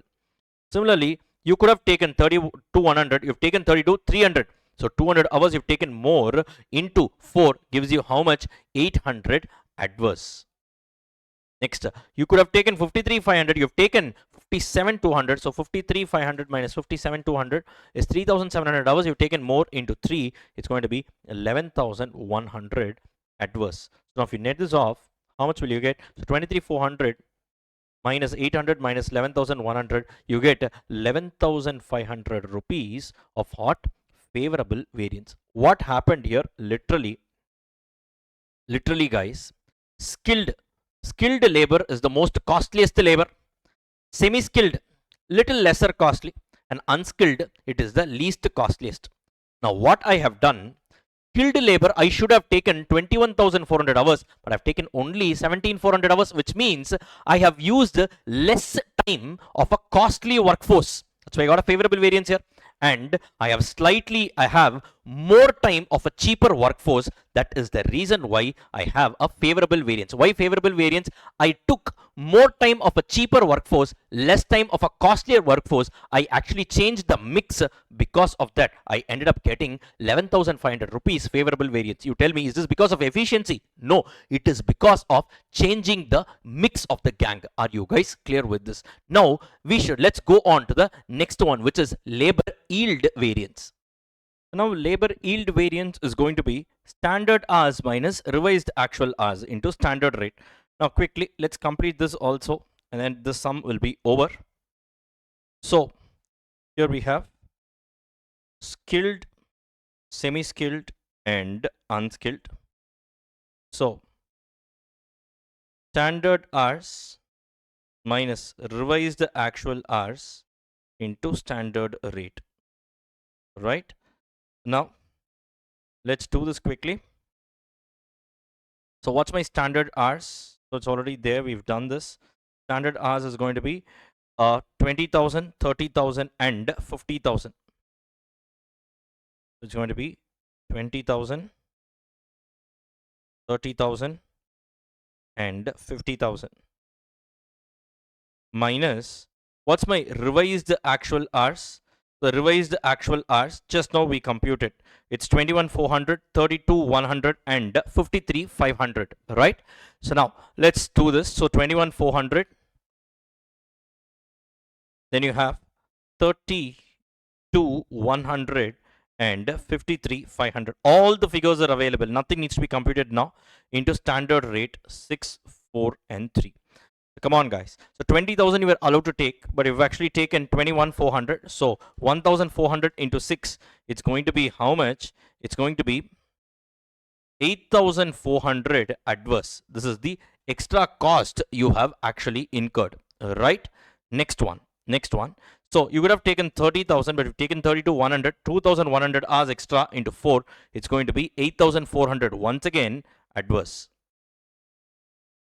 Then here 50,000 you would have taken, 53,500 you have actually taken. So 3,500 into 3, it's going to be 10,500 once again adverse.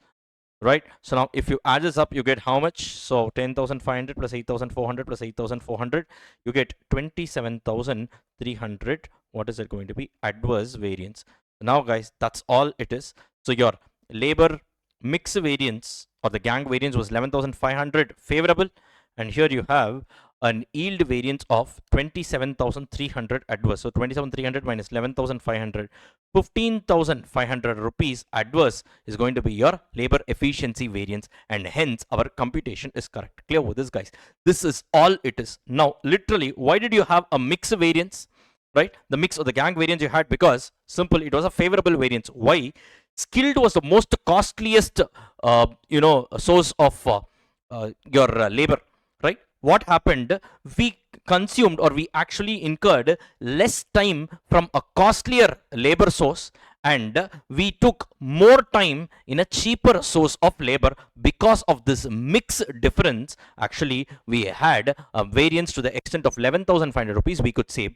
And actually if you see, because of efficiency, these guys were inefficient, so labor yield variance is clearly proved that they've got 27,300 rupees adverse is the variance attributable to your labor yield variance. Clear with this, guys? So with this, we have completed this full question. This is the maximum complication you can have this in labor variance. You have labor variance with the multiple skill set, that too with idle time and all. That's about it. So please go and update your library of adjustments. Write down labor cost variance hyphen mix of skill set within bracket with idle time. Labor cost variance hyphen mix of skill set within bracket with idle time. This is the most comprehensive question in your labor variances, right, guys? So with this, your labor related variance is also over. Now ideally, your CMA Intermediate Paper 8 students, if you are a student attempting CMA Intermediate Paper 8, literally in this chapter you have only material and labor cost variances. The remaining are not applicable for you. Clear with this, guys? So CMA Intermediate Paper 8 students, only material and labor cost variances are applicable, and literally we have covered in depth all the concepts, everything we have revised with the numerical problems itself. So with that, we have completed our labor related variances. Let's move on to the next segment of discussion. Variable overhead cost variances. So that's the next segment, which is part 3 of this particular chapter. Variable overhead cost variances. Very, very simple. All the formulas that we're going to see here are exactly the same as your labor related variances. So variable overhead cost variance, what is the formula? Standard hours into standard rate, that is the standard variable overhead, minus actual variable overhead, which is actual hours into actual rate. Right? Now this is bifurcated into two. Variable overhead expenditure variance. There in labor we saw this was a rate variance. Here we don't call it as a rate, here it is expenditure variance, and on the other side we have variable overhead efficiency variance. Now guys, variable overhead, an example of variable overhead is your power cost, right? Your power bill, electricity bill.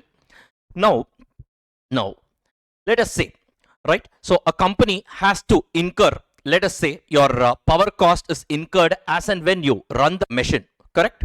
Now standard hours, right, for my actual production, I should have taken so many number of hours, and every hour, let us say I was supposed to pay a power cost of 10 rupees, right?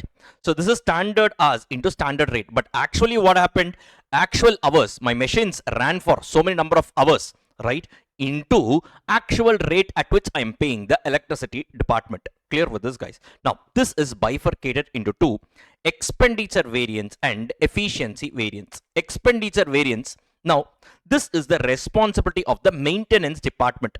With respect to the maintenance department, now the company will actually tell them, look, for every hour you have to negotiate, talk with the electricity board or the electricity department, right, and make sure that for every hour that we are running the machines, right, the rate that you are supposed to pay is only 10 rupees, right?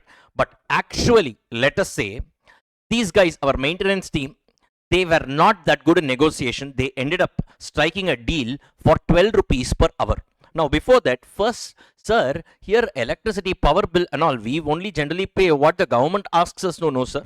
Then how can these guys negotiate? No, for us what we have is a domestic connection, electricity connection. In factories they have industrial connection, where there are certain things where they can go and liaison and maybe they can negotiate a deal with the department. That's how it works.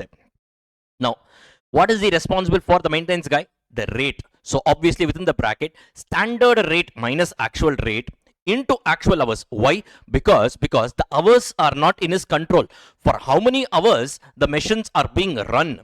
Clear with this, guys, right? So for those many hours, the maintenance team is responsible for the rate. So here the formula is standard rate minus actual rate into actual hours, where on the other side it is variable overhead efficiency variance. Whose responsibility? Production department responsibility. So here what do you have? Standard hours minus actual hours into standard rate. Why do I take standard rate here and not actual? If I take the actual, then I'm passing on the efficiency or inefficiency of the maintenance department to the production department, which should not be done. Hence we use standard rate. Are you guys clear with this? That's about this area. That's about this area. Exactly the same formulas as compared to labor. And in fact here the efficiency variance is not further subclassified into mix and yield and all. Absolutely not there, because you can't have different types of power and all these things. Absolutely not. So it stops here, as simple as that.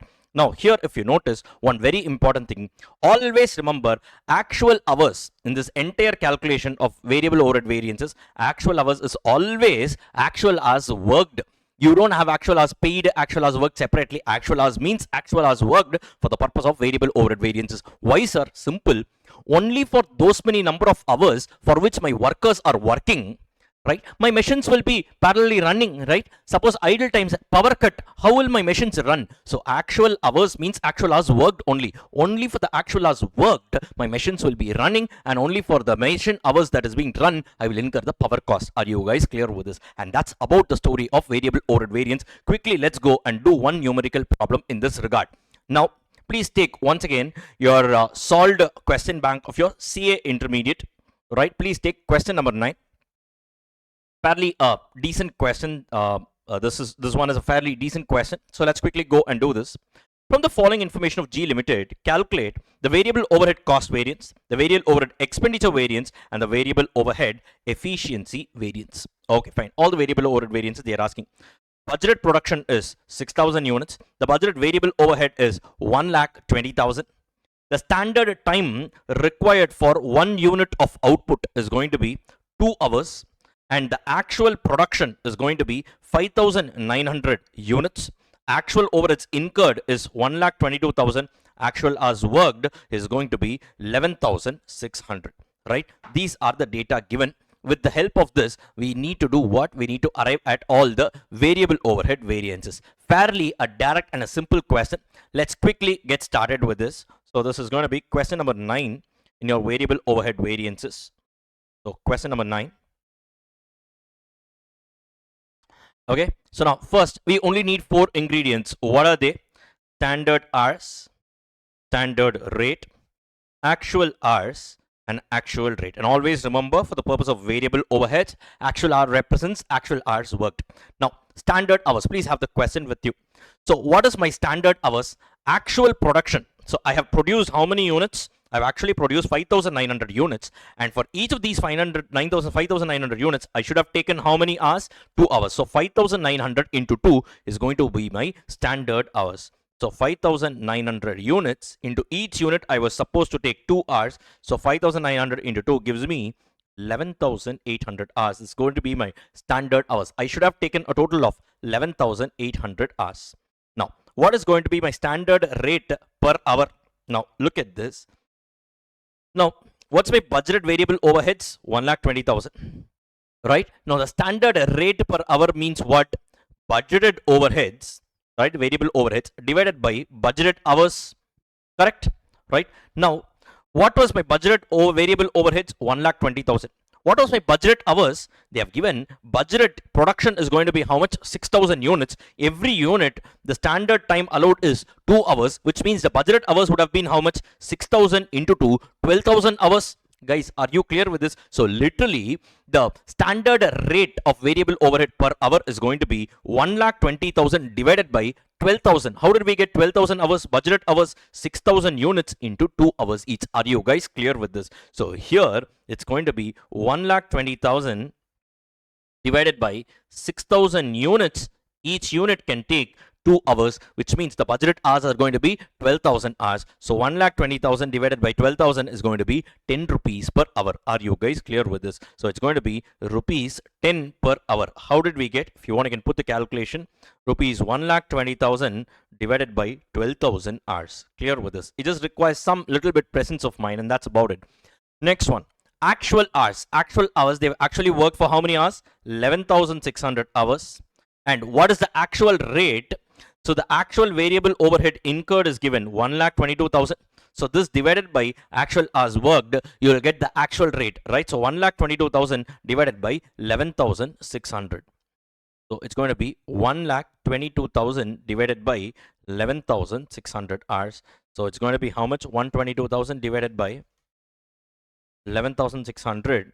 You get roughly 10.51724. It just keeps on running. You should retain the decimals in your calculator. As simple as that. So now what do? We can just go ahead and actually prepare this variable overhead cost variance. So first one, your variable overhead cost variance is going to be what? Standard hours into standard rate minus actual hours into actual rate. So standard hours 11,800 into standard rate 10. This is the cost you should have incurred. Whereas, what is the cost you've actually incurred? 11,600 hours into 10.5172 something. It keeps on running. Retain the decimals in your calculator. So the standard variable overhead cost is going to be 11,800 into 10. So it's 1,18,000. Whereas the actual overheads incurred was 11,600 into 10.5172 something. So it comes out to, we anyways have the actual overhead figure. It's 1,22,000.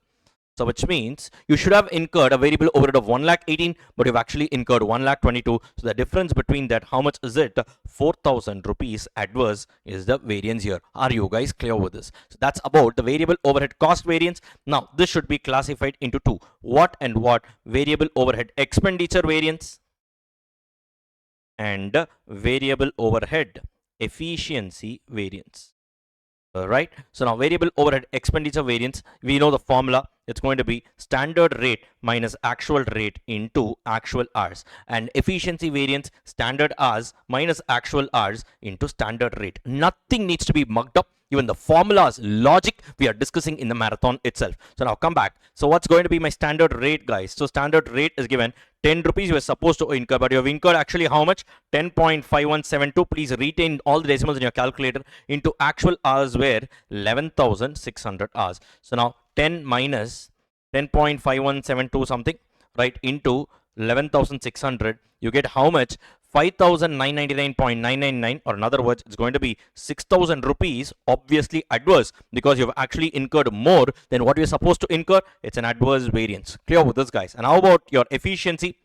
You were supposed to take 11,800 hours, but you've actually taken only 11,600 hours. So you've saved 200 hours of the company into standard rate of 10. So 200 into 10, that's going to be 2,000 favorable. Clear with this, guys? Yes. So now your expenditure variance is 6,000 adverse. Your efficiency variance is 2,000 favorable. So if you net off, you get 4,000 adverse. That's going to be your variable overhead cost variance. So now clearly we know that our maintenance team is not doing a good job, 6,000 adverse. Whereas our production team is doing a very good job. They are super efficient. That's why 2,000 favorable. Net off, you have 4,000 adverse. Are you guys clear with this? And that's about the concept of variable overhead cost variances. That's about it, right? That's why I said it's the power of conceptual learning. If you complete your labor, automatically variable overheads is also done and sorted. Please go and update your library of adjustments. Write down variable overhead cost variance hyphen direct computation.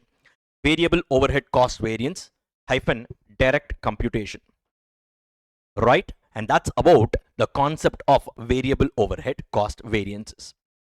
Now let's move on to the next segment of discussion, which is part 4, fixed overhead variances. Now guys, one very important thing that you need to have in your mind, fixed overhead variance is a separate animal altogether, because it has nothing to do with the previous 3 variances. The previous 3 variances were similar in all aspects, whereas fixed overhead is separate altogether. Sir, why sir? Now let us say I budgeted to incur 1 lakh rupees of fixed overheads, and I budgeted to sell, or my budgeted output was 10,000 units.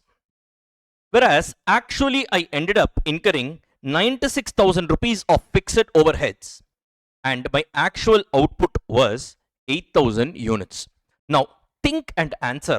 You guys tell me, can I compare this 1 lakh rupees with 96,000 rupees as such? The answer is yes.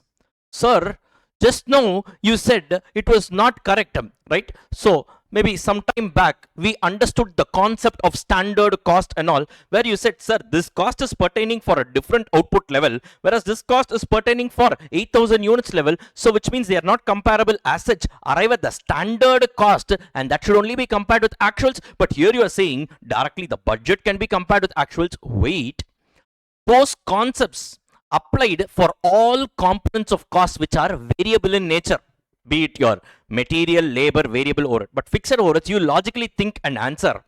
Fixed overheads means what? It is a cost which is incurred irrespective of your volume of output. Or in other words, guys, let us say factory rent. You were supposed to pay a factory rent of 1 lakh rupees, but you ended up paying 96,000. Here, this output is not relevant, because irrespective of my output, right, the fixed cost is not going to change. Or in other words, when it comes to fixed overheads alone, the budget can be directly compared with the actual, because your fixed cost has nothing to do with your output. Are you guys clear with this? Or in other words, there is no concept of standard when it comes to fixed overheads. So the concept of standards applies only with respect to all the variable components of cost, namely your material, labor and variable overhead. First of all, this is something that you need to remember. Now, given the fact, which means, sir, can I say 1 lakh rupees is the cost you should have incurred? Yes, correct. Budgeted overheads, fixed overheads itself is the cost you were supposed to incur, but you have ended up paying only 96,000, which means you have saved 4,000 rupees of fixed overheads for the company. Are you guys clear with this? Or in other words, the first thing that you need to understand when it comes to fixed overheads is that there is no concept of standard. Now, coming to your formulas and all these different types of fixed overhead variance. First of all, please consider this separately. Do not think that here we are comparing the standard fixed overheads with actual. No, there is no concept of standard, first of all. Now, fixed overhead cost variance. What is the formula? Absorbed fixed overheads minus actual fixed overheads. Now, clearly, if you notice, here they are comparing what with what? Absorbed with actual. Or in other words, simply put, fixed overhead cost variance is nothing but calculation of under absorption or over absorption. Are you guys clear with this? Because here in fixed overhead variance, we are not computing how much is the fixed overhead cost you should have incurred. We are not comparing that with the actual fixed cost incurred. We are comparing how much was absorbed. Over fixed overheads absorbed is nothing but the overhead accounted, right, minus your actual fixed overheads. Clear with this, guys, right? Now, for you to understand this, obviously you should have studied your overheads chapter. Only then the concept of absorption costing you will be able to understand it. Anyways guys, right? So here absorbed fixed overheads minus actual fixed overheads. Sir, absorbed fixed overheads, how can we calculate? Simple, standard hours into standard rate per hour. Clear with this guys? That is the predetermined rate. Clear with this guys, right? Or there's another formula also, right? Standard rate per unit into actual output. If you recall the discussion in your overheads, right? So what we use is predetermined rate per unit, right? That we multiply directly with actual units produced. If you do that, you arrive at what? The absorbed overheads. It's completely a subject matter of discussion in your overheads chapter. Or you can, if you want to go everything based on hours, standard hours into standard rate per hour. Clear with this guys, right? The next one, so absorbed overheads minus actual overheads is what your fixed overhead cost variance computes. So this is not like your other variable components of overheads. Now this is classified into two. One is called as expenditure variance, the other one is called as volume variance. Clear with this guys? Very simple. Overheads expenditure variance, what does it calculate? Budgeted fixed overheads minus actual fixed overheads. Clear with this guys? So here what we compute, what is the fixed overhead cost you should have incurred, that is being compared with what is the fixed overheads you have actually incurred. Are you guys clear with this? Or in other words, very simple, very simple. Now if you look at it here, now we have budgeted fixed overheads, we have actual fixed overheads, in between we have absorbed fixed overheads. My main fixed overhead cost variance calculates what with what? It computes the variance between absorbed with actuals. Clear with this guys? Now this is bifurcated into two, I told you, expenditure variance and volume variance. Expenditure variance, what does it calculate? The difference between budget and actuals. Clear with this guys? It compares what? Budget with actuals. But my topmost figure, it only computes the difference between absorbed with actuals. But on one side of the chart, expenditure variance computes the difference between budget with actuals, which means your volume variance should be the balancing figure. So absorbed minus budgeted. So it removes this variance. Are you guys clear with this? Look here. Once again, I am repeating. So here, your fixed overhead cost variance, the topmost figure, it computes the difference between what and what. So you have budgeted, we have absorbed, we have actuals, right? Here fixed overhead cost variance compares the difference between absorbed and actuals, right? On one side of the chart you have expenditure variance, which compares budget with actuals, budgeted overheads minus actual fixed overheads. And on the other side, balancing figure is your volume variance. It compares the difference between absorbed fixed overheads minus budgeted fixed overheads. So literally this is removed. So from this, basically guys, so budget minus actual is your expenditure variance. Volume variance is absorbed fixed overheads minus budgeted fixed overheads. So literally if you add the two, you should get the top figure. Literally if you see here, so this budget minus budget fixed overheads gets cancelled here. Literally it becomes what? Absorbed fixed overheads minus actual fixed overheads. That's what you wanted on the top. Are you guys clear with this? So literally fixed overheads expenditure variance calculates what? Your budgeted fixed overheads minus actual fixed overheads, and your volume variance calculates what? The balancing figure, absorbed fixed overheads minus your budgeted fixed overheads. Are you guys clear with this? So you can remember this as a balancing figure. So there is no direct logic. Yes, there is logic only. It is absolutely logical, but it's not direct logic. Here if you see here, literally guys, absorbed overheads is absorbed for the actual volume, guys, correct? Whereas budgeted fixed overheads is pertaining to your budgeted volume. Because of the volume difference, how much is the variance is what we are computing. All these things happen because of the concept of using predetermined rate of absorption, which is a purely subject matter of discussion in your overheads chapter. Clear with this guys? That's why this fixed overhead variance is completely a different manner of computing. It's not as direct as your other three variable components of your cost variances. Clear with this guys? So simply put, first one, fixed overhead cost variance, under over absorption, absorbed overheads minus actual overheads, bifurcated into two, expenditure variance and volume variance. Expenditure variance, budgeted fixed overheads minus actual fixed overheads. How much you should have incurred, compare that with how much you have actually incurred. And fixed overheads volume variance, the balancing figure, absorbed fixed overheads minus budgeted fixed overheads. Are you guys clear with this? That's about it. Now volume variance is further classified into two. fixed overhead capacity variance and fixed overheads efficiency variance. Clear with this, guys? Now, fixed overheads capacity variance, how do we calculate? Now, guys, one thing alone. Now, I want you to remember here, if you see absorbed fixed overheads, how will you compute absorbed fixed overheads? It's going to be standard hours into standard rate per hour. That's how we compute this, right? It's going to be standard hours into standard rate, obviously per hour, correct? This is your absorbed fixed overheads computation, correct?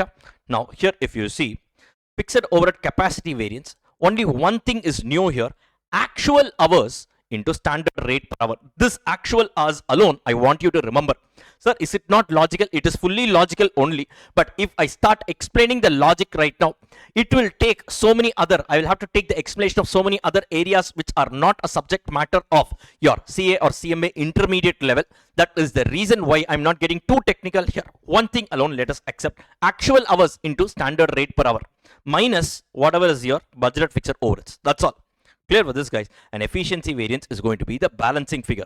So absorbed fixed overheads minus AH into SR, right? Only if I do this, what happens? AH into SR gets cancelled, right? And I get absorbed fixed overheads minus budgeted fixed overheads. Are you guys clear with this? Once again, I'm repeating: fixed overheads capacity variance. What is the formula? One thing alone I asked you to remember. In the entire subject, this is the only place where I ask you to remember something.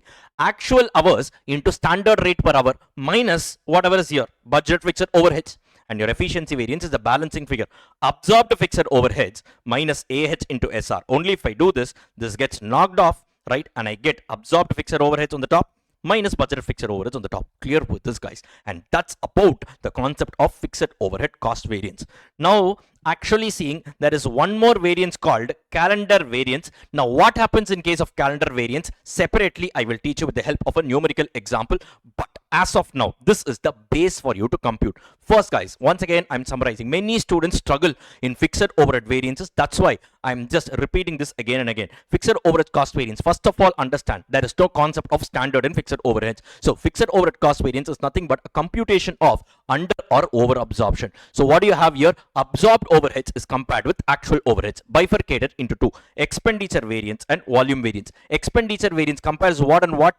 Budgeted fixed overheads with actual fixed overheads, right? Budget with actuals, right? On the other side, volume variance, absorbed is compared with budgeted. Clear with this, guys? Only if I do that, budget gets cancelled, and on the top I get absorbed fixed overheads minus actual fixed overheads. Are you guys clear with this? Now, the sum total of these two should be equal to your top figure, your daddy, right? This is daddy and these are two kids. So sum total of these two kids should be equal to your daddy. Right, once again, so now fixed overhead volume variance is bifurcated into two: fixed overheads capacity and fixed overheads efficiency variance. Capacity variance, one thing alone I asked you to remember: actual hours into standard rate minus budgeted fixed overheads. And on the other hand, efficiency variance, balancing figure: absorbed fixed overheads minus AH into SR. Clear with this, guys? Right, and absorbed fixed overheads, how will you compute? Standard hours into standard rate per hour, or if you want to use units, predetermined rate per unit, that is standard rate per unit into actual output. These are two different ways of computing your absorbed fixed overheads. Ideally, this is covered in your overheads area. Clear with this, guys? Now, with this backdrop, let us go and do one numerical problem. With the help of that numerical problem, every single thing in this particular area will be covered. Clear with this, guys? Fine. Let's get started. Now, once again, please take question number 10 of your CA Intermediate solved question bank. Please take question number 10. Now, this question you please take. Now, to solve this question, first, guys, once again, any sum that you want to solve in your fixed overhead variance. Now, first you list out the ingredients. Sir, what all do I need? I need to compute absorbed fixed overheads. For you to compute absorbed fixed overheads, you need to know standard hours. You should know standard rate per hour. Then you should know actual fixed overheads. Then what else should you know? Budgeted fixed overheads you should know. Then all these data are done. And then one more thing, actual hours you should know. 5 ingredients, if you know, this entire fixed overhead variance you will be able to crack. What are all the 5 ingredients? Standard hours, standard rate per hour, then actual fixed overheads, then budgeted fixed overheads, then you have actual hours. That's about it. 5 ingredients first you find out. Once you find these figures out, plug it in the respective column or plug it in the respective formula, you'll get the answer. As simple as that. Logically remember everything, guys. There is absolutely no pain in mugging up anything. So now let's get started here. So it's going to be question number 10. The cost details of J&G Limited for the month of September 20X1 are as follows. So the data is given, budgeted and actuals. Fixed overheads, budgeted figure, fixed overheads is 15 lakhs, actual fixed overheads is how much? 15 lakh 60,000. Next one. The units produced, budgeted units is going to be 7,500, actual units is going to be 7,800. Standard time for one unit you are allowed to take 2 hours. Alright, it's not applicable in actuals. But actual hours worked was how much? 16,000 hours is the actual hours required. Calculate all the variances. Now guys, quickly, we need only 5 ingredients. What are they? Standard hours, standard rate, obviously per hour. Then we need actual fixed overheads. Then we need budgeted fixed overheads. And finally, we also need actual hours. If we have these 5 ingredients, the entire fixed overhead cost variance can be computed. First guys, standard hours. What do you mean by standard hours? For the actual production, what is the number of hours you should have taken? 7,800 units actually produced, and every unit you should have taken 2 hours. So 7,800 into 2, how much you get? 15,600 hours. Are you guys clear with this? Right? So 15,600 is going to be my standard hours. Clear with this? Next, what is going to be my standard rate? Standard rate means what? Right? So per hour, what is the fixed overhead budgeted rate? Simple. Budgeted rate is going to be budgeted fixed overheads divided by budgeted hours. So now sir, how much is the budgeted hours? Budgeted units is going to be 7,500. Every unit you are allowed to take 2 hours, which means 7,500 into 2. This would have been my budgeted hours, which is 15,000. Clear with this guys? So which is what is going to be a standard rate per hour? 15 lakh divided by 15,000 hours. Clear with this? So here I'll put it. So it's going to be 15 lakh rupees divided by 15,000 hours. How did you get 15,000 hours? 7,500 into 2. It's going to be 15,000 hours. So 15 lakh divided by 15,000 hours, it gives you how much? It gives you rupees 100 per hour. Are you guys clear with this? Next one. What is the actual fixed overheads? Actual fixed overheads we have 15 lakh 60,000. Next, budgeted fixed overheads. How much is it? Rupees 15 lakhs. Budgeted fixed overheads is how much? Rupees 15 lakhs. And what is the actual hours? It's going to be 16,000 hours. So now literally we have all the ingredients with us. So it is just a subject matter of plug and play. That's about it. Look at this. This is exactly what I have mentioned also. Standard hours we have computed. Right? The solution entirely is given here. Standard rate. Standard rate is nothing but budgeted fixed overheads 15 lakh divided by budgeted hours. What is the budgeted hours? Budgeted units into standard rate per hour. So we got 100 rupees per hour. Then actual fixed overheads is how much? 15 lakh 60,000. It's given. Budgeted fixed overheads 15 lakh given. Actual hours 16,000 hours given. With this, the entire thing we can now go and do it.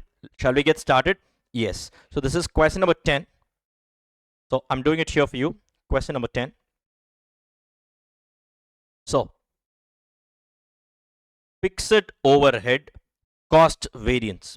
What is going to be the formula? Formula is absorbed fixed overheads minus actual fixed overheads.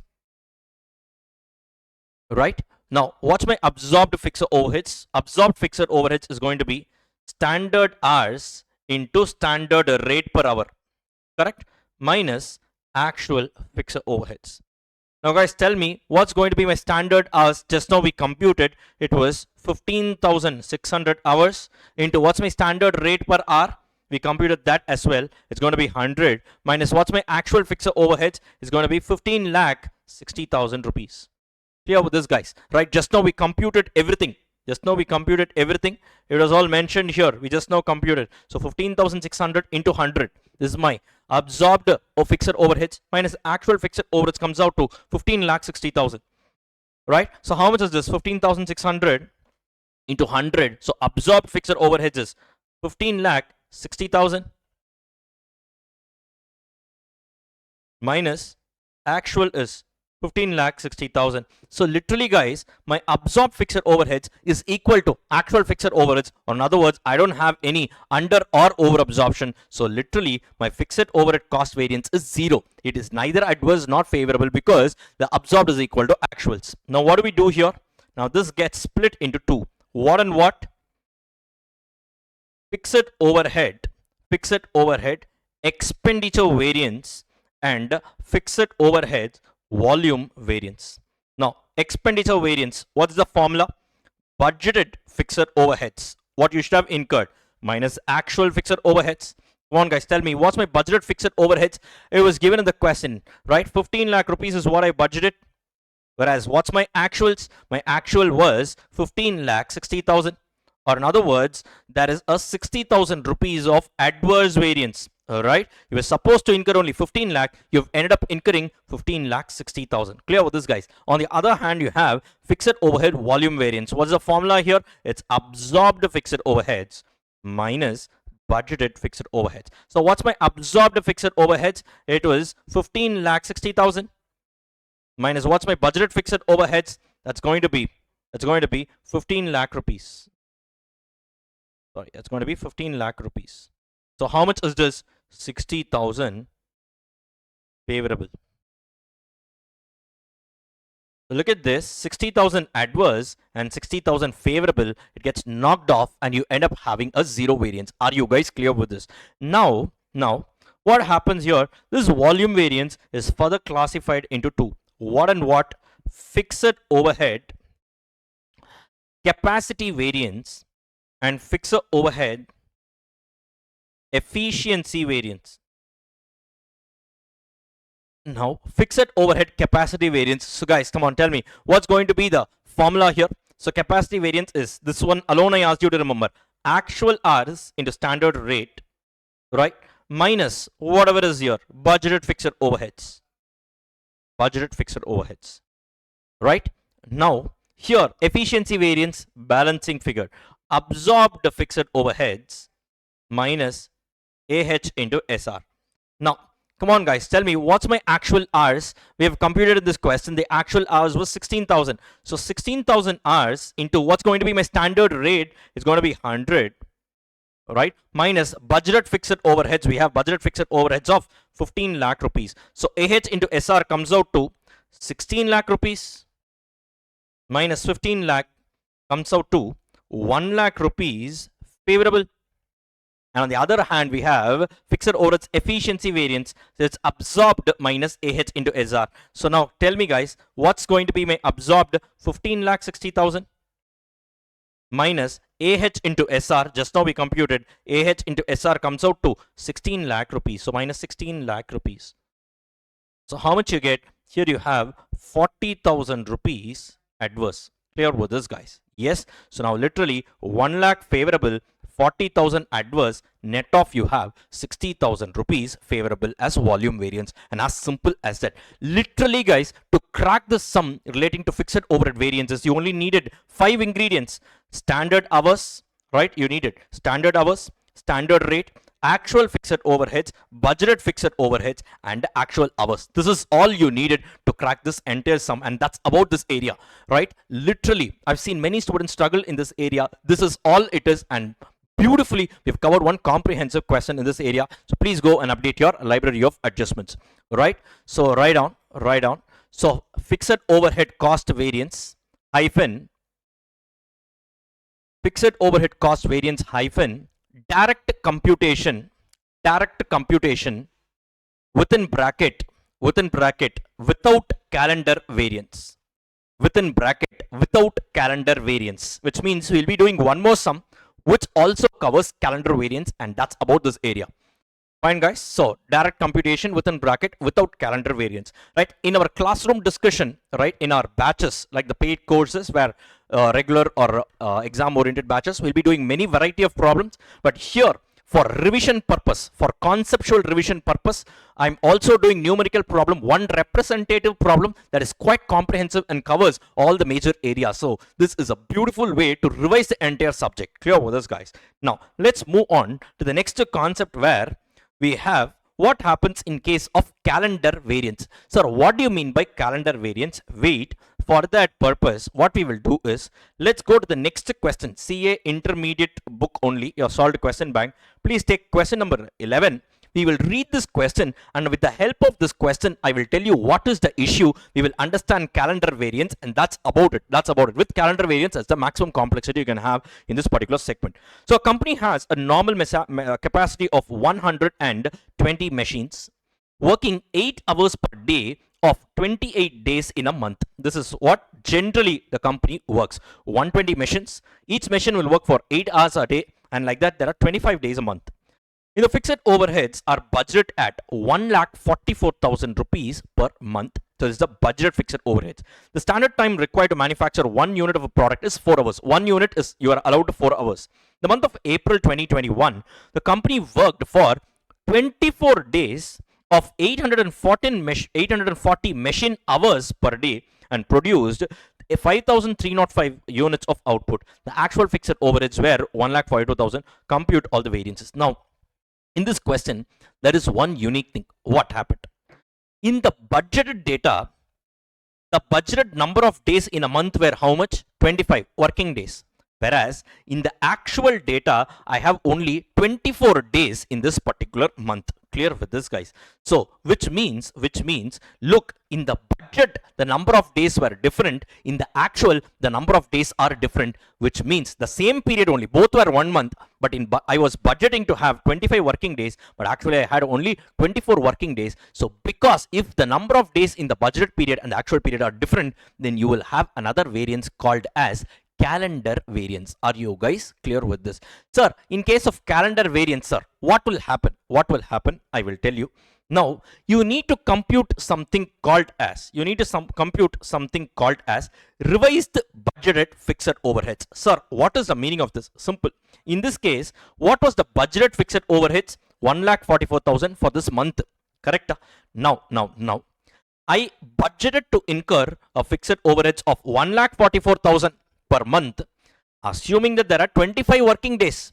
But let us say I have only 24 working days. In this case, what will be my revised budgeted fixed overhead? So why are we revising it? Because the number of days budgeted and the number of days which are actually worked are different. Clear with this, guys? In this case, I will compute something called as revised budgeted fixed overheads. Clear with this, guys? So how much is this going to be? Simple. 1,44,000 rupees is my budgeted fixed overheads for how many days? 25 days, but I'm actually having only 24 days. So how much will be my revised budgeted fixed overheads? 144,000 divided by 25 into 24, you get 1,38,240. It's going to be my revised budgeted fixed overheads. Are you guys clear with this? Now, sir, with this, what do we do? Now, simple. Now, my volume variance, fixed overheads cost variance is bifurcated into two: expenditure, volume, right? Till here, no difference. Now, volume variance is classified into two currently, capacity and efficiency. Now, if the number of days in the budgeted period and number of days in the actual period are not the same, in this case, in between you will have one more variance called as calendar variance. Are you guys clear with this? Sir, one more variance, sir. How do we compute? Very simple. Now, what do we do? Capacity variance, what is the formula? Actual hours, AH into standard rate per hour minus budgeted fixed overheads, right? Now, instead of budgeted fixed overheads, what you need to do here, you should use revised budgeted fixed overheads, the figure that we just computed. Clear with this, guys? Now, sir, how will it tally, sir? On the top, we have only budgeted fixed overheads. If you use revised budgeted fixed overheads, how will it tally? Wait. Now, immediately introduce something called as calendar variance. What will be the calendar variance? It will nullify revised budgeted fixed overheads minus budgeted fixed overheads. Are you guys clear with this? Now, literally, if you see here, the capacity variance, now what will be the formula? AH into SR, that will not change, minus revised budgeted fixed overheads. Instead of budgeted fixed overheads, what will we do now? Revised budgeted fixed overheads.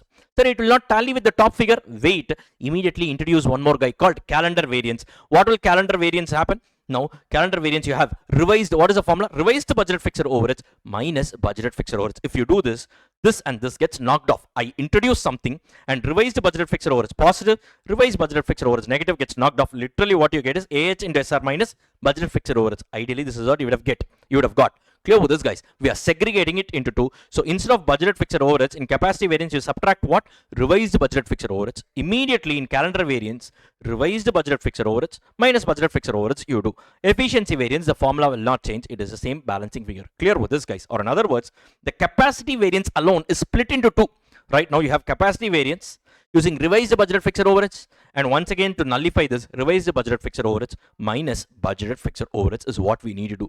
So literally, if you have calendar variance, now there is one more sixth figure that you need to compute, called as what? Your revised budgeted fixed overheads. So anyways, you need to compute standard hours, standard rate, actual fixed overheads, budgeted fixed overheads, then actual hours, and over and above this, now we also need to compute revised budgeted fixed overheads. Are you guys clear with this? If you have this in your mind, then 6 figures first you compute, then just plug the figures in the respective formula and you're sorted here, good to go.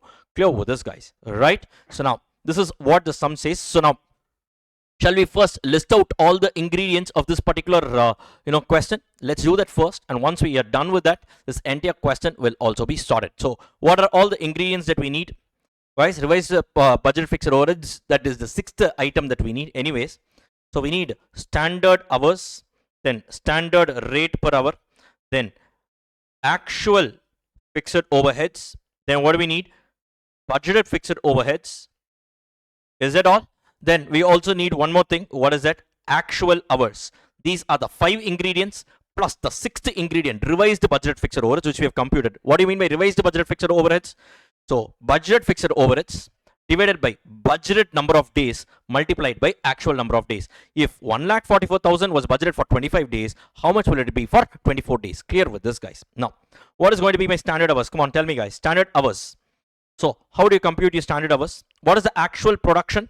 So 5,305 units. Now for each unit, you are supposed to take how many hours? 4 hours each, which means it's going to be 5,305 units into 4. How much is that? 5,305 into 4, that's going to be 21,220 hours. Clear with this, guys? Next one, standard rate. How much is the standard rate per hour? Standard rate per hour, budgeted fixed overheads divided by budgeted number of hours. Correct, guys? So now how many budgeted number of hours are there in my in my budgeted period?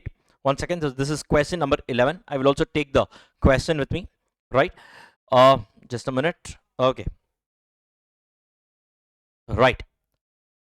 So now so it's going to be 120 hours, right? The normal capacity was 120 hours into 8 hours per day of 25 days in a month. So it's 120 into 8 into 25. So 24,000 hours were budgeted. Guys, clear with this? So here the budgeted hours were how much? 120 machines. Each machine is going to work for 8 hours a day, and like that 25 days a month is what I budgeted. So 120 into 8 into 25, how much is that? 24,000 hours were budgeted.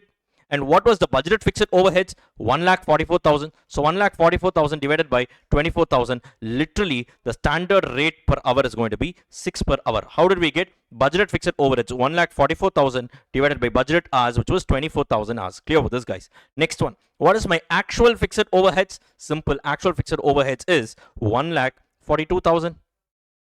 Right? Now, what's my budgeted fixed overheads? The budgeted fixed overheads is 1,44,000. And what is my actual hours? It's given in the question. Oh no, the company worked for 24 days of 840 machine hours per day. So it means 840 into 24. How much you get? 20,160 machine hours per day. Clear with, not per day, for this entire period of 1 month. Clear with this, guys? So now we got all the ingredients with us.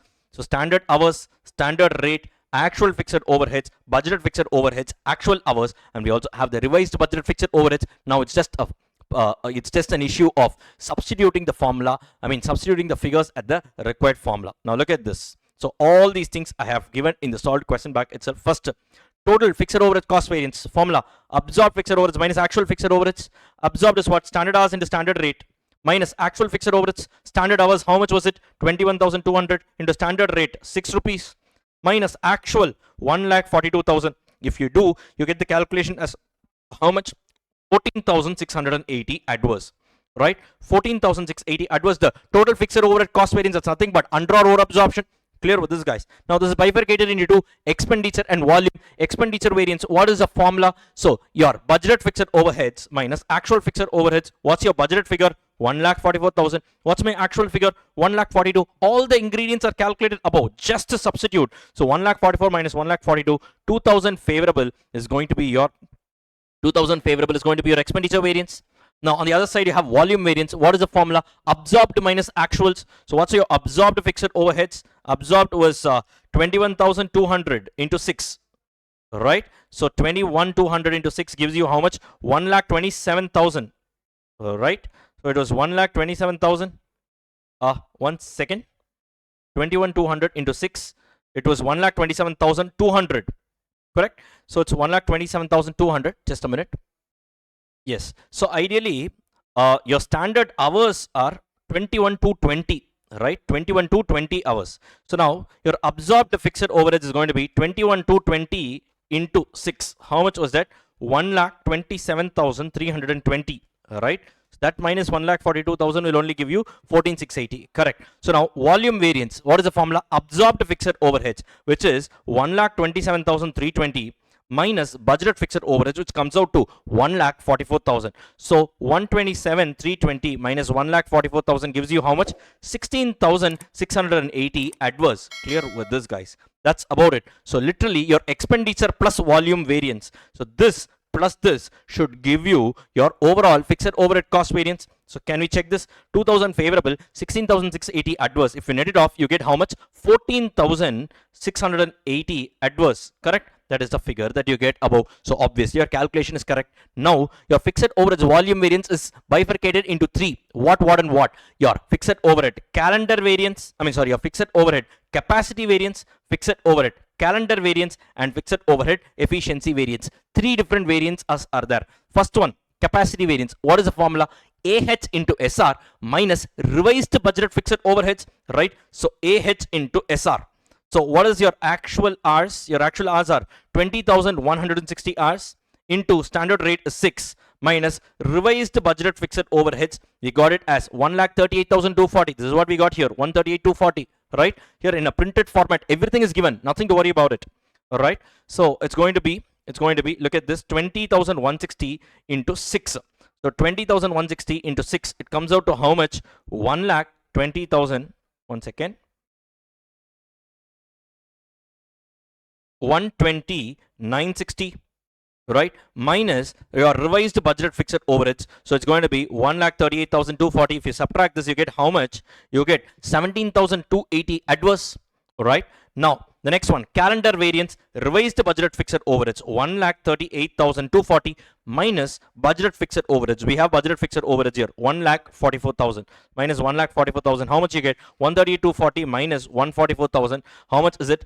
5,760 adverse. And finally you have efficiency variance. What is it? Absorbed fixed overheads minus AH into SR. So absorbed fixed overheads, we already calculated the figure, 127,320. 1,27,320 minus AH into SR. So AH into SR, we got it as 120,960, right? So 127,320 minus 120,960, you get how much? So 6,360 favorable. Clear with this, guys? So now just try to net off these three figures. So 17,280 adverse plus 5,760 adverse, you get 23,040 adverse minus 6,360. Since it is favorable, net it off, you get how much? 16,680 adverse. You get the top figure of your volume variance. Clear with this, guys? So literally with this, we have finished this entire fixed overhead cost variance with your calendar variance. This is one final variant in this particular concept of fixed overhead cost variance. It's as simple as that. So please go to your library of adjustments and update it. So write down, it's going to be fixed overhead cost variance hyphen fixed overhead cost variance hyphen direct computation within bracket with calendar variance. Direct computation within bracket with calendar variance. Clear with this, guys? So literally with this we have finished all the 4 cost variances, right? We have completed your material cost variances, labor cost variances, variable overhead cost variances, and even fixed overhead cost variances with calendar variance, without calendar variance. Everything is completed. So with this the syllabus for CA intermediate students is over, right? CMA intermediate students will have one more extra thing. The sales variants are also applicable, but for CA intermediate syllabus you have only the 4 cost side variances. With this we have completed all the 4 cost side variances with full revision of all the formulas with all the logics, and also we have done about we have done about 7 numerical problems till now. Right, till now itself we have done 7 numerical problems in the marathon itself. Anyways, during the courses, your exam oriented or regular courses, we do many more sums, but in a marathon to revise I have handpicked some comprehensive questions to cover the entire chapter, and that's about this, right guys? So with this we have completed all the cost side variances. So now let's move on to the next one, which is sales side variances, which is applicable exclusively for CMA intermediate paper 12 management accounting students. So now let's get started with the revision of next chapter called as budget and budgetary control. Now, before I get started with this particular chapter, now once again guys, this chapter is a common chapter in your CA intermediate paper 4 cost and management accounting, as well as in your CMA intermediate in paper 8 cost accounting. Exactly the same chapter is there, as well as in CMA Inter paper 12 management accounting, the same chapter is there. In CMA intermediate paper 12, if you notice guys, right now there this chapter is called forecasting, budgeting and budgetary control. Name alone they have added forecasting, but for that, right, exactly everything is going to be the same only. Clear with this? So once again guys, this is a common chapter for your CA as well as CMA intermediate, right? In CMA intermediate, both the papers have this particular chapter. And now this marathon, in this marathon revision, right, I am having a common session for revising this particular budgetary control, right, for CA and CMA intermediate. However, in our regular and exam oriented batches, the recordings are all separately done for CA inter, and even in CMA inter paper 8 paper 12 separate recordings are done, and the books are all 3 different books for each of these 3 courses, right? We have our concept decoder and solve question bank separately for every single subject paper here. But since this is a revision marathon, I am having a common session across the courses for all the students, so that even those students who are actually appearing for CA and CMA, or maybe group 1 and group 2 of CMA, everyone, these guys can actually spend one session for a common topic. So that is the reason why I'm making this as a common recording. Clear with this guys? Now on that note, let's get started with this particular chapter called budget and budgetary control. So please have this in mind. So in all our paid courses, we have it as a separate recordings. It's not a combined recording of CA and CMA. Now coming back here, right? Now this chapter, budget and budgetary control, goes on to achieve 2 objectives: decision making and control. 2 objectives. Overall, our subject has 3 objectives, right? So stock valuation, profit computation, decision making and control. Now this particular chapter goes on to achieve the objective of decision making and control. Sir, how sir? First of all, before that, what do you mean by a budget? Budget is basically a plan of action. Now all of us do budgets in our everyday life. For example, let's say your exams are, your exams are going to happen, or your exams are going to be scheduled 2 months from now. Now what do? You prepare a budget. Okay, so 2 months I have, right? So 2 into 30, overall I have 60 days. So per day, let us say I'm going to study for 10 hours. So 60 into 10, 600 hours I have, divided by the number of subjects. Per subject, what is the time I have? Basically, it's a plan of action. Similarly, before the start of every single period or a financial year, or maybe a particular month, as the case may be, the frequency could be different. Every company comes up with their own budget, right? Now I told you this chapter budget goes on to achieve 2 objectives: decision making and control. Sir, how is that possible? Now, first we will see how budget goes on to achieve the objective of decision making.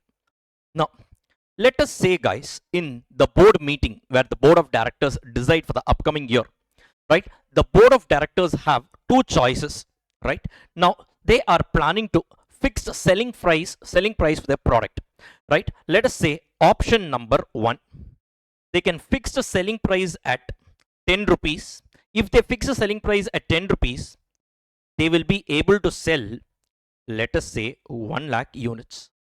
Or option number 2, suppose instead of 10 rupees, if they reduce the selling price to 9 rupees, they will be able to sell, let us say, 1 lakh 10,000 units. Example, right? Obviously, if you reduce the selling price, the volume will increase. Now, what should be the ideal selling price the company should fix? 10 rupees or 9 rupees? Now, with this data, we can't decide, but what the company will do, if they fix the selling price at 10 rupees, they will arrive at the profit. If they fix the selling price as 9 rupees, they will arrive at the profit. Now, out of these two options, whichever will give the maximum profit for the company, they will go for that particular option. Or in other words, first to fix a budget, a company has to choose between multiple alternatives. This way, it helps them to enable the objective of decision making. Let us say option 2 is more feasible because that gives them the maximum profit. Now, having chosen this option, now what they do, they set this as the target, right? And they inform the team that, look, this year we have to produce and sell 1,10,000 units. The selling price needs to be 9 rupees. Accordingly, they plan their cost, schedule their production and all these things. Now, they set this as the target, which needs to be followed by their team members, right? And this target is compared with the actuals, and now they are able to exercise control over their organization. Now, at the end of the period, they compare the performance which they should have done, the employee should have done, they compare that with the actual performance done by their employees, and they analyze for the variance or deviations, and accordingly they take any corrective actions, or maybe in case these guys have outperformed, they will reward them.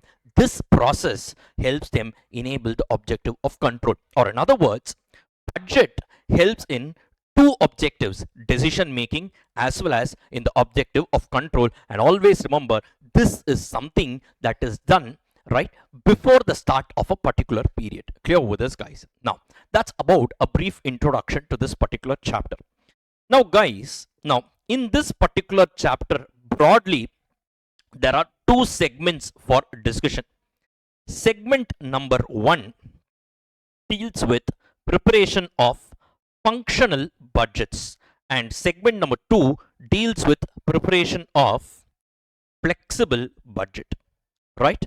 Now, this part, functional budget, is kind of similar to cost sheet area, and this flexible budget, it is kind of similar to your concepts that you studied in marginal costing, right? So these are the two segments which we are going to learn in this particular chapter, right, guys? Now, fairly a simple chapter, it's not big as well, and kind of it's very easy to score in this particular chapter. On that note, let's get started with the first segment of discussion called as functional budget. Now, what do you mean by a functional budget? Preparing a budget for every single function in the organization is called as a functional budget. Sir, what are the functions, sir? Sales, production, purchase, your material consumption, labor. So for every single function, right, if you are preparing a budget, it is called as functional budget. Now, I'm just opening the concept decoder note of CA Inter, right? This is more or less whatever we study here is same as what we see in your CMA Inter paper 8, right, as well as in CMA Inter paper 12. Wait, 1 second, I will open and show it to you. Right, here you have this chapter number 16. 1 second. Yes, this is, yes, chapter number 16. It's on page 169. I'll quickly open it up for you.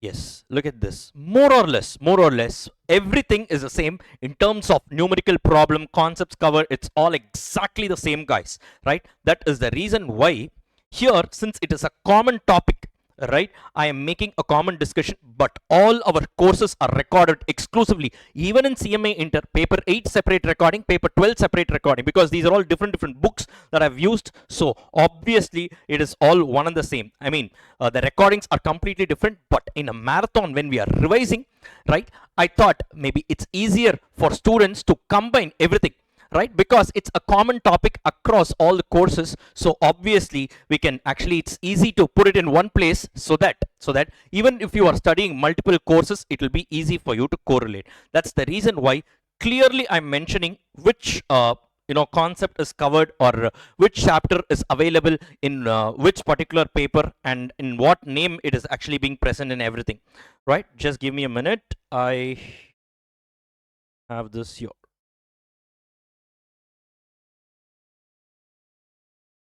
One second. Yes, look at this.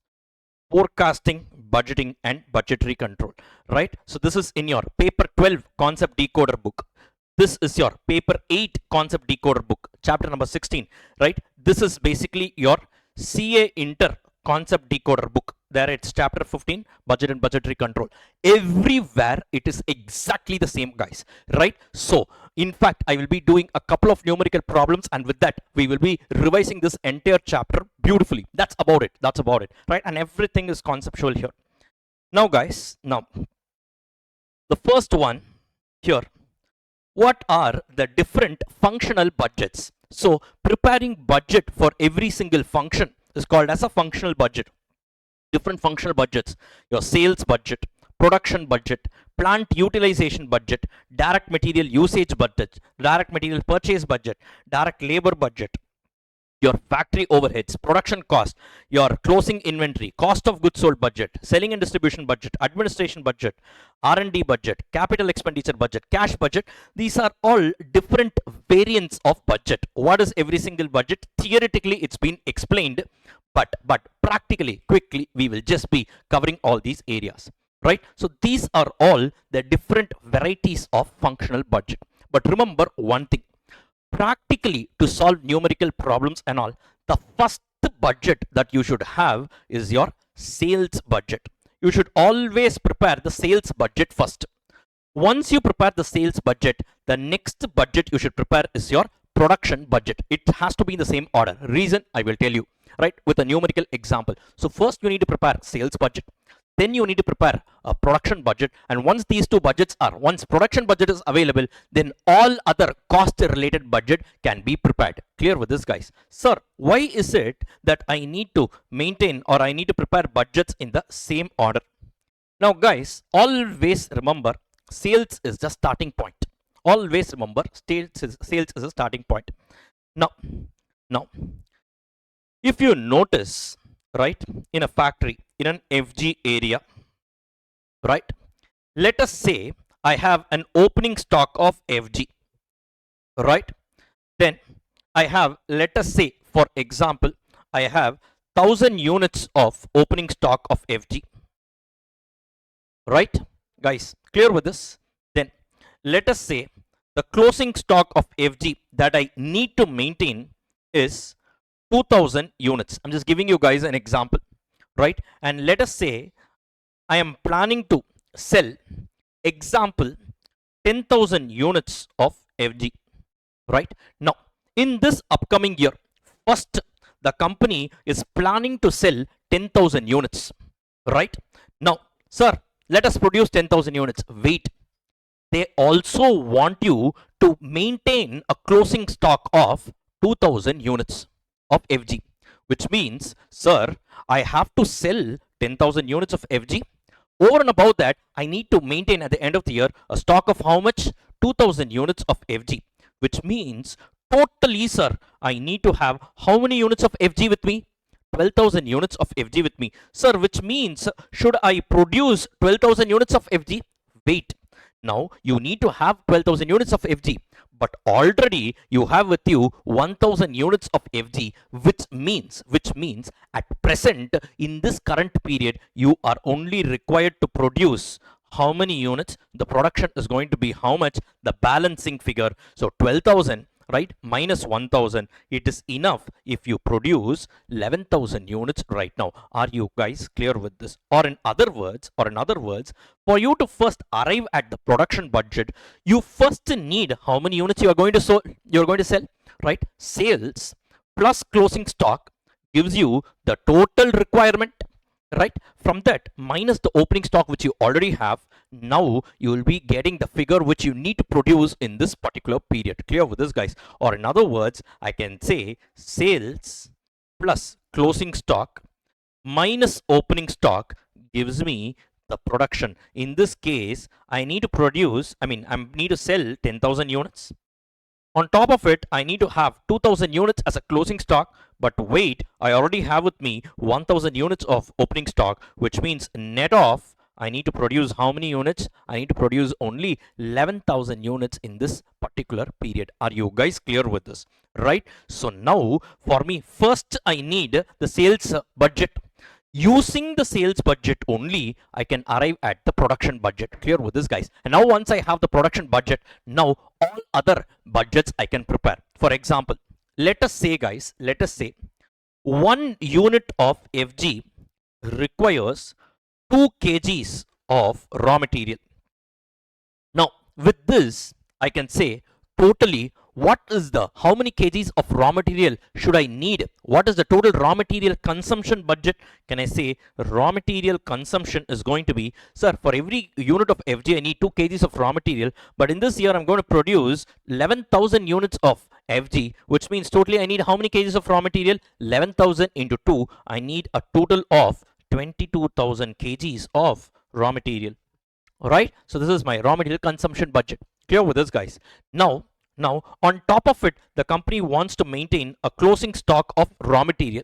Let us say the company wants to maintain a closing stock of 3000 kgs of raw material, which means now I should have with me what? 22 kgs for the purpose of production I need to consume, plus 3000 kgs I need to maintain, which means overall, so 25,000 kgs you need to purchase, right? But wait, minus I already have with me, let us say I already have with me 5000 kgs of opening stock, which means totally I need 25,000, out of which already 5000 is available in my opening stock, which means net of now I only need to purchase how much? I need to purchase 20,000 kgs of stock or raw material. Are you guys clear with this? This is called as raw material purchases budget. Are you guys clear with this? Let us say 1 kg of raw material is purchased rate of 10 rupees. So now this 20,000 kgs into 10 gives you 2 lakh rupees in value. Are you guys clear with this? So now the first point was sales budget.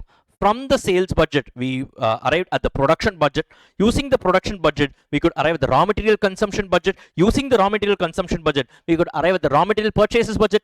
Clear with this, guys? Suppose, for example, right, 1 unit of FG requires 3 labor hours, which means what is the total labor requirement budget for you? 11,000 units into 3. I will say, sir, totally I need 33,000 labor hours in this particular period. Clear with this, guys? So using the production budget, now you can arrive at your labor requirement budget, and all other budgets will stem out of your production budget only. Are you guys able to understand? So always remember, the first budget you need to prepare is what? Sales budget. From the sales budget, production budget can be arrived. From the production budget, your raw material consumption budget, raw material purchases budget, your labor requirement budget, all other budgets you can prepare using the production budget. Are you guys clear with this? And that is all about, right, this particular concept of your functional budget. Now, directly on this note, let's go and solve one numerical problem. That's about the first segment. So let's go and solve one numerical problem. Once again, guys, this is a common question for both CA and CMA students. So please take the first question, right, from your CA intermediate, solved question bank. Now do not think that, sir, CA question, sir, it is not applicable for me. Absolutely not. This question is equally applicable for CMA intermediate paper 8 cost accounting students as well as paper 12 management accounting students. I am just taking one sum so that it's a proper revision for you to complete this entire concept of functional budget. As simple as that. Don't think that it's not a part of your syllabus. It's applicable for everybody. Clear with this, guys? On this note, let's get started here. Now, what are they given? Prepare a quantitative production, material usage means material consumption, and purchases budget from the following data of a particular month. Product A, product B. Budgeted sales quantity for each of the products is given. Material consumption per unit is given. Right? So product A requires 2 kgs of material B and 1/8 kgs of material Q. Right? Similarly, product B requires 4 kgs of P and 1 kg of Q.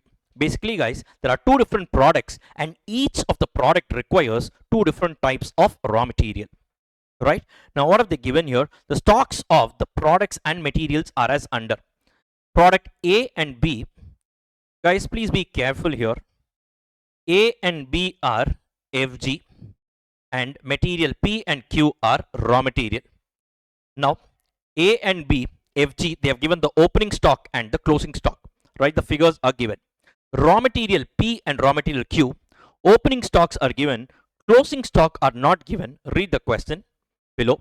The company wishes to operate a JIT material inventory system. JIT means just in time, right? Which means they don't maintain much of stock, right? Whenever it is required, only then, when they get a customer order, only then they will purchase and they will keep the raw material, right?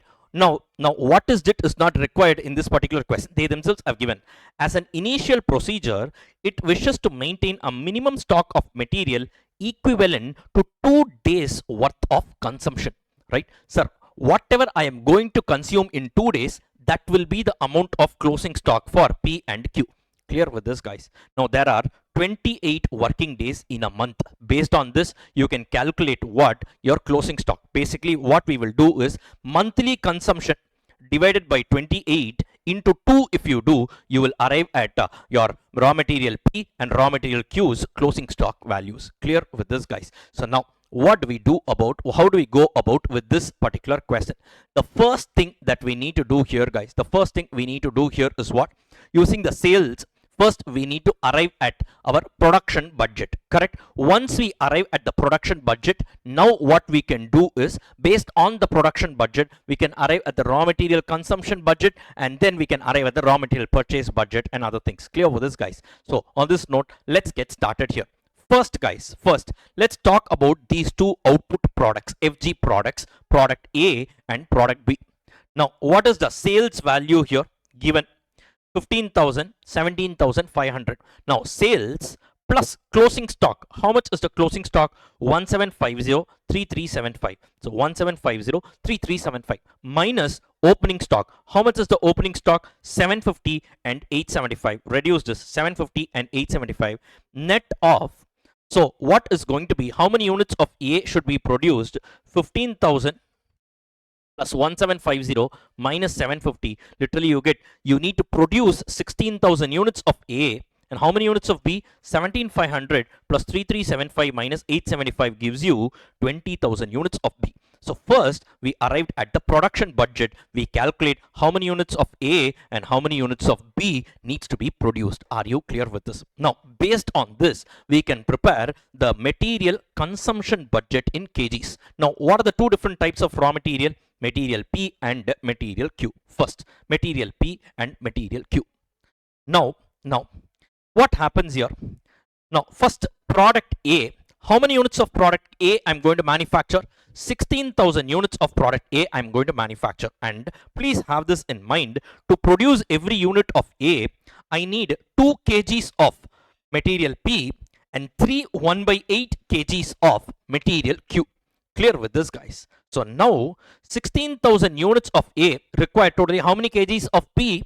So 16,000 into 2, I need how much? 32,000 kgs of product P, raw material P. Are you guys clear with this? So for producing 16,000 units of A, right, every unit of A requires 2 kgs of raw material P. So 16,000 into 2, I need 32,000 kgs of P, plus every unit of A requires 3 1 by 8 kgs of what?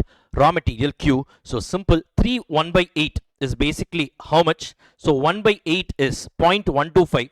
So 3.125, right, kgs of Q is what I need. So every unit of A requires 3.125 kgs of, right, raw material Q. So here I will say it is 16,000 units into 3.125. How did you arrive at 3.125? 3 1/8. So 1 by 8 you do. How much you get?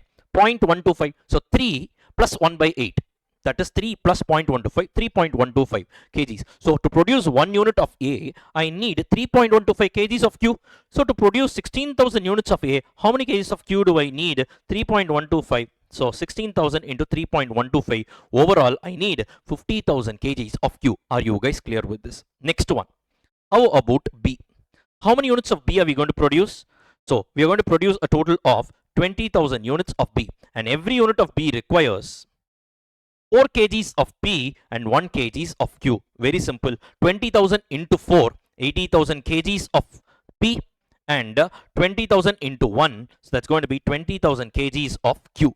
Clear with this, guys? So overall, how many kgs of P is required for consumption? 32,000 plus 80,000. It gives me a total of 1,12,000. And how many kgs of Q? 50,000 plus 20,000. It gives me a total of 70,000 kgs of Q. Are you guys clear with this? Or in other words, overall, the raw material consumption budget is going to be 1,12,000 kgs of P I'm going to consume in this particular month, and 70,000 kgs of Q I'm going to consume in the particular month. Clear with this, guys? So the upcoming month requires this particular consumption of P and Q. Clear with this, guys? Now, from this, we need to calculate the material purchases budget. How do you arrive at the material purchases budget? Simple, raw material consumption plus closing stock minus opening stock net off gives you your material purchases budget. As simple as that, right? Now, what do we do here? Simple, guys. First, raw material consumption. We know P 1,12,000 I need to consume. Perfect. And Q 70,000 I need to consume. Clear with this, guys? Perfect. Plus closing stock minus opening stock. Now in the question, I have the opening stock figures 12,000 kgs and 8,000 kgs. Very simple. This figure I can populate 12,000, 8,000 respectively. Consumption also we have. Now how will you compute the closing stock of raw material? Simple. In the question they have given, the company is planning to maintain minimum stock which is equivalent to 2 days worth of consumption. Right? Now let us take product P. Now product P, in a month I am planning to consume how many kgs? 1,12,000 kgs. So 1,12,000 kgs is for a period of 1 month, having how many days? 28 days. So if this is the consumption required for 28 days, how many kgs do I consume for 2 days? 1,12,000 divided by 28 into 2. Basically, I am going to consume 8,000 kgs for 2 days. So 2 days equivalent consumption is what I'm going to stock as my closing stock. Hence, 8,000 kgs is going to be my closing stock for raw material P. Are you guys clear with this? Right? This is a good adjustment in this question. Now, the other one for product Q. Again, 2 days equivalent stock. So 70,000 is the consumption required for 1 month having 28 days. How much will be the equivalent consumption for 2 days? 70,000 by 28 into 2. That gives you how much?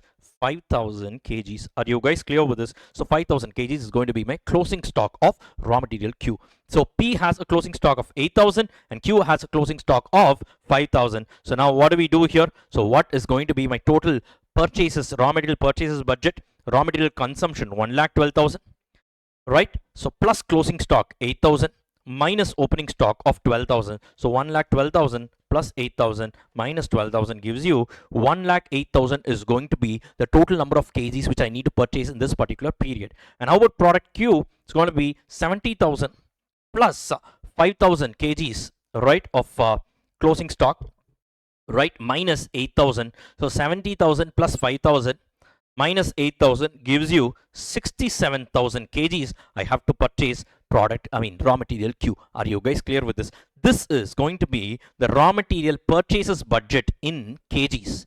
Now if I want to convert it into value, simple, every unit, every kg of P has a purchase price of 3 rupees and every kg of Q has a purchase price of 2 rupees. Multiply this respectively with 3 and 2. So 1,08,000 into 3 gives you 3,24,000 and 67,000 into 2 gives you how much? 1,34,000. Clear with this, guys? So this is going to be the raw material purchase budget in value, and this is going to be raw material purchases budget in kgs. Clear with this, guys? So this is the purchase budget in kgs, and this is going to be the purchase budget in value. Are you guys able to understand? As simple as that. So first what you need to do, sales data is that sales plus closing stock of FG minus opening stock of FG gives you production. So production, right, into the number of kgs required per unit, you arrive at the consumption budget. Now consumption, raw material consumption plus closing stock,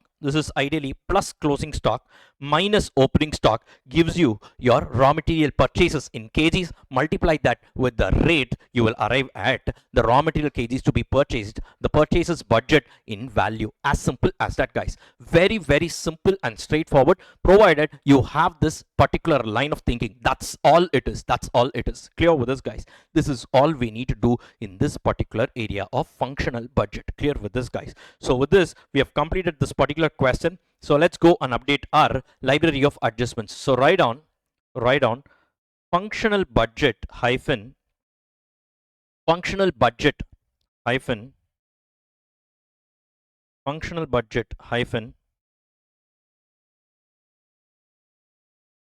production budget semicolon production budget semicolon raw material consumption budget semicolon raw material purchases budget, right, semicolon calculation of closing stock of raw material. That was a good adjustment in this question. So that is also something we did here. Clear with this, guys? Right? So exactly on the same line is how we compute the remaining functional budgets, like your your labor hour requirement budget, your labor budget, right? Then your production overhead budget, selling overhead budget. So all other functional budgets are prepared at the same line. The base is first, sales is a starting point. Sales plus closing stock of FG minus opening stock of FG gives you production. This production budget is the base for all other functional budgets. Clear with this, guys? And that's about this overall area of your production budget. So since this is a marathon, right, I just wanted to do one representative numerical problem for functional budget, right? In our batches we do it in detail, but since this being a marathon, right, I wanted to do one representative question from functional budget and leave it there. Now let's move on to the second segment called as flexible budget. Let's move on to the second segment called as flexible budget. Now let's move on to the next segment of discussion called as flexible budget. Now guys, what is this concept of flexible budget? Now let me take an example. Now let us say they have given the following data, right? Now for 80,000 units of volume, let us say this is an example. Let us say this is a given data. The per unit cost of direct material is 8 rupees. Direct wages, let us say per unit is 4 rupees. Right? This is a random example I'm giving you. Then let us say the variable production overheads is going to be 4 rupees per unit. Okay, let me just take it as 6 rupees per unit. Anything is fine. Fixed production overheads, let us say, is 2 rupees per unit. Similarly, your variable administration overhead is, let us say, 5 rupees. Fixed administration overheads is, let us say, 3 rupees.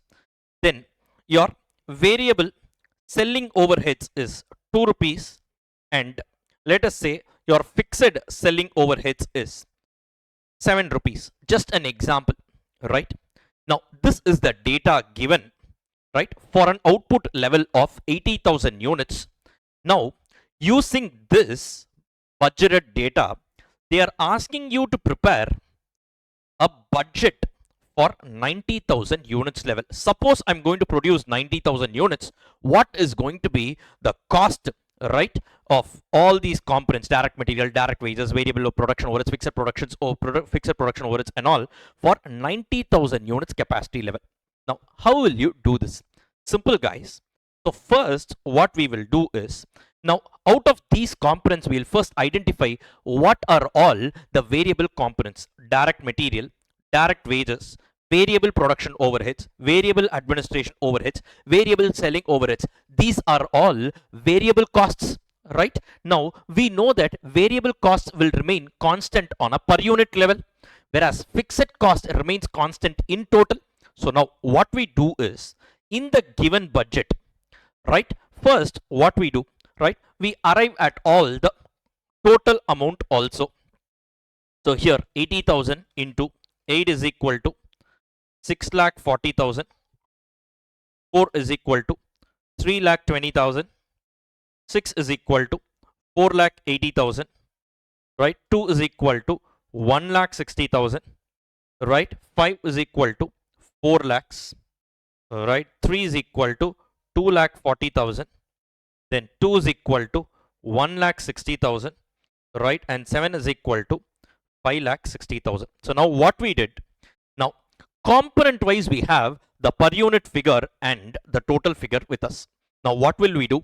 Now this is a budget which is available with us, right? This is called as a static budget or a fixed budget. What is the meaning of that? A budget prepared for one given volume level is called as a static budget, right? Now using the static budget, if you are preparing a budget for a completely different output level, that is called as a flexible budget. Now in this case, now we need to prepare a budget for 90,000 units level, right? Once again we need to arrive at the per unit and the total column. Now first, how will we do that? Simple, guys. We know variable costs will remain constant on a per unit level, whereas the fixed costs will remain constant in a total level. So what we will do, first identify the variable costs. Now direct material is a variable cost, right? So irrespective of the output level, it will remain constant on a per unit level, right? Direct wages 4 rupees, variable production overheads 6 rupees, right? Whereas fixed production overheads, it is a fixed cost, it remains constant in total. So fill the total column, 1,60,000, right? Similarly, variable administration overheads, fill the per unit column. Fixed administration overheads, fill the total column. Similarly, variable selling overheads, fill the per unit column. Fixed selling overheads, fill the total column. Clear with this, guys? So these are all. Once again, I will just take it out here. I'll just copy paste the figures.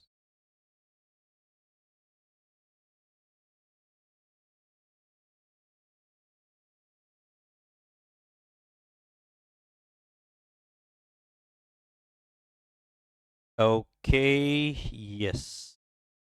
Right. So I'm just taking this and slightly I'm moving it off here so that it's easier for us to capture. Right. So now what we do, guys, now from this static budget, right, or a fixed budget, first we picked the variable components, and the variable component column alone we filled the per unit column. With respect to the fixed components, we took the total column and we filled here. Clear with this, guys? Now what we need to do, why we did this? Because of the cost behavior pattern, right? Variable cost remains constant on a per unit level, fixed cost remains constant in total. Now we can just complete the remaining parts. Now the variable components, we have the per unit data, multiply it with the output, you will arrive at the total column. Now with respect to the fixed cost, you have the total column divided with the output, you arrive at the per unit column. As simple as that. Clear with this, guys, right? And that is all we need to do here. Let me just rearrange this. 1 second. Right, and here we have this. That's about it. Right. 1 second. That's all it is. Clear with this, guys? So now this is called as a static budget, right? A static budget means what? A budget which is available for a given volume level. Using the data given in the static budget, if I flex it and prepare a budget for a completely different volume level, it is called as a flexible budget. Here we use the concepts of variable cost and fixed cost, right? The cost behavior pattern is being used. Basically what we do is variable cost remains constant on a per unit level, fixed cost remains constant in total. Based on this, we can prepare a budget for any given volume level. This basically is called as a flexible budget. Now an advanced level sum would be, right, it might not be as simple as this. We'll be doing one numerical problem where now for a different output level we need to prepare a budget, where in the next year maybe we need to prepare a completely different budget for a different volume level with some changes in cost and all. And maybe on certain items of cost might not be constant on a per unit level, it might not be constant in total also. In that case, what we need to do, we need to segregate the total cost into variable component, fixed component, because if it is neither constant on a per unit level nor is it constant in total, it is basically called as your semi-variable cost and all. So that needs to be necessarily segregated into variable and fixed component and needs to be dealt with accordingly. All these issues we will be taking one good numerical example, and with the help of that particular numerical question we will be covering this entire concept of flexible budget. That's about it, guys. So once again, please go to your solved question bank of your CA intermediate material. All right, so please go to question number 9. Once again I'm telling you, this question is equally applicable for CMA intermediate students, both paper 8 as well as paper 12 students, cost accounting and management accounting students of CMA intermediate. You can definitely follow this sum because it is also equally applicable for you guys. And again, I want to reiterate that in all our courses the recordings are separate. I'm not mixing any recordings. For the purpose of marathon, I am just combining it just so that the concepts are similar, so you have everything in one particular place. Clear with this, guys? So here let's go on to question number 9. Yes, let's go to this particular question, a good question, right? So one question, I'm taking a comprehensive question and I'm doing it in the marathon itself. We are also covering the numerical problem. So now let's get started here. ABC Limited is currently operating at 75% capacity, and in the past 2 years the levels of operations were 55 and 65% respectively. The present production is 75,000 units. Wait, so 75% capacity represents 75,000 units, which means 100% capacity will represent 1 lakh units, 75,000 by 75%. Now the company is planning for 85% capacity level, which means in the next year they are planning for a capacity level of 85,000 units, and the cost details are available as follows. Now what have they given here? For 55% capacity, basically means 55,000 units volume level, the cost data are given. 65,000 units, the cost data is given. 75,000 units level, the cost data is given. Right, guys? Fine. Now, what have they given? Direct material, direct labor, factory overheads, selling overheads, admin overheads. Remember, all these figures are given in total, right? And they have totaled up all the line items as well. The profit is estimated at 20% on sales, right? So profit is going to be what? On top of this cost, you need to add a profit which is equal to 20% on sales, right? You need to arrive the sales value. Now, the following increase in the costs are expected in the next year. First, guys, 3 different volume level is given, right? In the next year, the company is planning for what percentage of capacity? 85%, which means they are planning for an output of how much? 85,000 units, right? So obviously what we need to do, analyze which are all the variable costs. Variable cost remains constant on a per unit level, whereas fixed cost remains constant in total, right? Now over and above this, look at this. The following increase in costs are also expected during the next year. First, direct material, they're expecting an 8% increase. Direct labor, 5% increase. Variable factory overheads, 5% increase. Variable selling overheads, 8% increase. Fixed factory overheads, 10% increase. Fixed selling overheads, 15% increase. And administration overheads, a flat 10% increase.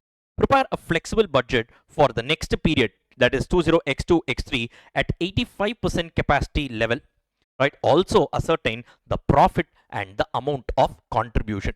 This is what they have asked in this particular question. So now, since they have asked for profit and contribution, so you need to prepare this in a marginal costing income statement format. Sales minus all the variable costs gives you contribution, right, minus fixed cost gives you what? Your profit, right? But before that, once, how will you get the sales? For you to get the sales figure, first you need to arrive at the total cost, because total cost plus profit is only sales figure, right? So basically what we will do, first we will arrive at all the variable costs, to that add all the fixed costs separately, right? Arrive at the total cost.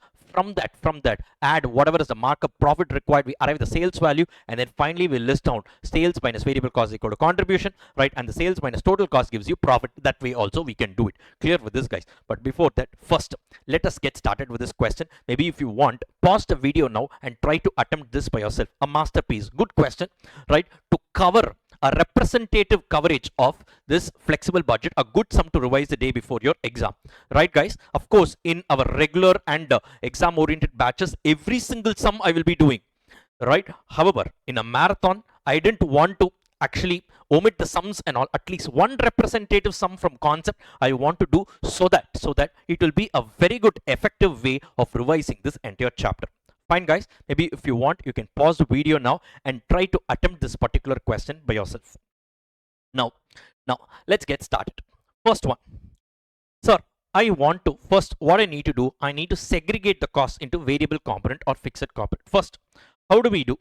Guys, ideally speaking, any 2 levels is enough. In this question, they have given 3 levels of output. Sir, first, why do we need so many levels of output, sir?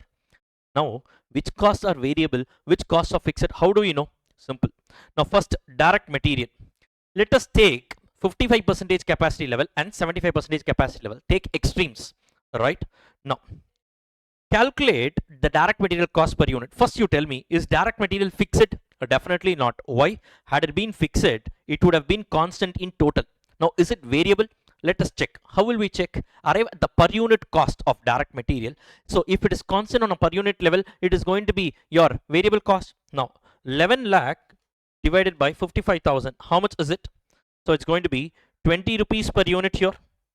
How about 75% capacity level? 15 lakhs divided by 75,000 gives you how much? 20 rupees only. Which means now this is constant on a per unit level.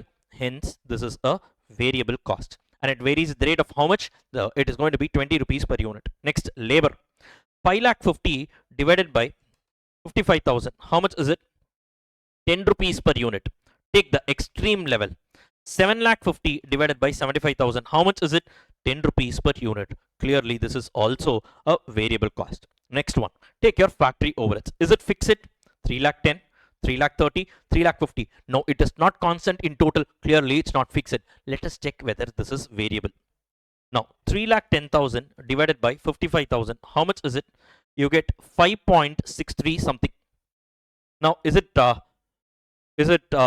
So at 75% capacity level, 3,50,000 divided by 75,000. How much you get? You get 4.66 something. Now, if you see, it is not constant in total, and it is also not constant on a per unit level. So clearly this is a semi-variable cost. And if you have a semi-variable cost, what you need to do, segregate this into fixed and variable component. How will you do that? Literally, this is something that we have actually learned in both basic concepts, which I generally do in our regular and EVO batches. But anyways, even in this marathon, we have covered in volume analysis, right? That is difference in total cost divided by difference in units. You will be able to get your variable cost per unit, and with that you can segregate your total cost into variable and fixed components, which I'll be doing here, right? Next one, selling overheads. Now, is it fixed? 3,20,000, 3,60,000, 4 lakh. It is not constant in total. Let's check whether this is variable. 3,20,000 by 55,000. How much is it?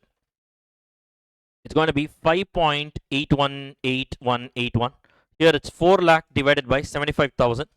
Is going to be 5.33 something. So it is not constant in total. It is not constant on a per unit level also. This is also a semi-variable cost, which means it needs to be segregated into variable and fixed component. Next, admin overheads. Is it fixed?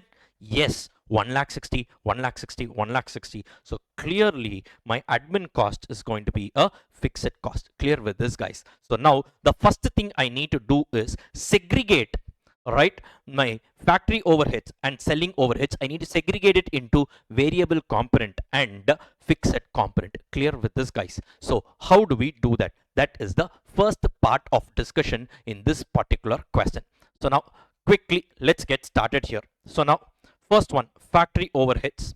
So please have the question with you. So this is question number 9.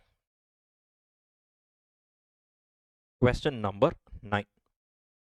First one, I'm having a working note for factory overheads, right? So factory overheads. Now clearly, guys, for 55,000 units level, how much is my factory overheads? Yes, it was 3,10,000, right? And for 75,000 units level, how much was it? It was 3,50,000 rupees. Right, guys? This was units. So now, can I say variable component is going to be difference in fixed cost? How much is the difference in the total cost? How much is the difference here? It's going to be 40,000 rupees. So 40,000 divided by difference in the units. How much is the difference in units? So 75 minus 55, basically it's going to be 20,000 units. Or in other words, logically, my overall cost increased by 40,000 rupees because my units increased by how much? 20,000 units. Guys, clear with this? So the increase in the total cost is purely on account of the variable cost incurred for the incremental units, or in other words, how much is the variable cost per unit? 40,000 divided by 20,000, you get how much? So rupees 2 per unit. Now with this, you can arrive at your fixed cost. Fixed cost is equal to, right, total cost minus variable cost. Now you take any one volume level, right? Let us take 55,000 units as the volume level. At 55,000 units, how much is the total cost? 3,10,000. That is the total fixed over in total factory overheads, right? Minus how much is the variable component? 55,000 into 2, right? So basically you get 3,10,000 minus 55,000 into 2 is going to be 1,10,000. So basically you get how much? Rupees 2 lakh. Clear with this, guys? Alright, so now my fixed component of your factory overheads is going to be 2 lakh rupees. Variable component is going to be 2 rupees per unit. Are you guys clear with this? Right? So this is something that you need to actually have in mind, as simple as that, right? And of course, in this particular question, this is subject to some price increase and all. What it is, we will just see it later. But as of now, clearly we know that the variable factory overheads is how much? So factory overheads, if you see, 1 second. So here,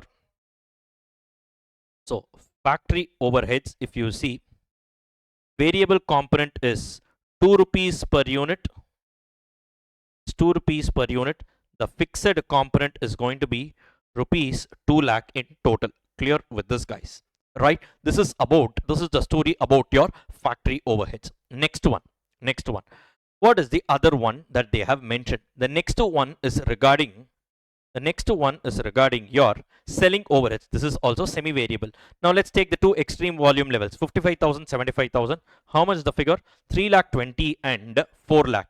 Let's take these two figures. Alright, so this is a separate working note for what? It is a separate working note for selling overheads.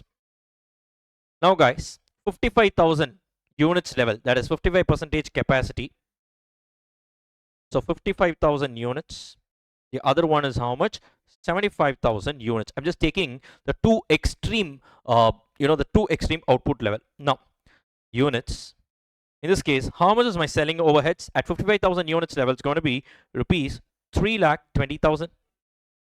And at 75% level, it's going to be how much? Rupees 4 lakh. Right? So my variable cost is going to be the difference in the total cost, which is going to be how much? The difference in the total cost is going to be, right? How much is it, guys? The difference in the total cost is going to be here 80,000 divided by the difference in the total units. How much is it? So it's going to be 75,000 minus 55,000. How much is that, guys? It's going to be 20,000 units. So basically I'll say 80,000 rupees is the variable cost pertaining to 20,000 units. How much is going to be on a per unit level? It's going to be rupees 4 per unit. Now, how much is the fixed component here? So the fixed cost is equal to total cost minus variable cost. So take any one volume level, 75,000 units volume level. What is the total cost of selling overheads? 4 lakh minus how much will be the variable component? 75,000 into 4, right? So how much is 75,000 into 4? It's going to be 3 lakh. So 4 lakh minus 3 lakh, you get how much? You get 1 lakh rupees as the fixed component of selling overheads. So basically guys, selling overhead, variable component, fixed component. Variable component is going to be 4 rupees per unit and the fixed component is going to be rupees 1 lakh. Are you guys clear with this? Right? Are you guys clear with this? Right? And that is all about this particular part of this particular question. Right guys? So selling overheads we have and production overheads, factory overheads we have. Now the other parts are readily available. Direct material 20 rupees per unit, variable component, right? Only variable. And your direct labor, it is going to be 20 rupees per unit. These are all variable components, right? And how about your admin overheads? It's fully fixed, 1,60,000 rupees. Clear with this, guys? So now let us just list out the summary.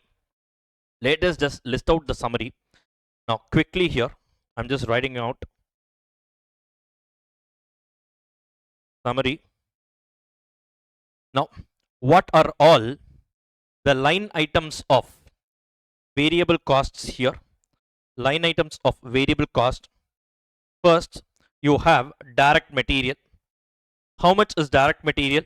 Just now we saw 20 rupees per unit, correct? Present cost, how much? 20 rupees per unit. Wait, this is subject to change. That I'm not coming to. I've not come to that, as of now. We will do that. Don't worry. Next up, how much is the direct labor? Fully variable, 10 rupees per unit. So direct labor, 10 rupees per unit. Right? Next one. Third, then what is the other variable component? Now I have factory overheads, variable component, 2 rupees. So variable factory overheads, rupees 2 per unit. Fourth one, variable selling overheads is going to be how much? 4 rupees per unit. Right? These are the ingredients of your variable costs. Next, what are the things you have in your fixed costs? In fixed costs, we have first one, factory overheads. So first one, factory overheads. How much is that, guys? It's going to be 2 lakh rupees. We saw here. So write it up here. It's going to be rupees 2 lakh. This remains constant in total. Number two, your selling overheads. You have fixed component. How much is it? 1 lakh rupee. We calculated it, right? It's going to be rupees 1 lakh. And the third one is your administration overheads. It is fully fixed. We saw here how much was that? 1,60,000, right? So it's going to be rupees 1,60,000. These are all the ingredients of the cost as of now, right? Now let's go further and read the question. What have they said? In the upcoming year, sir, variable cost clearly on a per unit level I have. Fixed cost I have it in total. Wait. Now they are saying there is a following increase in the costs. Direct material costs are going to increase by 8%. Labor costs are going to increase by 5%. Variable factory overheads by 5%. Variable selling overheads by 8%. Fixed factory overheads by 10%. Fixed selling overheads by 15%. Administration overheads by 10%. Now we need to apply all these changes. But remember, the changes, right, should be applied. For the variable cost, the changes should be applied on a per unit level, and for the fixed cost, the changes should be applied in total. Now let's apply all the changes and we will arrive at the revised figures. Now guys, first one, direct material cost, it is going to increase by how much? 8%, which means in the upcoming year it's going to be 20 into 108% or 1.08. How much is this? 20 into 1.08. It is going to be how much? Rupees 21.60 per unit. So for the upcoming year, the direct material cost is not going to be 20 rupees. It's going to be 20 rupees into 108% because 8% increase is going to be there. Next, direct labor is going to increase by how much? 5%. So into 1.05. So 10 into 1.05 gives you how much? Rupees 10.50 per unit. Next, fixed variable factory overheads. How much is it going to increase? It's going to increase by another 5%. So into 105%, how much is this? 2 into 1.05 gives you how much? 2.10 rupees per unit. Clear with this, guys? And how much is the variable selling overheads? It is going to increase by how much? 8%. So into 108%. So or into 1.08, how much is that? It's going to be rupees 4.32 per unit. Clear with this? That's about it. Next one. How about your fixed cost? My fixed factory overheads is going to increase by 10%. Please have the question with you. So into 110%, how much is that going to be? It's going to be rupees 2,20,000 as a whole. So please be careful. For variable cost, I'm applying the change on a per unit level. For fixed cost, I'm applying the change in total. How about your fixed selling overheads is going to increase by 15%. So into 115%, how much is that going to be? 1,15,000. Right? Right, 1,15,000. Then administration overheads is going to increase by 10%. So into 110%, how much is that? 1,16,000 to 1.1 gives you rupees 1,76,000. Are you guys clear with this? So now for the upcoming year, we need to prepare a particular flexible budget for 85% capacity level, 85,000 units level. Very simple. So 85,000 units level, all the variable costs we have on a per unit level, right? Respective variable cost multiply with 85,000 rupees, 85,000 units, you will arrive at the total column, right? And the fixed costs are readily available in total. These figures you can directly apply. That is what they have also mentioned here. Budget for 85% capacity level. Now, first direct material, how much is it? 21.6. This is what we also found out, right? Next, direct labor, how much is it? 10.50. This is what we found out. Next, direct variable factory overheads, 2.10. Look at this, 2.10. Variable selling overheads was 4.32. Look at this, 4.32. Right? Now the respective figures you have, multiply this with 85,000, you will arrive at the total column, right? The total variable cost, and you will get the per unit and the total figure. Next, fixed costs, how much you get? Fixed factory overheads was 2,20,000. Look at this, 2,20,000. Fixed selling overheads was 1,15,000. Yes, you get 1,15,000. And fixed AOH was 1,76,000. You get 1,76,000. So the sum total of all the fixed costs comes out to the sum of these three. How much was that? 2,20,000 plus 1,15,000 plus 1,76,000. You got a total fixed cost of 5,11,000. Clear with this, guys? So the total variable cost, here is a figure. The total of fixed cost 5,11,000. So what do you get? 32,74,200 plus 5,11,000. How much you get as a whole? The total cost for the company is going to be 37,85,200 rupees. Now they are saying the company expects. How do you fix your profit? I mean, how do you fix your selling price? Your total cost, add a profit. How much is the profit? 20% on sales. What is the meaning of this? What is the meaning of this? Now, cost, profit, selling price. Now they are saying profit is 20% on sales. So which it is on sales. Hence, if you keep your selling price as 100, profit will be 20. How much will be the cost? 100 minus 20, cost will be 80.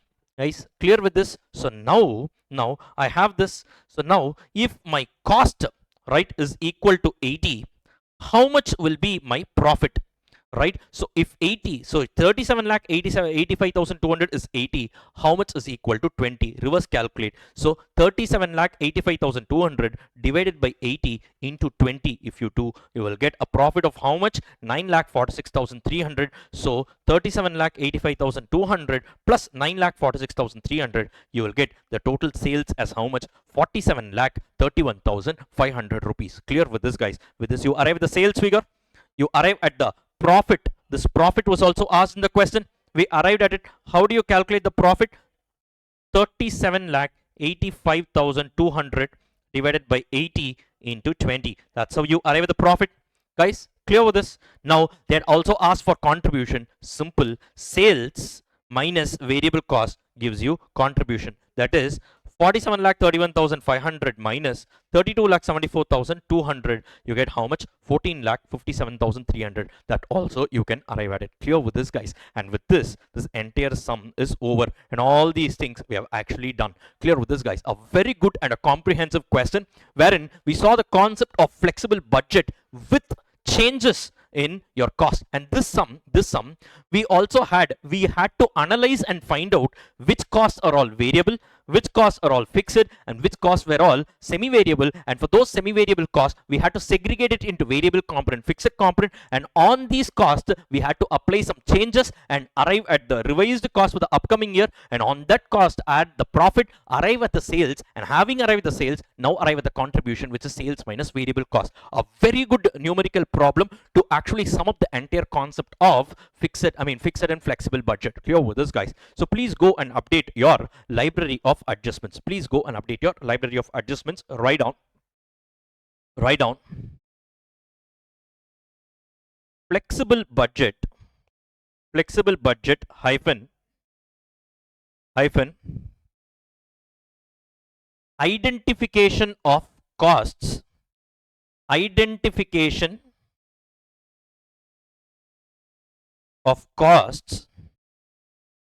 into VC and FC, variable cost and fixed cost, semicolon, segregation of semi-variable costs. Write down segregation of semi-variable costs, semicolon,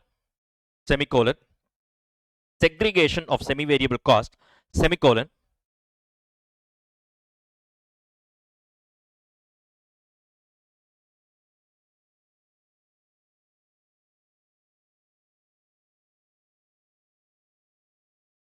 increase in costs. Write down increase in costs. This was also given. Increase in costs, semicolon, calculation of expected sales. Calculation of expected sales. It was completely a reverse working question, a beautiful question, and in my opinion, this question is a must to visit the day before your exam. Whether you are a CA intermediate student or a CMA intermediate student, be it paper 8 cost accounting or paper 12 management accounting, this is a masterpiece problem which I would suggest is applicable for everybody, right? Though I am taking this from CA Institute, from our CA question bank, right, which I have prepared, right? I'm telling you this concept and this particular question itself is equally applicable even for CMA intermediate students, right? There in CMA intermediate courses, I would have done certain questions directly from the CMA Institute study material, but for the purpose of revision, I'm telling you, definitely this kind of question can be expected across all the courses. Clear with this, guys? And with this, literally, this entire chapter of budget and budgetary control is over. Clear with this, guys, right? And that's about this particular chapter.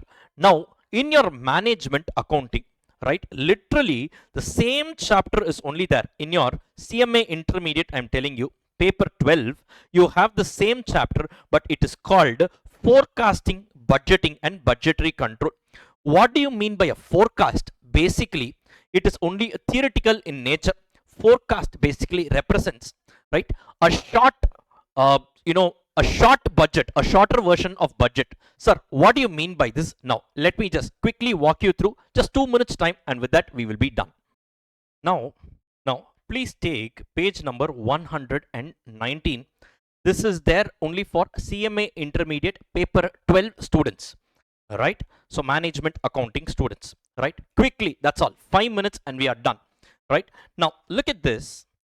Difference between forecast and a budget. First, I will tell you, budget is basically a detailed plan of action which we prepare. Let us say for this upcoming year, right, whatever we prepare in detail. Production budget, your sales budget, and everything, we prepare it in detail. Now, having prepared the budget, let us say the first month got over. So now, based on the actual trends which happened in the first month, right, now if I am predicting what is going to happen in the next month, let us say in the month of May, First month was April. Whatever has happened, though for the entire year the budget has been prepared based on the current trends. Sir, the first month has started. Based on that, I am predicting the probable events. I am predicting the probable events for the upcoming month, right? For a shorter period of time. This is called a forecast. Sir, why do we do that? Simple.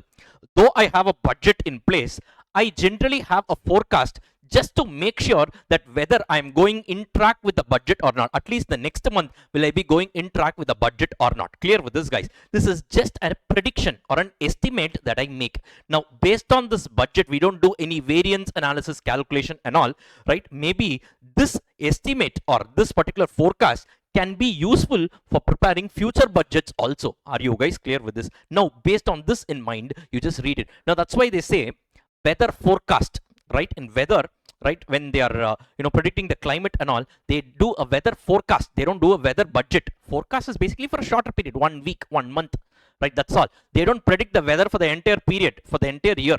Clear with this, guys? Budget is generally for a slightly longer period of time, or forecast is basically for a shorter span of time. Now you can read this. Now, forecast is an assessment of probable future events. Budget is a planned result which a business wants to achieve. Forecast is an estimation based on past and the present data.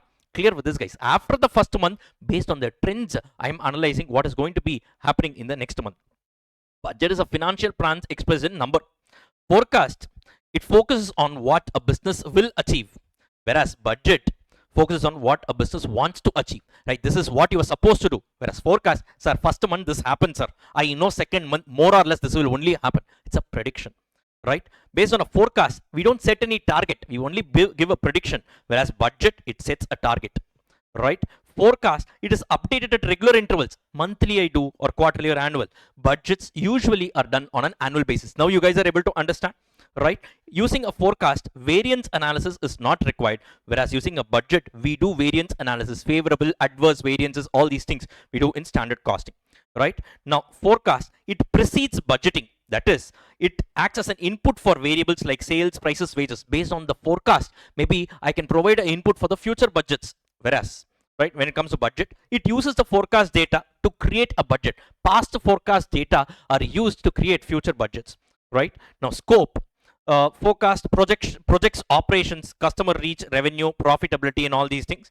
Budget, it generally guides for profit planning and cost control. All these things they have given. Basically, guys, forecast is a prediction done for a shorter span of time, but budget is generally an entire detailed plan of action saying this is the sales I want to achieve, this is the cost you are allowed to incur, overall this is the budgeted profit and all. Clear with this, guys? Only theoretical thing is there in your CMA intermediate paper 12, but for that there is no difference at all. Clear with this, guys? Numerical problems, everything is the same both in CA Inter as well as in CMA Inter paper 8 and in paper 12. All these things are the same. Clear with this, guys? And with this, we have completely covered this chapter called as budget and budgetary control. Clear with this, guys? Right? So now on this note, let's move on to the next chapter.